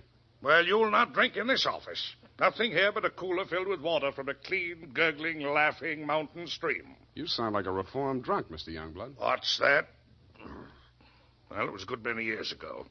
If you don't mind, I'll just paste up the weather report for my morning edition before we talk. Oh, you do that too, huh? Yes, obviously. And with good reasons. I remind myself that I was once a copy boy, and I find it a splendid way to, at least once each day, to lower myself to the level of the working man. There we are. Very hot in Phoenix, I see. Mm-hmm. Just what do you want a detective for, Mr. Youngblood? I was coming to that, Mr. Spade. Sorry. Now, well, first let me warn you that your assignment is a highly confidential one. They all are. In this case, a man's life may be at stake. Mm-hmm. The situation, my newspaper, at my order and under my guidance, has launched a campaign against crime. Not aimed at the petty criminal, but at the easy-living leeches at the controls of the rackets, the hoods in bankers' clothing, the mansion-house parasites who direct the pickpockets, the second-story men, the housebreakers, who gamble away $500,000 a year and pay income tax. Don't go to fraction pieces. of that amount. Yes, I understand. You're after the boys on the safer side of the fences. Nicely put, Spade, yes. Thank you. Well, the long and short of it is this. The author of the expose series, Ray McCulley, my top crime reporter, has been missing for 2 days. I want you to find him. What makes you think he's still alive? Good heavens, Spade. Why must you suggest that he isn't? Because if I were a mansion-housed parasite in danger of being unhoused by a newshawk, I'd see said newshawk standing in a cement block on the bottom of the bay. I will accept that only when no stone has been left unturned. Every straw and every haystack has been searched. Every... nook and cranny? Yes. Sounds as though you need at least one police force, Mr. Youngblood. Now, why don't you just... No. Impossible. We've already had a brush with the police over the expose. I'll not be dictated to at this stage of the game. I started this investigation, and I'll finish it alone. Well, it's a pretty big order, Mr. Youngblood, but times are tough. I'll see what I can do. Good. I hereby turn over to you all the resources and power of this, my newspaper. When one of my reporters is in trouble or danger, sir, I will spend every penny of my fortune, if necessary, to deliver aid and succor to his side.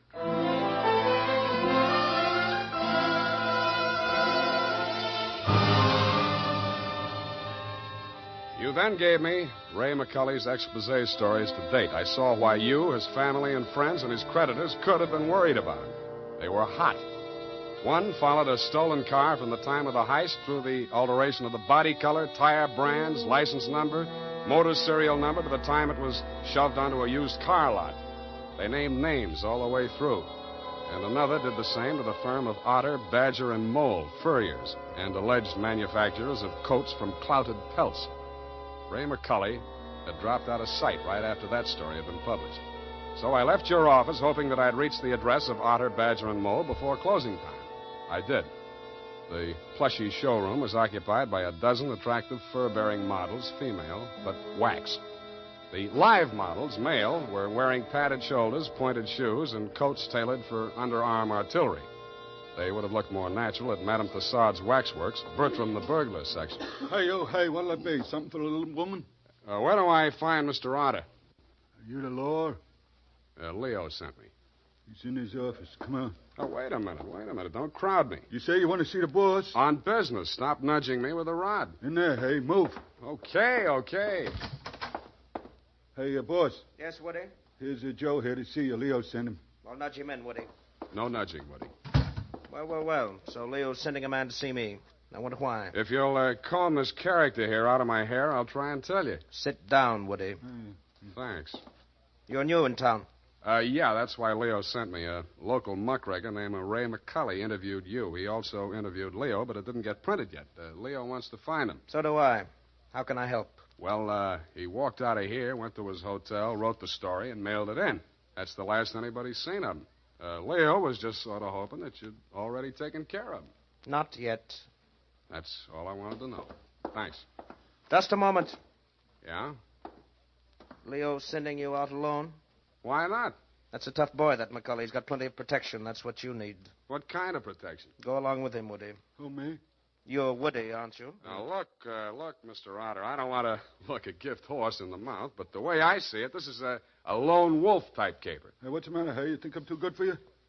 Well, Woody, I wouldn't say that. Good. It's settled then. Take care of him, Woody, and don't mix it up with any of Leo's boys. If he's out to get that rat McCully, he's our friend.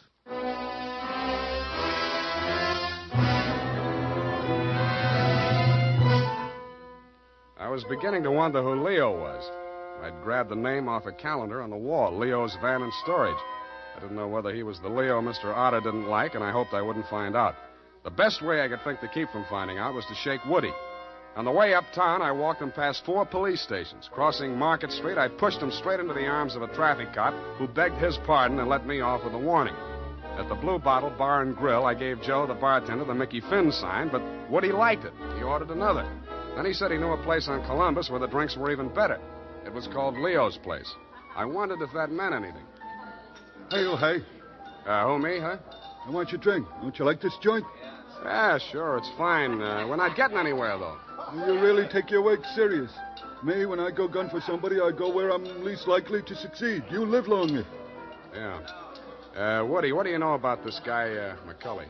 You hear the boss. He says he's a rat. Yeah, but he said he's got plenty of protection. Who's furnishing it? Well, you see, there's a... Boy, oh, boy. Look at what just walked in. I looked. What I saw was not disappointing. She was wearing a skin-tight black satin with a plunging neckline and the new look only in places where it didn't matter. But she still looked enough like your secretary, Phyllis Watson, to be out of place in Leo's place. She didn't stay there long. She made a beeline through the kitchen to the rear exit. I made a beeline right after her. Woody was breathing down my neck as I started up the rickety outside stairway at the back of the building. I stopped the landing and turned around to face him. See you later, Woody. I didn't wait to see if he made it all the way to the bottom of the stairs. I was more interested in what was going on at the top.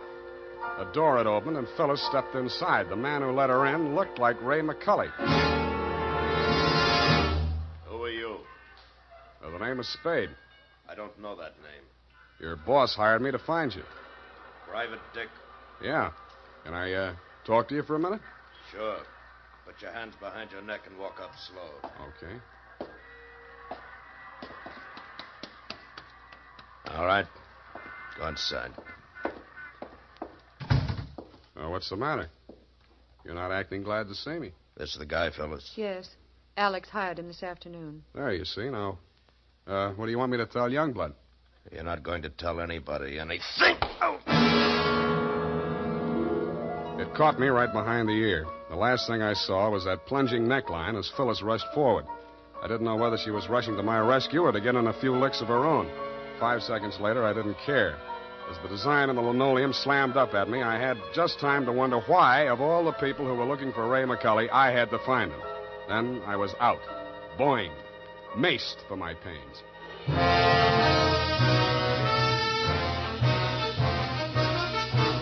The makers of Wild Root Cream Oil are presenting the weekly Sunday adventure of Dashiell Hammett's famous private detective, Sam Spade.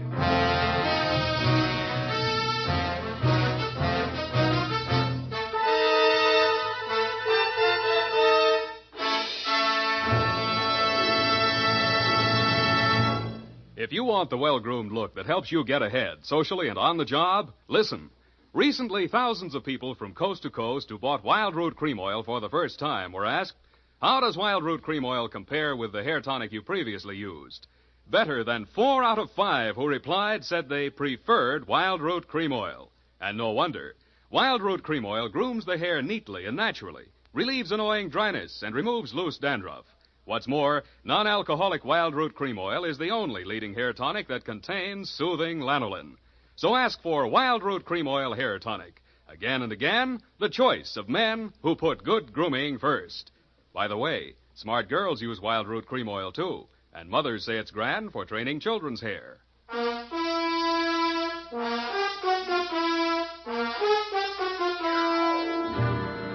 And now, back to the missing NEWSHAWK caper. Tonight's adventure with Sam Spade.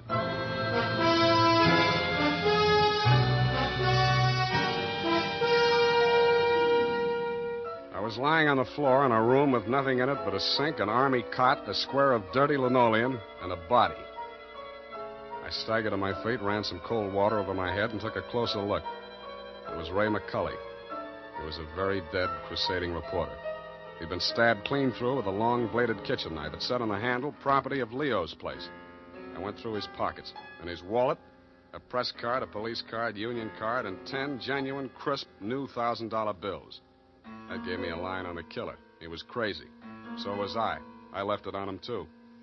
Folded up in his vest pocket, I found 2 newspaper clippings, one from the Chronicle and one from your paper. Both weather reports for the same date. It was very hot in Phoenix, according to both papers. But according to your weather report, the temperature in Needles, California was 135 degrees. That needled me. So did the slip of paper I found on his shoe. The number 9 and a date had been stamped on it with a rubber stamp. The date was the same as that of the weather reports. I turned it over. It said Ruthie's Booth, Manson Bowling Alley.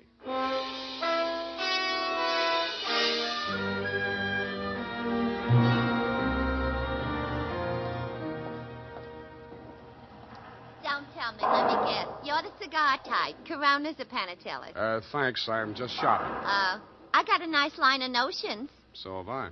No, I mean the dolls, the Hollywood dolls. You know, for the bed. Only $1 plus tax. Very reasonable. Say, what's on your mind? Leo sent me. Oh. Are you going to collect the slips hereafter? Well, not tonight. You see, I'm sort of a troubleshooter. Leo's checking up on some of the numbers that didn't come out right. Listen, I'll tell him to his face I don't want any part of those wrong numbers. They're scary. Nuts. Who bought this one? Let me see. Oh, last Thursday. Oh, number 9. How can I forget? He put $500. And honest, if he's been around once, he's been around 100 times to see if it paid off. Did it? What's his name? Mr. Spinelli. He buys a slip every day. And if you ask me, he's learned a system. Because he's been winning, you know. Dimes and then $1 and then $5. And then when he come in with 500 on number 9 until he dropped dead, did it win? Where does he live? It did. Wait, I'll look on the sheet. Hey, somebody else was in just this afternoon. Give me that address. Hurry up, will you? Well, it's right around the corner on Manson, 810. Say, maybe that's his system, 8 and 1. Don't that add up to 9? Hey, what's the matter? Where are you going in such a rush?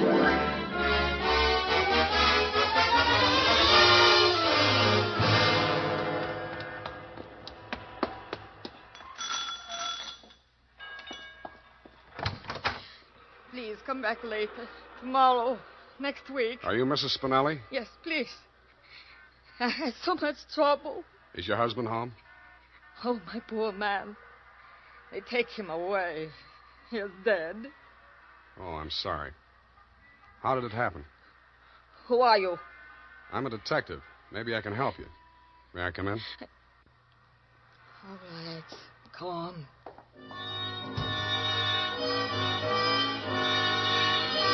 It took quite a while to gain her confidence, and after that it took still quite a while to piece together the grief-stricken grumble of words that poured out of her. When I got it down in the form of a statement, I asked her to read it over. Item, statement by Mrs. Arturo Spinelli.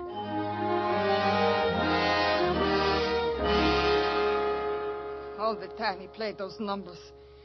I told him they're just a bunch of gangsters. They don't let you win. Then he met this man McCully, a writer for the newspaper. My husband says this man shows him how to win.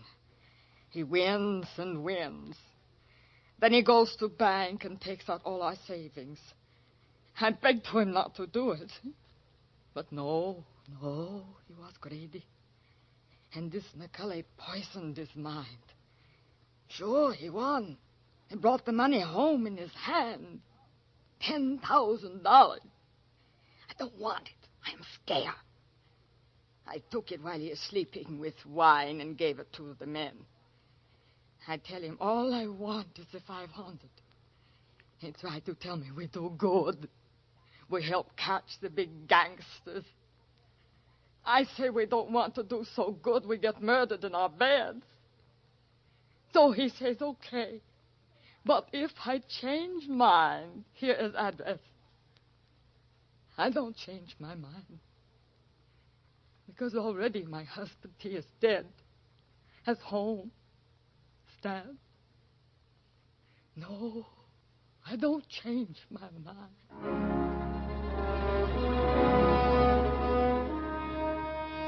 She signed it, and I left her alone with her grief.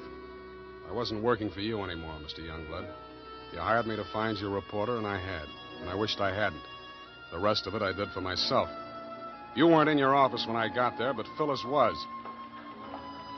I found her behind the city desk in the act of dropping tomorrow morning's weather report into the slot. I grabbed it out of her hand. What? Oh, it's you. Where's your boss? At home, I guess. We'll talk in his office. Come on. Sam, I can explain how I You're happened going to be... explain plenty before I'm finished with you. Sit down. Oh, you... don't have to be so rough. What's the matter with you? Plenty. I'm stupid. I was stupid to take this job, and I was stupid to play it cagey with you. I should have beaten the story out of you before the trouble started. It's a little late in the day now, but not too late to send you up for McCully's murder. Oh, you're insane. Ray McCully was... I'm the only one who ever tried to help And him. I'm the only one who can place you in that room, not 10 minutes before the murder. I told you I can explain Stop why... trying to save your own skin. Spinelli was only one of a 500,000 poor dumb yucks that lose their nickels and dimes and dollars every day in the policy racket. Only he had the bad luck to win. There won't be any more lucky dead people like him if I have to make a patsy out of you to stop it. It won't stop it. Nothing will. Ray talked big and brave like you. Now he's dead. Yeah, with $10,000 dirty money in his wallet. I won't let you say things like that. Ray was an honest reporter, too honest. He thought Youngblood meant what he said about that cleanup campaign. Yeah, he did. He wanted to run this town by himself, clean up his competition. When Ray started collecting material on the numbers racket, he still thought Youngblood was on the level. But that was before he stumbled onto the thing about the weather reports. Yeah, that was a new one. The old Dutch Schultz mob used to add up the stock market quotations. If they cheated, they knew their customers weren't good enough at arithmetic to prove it. But who knows how hot it is in Phoenix unless they live there? I don't know what you're talking about. Listen, that's how the number game works, sweetheart. The suckers pick a number from 1 to 10, see? The operators tally up the slips, and the least popular for that day has to win. The weather report doesn't have to pass through the copy desk, and with Youngblood pasting it up with a few strategic corrections, it was easy to make their winners look as if they were on the level. Oh. But, of course, you had no way of knowing that. You only watched them do it day after day. You know, I couldn't understand why he did those things. It seemed silly falsifying a weather report, but it didn't seem as if it could do any harm. What did you meet McCully for? To get your cut of the 10 grand Spinelli was killed for? How dare you? I went there to warn him about Who you. killed him? I don't know. You're lying. All right, I'm lying. But I can prove that Ray was on the level. I've got the proof right here. The whole story he wrote on the numbers racket, even naming Youngblood as the head of it, his own publisher. I went there to get it. I was going to take it to another newspaper. Why didn't you? I can't tell you that. You don't have to.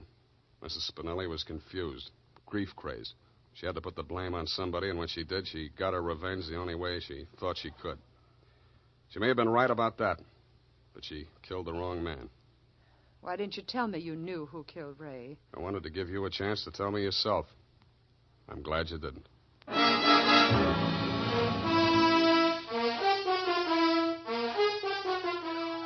And that, Mr. Youngblood, is the crop. I'm sure you appreciate the fact that I gave the double scoop to your paper. Like Mrs. Spinelli, I have my own ideas of vengeance. Besides, it may up your circulation a little, and you can certainly use a little extra money for your defense. By the way, who's Leo? Period, end of report. But, Sam, Yes, Evie. I thought Mrs. Spinelli killed Ray McCully. The vacation helped. You're absolutely correct. Mrs. Spinelli killed Mr. McCully, if you'll pardon the expression. Well, why did she kill her husband? I was wrong. The vacation didn't help. You mean she didn't? She killed McCully to avenge the murder of her husband. You mean Mr. McCully killed Mr. Spinelli? Effie, stop. I'll go mad. Oh, you need a vacation, Sam. Look, type that up. The clatter of the keys may stimulate you to further cerebral activity. I beg your pardon, Sam? Brain work. Now, shoot. Oh, brain work. Oh, well, you know best. Tonight, men, or first thing tomorrow, get Wild Root Cream Oil and see what wonders it does for your hair. Notice how easy it is to apply. Notice what a neat, natural job it does of grooming your hair. Notice, too, how effectively Wild Root Cream Oil relieves annoying dryness and removes loose, ugly dandruff. No getting around it. Once you try it, you'll never be without it. So tonight, or first thing tomorrow, call at your drug or toilet goods counter for Wild Root Cream Oil. Get the big economy bottle and the handy new tube that's easy to pack when you travel. Also, ask your barber for a professional application of Wild Root Cream Oil Hair Tonic. Again and again, the choice of men who put good grooming first. Well, here it is, Sam. And you were absolutely right. The typing cleared my mind. It's all clear now except for one thing. Well, let's clear that up right away. Why did Mrs. Spinelli kill her husband? She did not kill her husband. Oh, I'm sorry. I meant, why did Mr. McCulley kill Mr. Spinelli? Kelly did not kill Spinelli. Who's Kelly? McCulley. McCulley's real name was Kelly? Now, let's start all over again. Disregard everything we said up until now. Make your mind a complete blank. All right, Sam. In the first place, McCulley did not kill Spinelli. That's what I said. It was his wife, wasn't it? Now, wasn't it, Sam? Oh, stop teasing me. Sam, why do you look at me like that? Effie, Mr. Spinelli was killed by one of the policy racket hoods to get back the 10 grand he won on the numbers game. Then how did the money get into Kelly's pocket? McCulley's. Why do you insist on using his alias, Sam? Effie, that was a tip of the tongue. I mean, look, Mrs. Spinelli took it to him because she was afraid her husband might be killed for Then it. why didn't they take the money when they killed him? Because Mrs. Spinelli had already taken it. Then she did kill him. Go home, Effie! All right, Sam. I'm sorry I'm so irritable to you, but I thought it's... Well, it's been so long since I've been here, you know, Sam. Angel, you're just tired. Vacations have a habit of doing that to you. After a week or two in the office, you'll be all rested up again. Now, take it easy. You act as though you thought my mind were affected. Come here. Sam, now don't, my sunburn. Oh, it hurts. It's nice to have you back. You look good, too. All tanned and healthy. It's great. I think my nose is peeling. Well, don't pick at it. I won't. Good night. Good night, sweetheart.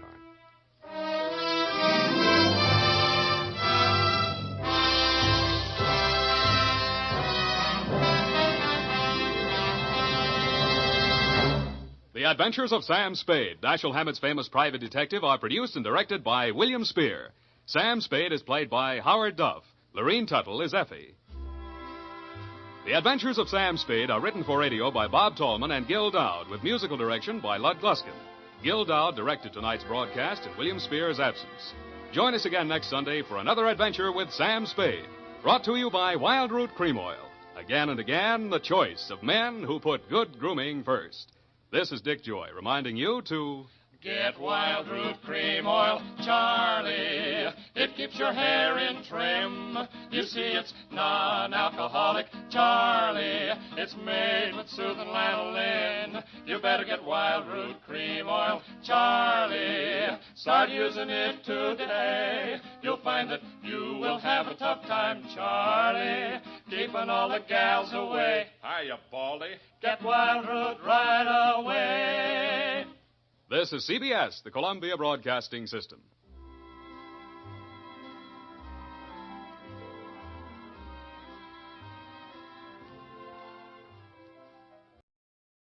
From Hollywood, it's time now for... Johnny Dollar. Bert Major, Johnny. Masters Insurance Trust. Oh, I've heard. Do you know anything about spacemen? Never saw any, if that's what you mean. Neither have I. But I know somebody who thinks he's been contacted by them. Oh, sure. I have some whimsical friends, too. Not funny, Johnny. The company is betting $2 million that this man is either a liar or pulling one of the biggest hoaxes in history. $2 million? That's right. Conrad Billings. Ever hear of him? Billings, Texas Oil, one of the richest men in the country? Right. Presently of California, where he's holed up in an isolated mountaintop lodge, minus a $2 million collection of diamonds he took up there with him. And you insured them? Yes, but not against ordinary theft. What does that mean? Those stones were insured against theft by persons or things unknown on this earth. What? That's right. Holy... You're serious, aren't you? You bet I'm serious. Okay, Bert, I'll see you at your office.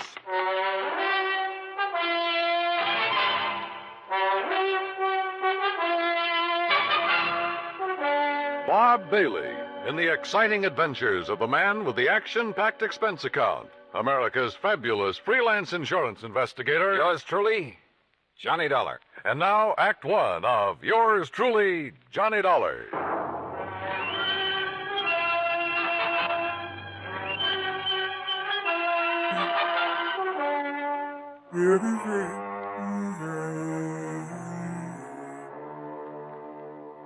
Expense account submitted by Special Investigator Johnny Dollar.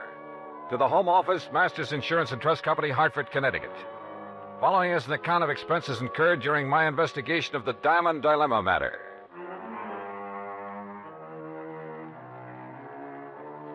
Expense account item 1, $3.20 for a taxi to the office of Bert Major. I've known Bert a long time, and he's been in and out of too many deals, big and little, to get excited over nothing. But he was excited now. This whole thing is incredible, Johnny. Fantastic. It's utterly impossible for $2 million worth of diamonds to simply vanish into thin air. So it's impossible. But it's happened. The police out there in California state positively that no man on earth could possibly have gotten to those stones. Then, Bertram, tell me all. All right. 2 weeks ago, Conrad Billings called me from his lodge up in Northern California. Said he wanted to insure the diamonds immediately. Over the phone? Over the phone. You're sure it was really he?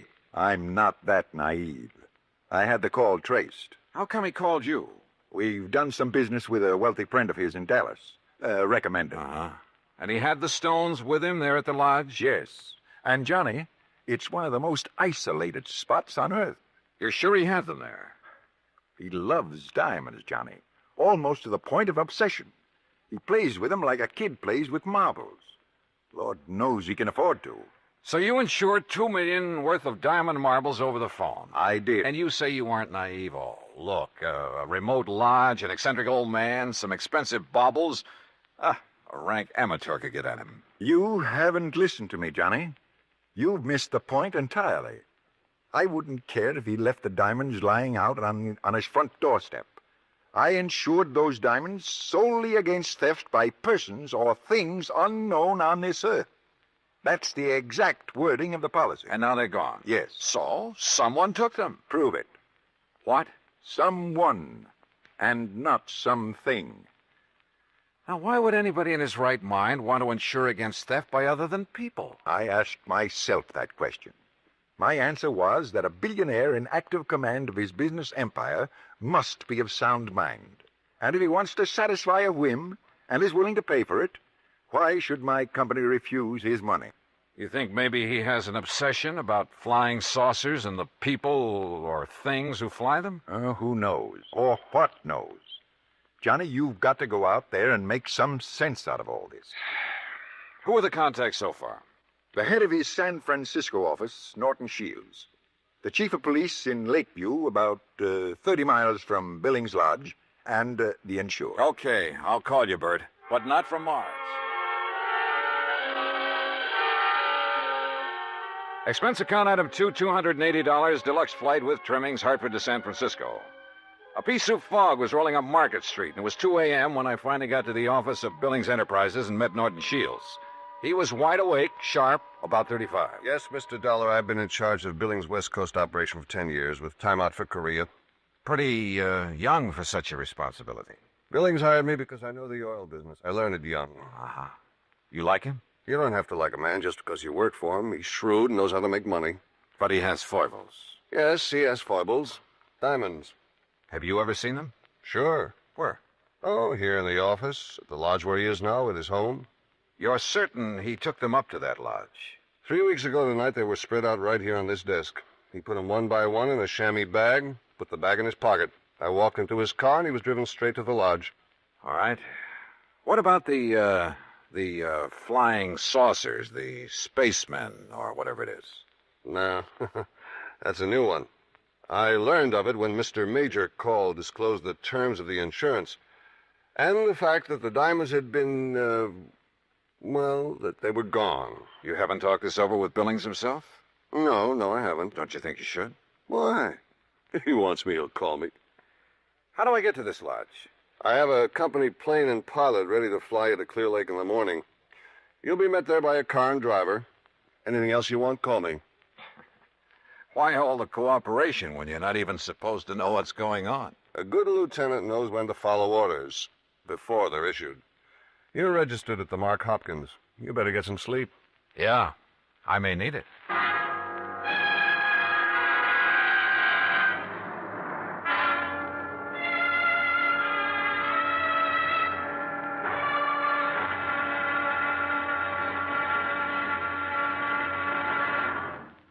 Act 2 of yours truly, Johnny Dollar, in a moment.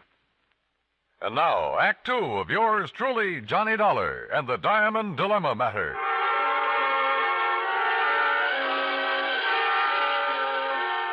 The company plane turned out to be a plush 2-engine amphibian waiting for me at a private dock near the Golden Gate Bridge.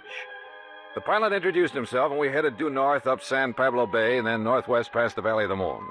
Then, a few minutes later, we glided in for a landing on Clear Lake, the largest body of water in the state of California. There, I was met by a car and a driver as promised.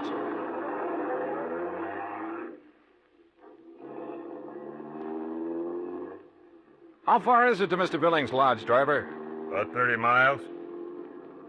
What do you do when Mr. Billings isn't here? Wait for him. Do you, live at the lodge? Nobody does. Just Mr. Billings. No caretakers, housekeepers, anything like that? Just Mr. Billings. Well, surely there must be someone to look after. Mister, I'm hired to drive a car. I do it. And that's all.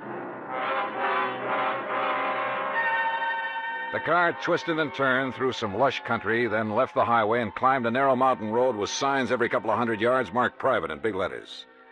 After several miles of this, during which we passed through a couple of gates that had to be opened manually, we came to a high steel wire gate with equally high fencing stretching out in either direction. A small redwood blockhouse squatted inside. The driver made a U-turn, stopped in front of this gate, then reached around and opened the door.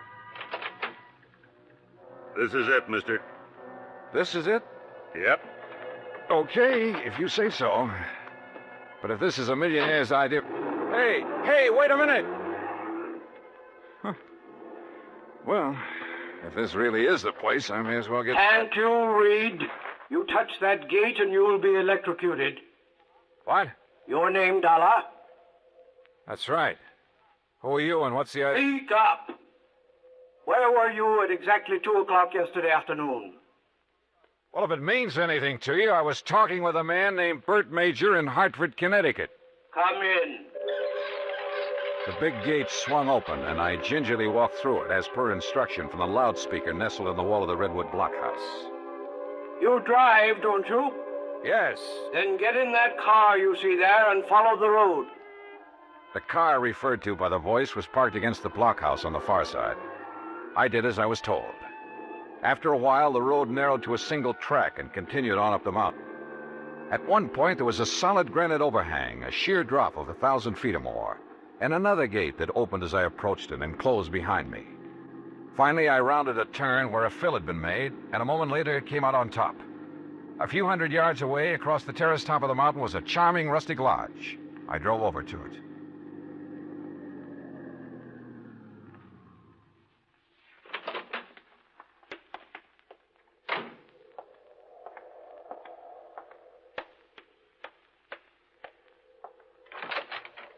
Good morning, Mr. Dollar.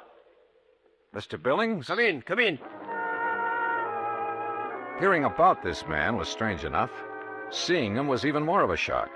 About 5'2", flashing gray eyes, bullet bald. He was wearing a baggy old jacket that hung nearly to his knees. This way. I want you to see my view of the lakes below. Well? Beautiful. What was that? I said beautiful. Yes, it is. Now, Mr. Major has informed you of the insurance on my diamonds, which disappeared 2 nights ago. Yes, sir. He told me that... Speak up! He told me you insured $2 million worth of diamonds against theft by persons or things unknown on this earth. Exactly. And I wish to collect from your company on that basis. Well, Tell me, where did you keep them? Right here on this table in front of the window, right here. You mean to say you didn't lock up such valuable property?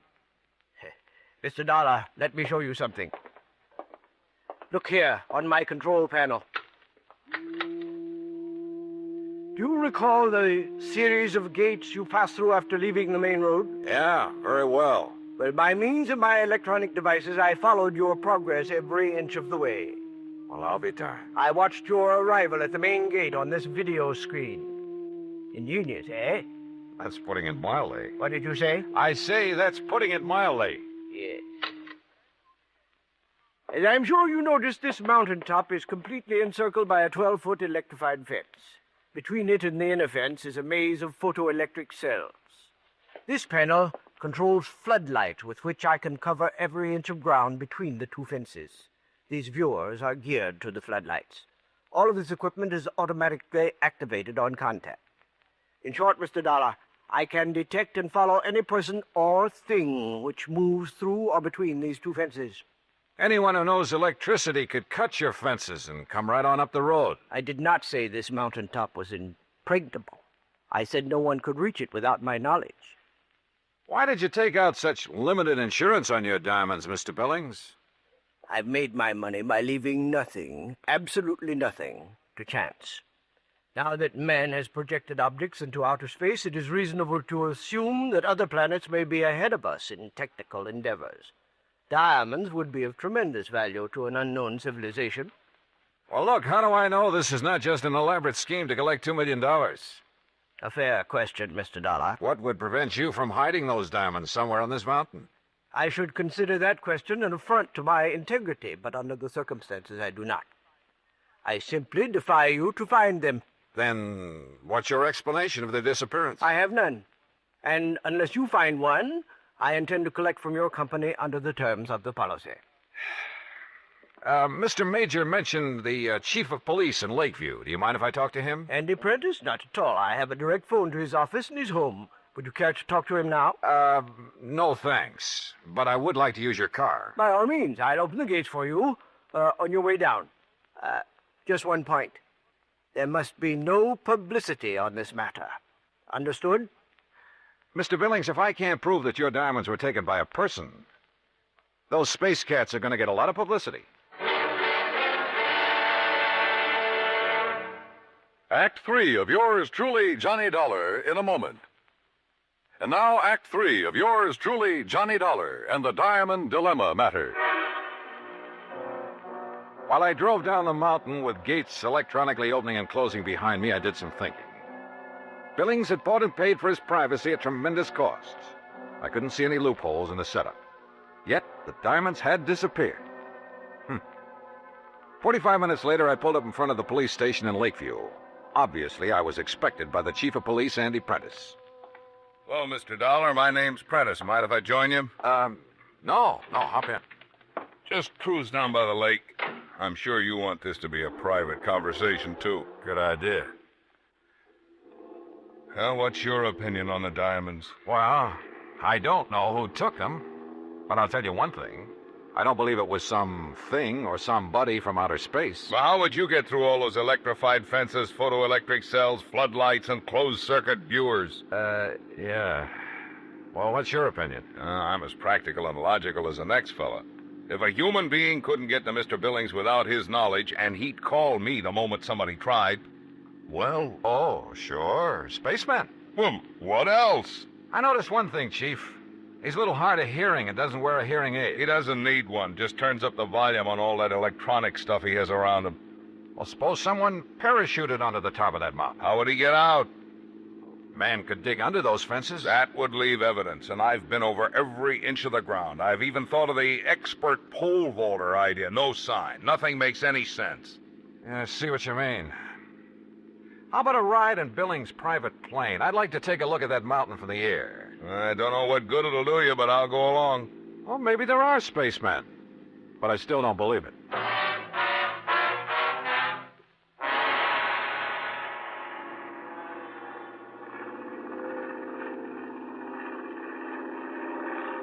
We're coming to it now. See the road winding up?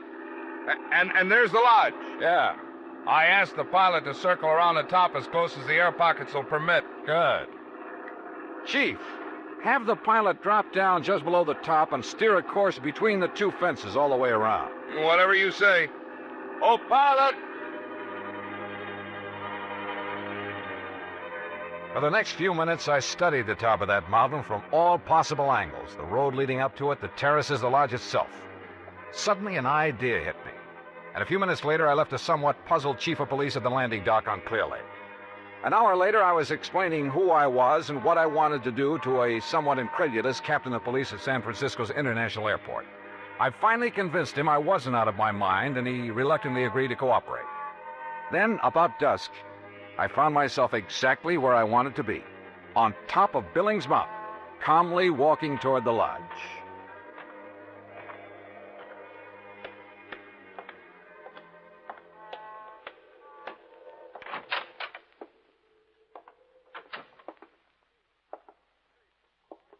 Good evening, Mr. Billings. What? I said good evening, sir. Mr. Dollar.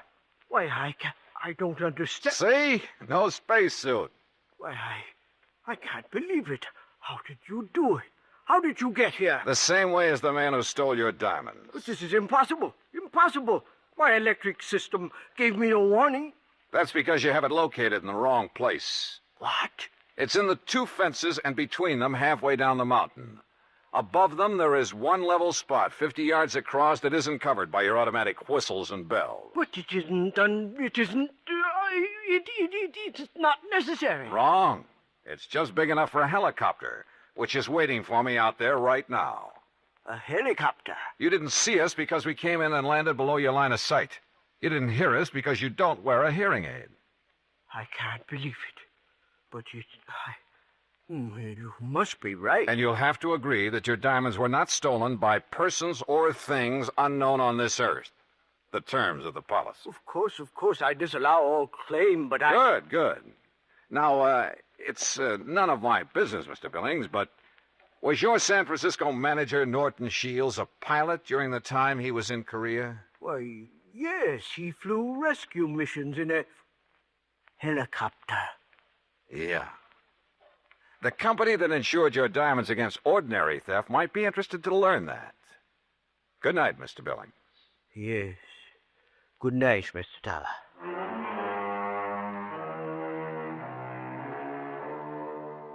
You know, in some ways, I felt sorry for him. He'd spent millions of dollars to insure his diamonds and his privacy. Came a real showdown, and it turned out he had need-a. Oh, he'll get his diamonds back, sure, and probably buy some more. But privacy, with or without money, is a pretty hard thing to come by. At least in this man's world. Expense account total, including incidentals and transportation back to Hartford, $284.30. Yours truly, Johnny Dollar.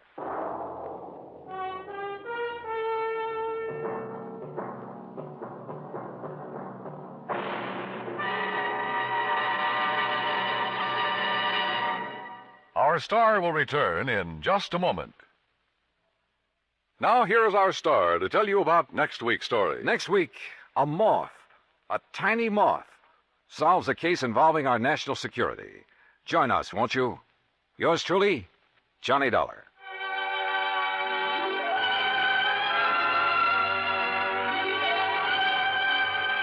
Yours truly, Johnny Dollar, starring Bob Bailey, originates in Hollywood and is produced and directed by Jack Johnstone. Today's story was written by Alan Botsey. Heard in our cast were Edwin Jerome, Paul Duboff, Frank Gerstle, Junius Matthews, and Marvin Miller.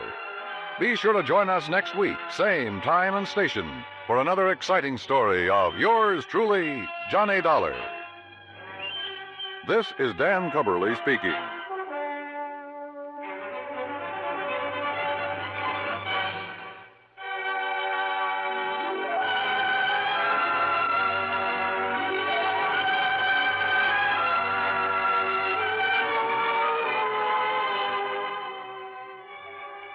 This is the United States Armed Forces Radio and Television Service.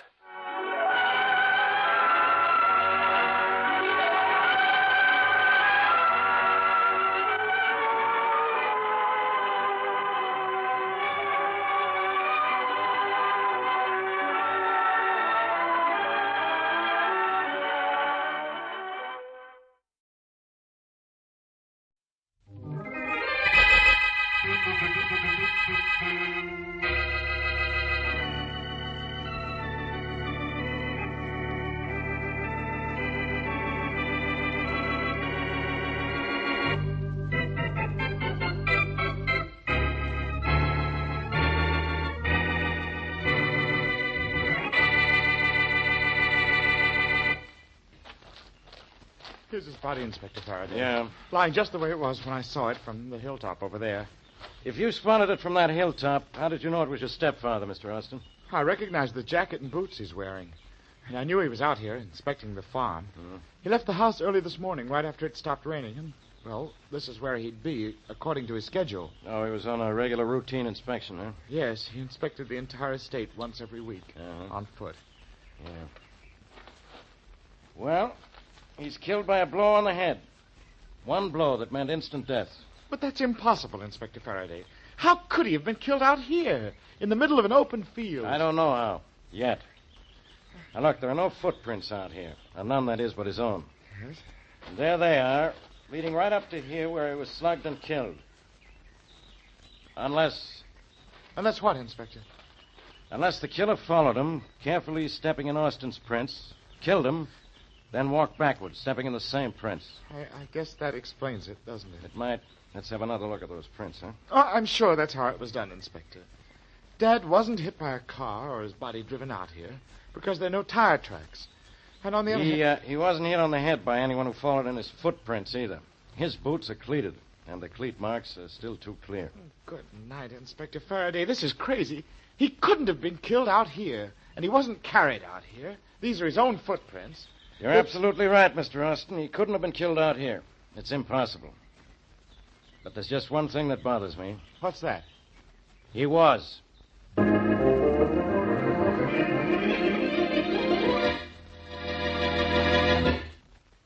And now on to Dick Colmer as Boston Blackie. Enemy to those who make him an enemy. Friend to those who have no friend.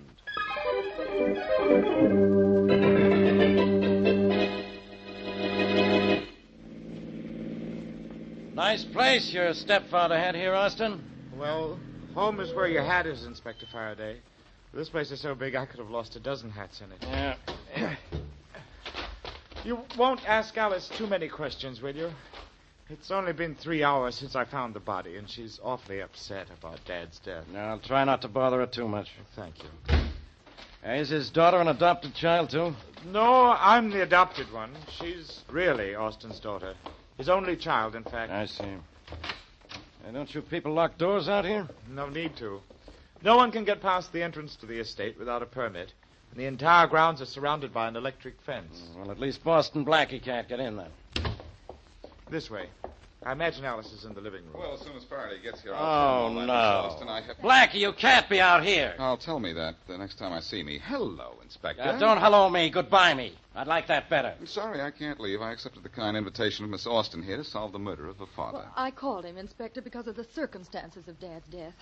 I thought he might be able to help you. Alice, come here a minute, will you? Nice thought, right, Inspector? Quiet, Blackie. I'll handle this without any help from you. What you know about this case won't help me anyhow. You'd be surprised what I know, Faraday. I suppose you know how he was killed. No, but I know where he was killed and who found his body. Happy Austin here. You didn't think I even knew who he was, did you? Alice has told me a lot of things. What for? She just has to tell me again. Oh, I don't know why. I thought I might hurry things by collecting information for you while you came out here in your usual turtle fashion.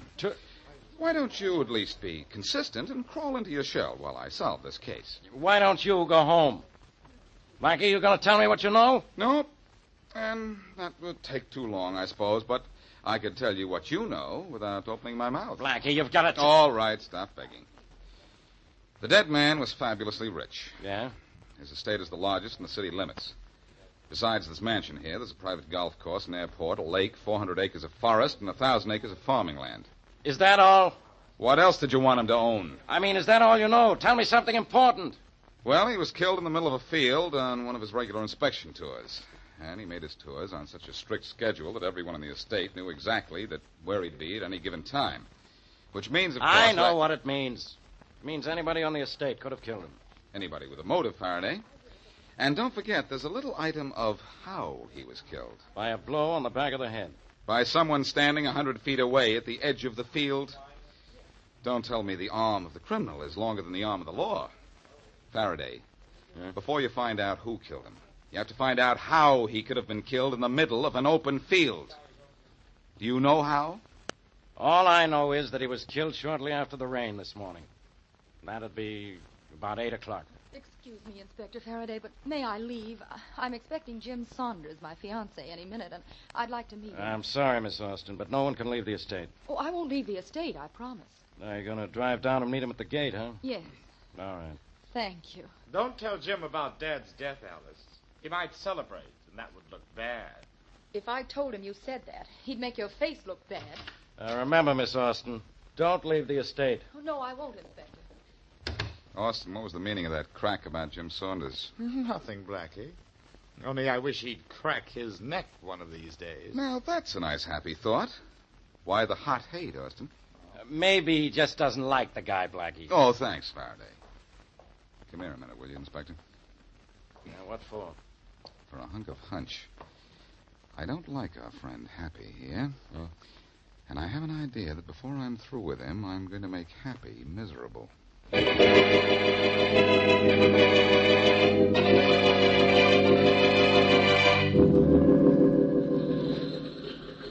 Hi there, Jim. Hi. Hello, Alice. Hey, you. You look great. Do I? I don't feel that way. How's the airplane? Did it stay in one piece all the way from Toronto? Well, it flew me here, didn't it? I'd say the trip was all right. Well, you've flown into something that isn't all right. Dad's been killed. Hey, no kidding. What do you know? It was murder. Oh? Oh, I'll lay you down. You can help me roll this crate into the hangar, huh? Oh, Jim, you don't seem a bit concerned about Dad's death. Well, neither do you, for that matter. I'm plenty sorry to hear it. Here, push on this wing. I'll push on the other. All right. We'll shove this right next to Happy's plane in its hangar. Is that still out of commission? Yes. Jim, the landing gear on this side is damaged. Yeah, I know. Still shaky about it, too. I clipped the top of a tree coming in for a landing. Almost cracked up. We push, huh? Jim? Yeah. Are you sure it was a tree you hit? Well, yeah, sure it was. Could you find the tree again? I doubt it. I was going pretty fast at the time. Hey, what are you getting at? Nothing, Jim. Only I hope the police don't find out that you and Dad had a terrible fight last week.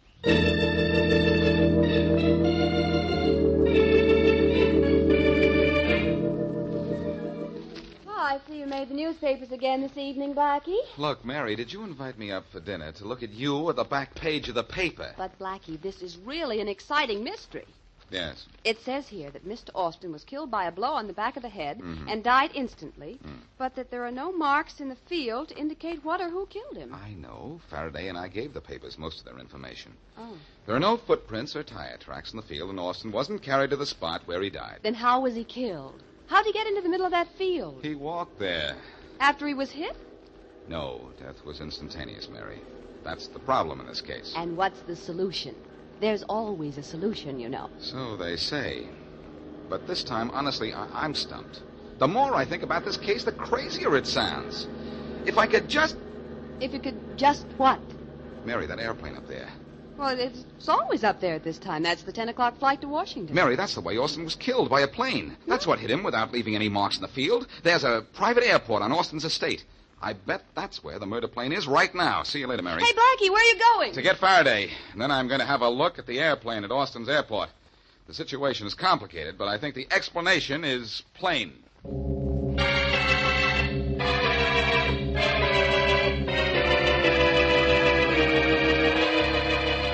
Austin was killed by one of the planes in this hangar, huh, Blackie? Well, which one? There are two. Well, Faraday will have to look them over before we find out. This is just a waste of time. I don't believe Austin was killed by a plane at all. You don't, huh? No, it's crazy. Look. Or you are. Look, Austin was found in the middle of a field, wasn't he? Yeah? He wasn't hit by anyone who followed him into the field or a truck or a car that went through the field. And he wasn't carried into the field. We know that, don't we? Yes. Then he was obviously hit and killed just where he was found. And the only thing that could possibly have killed him, where he was found, without leaving tracks, is a plane. Don't you agree? Yet. No. Let's have a look at these planes. I've been looking while I talk, Faraday, and here's the plane that did it right here. Look at the left side of this landing gear. Yeah? Pretty badly bent. So it is. I was right, Faraday.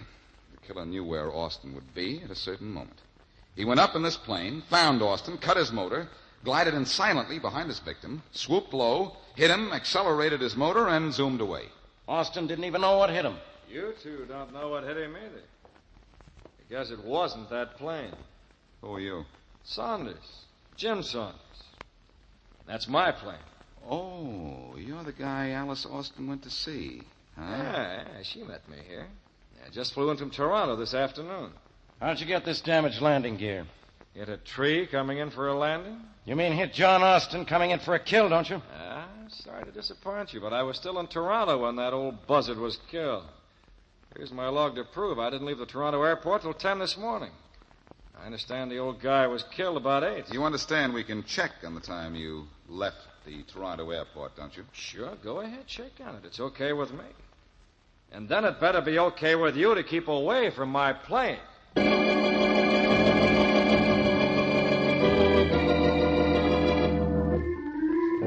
Just thought I'd tell you, Alice. You marry Jim Saunders and you don't get any of Dad's estate. Oh, yes, I do, Happy. I get half. Dad's will says you get half unless you marry Jim Saunders. But if you do marry him, I get it all. How do you know?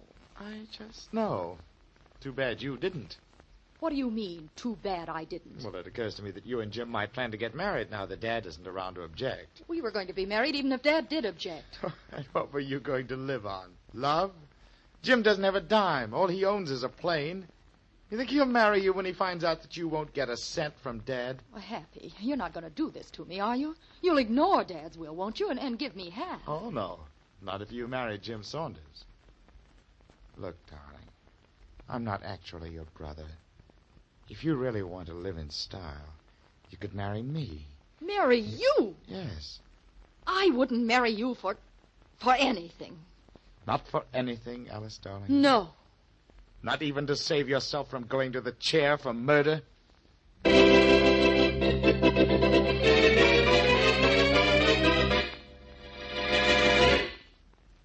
Now back to Boston Blackie.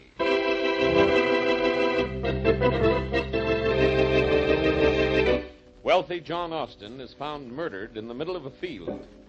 He has not been carried there or hit by anything or anyone who went through the field. Jim Saunders, flyer fiancé of Austin's daughter Alice, has fought bitterly with the dead man, and the landing gear of his plane is damaged. Jim, however, claims his plane was in Toronto at the time of Austin's death. And as we return to our story, Inspector Faraday is on the phone in Austin's private hangar, talking to the dispatcher at the Toronto airport. Look, can you tell me what time this morning Jim Saunders took off from the Toronto airport? Yes, Inspector Faraday, but I'll have to check on it. Just a minute. Thanks. Blackie, quit wandering around the hangar, will you? What? If either of the planes in here killed Austin, it was Jim's. I'm just having a look at this other plane in case Jim was in Toronto at the time Austin was killed. You're soon going to find out that I was. For your sake, Jim, I hope so. Hello. Inspector Faraday, still there? Yeah, I'm still here. You got that information I want? Yes, Saunders took off from runway 5 at 10 o'clock this morning. 10 o'clock, huh? Yes, sir. Thanks a lot. You're welcome. Well, Jim, you're in the clear. I told you I was, Inspector. Now will you let me and my plane alone? I guess we will. Austin was killed 2 hours before you left Toronto. Tell me, whose plane is this other one? It has Happy Austin's name on it. By a bit of clever deduction, I'd say it was his. Very funny. Jim, does Happy Austin fly? Sure does, Blackie. He's one of the best amateur pilots around. Then let's suppose for the moment that Happy is our man. Let's suppose he isn't. This plane hasn't hit anything. There isn't a mark on it. Faraday, something could have been attached to the underside of the fuselage. Something that could be easily detached again. And thrown away, huh? Maybe better than that. After killing Austin, Happy could have flown out over the ocean. That's only a few miles from here, unhooked whatever it was, and dropped it into the water. That's right, Blackie. It's only about 30 minutes flying time from here to the coast, but Thanks, Jim. You're a big help. Jim, could this type of plane hit a man, kill him, and not crack up under the impact? Sure it could. Easy, but I say it again, Jim. You are a big help. Faraday, Happy Austin was an adopted son. He wanted to marry Alice. Happy could have killed his stepfather for the money he'd inherited. Just one thing, Blackie. There's a part missing from the engine of Happy's plane. This ship hasn't flown in months. Oh. Jim, did I say you were a big help?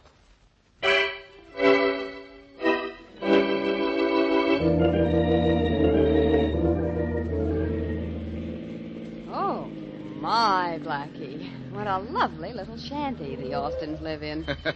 Yes, I thought you'd like to see it, Mary. And wait till you see the inside of this palatial hut. It probably looks like the inside of the Metropolitan Museum. Only bigger.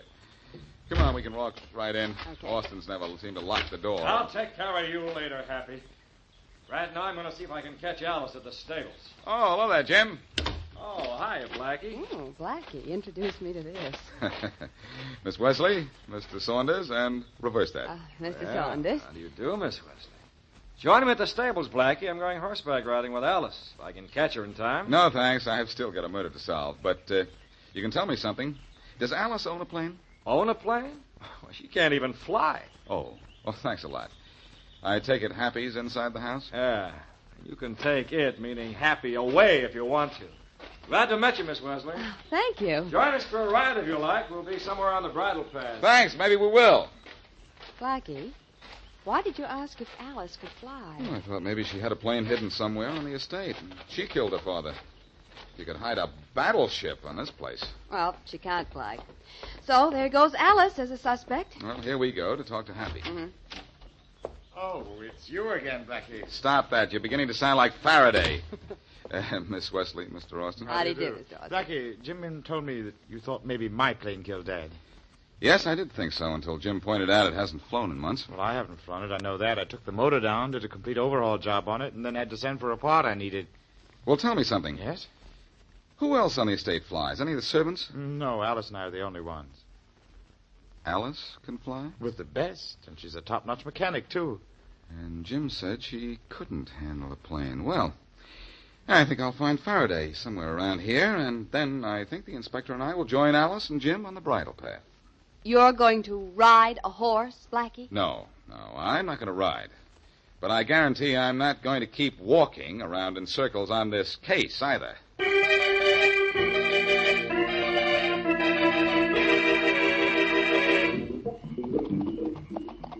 It's a nice night for riding, isn't it, Jim?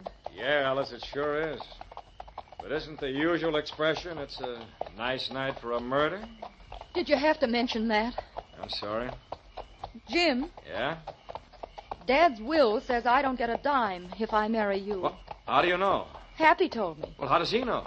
Well, I guess Dad told him. They were awfully chummy, a lot closer than Dad and I were. He probably talked Dad into giving me no money if I married you. Well, of all the dirty... Come on, boy. What? Jim, wait! I want to get back in a hurry and have a talk with that brother of yours. Oh, but wait for me, Jim. Wait! Hey, ho, boy, ho. Steady now. Steady. Hey there, Miss Austin, having trouble? No, I'm all right, Inspector. This horse is having its moments, though. Hello, Blackie. Hello, Mr. Austin. Where'd Jim ride off to? He's gone back to the stable. Miss Austin, we found out you could have killed your father. You can fly a plane, can't you? Yes. I never told you I couldn't. No, but Jim did. He said you couldn't fly, and Happy said his plane couldn't fly. I'm going to find out about that before I fly off the handle.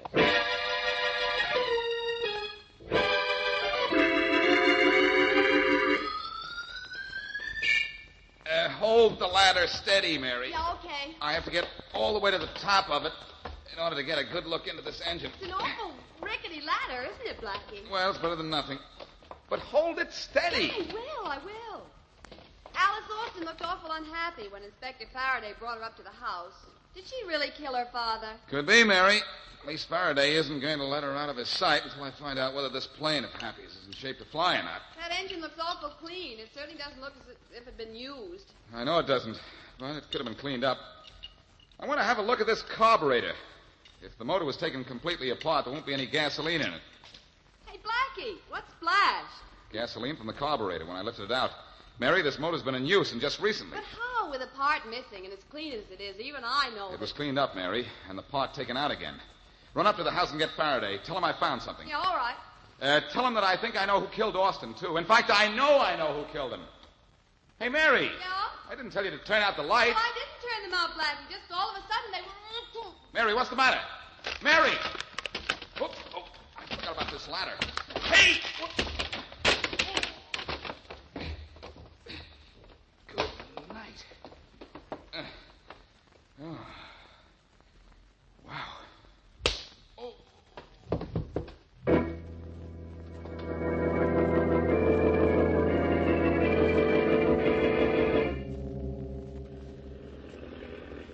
Oh.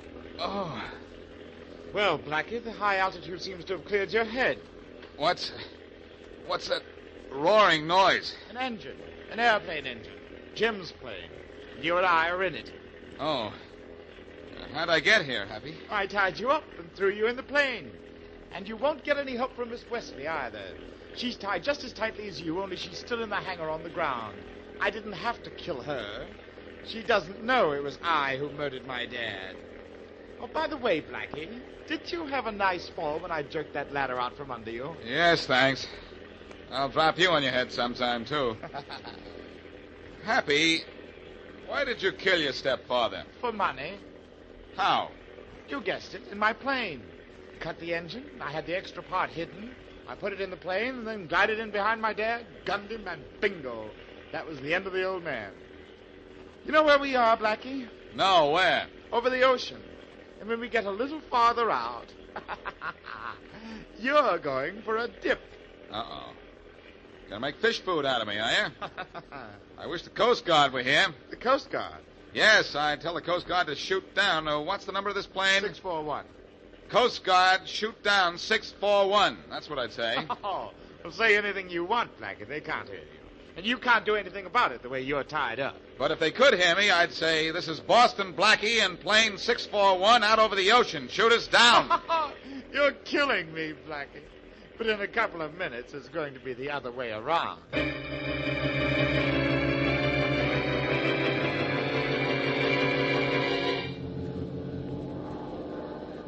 Boy, that Blackie is really something. He sure is. He's tied up in that other plane, but he managed to switch on the radio in pages. Yeah. We'll keep our radio tuned in on that frequency a little longer, Joe. We might pick up more. You okay? If the Coast Guard sees us, I hope they shoot us down, Happy. You've only said that 25 times, Blackie. If you don't cut it out, I'll slug you quiet. The number is 641. Be on the lookout for it. Blackie gave us the approximate position. Right. We won't shoot him down right away. Just give him a warning burst if we find him. Okay. Look, Happy, just up above us. There's a Coast Guard plane. Well, what do you know? I know they don't see us, and even if they did, they won't know what's going on. That's what he thinks, huh, Dan? Yeah. Hey, there's the plane right down there under our starboard wing. Yeah, sure enough. Here we come, Blackie. Let's go, Joe.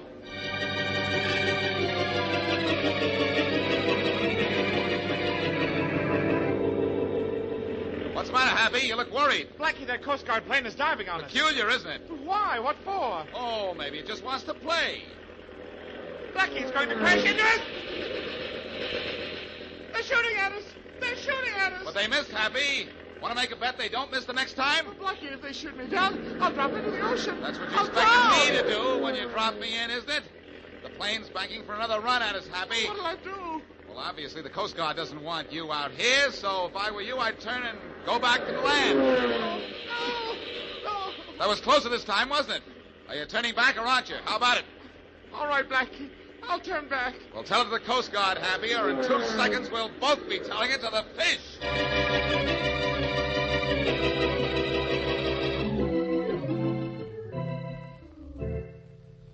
What time is it, Mary?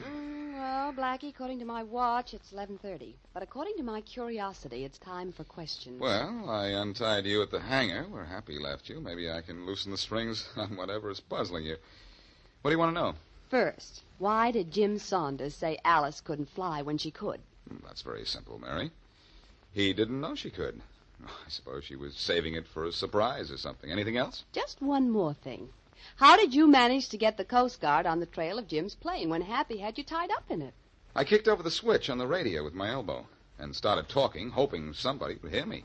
And Happy didn't see you? Oh, are you lucky? I'm lucky those Coast Guard planes were within a reasonable distance, or Happy would have added me to his list of dead. Oh, I know he killed his father, but, you know, Blackie... What? I feel rather sorry for him. Don't feel sorry for him, Mary. Happy Austin is one flyer who doesn't deserve a happy landing.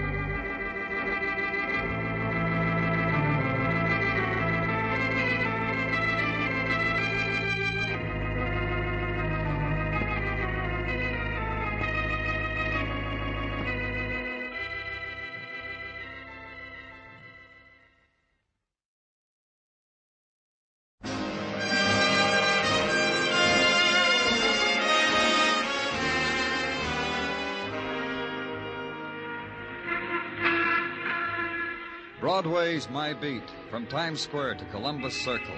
The gaudiest, the most violent, the lonesomest mile in the world.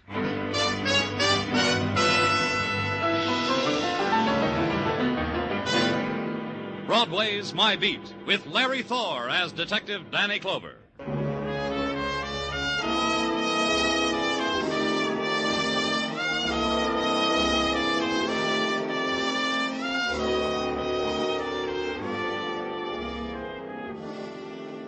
The carnival scream rises high on Broadway, carried high on plumes of neon light, and its shape is of many things. The metallic anguish of a trumpet shriek, the futile beating against closed doors, the laughter, bargained for, bought, paid for under the winking girl on the spectacular.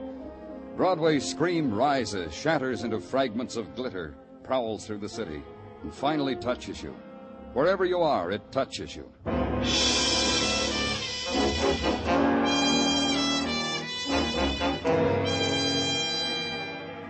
For me, it was a phone call. A girl dying, it said, from a jackknife in a Diamond Dance Palace on Broadway. Come to it, Danny. Maybe you can grab yourself a free dance. The welcome committee is out, the pale girls with the scarlet streaked across their mouths, and the restless scarlet-tipped hands playing in the spinning lights, reaching out for you. Someone called, said a girl was hurt. Where is she? Me, I called. Sure you don't want to dance with one of those girls first? Where is she? In the square. You're a square policeman. Come on, I'll take you to her. Georgia's the neat type, don't like to spoil the fun. That's why she picked the lonesome lounge to die in. You got it picked out where you're gonna die. You should. You really should. The lounge with beaded curtains. With Georgia. Get out, go dance. It's all right, Danny. You? You, Georgia? Me, Danny. Fran can stay. She's my good friend. Okay if she watches me die, isn't it? Who did it, Georgia? A dancer. Keen dancer. You should have been here for his mambo dancing.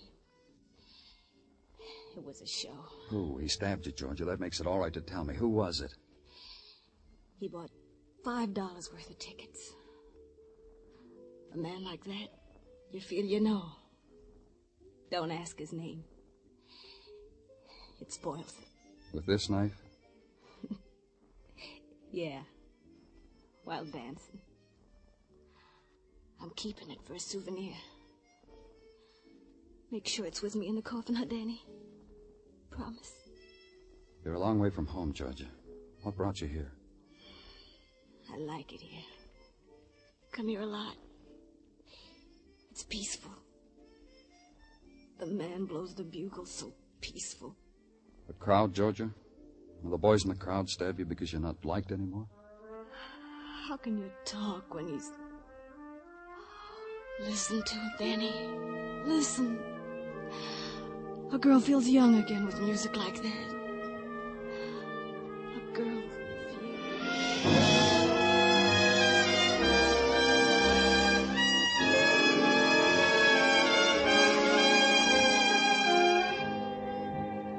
After that, the place got cluttered up.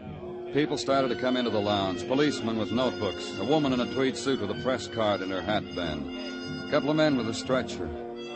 The only thing the doctor picked up on his stethoscope was a trumpet blowing what is called the blues. Because there was no heartbeat from Georgia Gray. Because she was dead. Find out why.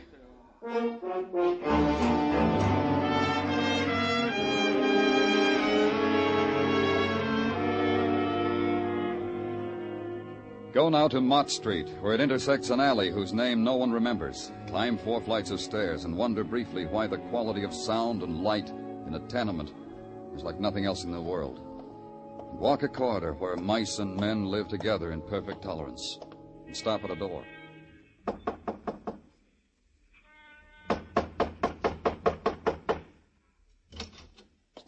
Stand in the light a little bit more so I'll know who's... It's Danny Clover, Benny. You coming to check? I'm okay. May I come in? Sure. Yeah, I'm okay, Danny. I'm okay. Except for the stomach. It hurts when I press it. You've been behaving yourself, Benny? Well, since I got out of the hospital, sure. I'm beaten now.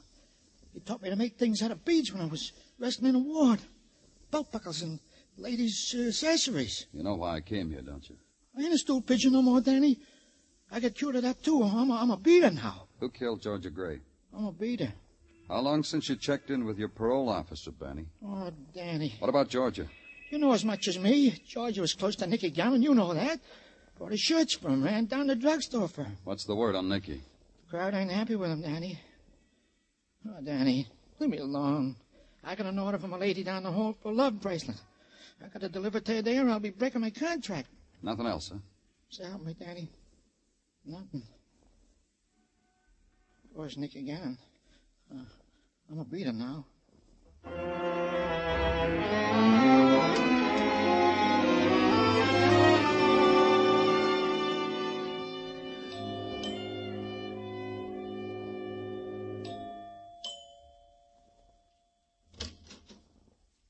Well, you, huh? Off your beaten path, aren't you, Danny? Inside, Nicky. Don't strong-arm, Danny. I was going to invite you in anyway. Georgia Gray, Nicky. She's dead. Word came to me how you closed her eyes. I wish it had been me. Maybe you got there ahead of me, Nicky. Maybe you went dancing, saw Georgia in a place you never thought she'd be. Killed her because she was getting away from you. Oh, you're tired, Danny. Awful tired. No one gets away from me, not even the dead. Come on into the den. I want you to meet my mother. If she'll be hurt, I don't show her my friends. All right, Nicky. I wouldn't want her to be hurt. You'll wish yours had been like her. Just wait. Mother, look what I brought you, Danny Clover. Sit down, Danny. Have a mint. Nicky has 'em made up special for me. Thanks. Well, special, huh? Nothing too good for my mother. It's always been like that with my son. Up to now. Nicky hasn't been good? He let his girl die in a cheap place. Dancing with another man for pay, for dimes. That cheapens his name. You could have stopped it, Nicky? How could I have known, Mother? I told you. Don't snap at me, Nicky boy. I'll slap your mouth. Wash it out with dirt. Georgia liked that hole, Danny. I never understood why. She tried to explain it to me about the music, about dancing. Crazy for dancing. Who understands these things in a girl? When she had everything a girl... Everything you gave her. Everything you worked hard for. You're getting your share, huh, Mother? The funeral, too, Nicky?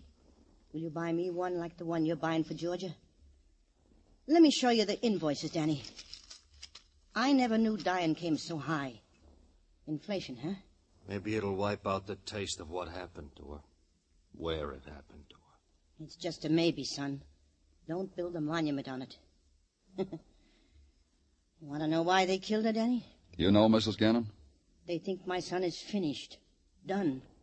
Used up. They killed a girl to frighten my Nicky boy. And you know what? My boy's frightened. Who does that to you, Nicky? Your friends? Your boys? You'll know when you see their bodies on a slab. It'll be in all the papers. You'll save the clippings for me, huh, Nicky? Oh, isn't she a dream, Danny? I told you. Wonderful girl, my mother. When I got back to headquarters, there was a file on my desk. The neatly centered sticker on its front cover was typed Georgia Gray. Open it, read it, digest it. Georgia Gray, age between 25 and 29, computed from data gathered from arrests. Hometown, Salina, Kansas. Followed a soldier to New York port of embarkation in 1943, but never caught up with him. So she stayed. Counter girl in a 5 and 10. Then model for ladies' garments. Then nightclub hostess. And 2 years ago in night court, after losing a race with a squad car, she said she'd retired. Because I don't have to work anymore, she said. Know a better reason, she asked? Name linked with Nicky Gannon from here on in. Address Park Avenue. Expenses shared by Fran Holland, who said now she'll have to look around. First thing I'm going to do is get another roommate. Did you get along well with Georgia? She had her ideas, I had mine. You know what I mean? Tell me. No, this and that. Georgia was what, a pretty girl? I'd say she was beautiful. Yeah, I guess she was very beautiful. Very. Ah, but she was ruining it. Ran around, danced, but she didn't enjoy herself. I know she didn't. She only enjoyed herself relaxing here with me. Something I haven't made up my mind about. Well, you better make up your mind about it, Danny. Sure. She had all that dough and she lived with a dance hall hostess with me. You know why? Because she needed someone like me. To run home to, huh? Right. so she could have soft hands rubbing the back of her neck. To bring her cold tomatoes when she needed it. She run often, friend? Look, Danny, she was dance happy. That's why she hung around the place I worked. A little bit of music and a guy in a high waistband with 2 strong feet could make her smile like she was happy. Did Nicky Gannon mind that she stepped out on him? Why did Nicky care? He used her for a front for his business. He didn't care about her dancing. Who killed her, friend? A man.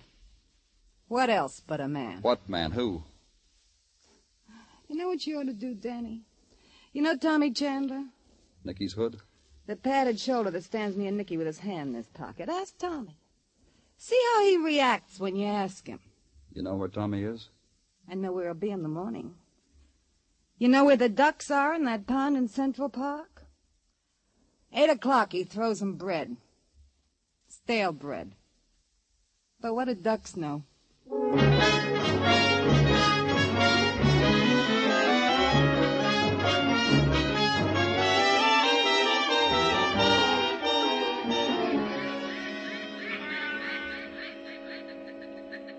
That one over there likes pumpernickel, Danny. Here, give him a piece. You'll make an impression. We got none of these advantages at city jail, Tommy. You gonna arrest me, kid? No. Ducks will miss me. You want a piece of pumpernickel too, Herm? Sure you do. You see how Herm looked at me, Danny? Sad. Like he already knows about the arrest. What are you taking me down for? We'll think of something. Feeding the pintails in Central Park? I won't be able to hold up the head for the shame. Let's go, kid. That's your squad car over there? You gonna blush when I say suspicion of murder? That's been done to me, too. You didn't come out for a long time. Georgia. You got me case for that? Georgia was murdered. Maybe Nicky Gannon goes, too. The whole crowd will miss him. I'll tell you something else. Whoever stabbed George ain't gonna be around long, ain't he? The crowd will see to that, huh? I didn't say that. I just said a prediction, that's all. Who takes over if Nicky is rubbed, Tommy? You? Take over what? A backroom poker game for matchsticks? What are you talking about? Look, baby, arrest me if you want, but don't ask me stupid questions. It makes Herm nervous. Here, Herm. There you are, boy.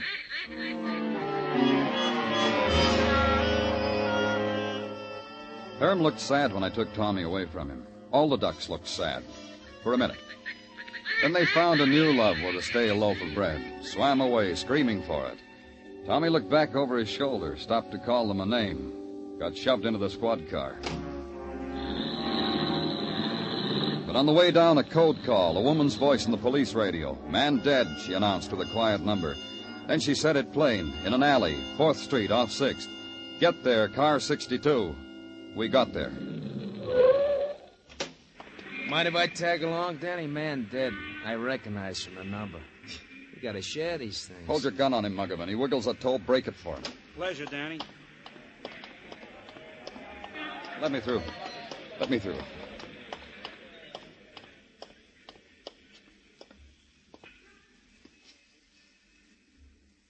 They can't scare you anymore, can they, Nicky? Not anymore. He was propped up against the wall, his head thrown back, his mouth open, like he was trying to tell someone about it. The furtive dog scrubbing for food in the trash, not listening. The small crowd he'd assembled because the blood sighed across his shirt front, but not listening. Watching an alley wind gather soot at his feet. Watching me lean over him. Watching Nicky Gannon. Dead Nicky Gannon.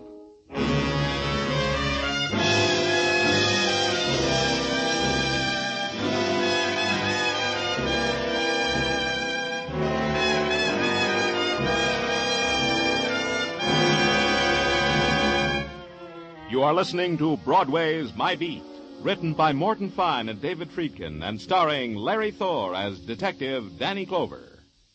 You'll find Jack Benny in the desert this Sunday night on CBS. Jack and his gang are making a safari to entertain the boys at an air base in Nevada.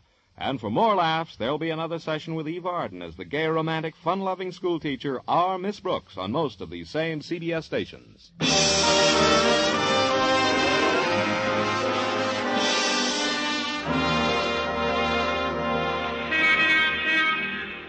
Broadway is wide enough for everybody. Generals in open touring cars, blondes in taxis, and sailors against lampposts. It's the place to come to, for one reason or another. To be a tourist, or get stared at by the tourists. To make a pitch, buy a bargain, get cheated, insulted, or have your picture taken. And end the day with a memory, depending upon what you wanted, what you got, and what you gave for it. And part of the day's memento of Broadway will be the news item. Nicky Gannon shot down in an alley. Hoodlum slain in new outbreak of mob violence. Police seek clues in killing. Especially me. And another man, the Sergeant Gino Tartaglia, who had once passed a civil service examination. And the medical examiner, Dr. Sinsky, reveals that death was caused by hemorrhage in the pleura, parentheses, lungs, close parentheses. And that is why Nicky Gannon was done in. Thanks, Gino. Oh, you're quite welcome, I'm sure. Anything else? May I? Yes, you may. Thank you. You know, Danny, this shooting up an alley brings to mind a case which was solved by Lady Jane Pugh, the ne'er-do-well girl detective from London town. Do we have to, Gino? Lady Jane looked at the deceased and flipped her shiny tuppence. Flipped her what? Her shiny tuppence. Lady Jane has a lucky tuppence which she flips before she undertakes a case. That Lady Jane. May I interrupt? Oh, you're the boss. Do you have anything else to tell me about Georgia Gray or Nicky Gannon, please? Oh, indeed I do, Danny, indeed I do. In the murder of Nicky Gannon, Tommy Chandler, our prime suspect, has been released, and without a nickel's worth of bail. What? I have said it. So help me if you're kidding, Gino. Why was he released? Oh, because another fellow has confessed to the deed. You remember Cozy Barrett? Even at this moment, he is with Sergeant Muggovan, confessing all over the place. And that, Danny, is all the news I have for today. Case is solved, huh, Danny?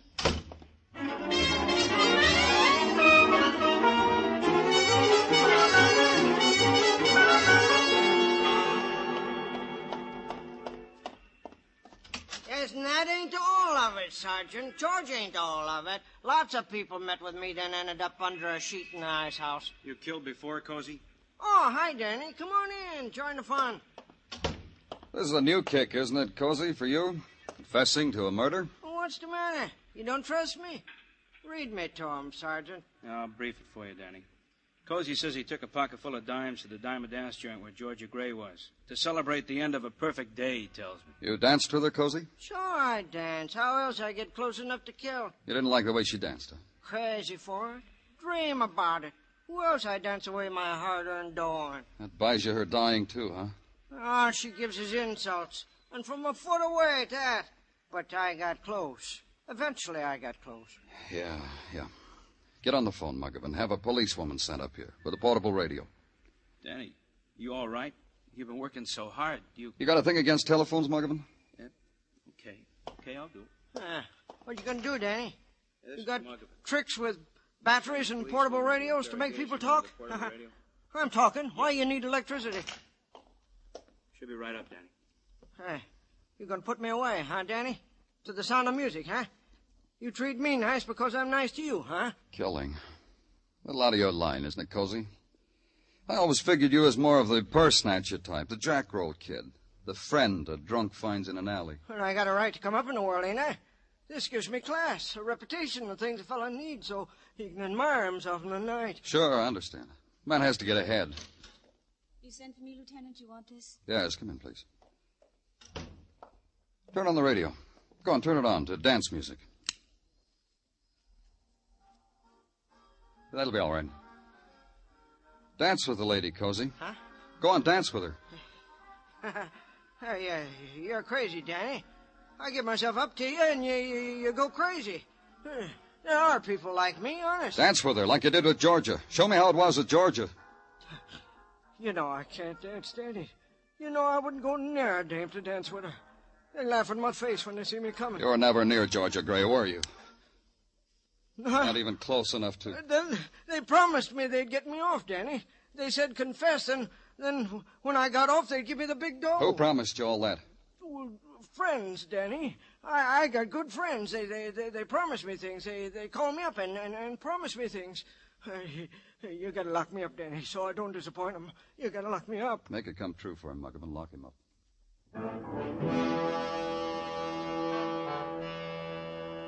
Now the afternoon was 2 hours old, and the gray had turned into a wetness, a drizzle that hung skirling in the air before it touched the pavement. The citizens didn't mind getting wet. It was a sight to see. The funeral procession wasn't very long. Not like the good old days when a gangster's death took up a mile of Broadway. Not like the good old days at all. None of the mourners walked. They all rode. And the wreaths were wrapped in cellophane, which not only protected the snapdragons from the rain, but it was more sanitary. I went along because I'd known Nicky Gannon for a long time. The rain let up a little when they lowered him into his grave. And none of the mourners stayed, not even his mother. And I wanted to talk to his mother. Mrs. Gannon? Hello, Danny. You want to ride back to town? I wanted to tell you how sorry You talk like that, you don't ride with me. Come on. My son was a hoodlum. Why should you be sorry for him? We've talked together. We've had a beer together. That's the reason. You cry, not me. Whatever you want. He was your son. My son got scared. A man gets scared, a man don't live anymore. And that's all his dying does to him, Mrs. Gannon? Look what I've got, Danny. A thug's funeral on a rainy day. He was your son. He's dead, Danny. I'm not. I'll think about him. Some things will come up in my mind from time to time that I've forgotten about right now. And I'll smile. And I'll think nice about Nicky then. Do you know who killed him? I know. Who? I said I know. The same person who killed Georgia? If I let you out of the car now, you'll get wet. You going to do anything about the person who killed Nicky? I'm sure of it, Danny. Sure of what? It's going to rain all day. Funny, ain't it? The paper said it was.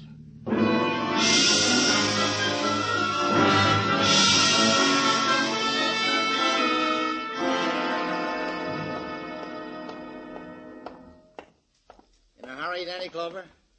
Yeah, I am. Bother you, mister? Mm-hmm. But it bothers me more, your unhappiness. Let's have a good cry over it in my office, huh?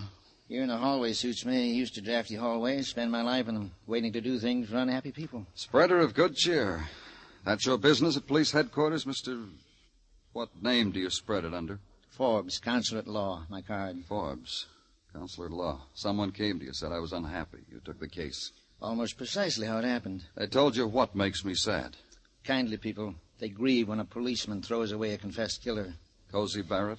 It seems to them almost ungrateful. However, they respect your analytical prowess. You got something I can hang on my wall that says that? Something much better. Silver cup, maybe, with an inscription. Better. An envelope, manila with money. It could take you hours to count. No silver cup, huh? Better. A bonus. The killer. The real true killer of George and Nicky. That could bring so much happiness to a man like you. Where do I find it? Where else? Envelope and killer. The Diamond Dance Palace, where Georgia danced upstairs, 1 o'clock. That's this morning. Be there and a smile will grow on your face. You've brought me true happiness, Counselor. Thank you. Then he walked away. At the end of the hall, he stopped and looked back over his shoulder, grinned at me. Then he turned up his collar and walked out into the street. This was at 7 p.m. Then a walk down Broadway, and dinner, and a double feature on 42nd Street. Then it was time to go.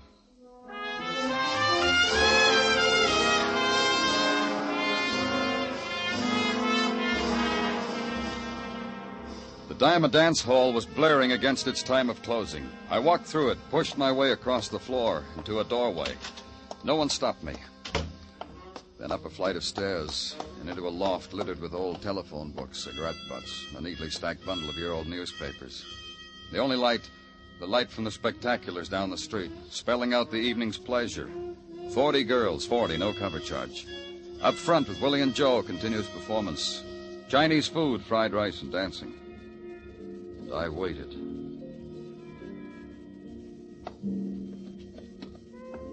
I didn't wait long. You here, Danny? Come on in, Tommy. Thanks. I brought you some. Here. It's all yours, Danny. Who is he? The killer that got promised to you. Dead? Uh-huh. You bring the envelope, Tommy?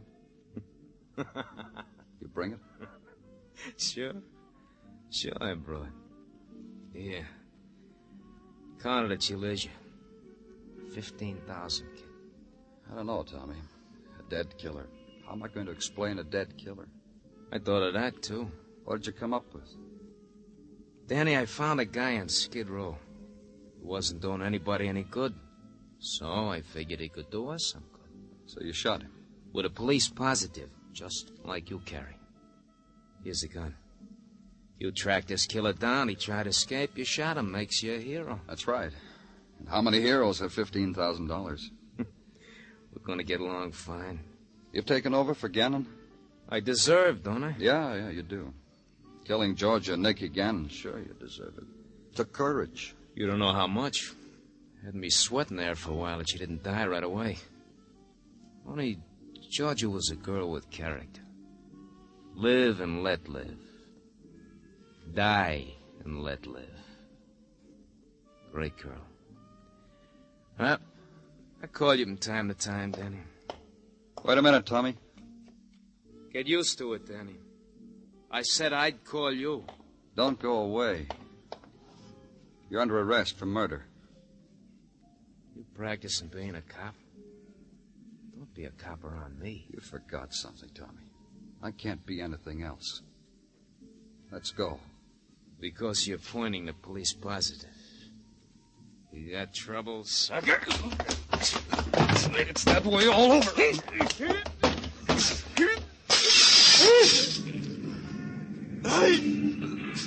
Don't let me fall! I got your coat! Don't let me fall! I don't want to die that way. Hold me! Yeah. Daddy! Hold me! His fingers clawed against the sheer stone. Daddy! Body twisting. Face tortured. Daddy! Pleading for a return to life. Daddy! His body hung there below me. Out of reach. Daddy! Then the fabric that held his life together gave way. And the noise of the street came up to meet him. Killed his scream.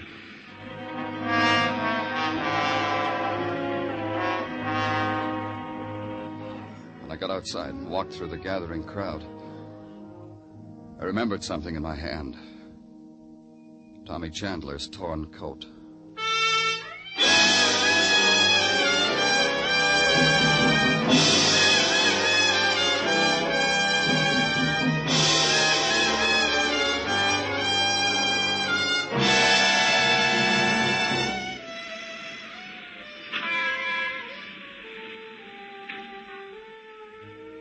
It's the gathering place of all the sleepless nights, this Broadway, and all the unwept tears. The place to come to, erase what's happened, start all over, make a memory. Then try to forget it, if you can. It's Broadway, the gaudiest, the most violent, the lonesomest mile in the world. Broadway, my beat.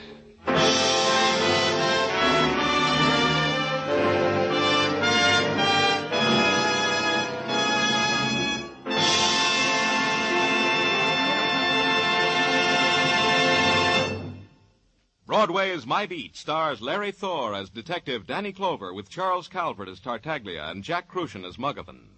The program was produced and directed by Elliott Lewis with musical score composed and conducted by Alexander Courage. In tonight's cast, Anthony Barrett was heard as Tommy Chandler, Francis Cheney as Fran Holland, Martha Wentworth as Mrs. Gannon, Larry Dodkin as Nicky Gannon, Joy Terry as Georgia Gray, Leo Cleary as Benny Fane, and Junius Matthews as Cozy. Every Saturday night on CBS, Jan Murray gets on that coast-to-coast phone and gives away $1,000 at a crack if you can identify the Phantom Boys. Be listening for Sing It Again, which follows immediately on most of these same CBS stations. Joe Walters speaking. This is CBS, where you laugh at Jack Benny every Sunday night, the Columbia Broadcasting System.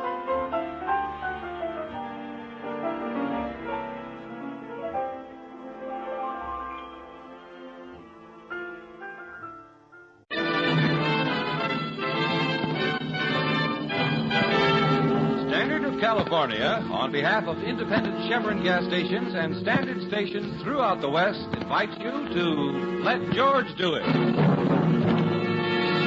The hearse was painted pink, another adventure of George Valentine. Personal notice, danger's my stock and trade.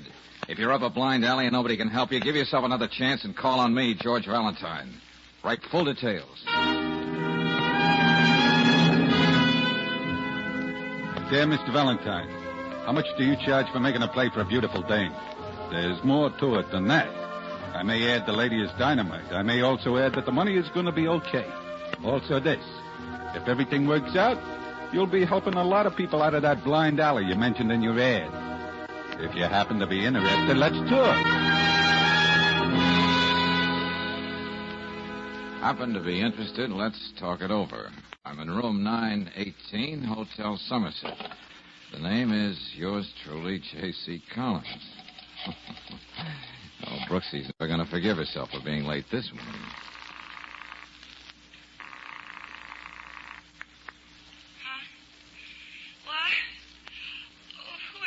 Me, Angel. What goes with you this morning? Oh, it's you, George. Oh, shucks, you guessed. I guess I overslept. But we were out so late last night on the McMillan job. Well, just stay right where you are, Angel. I just wanted you to know where I was going to be. Where's that, George? Oh, just having a chat with one J.C. Collins at the Hotel Somerset. Yeah, it seems we have a very distasteful assignment, Brooksy. I have to go out and make love to a beautiful dame, it says here. George, I'm on my way down to the office right What's now. more, it says here she's dynamite. I'm getting into something right now, George. It won't take me... Hold it, Brooksy. Take it easy. Let me see what this is all about, and I'll talk to you later.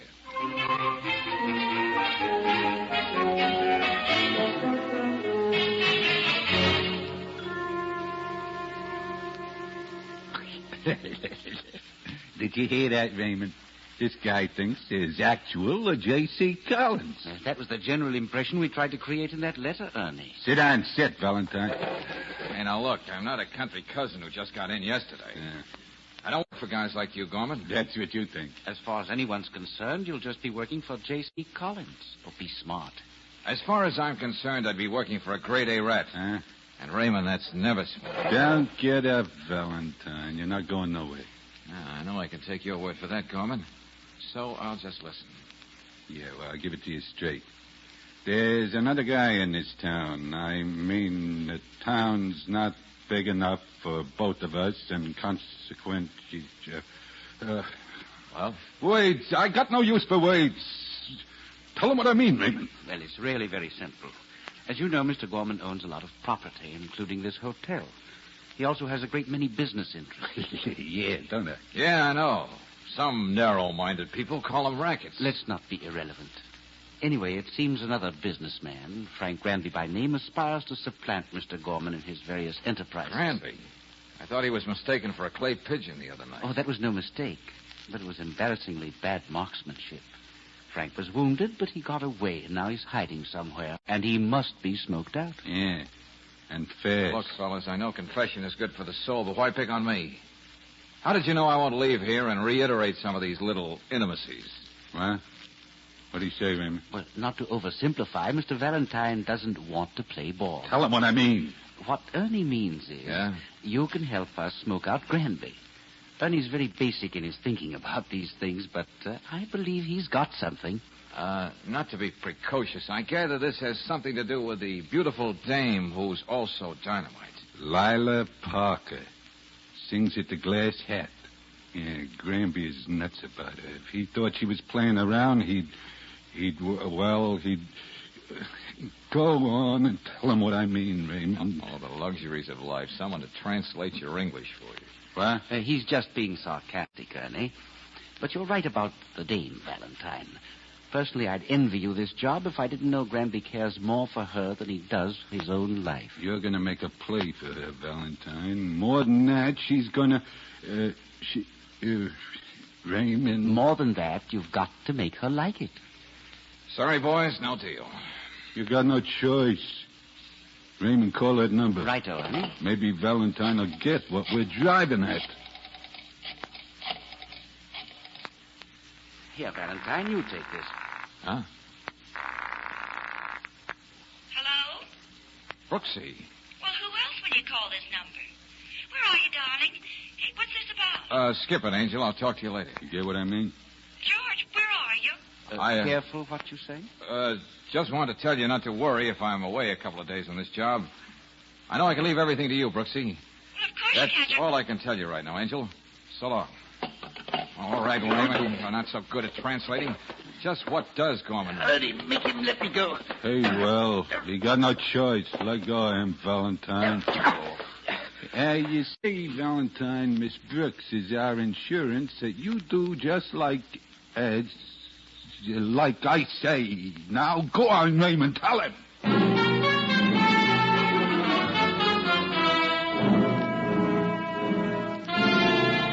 Miss Brooks, you've heard of hardened criminals, haven't you? Yes, Lieutenant Riley, but what does this have to do with George? Well, I'm a hardened cop. I only deal in facts. Well, I've been giving you facts. I know. You didn't like the way Valentine sounded on the phone. He called the office and seemed so surprised when I answered the phone. Well, so what? Sometimes I forget what number I'm calling. Well, he sounded so strange when he said that was all he could tell me, and then he hung up. Oh, look.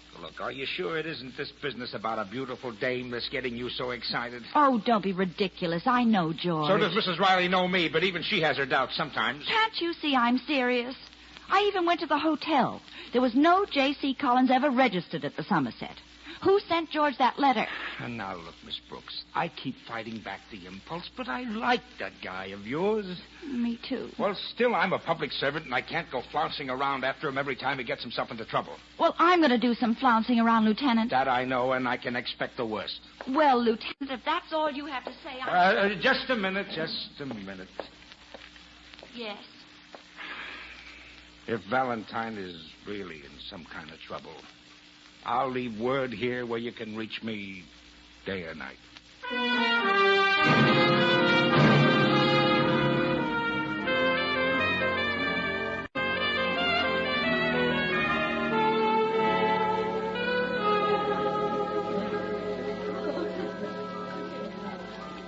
Mr. Valentine? Yeah.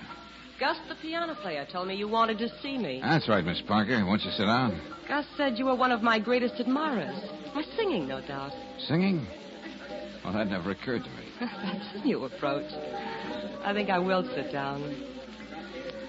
Mr. Valentine, if it isn't my singing, just what is it about me that you admire so much? Well, don't you know? Yeah.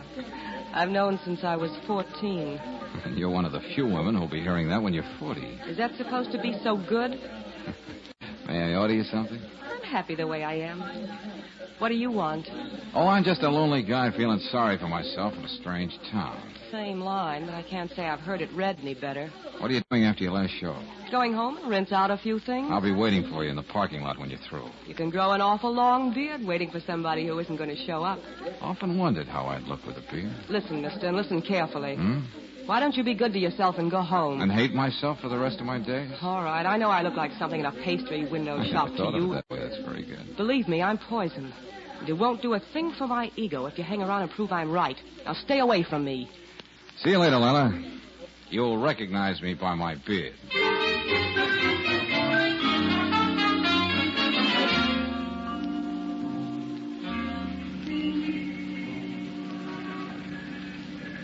I'm afraid you picked yourself the wrong boy, gentlemen. The fair Lila seems particularly allergic to me. What? What do you say, Raymond? They don't get along together, Ernie. Don't give me that, Valentine. You're a pretty good-looking guy, and Lila, she isn't used to being lonely. Just keep trying, Valentine. The sooner Frank Granby finds out you have designs on Lila, the sooner this unpleasant little job will be over. Well, I do have a sort of one-sided date to meet her here later in the parking lot. Hey, see, Raymond, he's doing okay. But don't try to play cute, Valentine. There'll be somebody watching you every minute. They'll be... You tell him what I mean, Raymond. I think he knows what you mean. Coleman, as you've said several times, I don't have any choice. I have to play the game your way because you have all the cards. Yeah, that makes sense. But look, if anything happens to Miss Brooks, you better make sure I'm dead first. Because I'm going to be out looking for you.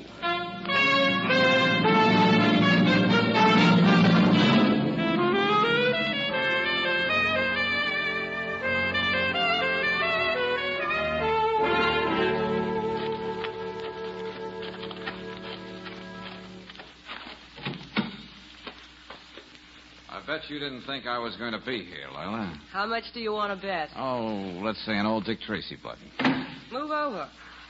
How'd you know this was my car? The parking lot attendant said this pink convertible dreamboat belonged to you. Oh. Where do we go from here? You're only hitchhiking, mister. You've got to take your chances. Okay, fair enough. I can give you this much of a hint before we start. Well, that's a pretty good start in any man's language, Lila. But why the sudden change of heart? Suppose we say I'm curious about a man who's so willing to take poison.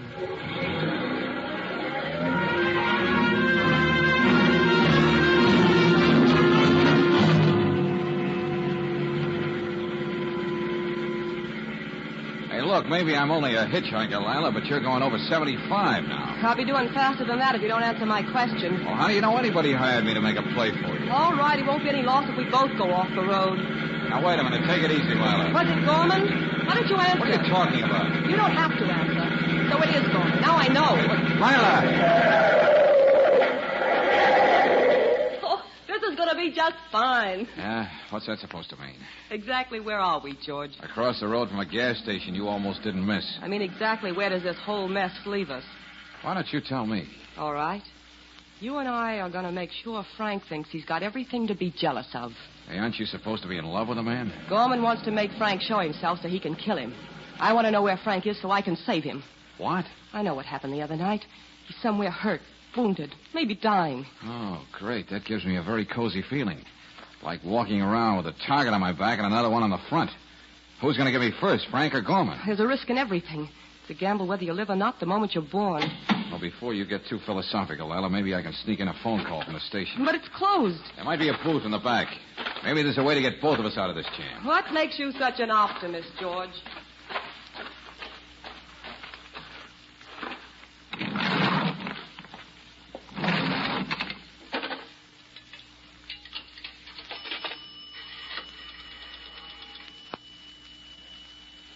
Let me have police headquarters. Lieutenant Riley in homicide. Uh-huh, that's right. Yeah, I'll wait. Oh, sorry. Look, mister, you'll have Better to... hang up, Valentine. I think you've got the wrong number. Well, I'm glad you know how to take advice. You make it very easy, Raymond. You insist on pointing a gun at people. Come on out, Valentine. Oh, it just wouldn't be an act without you, eh, Gorman? You're too smart, Valentine. You're too... Tell him what I mean, Raymond. Oh, you... And to think words were unnecessary. That's right, Raymond. Work him over. But don't let it show. We have to keep him nice and pretty for Miss Parker.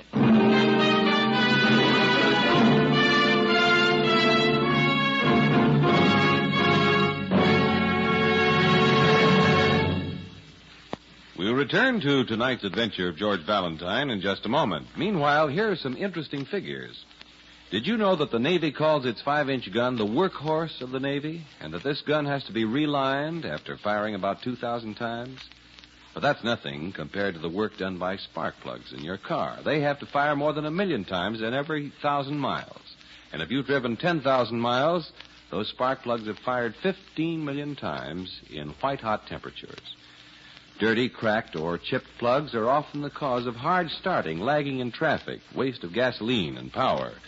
So if your car has gone 10,000 miles without a new set of spark plugs, better ask for a set of Atlas Champions tomorrow. The accurate timing and full flashing sparking of quality Atlas Champions repay their cost many times over in superior car performance.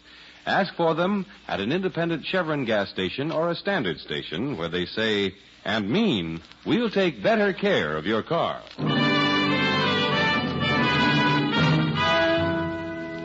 now back to tonight's adventure of George Valentine, and here's the situation.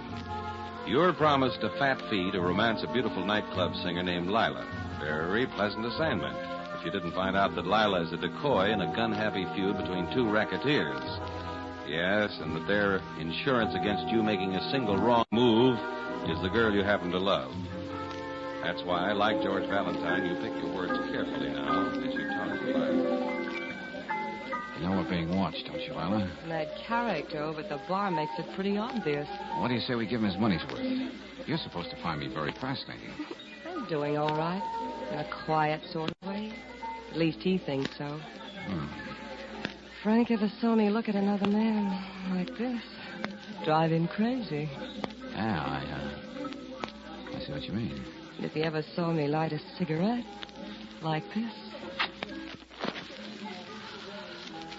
take the first puff and give it to you to smoke like this. What then? That would be murder, darling. How are we doing? I don't know. But I can see how you can lose an awful lot of ground this way. You still haven't told me why you're working for Gorman. Before you answer, try to look romantic. It's expected of us. I'm in this thing for love's sweet sake, Lila, just like you are. So what do you say we leave it that way? George, I've got to find out where Frank is so I can help him. Gorman wants Frank to come out, too, only he wants to kill him. Have you got an answer? No, not much of a one. But it may be worth playing. Why don't you, then? All right, here we go. Oh! That was very clumsy of me, Lila. I'm awfully sorry. Oh, waiter. It's nothing, George. Just a little water. Oh, I'm sorry. Will you take care of this, please, waiter? Of course, right away. It'll only take a minute. Well, you shouldn't dismiss a minute like that, friend. It's 60 seconds long. You can get a lot done in that time.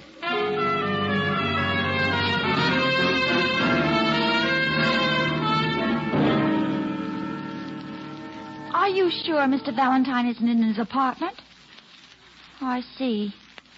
And you haven't heard from him since yesterday? No. No, this is Miss Brooks. I'll phone back later. I'm getting nowhere fast. Maybe there's a J.C. Collins in the city directory. Hiya, Miss Brooks. Oh, hi. Thought I'd drop in and see what's wrong with Mr. Valentine. Was that Leo? Have you seen George? When? This morning he bought a paper for me, like always. You mean he was right outside the building and never came upstairs? I was with some big tough guy who was watching him every minute. Oh. Well, did Mr. Valentine say anything to you, Leo? Nah, just took a paper and give me this instead of a nickel. He ain't getting absent-minded or something, is he? Here, let me see that. He started to say something to him, but he gave me a look that froze me up tight. So I figured I'd come up and talk to you. Oh, Leo, you're a few months ahead of time, but you're a real Santa Claus. Huh? I am? You don't know what a wonderful present you brought me. I did? The first real clue I've got. You sure you're feeling okay, Miss Brooks? That's nothing but a union button. Every waiter wears one in every restaurant.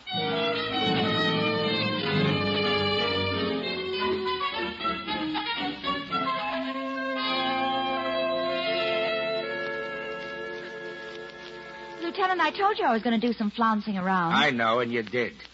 Now, what's this about the waiter's button? I checked with the union. It was issued to Mike Spiegel, who works at the Glass Hat. He reported it lost this morning. I see. And you're sure Valentine slipped it to the Newsy for a reason? A good reason. Lieutenant, did you know that Hotel Somerset is owned by Ernie Gorman? Oh, so what?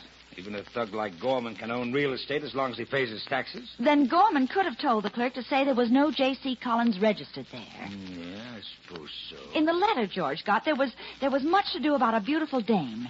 Well, there's a beautiful dame named Lila Parker singing at the Glass Hat. Oh, there's a lot of beautiful dames singing in a lot of nightclubs. But Lila happens to be the girlfriend of Frank Branby, who, in turn, happens to be Ernie Gorman's biggest rival in this town. Say, that's a thought, Miss Brooks. It sort of interests me. In fact, I like it. Say, where's that waiter's button? Where are you going, Lieutenant? Well, now it's my turn to do some flouncing around.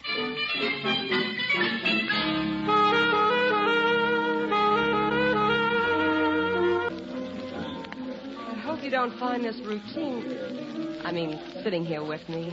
Too boring, George. Somehow, Lila, I have a feeling that tonight isn't going to be boring at all. I think I'd like my coffee now. It's almost time for me to do my number. Sure. Oh, waiter. Yes, sir. Yes, sir. What can I do for you, sir? Huh? Oh, you must be new here. Yes, sir. I'm taking Spiegel's place. Just for tonight, sir. That coffee, George. Oh, well, no, not just plain coffee. Not tonight, Lila. No? No, something more lavish than that. Cafe Valentino. Huh? Do you think you'll be able to remember this, waiter? I'll do the best I can, sir. Now, look, it'll take some mocha, a dash of ginger, a touch of Tabasco, a few drops of Benedictine. Oh, yes, and of course we have to have... Look, would you mind writing it down here on the pad so they get it just right back in the kitchen? Oh, certainly. It's really not as complicated as it sounds. Well, I just wanted to make sure we understood each other, sir. Oh, I don't think there'll be any question about that. Huh. Yeah. Thank you, sir. I'll be right back. You certainly go all out to get what you want, don't you? Well, some things are worth a little extra effort, Lila. I see Gorman has a new boy watching us tonight. Yeah, well, that's good. Nothing like variety when every time you turn, there's a gunsel on your tail. George, why doesn't Frank make a move? He must know about us by now. I don't know, Lila. We've been sitting here for 3 nights now. Word must have gotten back to him about us. I don't think I can stand this much longer. Lila, we have company. Oh, yes. I hope this is right, sir. They said they did the best they could. Fine. And I'll take the check. Yes, sir. Oh, there goes Gus with my number. Wonderful treat. We'll have to wait, George. Oh, it'll be here, Lila. Now, let's see what the Cafe Valentino made the check look like. Don't worry about Miss Brooks. You stick with Gorman and Granby. We'll be behind you all the time. Riley.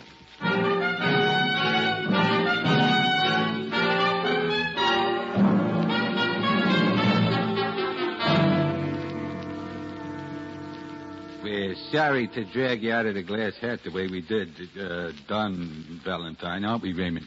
Personally, I'm filled with remorse. Oh, yeah, I can just see the tears in your baby blue eyes, Raymond. I don't like taking you out of the company of a beautiful dame, but the time has come. It's here. Tell what I mean, Raymond. Granby's going to stop hiding tonight. He's coming out. How do you know? We caught up with one of his boys after a little persuasion. Yeah, it's good persuasion. He told us. Granby knows what a Casanova Lily thinks you are, Valentine. So he can't hold out anymore, and he's going to pay her a little visit after she gets through singing at the Glass Hat. They're going away together. And that's when you're going to get your chance at him, huh? Congratulations. Well, what do you say, Raymond? Just being sarcastic again. Oh, is that what you call it?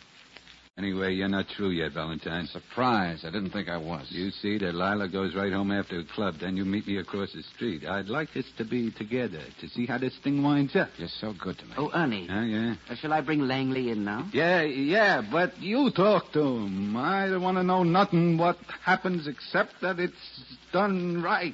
See you later, Valentine. I'll be downstairs at the barber's, Raymond.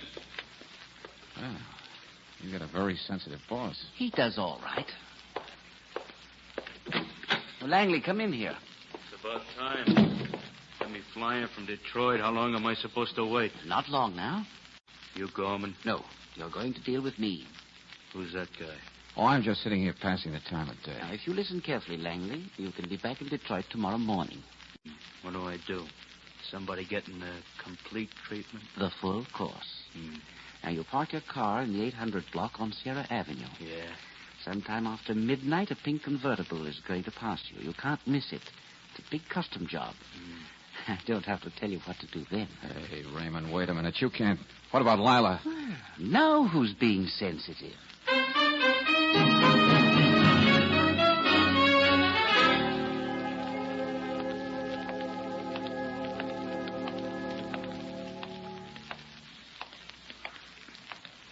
Are you sure Lila's up there? Why don't you ask your boys, Gorman? They followed us here from the Glass Hat. I want to be sure. That's why I parked down the street and come over here. But you can see the light in the window. And you can't mistake that pink convertible of hers across the street. Yeah, that's right. You know, Gorman, I have a hunch Granby got in touch with Lila at the club tonight and told her he'd be in the apartment. Huh? What makes you think that? Oh, when we got back here, she was in such a hurry to get upstairs, she jumped out and left the keys in her car. Yeah? And all the boys got to do now is wait. Hey, we'll stay right here in this doorway. The other boys. Look what goes here, Valentine. I don't like the way you're acting. What are you cooking up? My, what a suspicious nature. I just know when I'm licked, that's all. Say, what happened to Raymond? You got something else to do. My usual stay out of things like this, but Granby. And this I got to see for myself. Wait a minute. The light just went out up there. He must be coming downstairs. You stay here, Valentine. I'm going to get a little closer. I want to see him better when he comes out with it. I knew you'd be there, Gordon. What? See what you can do about this. She's trying to kill me. Lila, stop it. Don't be a fool. Go on, Gordon. Try to run. Where are you going to hide in empty streets? Oh, please, Lila, don't. Let me talk this over with Frank. Frank's up here, but he just died. Go on. Let me see you run, Gordon. The car. That's right, a car. Wait, Gorman. Stay out of that car. Don't you see she's trying to kill me? Gorman! I told you I'm going to get away. He can't get away. Gorman, wait. I tried to tell you. You can't get away. It's a prank. Gorman!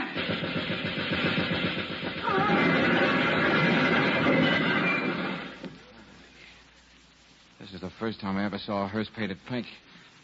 And the corpse behind the wheel.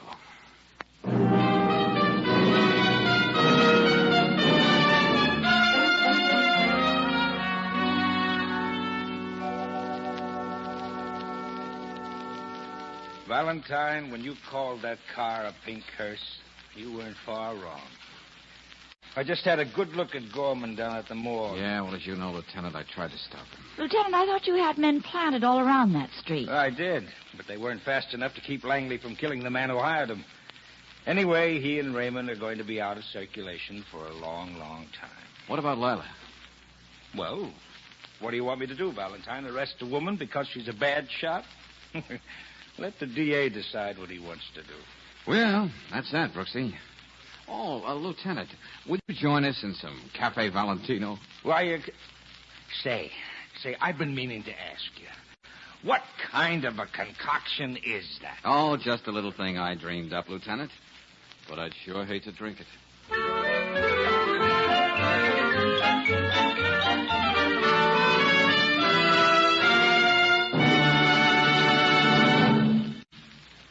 You can bet a successful contractor knows profit and loss just as well as a banker, a baker, or yourself. J.R. Armstrong, contractor in Oakland, California, keeps a sharp eye on costs when it comes to car operation. That's why he switched to RPM motor oil 8 years ago. Today, Mr. Armstrong says, quote, I haven't had an engine breakdown since I started using RPM in 1940, unquote. An unusual record? Well, it's no surprise to RPM users. For compounds in this premium quality motor oil actually stop rust in your car's engine, protect hot spots left bare by ordinary motor oils, prevent costly foaming and corrosion. The low-cost operation Mr. Armstrong enjoys is typical of RPM users throughout the West. Another reason they prefer RPM 2-to-1 over any other motor oil. To cut your car expenses, ask for RPM motor oil at standard stations and independent Chevron gas stations, where they say and mean, we'll take better care of your car.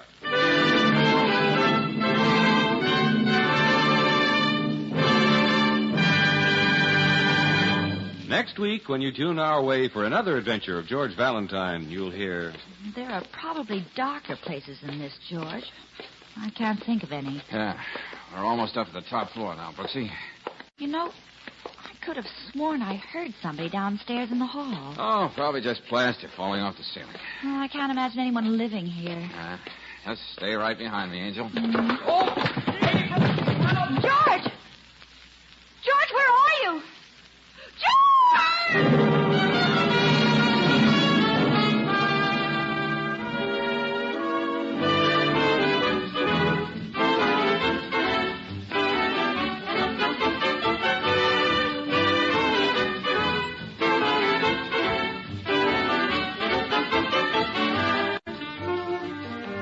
Tonight's adventure of George Valentine has been brought to you by Standard of California on behalf of independent Chevron gas stations and standard stations throughout the West.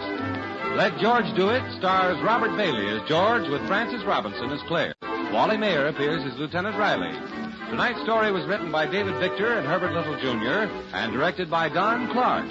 Also heard in the cast were Louise Arthur as Lila, Ed Max as Gorman, Louis Van Ruten as Raymond, and Jack Prussian as Langley.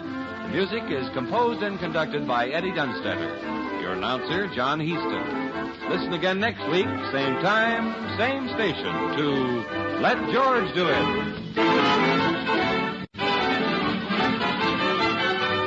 This is the Mutual Don Lee Broadcasting System.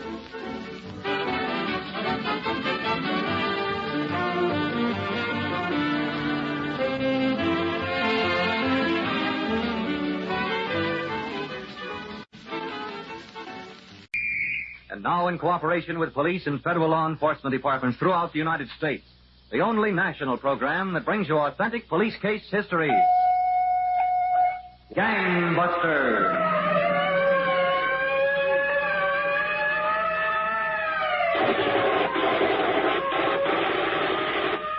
Tonight, Gangbusters presents the case of the collector who robbed Midwestern supermarkets of thousands of dollars until a case of cigarettes put him out of business. We'll begin tonight's exciting story in just a moment. Oh, the poet said, from the edge of his bed, here's the chance I've been looking for. Opportunity knocks. Seems that Isotox needs a poem that'll sell it on the air. Isotox, Isotox. Let me see, let me think. My brain is on the blink. What can I say for this insect spray? That it's good, that it's great, that it's better than that? Ain't enough. Gotta write me a poem that's surefire stuff. Let me see, let me see, let me see. Isotox insect spray. Ta-ta-ta, ta-ta-ta, ta-ta-ta. Made by Ortho. Ta-ta-ta. Works right away to kill aphids and thrips and mites like it should. Isotox insect spray. Made by Ortho. It's systemic and it's good. Isotox insect spray. Get it today. Gangbusters has asked the Honorable Leonard L. Murphy, Chief of Detectives of the St. Louis, Missouri Police Department, to narrate by proxy tonight's case. Chief Murphy, you've told me that it's surprising how many criminals actually have very clever ideas. Yes, Don Gardner, but in these instances, being clever doesn't mean being smart. If they were smart, they never would have used their talents in the direction they did. Invariably, these clever boys know they have a quick mind, but they overestimate their shrewdness in a quest for lots of money with no work. Well, your case for tonight took place in the city of St. Louis, Chief Murphy? Yes, that's right, Don. And one night, not long ago, a young man and a girl were seated in the last row of a mammoth movie theater on Grand Avenue. The last showing of the picture just ended, and the audience was filing out to the strains of the giant Wurlitzer organ. Oh, what a picture. If you want to see it over again, you got to come back tomorrow. Okay, a girl can dream, can't she? Sure, someplace else. Come on. Oh, honest, Rich. You got about as much romance as a turtle. It was a wonderful picture. Pardon us, please. Pardon, please. The way he came back to her at the end and then just held her. Oh, gosh, what a picture. Yeah, great stuff. Rich. What? Where are we going? Home. What do you think? I'm hungry. I'll buy you a candy bar. Now, stick here a minute. I'll be right back. Where are you going? Just stick here. I'll be back. Oh, yeah. Okay, Rich.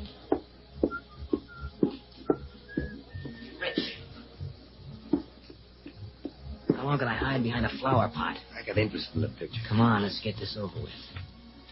Make it quick and to the point. Don't worry, I like them that way. So you don't get your hair mussed, huh? That's one reason. Well, they believe in advertising. There it is. Treasurer's office. Okay, I'm set. Knock. Right. The guy out front said to see you. We've got a little... Get him up. Hey. Don't move. You've got a crack on the head. Or worse, maybe. Sit still, bud. Well, here it is, all wrapped up pretty for the bank. Grab it and let's go. What about Junior here? He must get awful sleepy working nights. There, bud. Sleep. Good. Let's go. I got a date waiting, you know. You don't have to drag me. Okay, all clear. Get moving.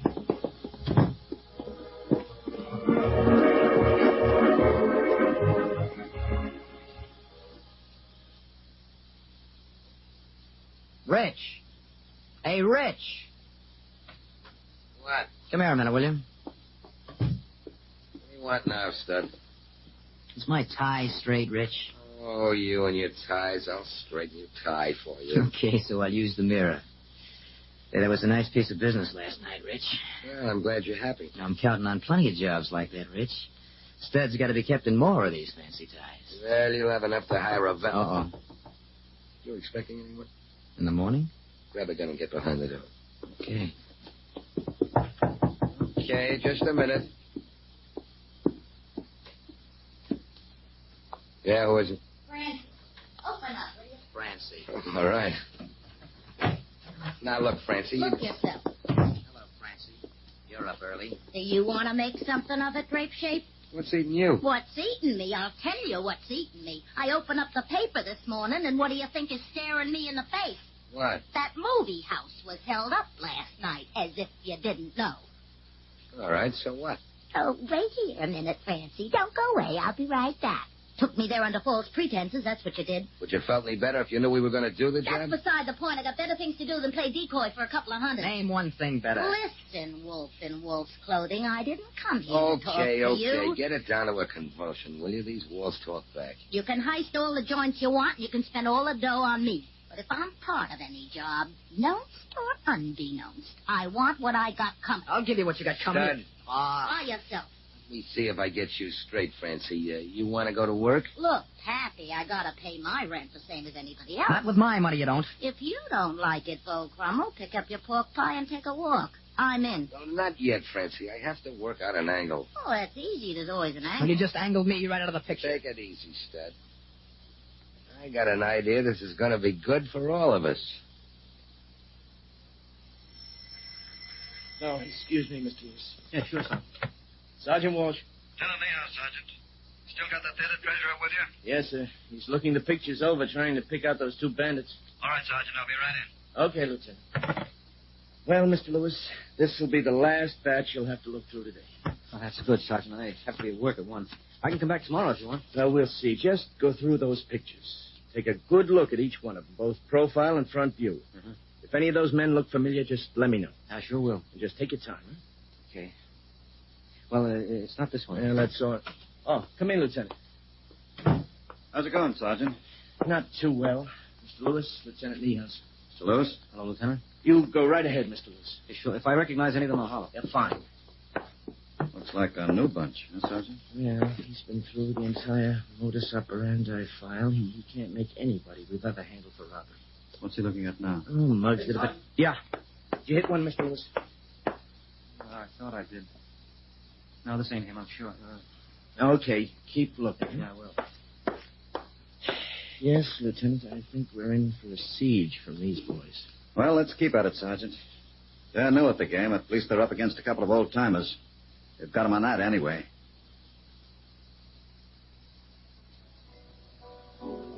But what's the matter with going to the Pines, Rich? At least they got some music there you can dance to. I told you Stud's going to meet us here. And I can't think of a better reason for leaving. Listen, Francie, get the chip off your shoulder. We're not going to be any good unless we're a team. Remember that. Rah, rah, rah, team, team, team. You want something else to drink? Well, as long as I've got a choice, I think... party spoiled. Hello, Rich. Everything's set. Sit down, Stud. Yeah, nice. I'm fine. How are you? Suddenly sick. Come on. What did Bailey have to say? Well, he didn't exactly go for it like Romeo went for Juliet. That's a nice tie you got on, Stud. Is it new? It's pure silk. I just bought it this afternoon's class, huh? Just a little longer. You could hang yourself with Why, it. you dope. Okay, cut it out. What did Bailey say? Well, Rich, he said he never looked at it that way. He didn't think chain grocery stores would be the ticket. And he got suspicious. But you told him there'd be lots of dough in those safes. Yeah, but a guy's always suspicious when he gets something for nothing. For you to case 15 or 20 of those stores is a big job, Rich. Especially for free. He wants to know what you're going to get out of it. You told him? Yeah, I told him. I laid it on the line. I told him that after he knocks over so many chain store safes, they'll stop keeping the dough in the safes. And that's when you start yours. And he went for it. But he was still a little suspicious, Rich. I had to promise him something. What? I had to promise him that when he broke into those stores, I'd go along. Just for the ride, huh? Well, if I'm going to do the work or take my split, you know how it is, Rich. Sure. I know how it is. And it's okay? You got to take your pick, Stud. Either Bailey's end or mine. I'll take his end. You're just playing a hunch. Maybe they'll take it out of the safe, maybe they won't. Okay, Stud. I guess you know best. Thanks, Rich. I knew you wouldn't kick. You can do what you like. Only don't come running to me when I get started. I'll be satisfied. Well, I think I'll go call Bailey and say that you put the okay on it. Go ahead. Yeah. I'll be right back. Want me a drink? Yeah, strychnine and soda. How do you like that guy? What do you have to be so nice about it for? He just walked out on the team. Rah, rah, rah, team. That's all right, Francie. He leaves everything for you and me. Now, tomorrow you got to start shopping for groceries, baby. In chain stores. Waiter, over here.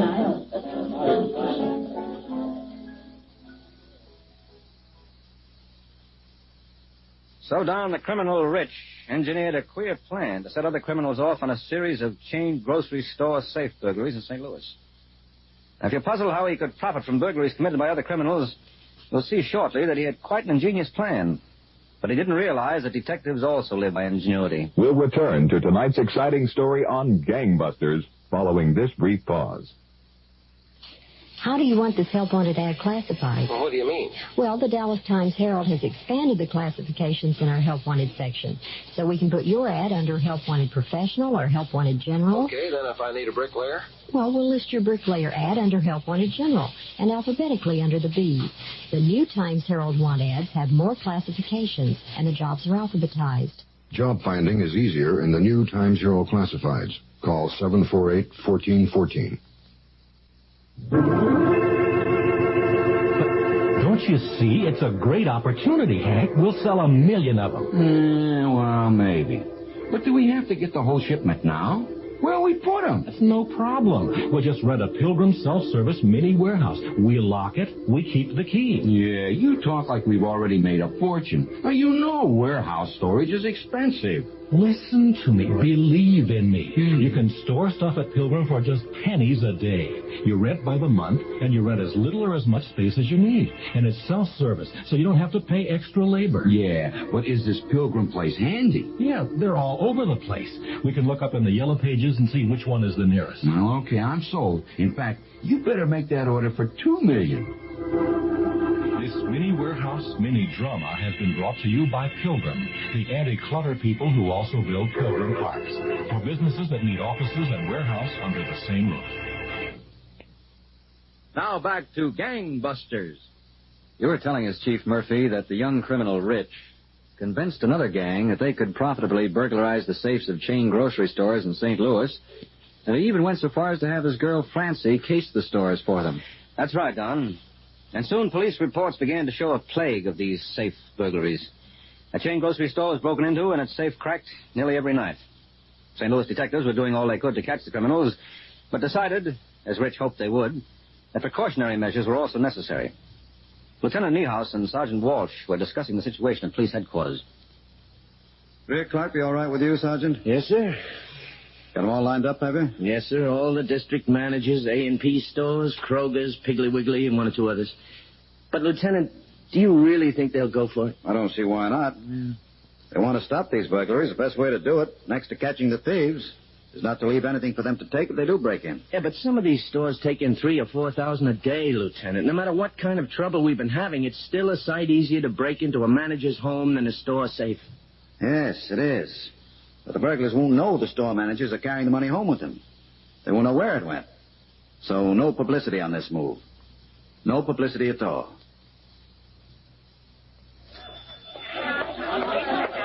Oh, pardon me. Yes, madam? You're the manager, aren't you? Yes. Can I help you? I'd like to get a check cashed if I may. Oh, I'm sorry, madam. Company rules, we're not allowed to cash checks. But I left home without any money. Well, I guess I'll have to go back. Well, if you'd like, you can do your marketing now, and we'll hold the packages for you. No, I think I'll run on home, but, well, it seems sort of silly rule not to cash customers' checks. If you cashed checks, you wouldn't have lost so much money in that robbery you had the other night. Maybe you're right, but there won't be any more money lost in burglaries. They haven't caught the criminals. No, not yet. But if they try it again, they'll find an empty safe. As a matter of fact, they try it in any of our stores, they'll find the safe empty. Really? Well, thanks just the same.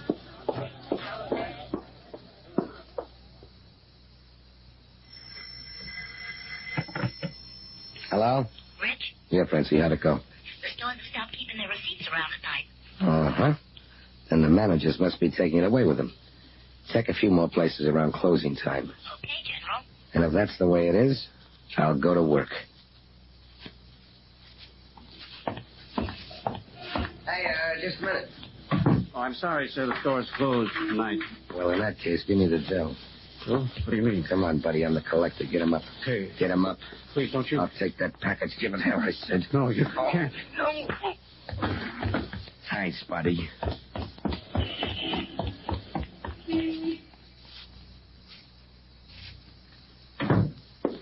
Well, I just put out an alarm on that last one, Lieutenant. Good. Lieutenant, I wish we could provide an armed guard for every chain store manager in the city. Where are we going to get the men? You know, Sergeant, I can't help feeling that these robberies and safe burglaries are tied up in some way. It's just too neat to be a coincidence. Maybe, but safe burglars and stick-up men just don't run together, Lieutenant. Now, what about the stolen goods angle? Not much yet. Those burglars must know that cigarettes are just about as hard to trace as money. Guess that's why they went to the trouble to take them along. At least cigarettes are harder to conceal. Well, we're keeping our eye on receivers of such merchandise. Okay. I only hope it comes through before every store in town is touched. Hey, you know what's in here, Rich? Forget it. No kidding. Imagine, the stuff is hard when you buy it. Yeah. Just goes to show if you nose around enough, you'll learn plenty. Yeah, well, there must be something to eat around here that's quick to fix. Oh, take your pick. I got 2 closets full of groceries. Ready to go in business myself. Apple juice, tomato juice, sauerkraut juice, grapefruit juice, anything. Oh, there's chow mein. Hey, imagine, chow mein in cans. Who's that? Not somebody with more groceries, I hope. Go out and take a look. Oh, sure.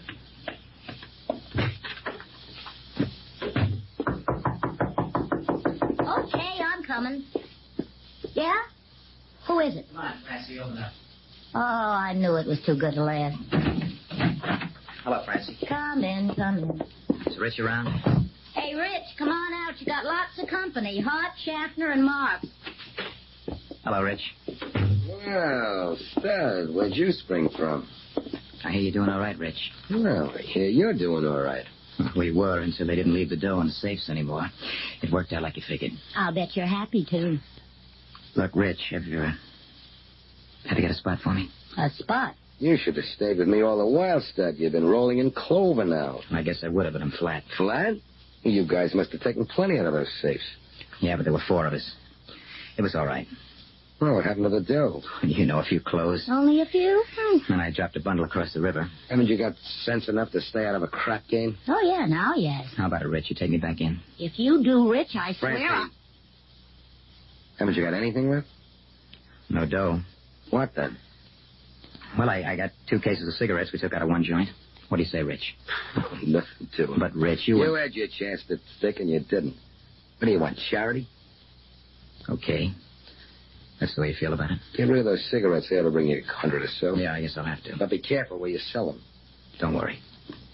Well, thanks just the same. Put some of your suits in, Hop. They ought to keep you for a month. I did already. Well, so long. Take it easy.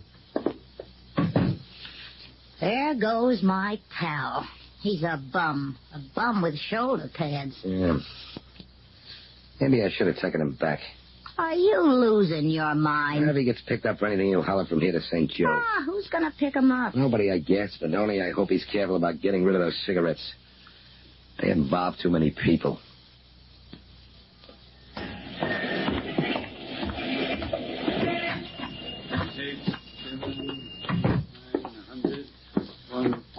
Hello, Lucius. Huh? Oh, sir. Hold on, sir. Just a minute. 3, 4, 5, 6, 7, 8. 108. What are you doing, figuring out your income tax? Yeah, inventory, my boy, just inventory. It's on your mind, sir. Busy today, very busy. Look, Lucius. Well, what is it? I'm a little short of cash. Well, I'm not so long on it myself, my boy. Not long at all. I wasn't asking for a loan. It's a good thing, because you wouldn't get it. Could you use some cigarettes? Stud, you know I don't smoke. Quit years ago. Come on, Lucius, cigarettes. How many you got? How many? 2 cases. Old goals, both of them. There's not much of a market for cigarettes these days, Stud. Not much. When you're buying something, there's never much of a market, is there, Lucius? Well, it's the risk, Stud. It's the risk. What'd you get him? I got him. Isn't that enough? $40 for the 2 cases. $40. 40. There's 100 cartons there. $40, Stud. You're a thief, Lucius. Maybe I am. $40. Okay. Where you got these cigarettes, Where? They're out in the car. Oh, what are we waiting for? Let's get them. You got the 40? Dad, I'm surprised at you. Come on. Yeah. Where's Rich these days? I haven't heard from him in quite a time. Oh, he's a big shot now, Lucius. He don't deal in nothing but cash now. It's too bad. Which is the car? It's the convertible there. Nice. Where'd you get it? I borrowed it. Well, come on, the cigarettes. They're in the trunk. $40 ain't much money, Lucius. More than you got. You get the point. There they are. Mm-hmm. Well, let's get them inside. Come on, the $40, Lucius. Oh, yes, $40. Well, 10's due. Anything. 10, 20, 30, 40. Thanks. Inside with it. You take the other. Okay. Come on. Wait till I shut the trunk.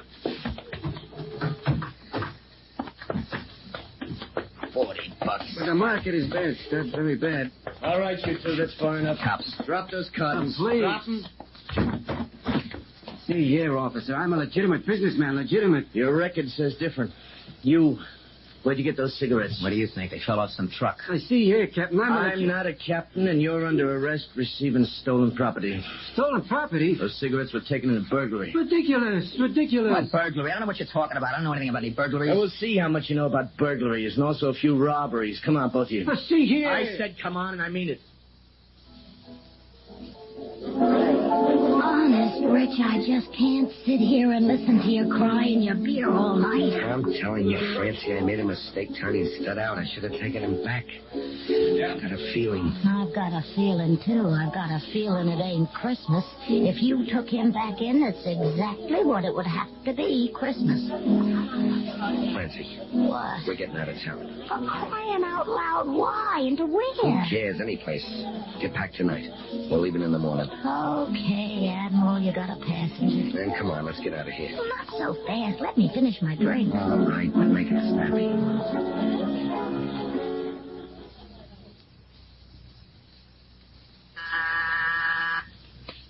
Yes?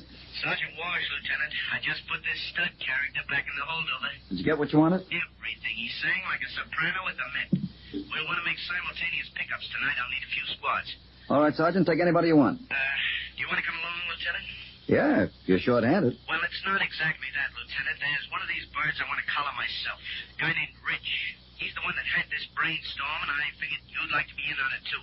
By all means, Sergeant. I want to be among the first to meet this Rich.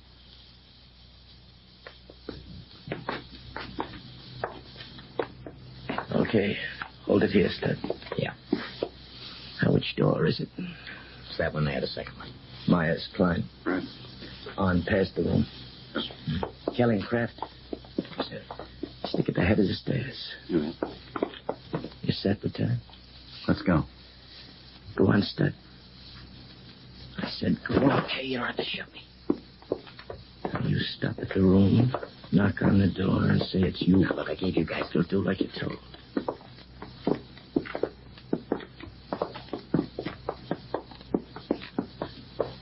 Okay. Knock. Go ahead, knock. All right. When they ask who it is, you'll answer them, and then get back out of the way. You sure they're in, Sergeant? I hope so. Knock again. Yeah, who is it? Go ahead. Answer. Who is it? It's me, Spad. Oh, but it's Stud. Okay, just a second. Get back there, Stud. Stud, honest. Police officer. There he is. Hey. Don't move, Rich. You don't take. Watch him, there's a gun on the dresser. Right. You got him. Let it go. That'll hold him. Now, there's no sense in crying about him, sister. The two of you will be separated for a long time. For good, I guess. So, Don, that was how the young bandit with an idea learned the police also have ideas. Rich and all his accomplices were taken in custody. Subsequently, he was sentenced to a term of 12 years in the Missouri State Penitentiary. Well, thank you, Chief Murphy, for this absorbing case history.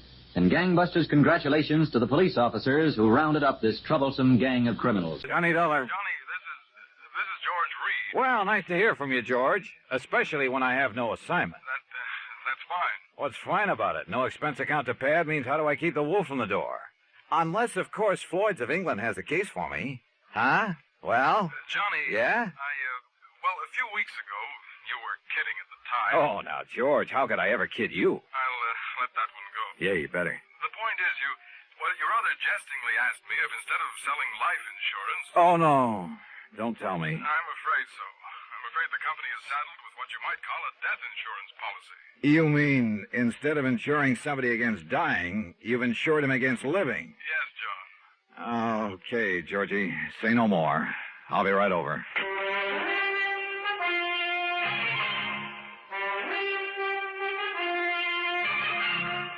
Bob Bailey in the exciting adventures of the man with the action-packed expense account, America's fabulous freelance insurance investigator. Yours truly, Johnny Dollar. Act One of yours truly, Johnny Dollar.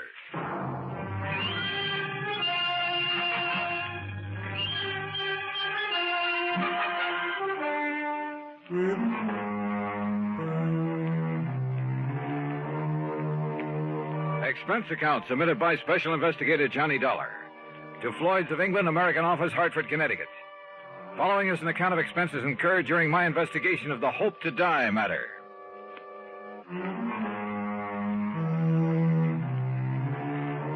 Expense account item 1, $1.10 taxi from my apartment to George Reed's office, where I found him pacing the floor and wearing an even more worried expression than usual. And believe me, that's something. Oh, this thing has me so riled up, Johnny, I can hardly see straight. Well, you should have known better than to issue a policy like that, George. It was Harry Baxter. Baxter? He filled in here for me while I was on vacation. I should have known better. What'd he do, sell a lot of policies that you shouldn't have to handle? No, just this one. And I swear I don't understand it.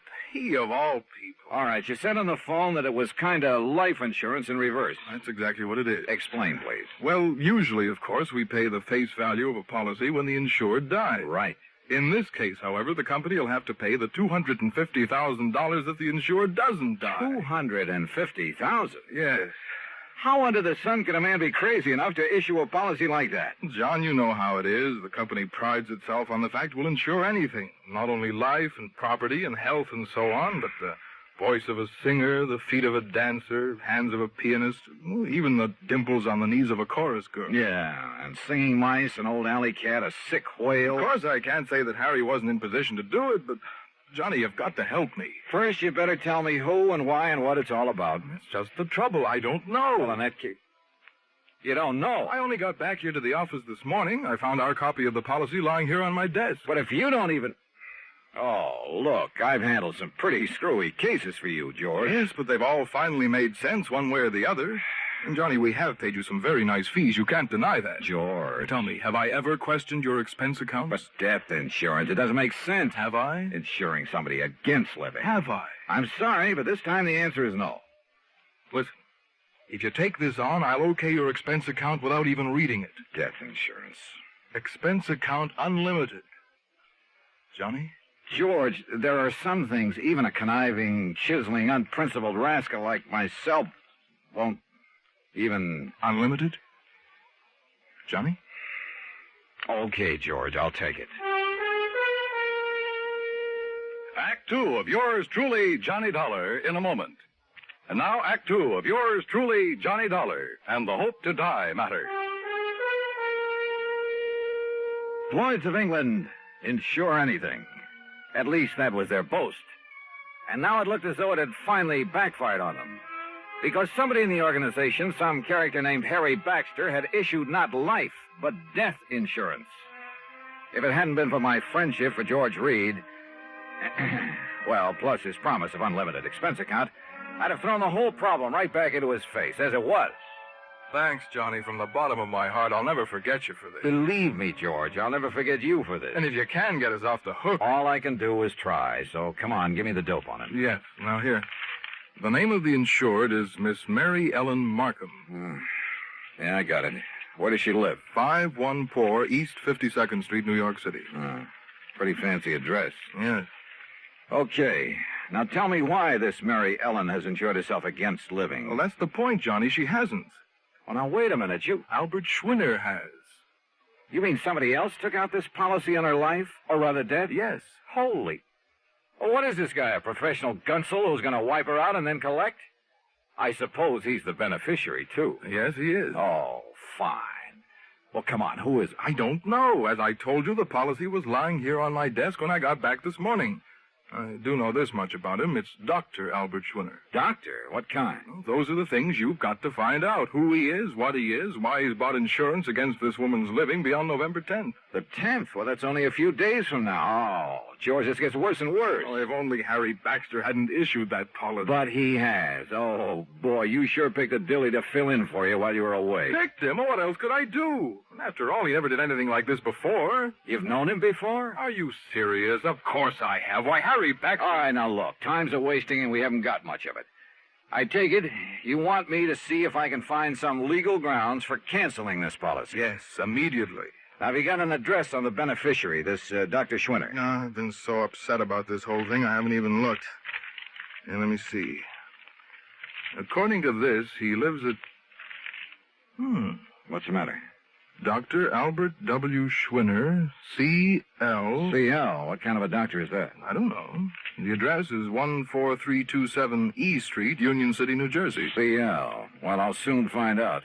We're going to reach this Harry Baxter who sold the policy. In New York at the... here, I'll jot down the address. I still don't see how Baxter could get away with this. After all, when you consider his position... Here. He offered no explanation at all. I'm afraid I didn't give him much chance. I practically threw him out of here. I can't say that I blame you. And that's another thing. Look, Johnny, perhaps you can reason with... Oh, don't worry, George. He's number one on my calling list. I'll be talking to you. Expense account item 2, $785, fare to New York and taxi to Harry Baxter's address. A real snooty one over near Sutton Place. And people don't live in that joint unless they've earned or chiseled a lot of money from somewhere. In the case of Baxter, I suspected a big chisel. My suspicion was considerably heightened when he opened the door. His apartment was luxury from stem to stern. As for Baxter himself... Dollar? Well, of course, old boy. I've heard a great deal about you from my dear friend and colleague, George Reed. Dear friend, huh? Well, you say that as though you doubted it. Oh, I know, that filling in for him while he was away. Well, I really should have done better for the old thing, but I've had so many social obligations to meet these past few months, and after all, one must keep up with those things. Oh, I'm sure one must. Right, it's a one policy, you know, a real dilly. Ah, that's the understatement of the week. I suppose I can't really blame him for being a bit excited about it, but he gave me no chance to explain why I assumed the policy. Why did you? Oh, now, really. Well? Well, I made it very clear to George that I would tell him when he calms down enough to be reasonable.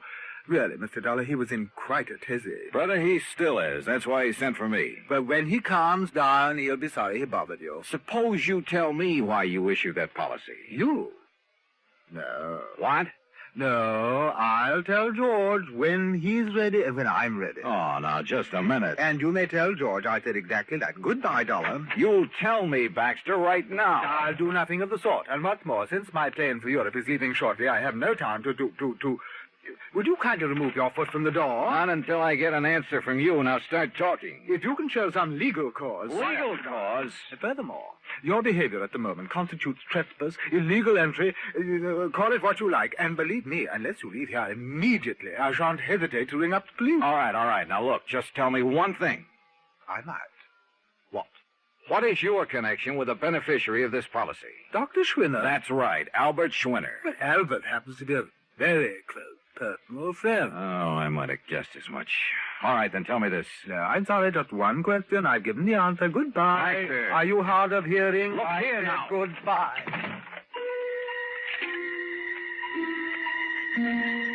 Well, there was no point in trying to batter down the door of Harry Baxter's apartment, so I left. Downstairs in the lobby, I put in a phone call. That's item 3, 55 cents, to George Reed's office in Hartford. I'm sorry, Mr. Dollar, but he seems to have stepped out for a few minutes. Oh, well, then please tell him when he gets back that I want a complete rundown on Harry Baxter. Well, that shouldn't be difficult. Right. Having hired him, George shouldn't have much trouble getting that for me. That isn't what I meant, Mr. Dollar. As a matter of fact, I think I can tell you just Now, let George do it. I'll call him back. Item 4, 65 cents taxi to Mary Ellen Markham's apartment on East 52nd Street. A uniformed nurse met me at the door, told me I could stay with Miss Markham only a very short time, then led me into the bedroom. And there, carefully propped up in bed, lay a pale, wan, tired woman who looked to be 65 or 70. The room was full of flowers. You may leave us, Pastor. I'll ring when I need you. Yet, sit down, Mr. Dollar. Thank you. I'm sorry I won't be able to speak with you very long.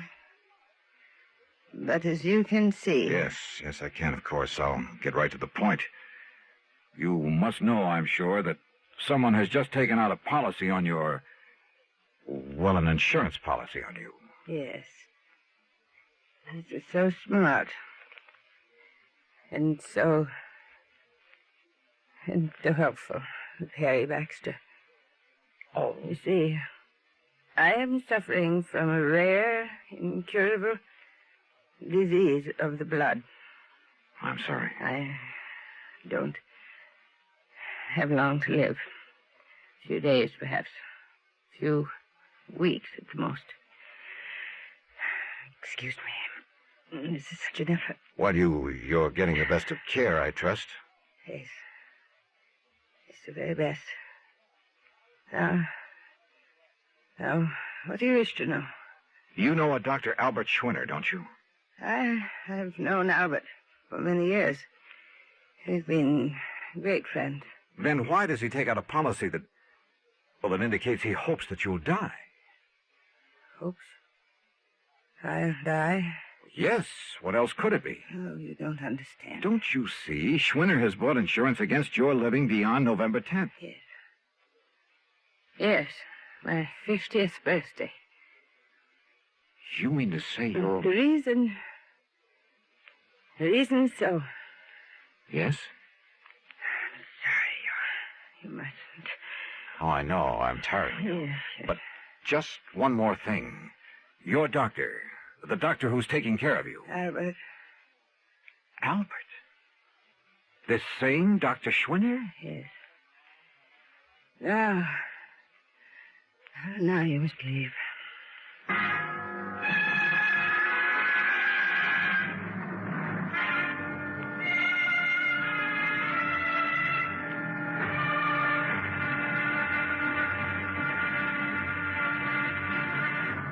Act 3 of yours truly, Johnny Dollar, in a moment. Oh, Act 3 of yours truly, Johnny Dollar, and the Hope to Die matter.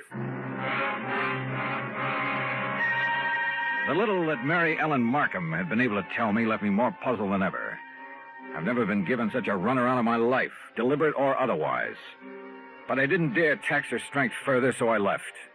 Item 5, another 55 cents for another call to George Reed in Hartford. This time he was in. Yes, Johnny, I must confess I'm calmed down a bit, but the first shock of learning that Mr. Baxter had issued that seemingly absurd policy... What do you mean, seemingly absurd? George's whole thing has me in a tizzy now, a double-barreled one. Well, I tried to call Mr. Baxter a few minutes ago, but got no answer. I wanted to apologize, of course. Apologize? After all, since he's chairman of the board...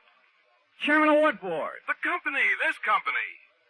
What? I tried to tell you that this morning, but you didn't give me a chance. Harry Baxter is also the majority stockholder. Oh, brother. In any event, as I'm sure you can see, he must have had some good reason for that policy, and as soon as I can get him by phone...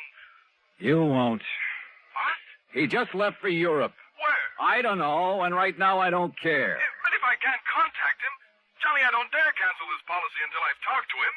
And if Miss Markham should die before the 10th... Yeah, 250 G's. You've got to carry on. Would you like to tell me how? If Mary Ellen Markham dies on or before November 10th, Floyd's of England pays Dr. Albert Schwinner $250,000 on a policy taken out by him. And he is her doctor with her life in his hands. And if there isn't something wrong with that setup, expense account had him $8 for a taxi to Schwinner's address in Union City, New Jersey. And there at last I learned what the CL meant behind his name. It was an abbreviation, for this was the Albert Schwinner Clinic, devoted to the study of rare diseases of the blood. But Schwinner wasn't there. He'd gone to New York to see Miss Markham. Item 7, $10 even for a fast taxi ride back there to Manhattan. As the nurse led me into the unfortunate woman's apartment, he was just coming out of the bedroom door. Oh, Dr. Schwinner, this is Mr. Johnny Dollar. Oh, Mr. Dollar, Harry Baxter told me I might expect you. Oh, he did, huh? Yes, he phoned me just before his plane took off for Europe. Pretty smart. You're an insurance investigator, aren't you? That is right. Oh, you may go in to see Miss Markham now, Mrs. Haskell. Very well, Doctor. How is Miss Markham, Doctor? Much better, thank God. Oh, why do you say that? What? If she dies before this week is out, you stand to collect a cool $250,000, don't you? I? Go, the clinic. Isn't that the same thing? Hardly. Sit down, Mr. Dollar. Now, you're concerned about the rather unorthodox insurance policy that Mr. Baxter issued. I certainly am. I think you better let me tell you the reason for it. I think you'd better. At the onset of her illness some 15 years ago, the best doctors in the country gave her 5 years to live at the most. And that's when you came into the picture? Yes. Because of the devotion, the concentration of all our efforts to this one field of medicine, the clinic was able for the first time to give her hope. Her hope was justified. We have given her years of life. But now, wait a minute, Doctor. She told us then that if she could be helped to live until she was 50... And that'll be on the 10th? Yes. That would prove beyond the shadow of a doubt that our methods, our practices were right, that we could prolong and possibly ultimately save not only her own, but thousands, perhaps millions of lives. Therefore, she agreed that if she reached 50, she would make an outright gift of $250,000 to the clinic and its work. Money which is much needed, by the way. But then it began to look as though she might never reach 50. Yes. And she suggested this unusual insurance policy, on her death rather than on her life. I see. But why Harry Baxter, chairman of the board of the insurance company, its biggest stockholder, whatever? I don't get it. Baxter's own mother died of the same disease, Mr. Dollar. Oh. Of course. Then he knew how necessary this money is to the clinic. Yes. And let's face it, Baxter is something of an eccentric. And that's the reason he chose this offbeat way to make sure you get the financial help you need. Exactly.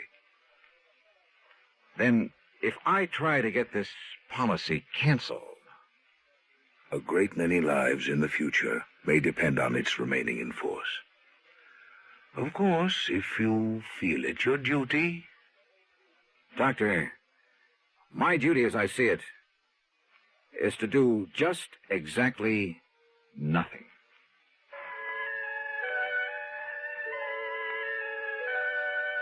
Mary Ellen Markham did live to see 50, but only for a few days. Just long enough to make her gift to the clinic. Harry Baxter in the company? Well, Harry came back from Europe, and he said he found some, quote, mistake, unquote, in the policy that requires the company to pay off on it anyway. Eccentric? We should have more of them like that. Expense account total? Are you kidding? Yours truly, Johnny Dollar.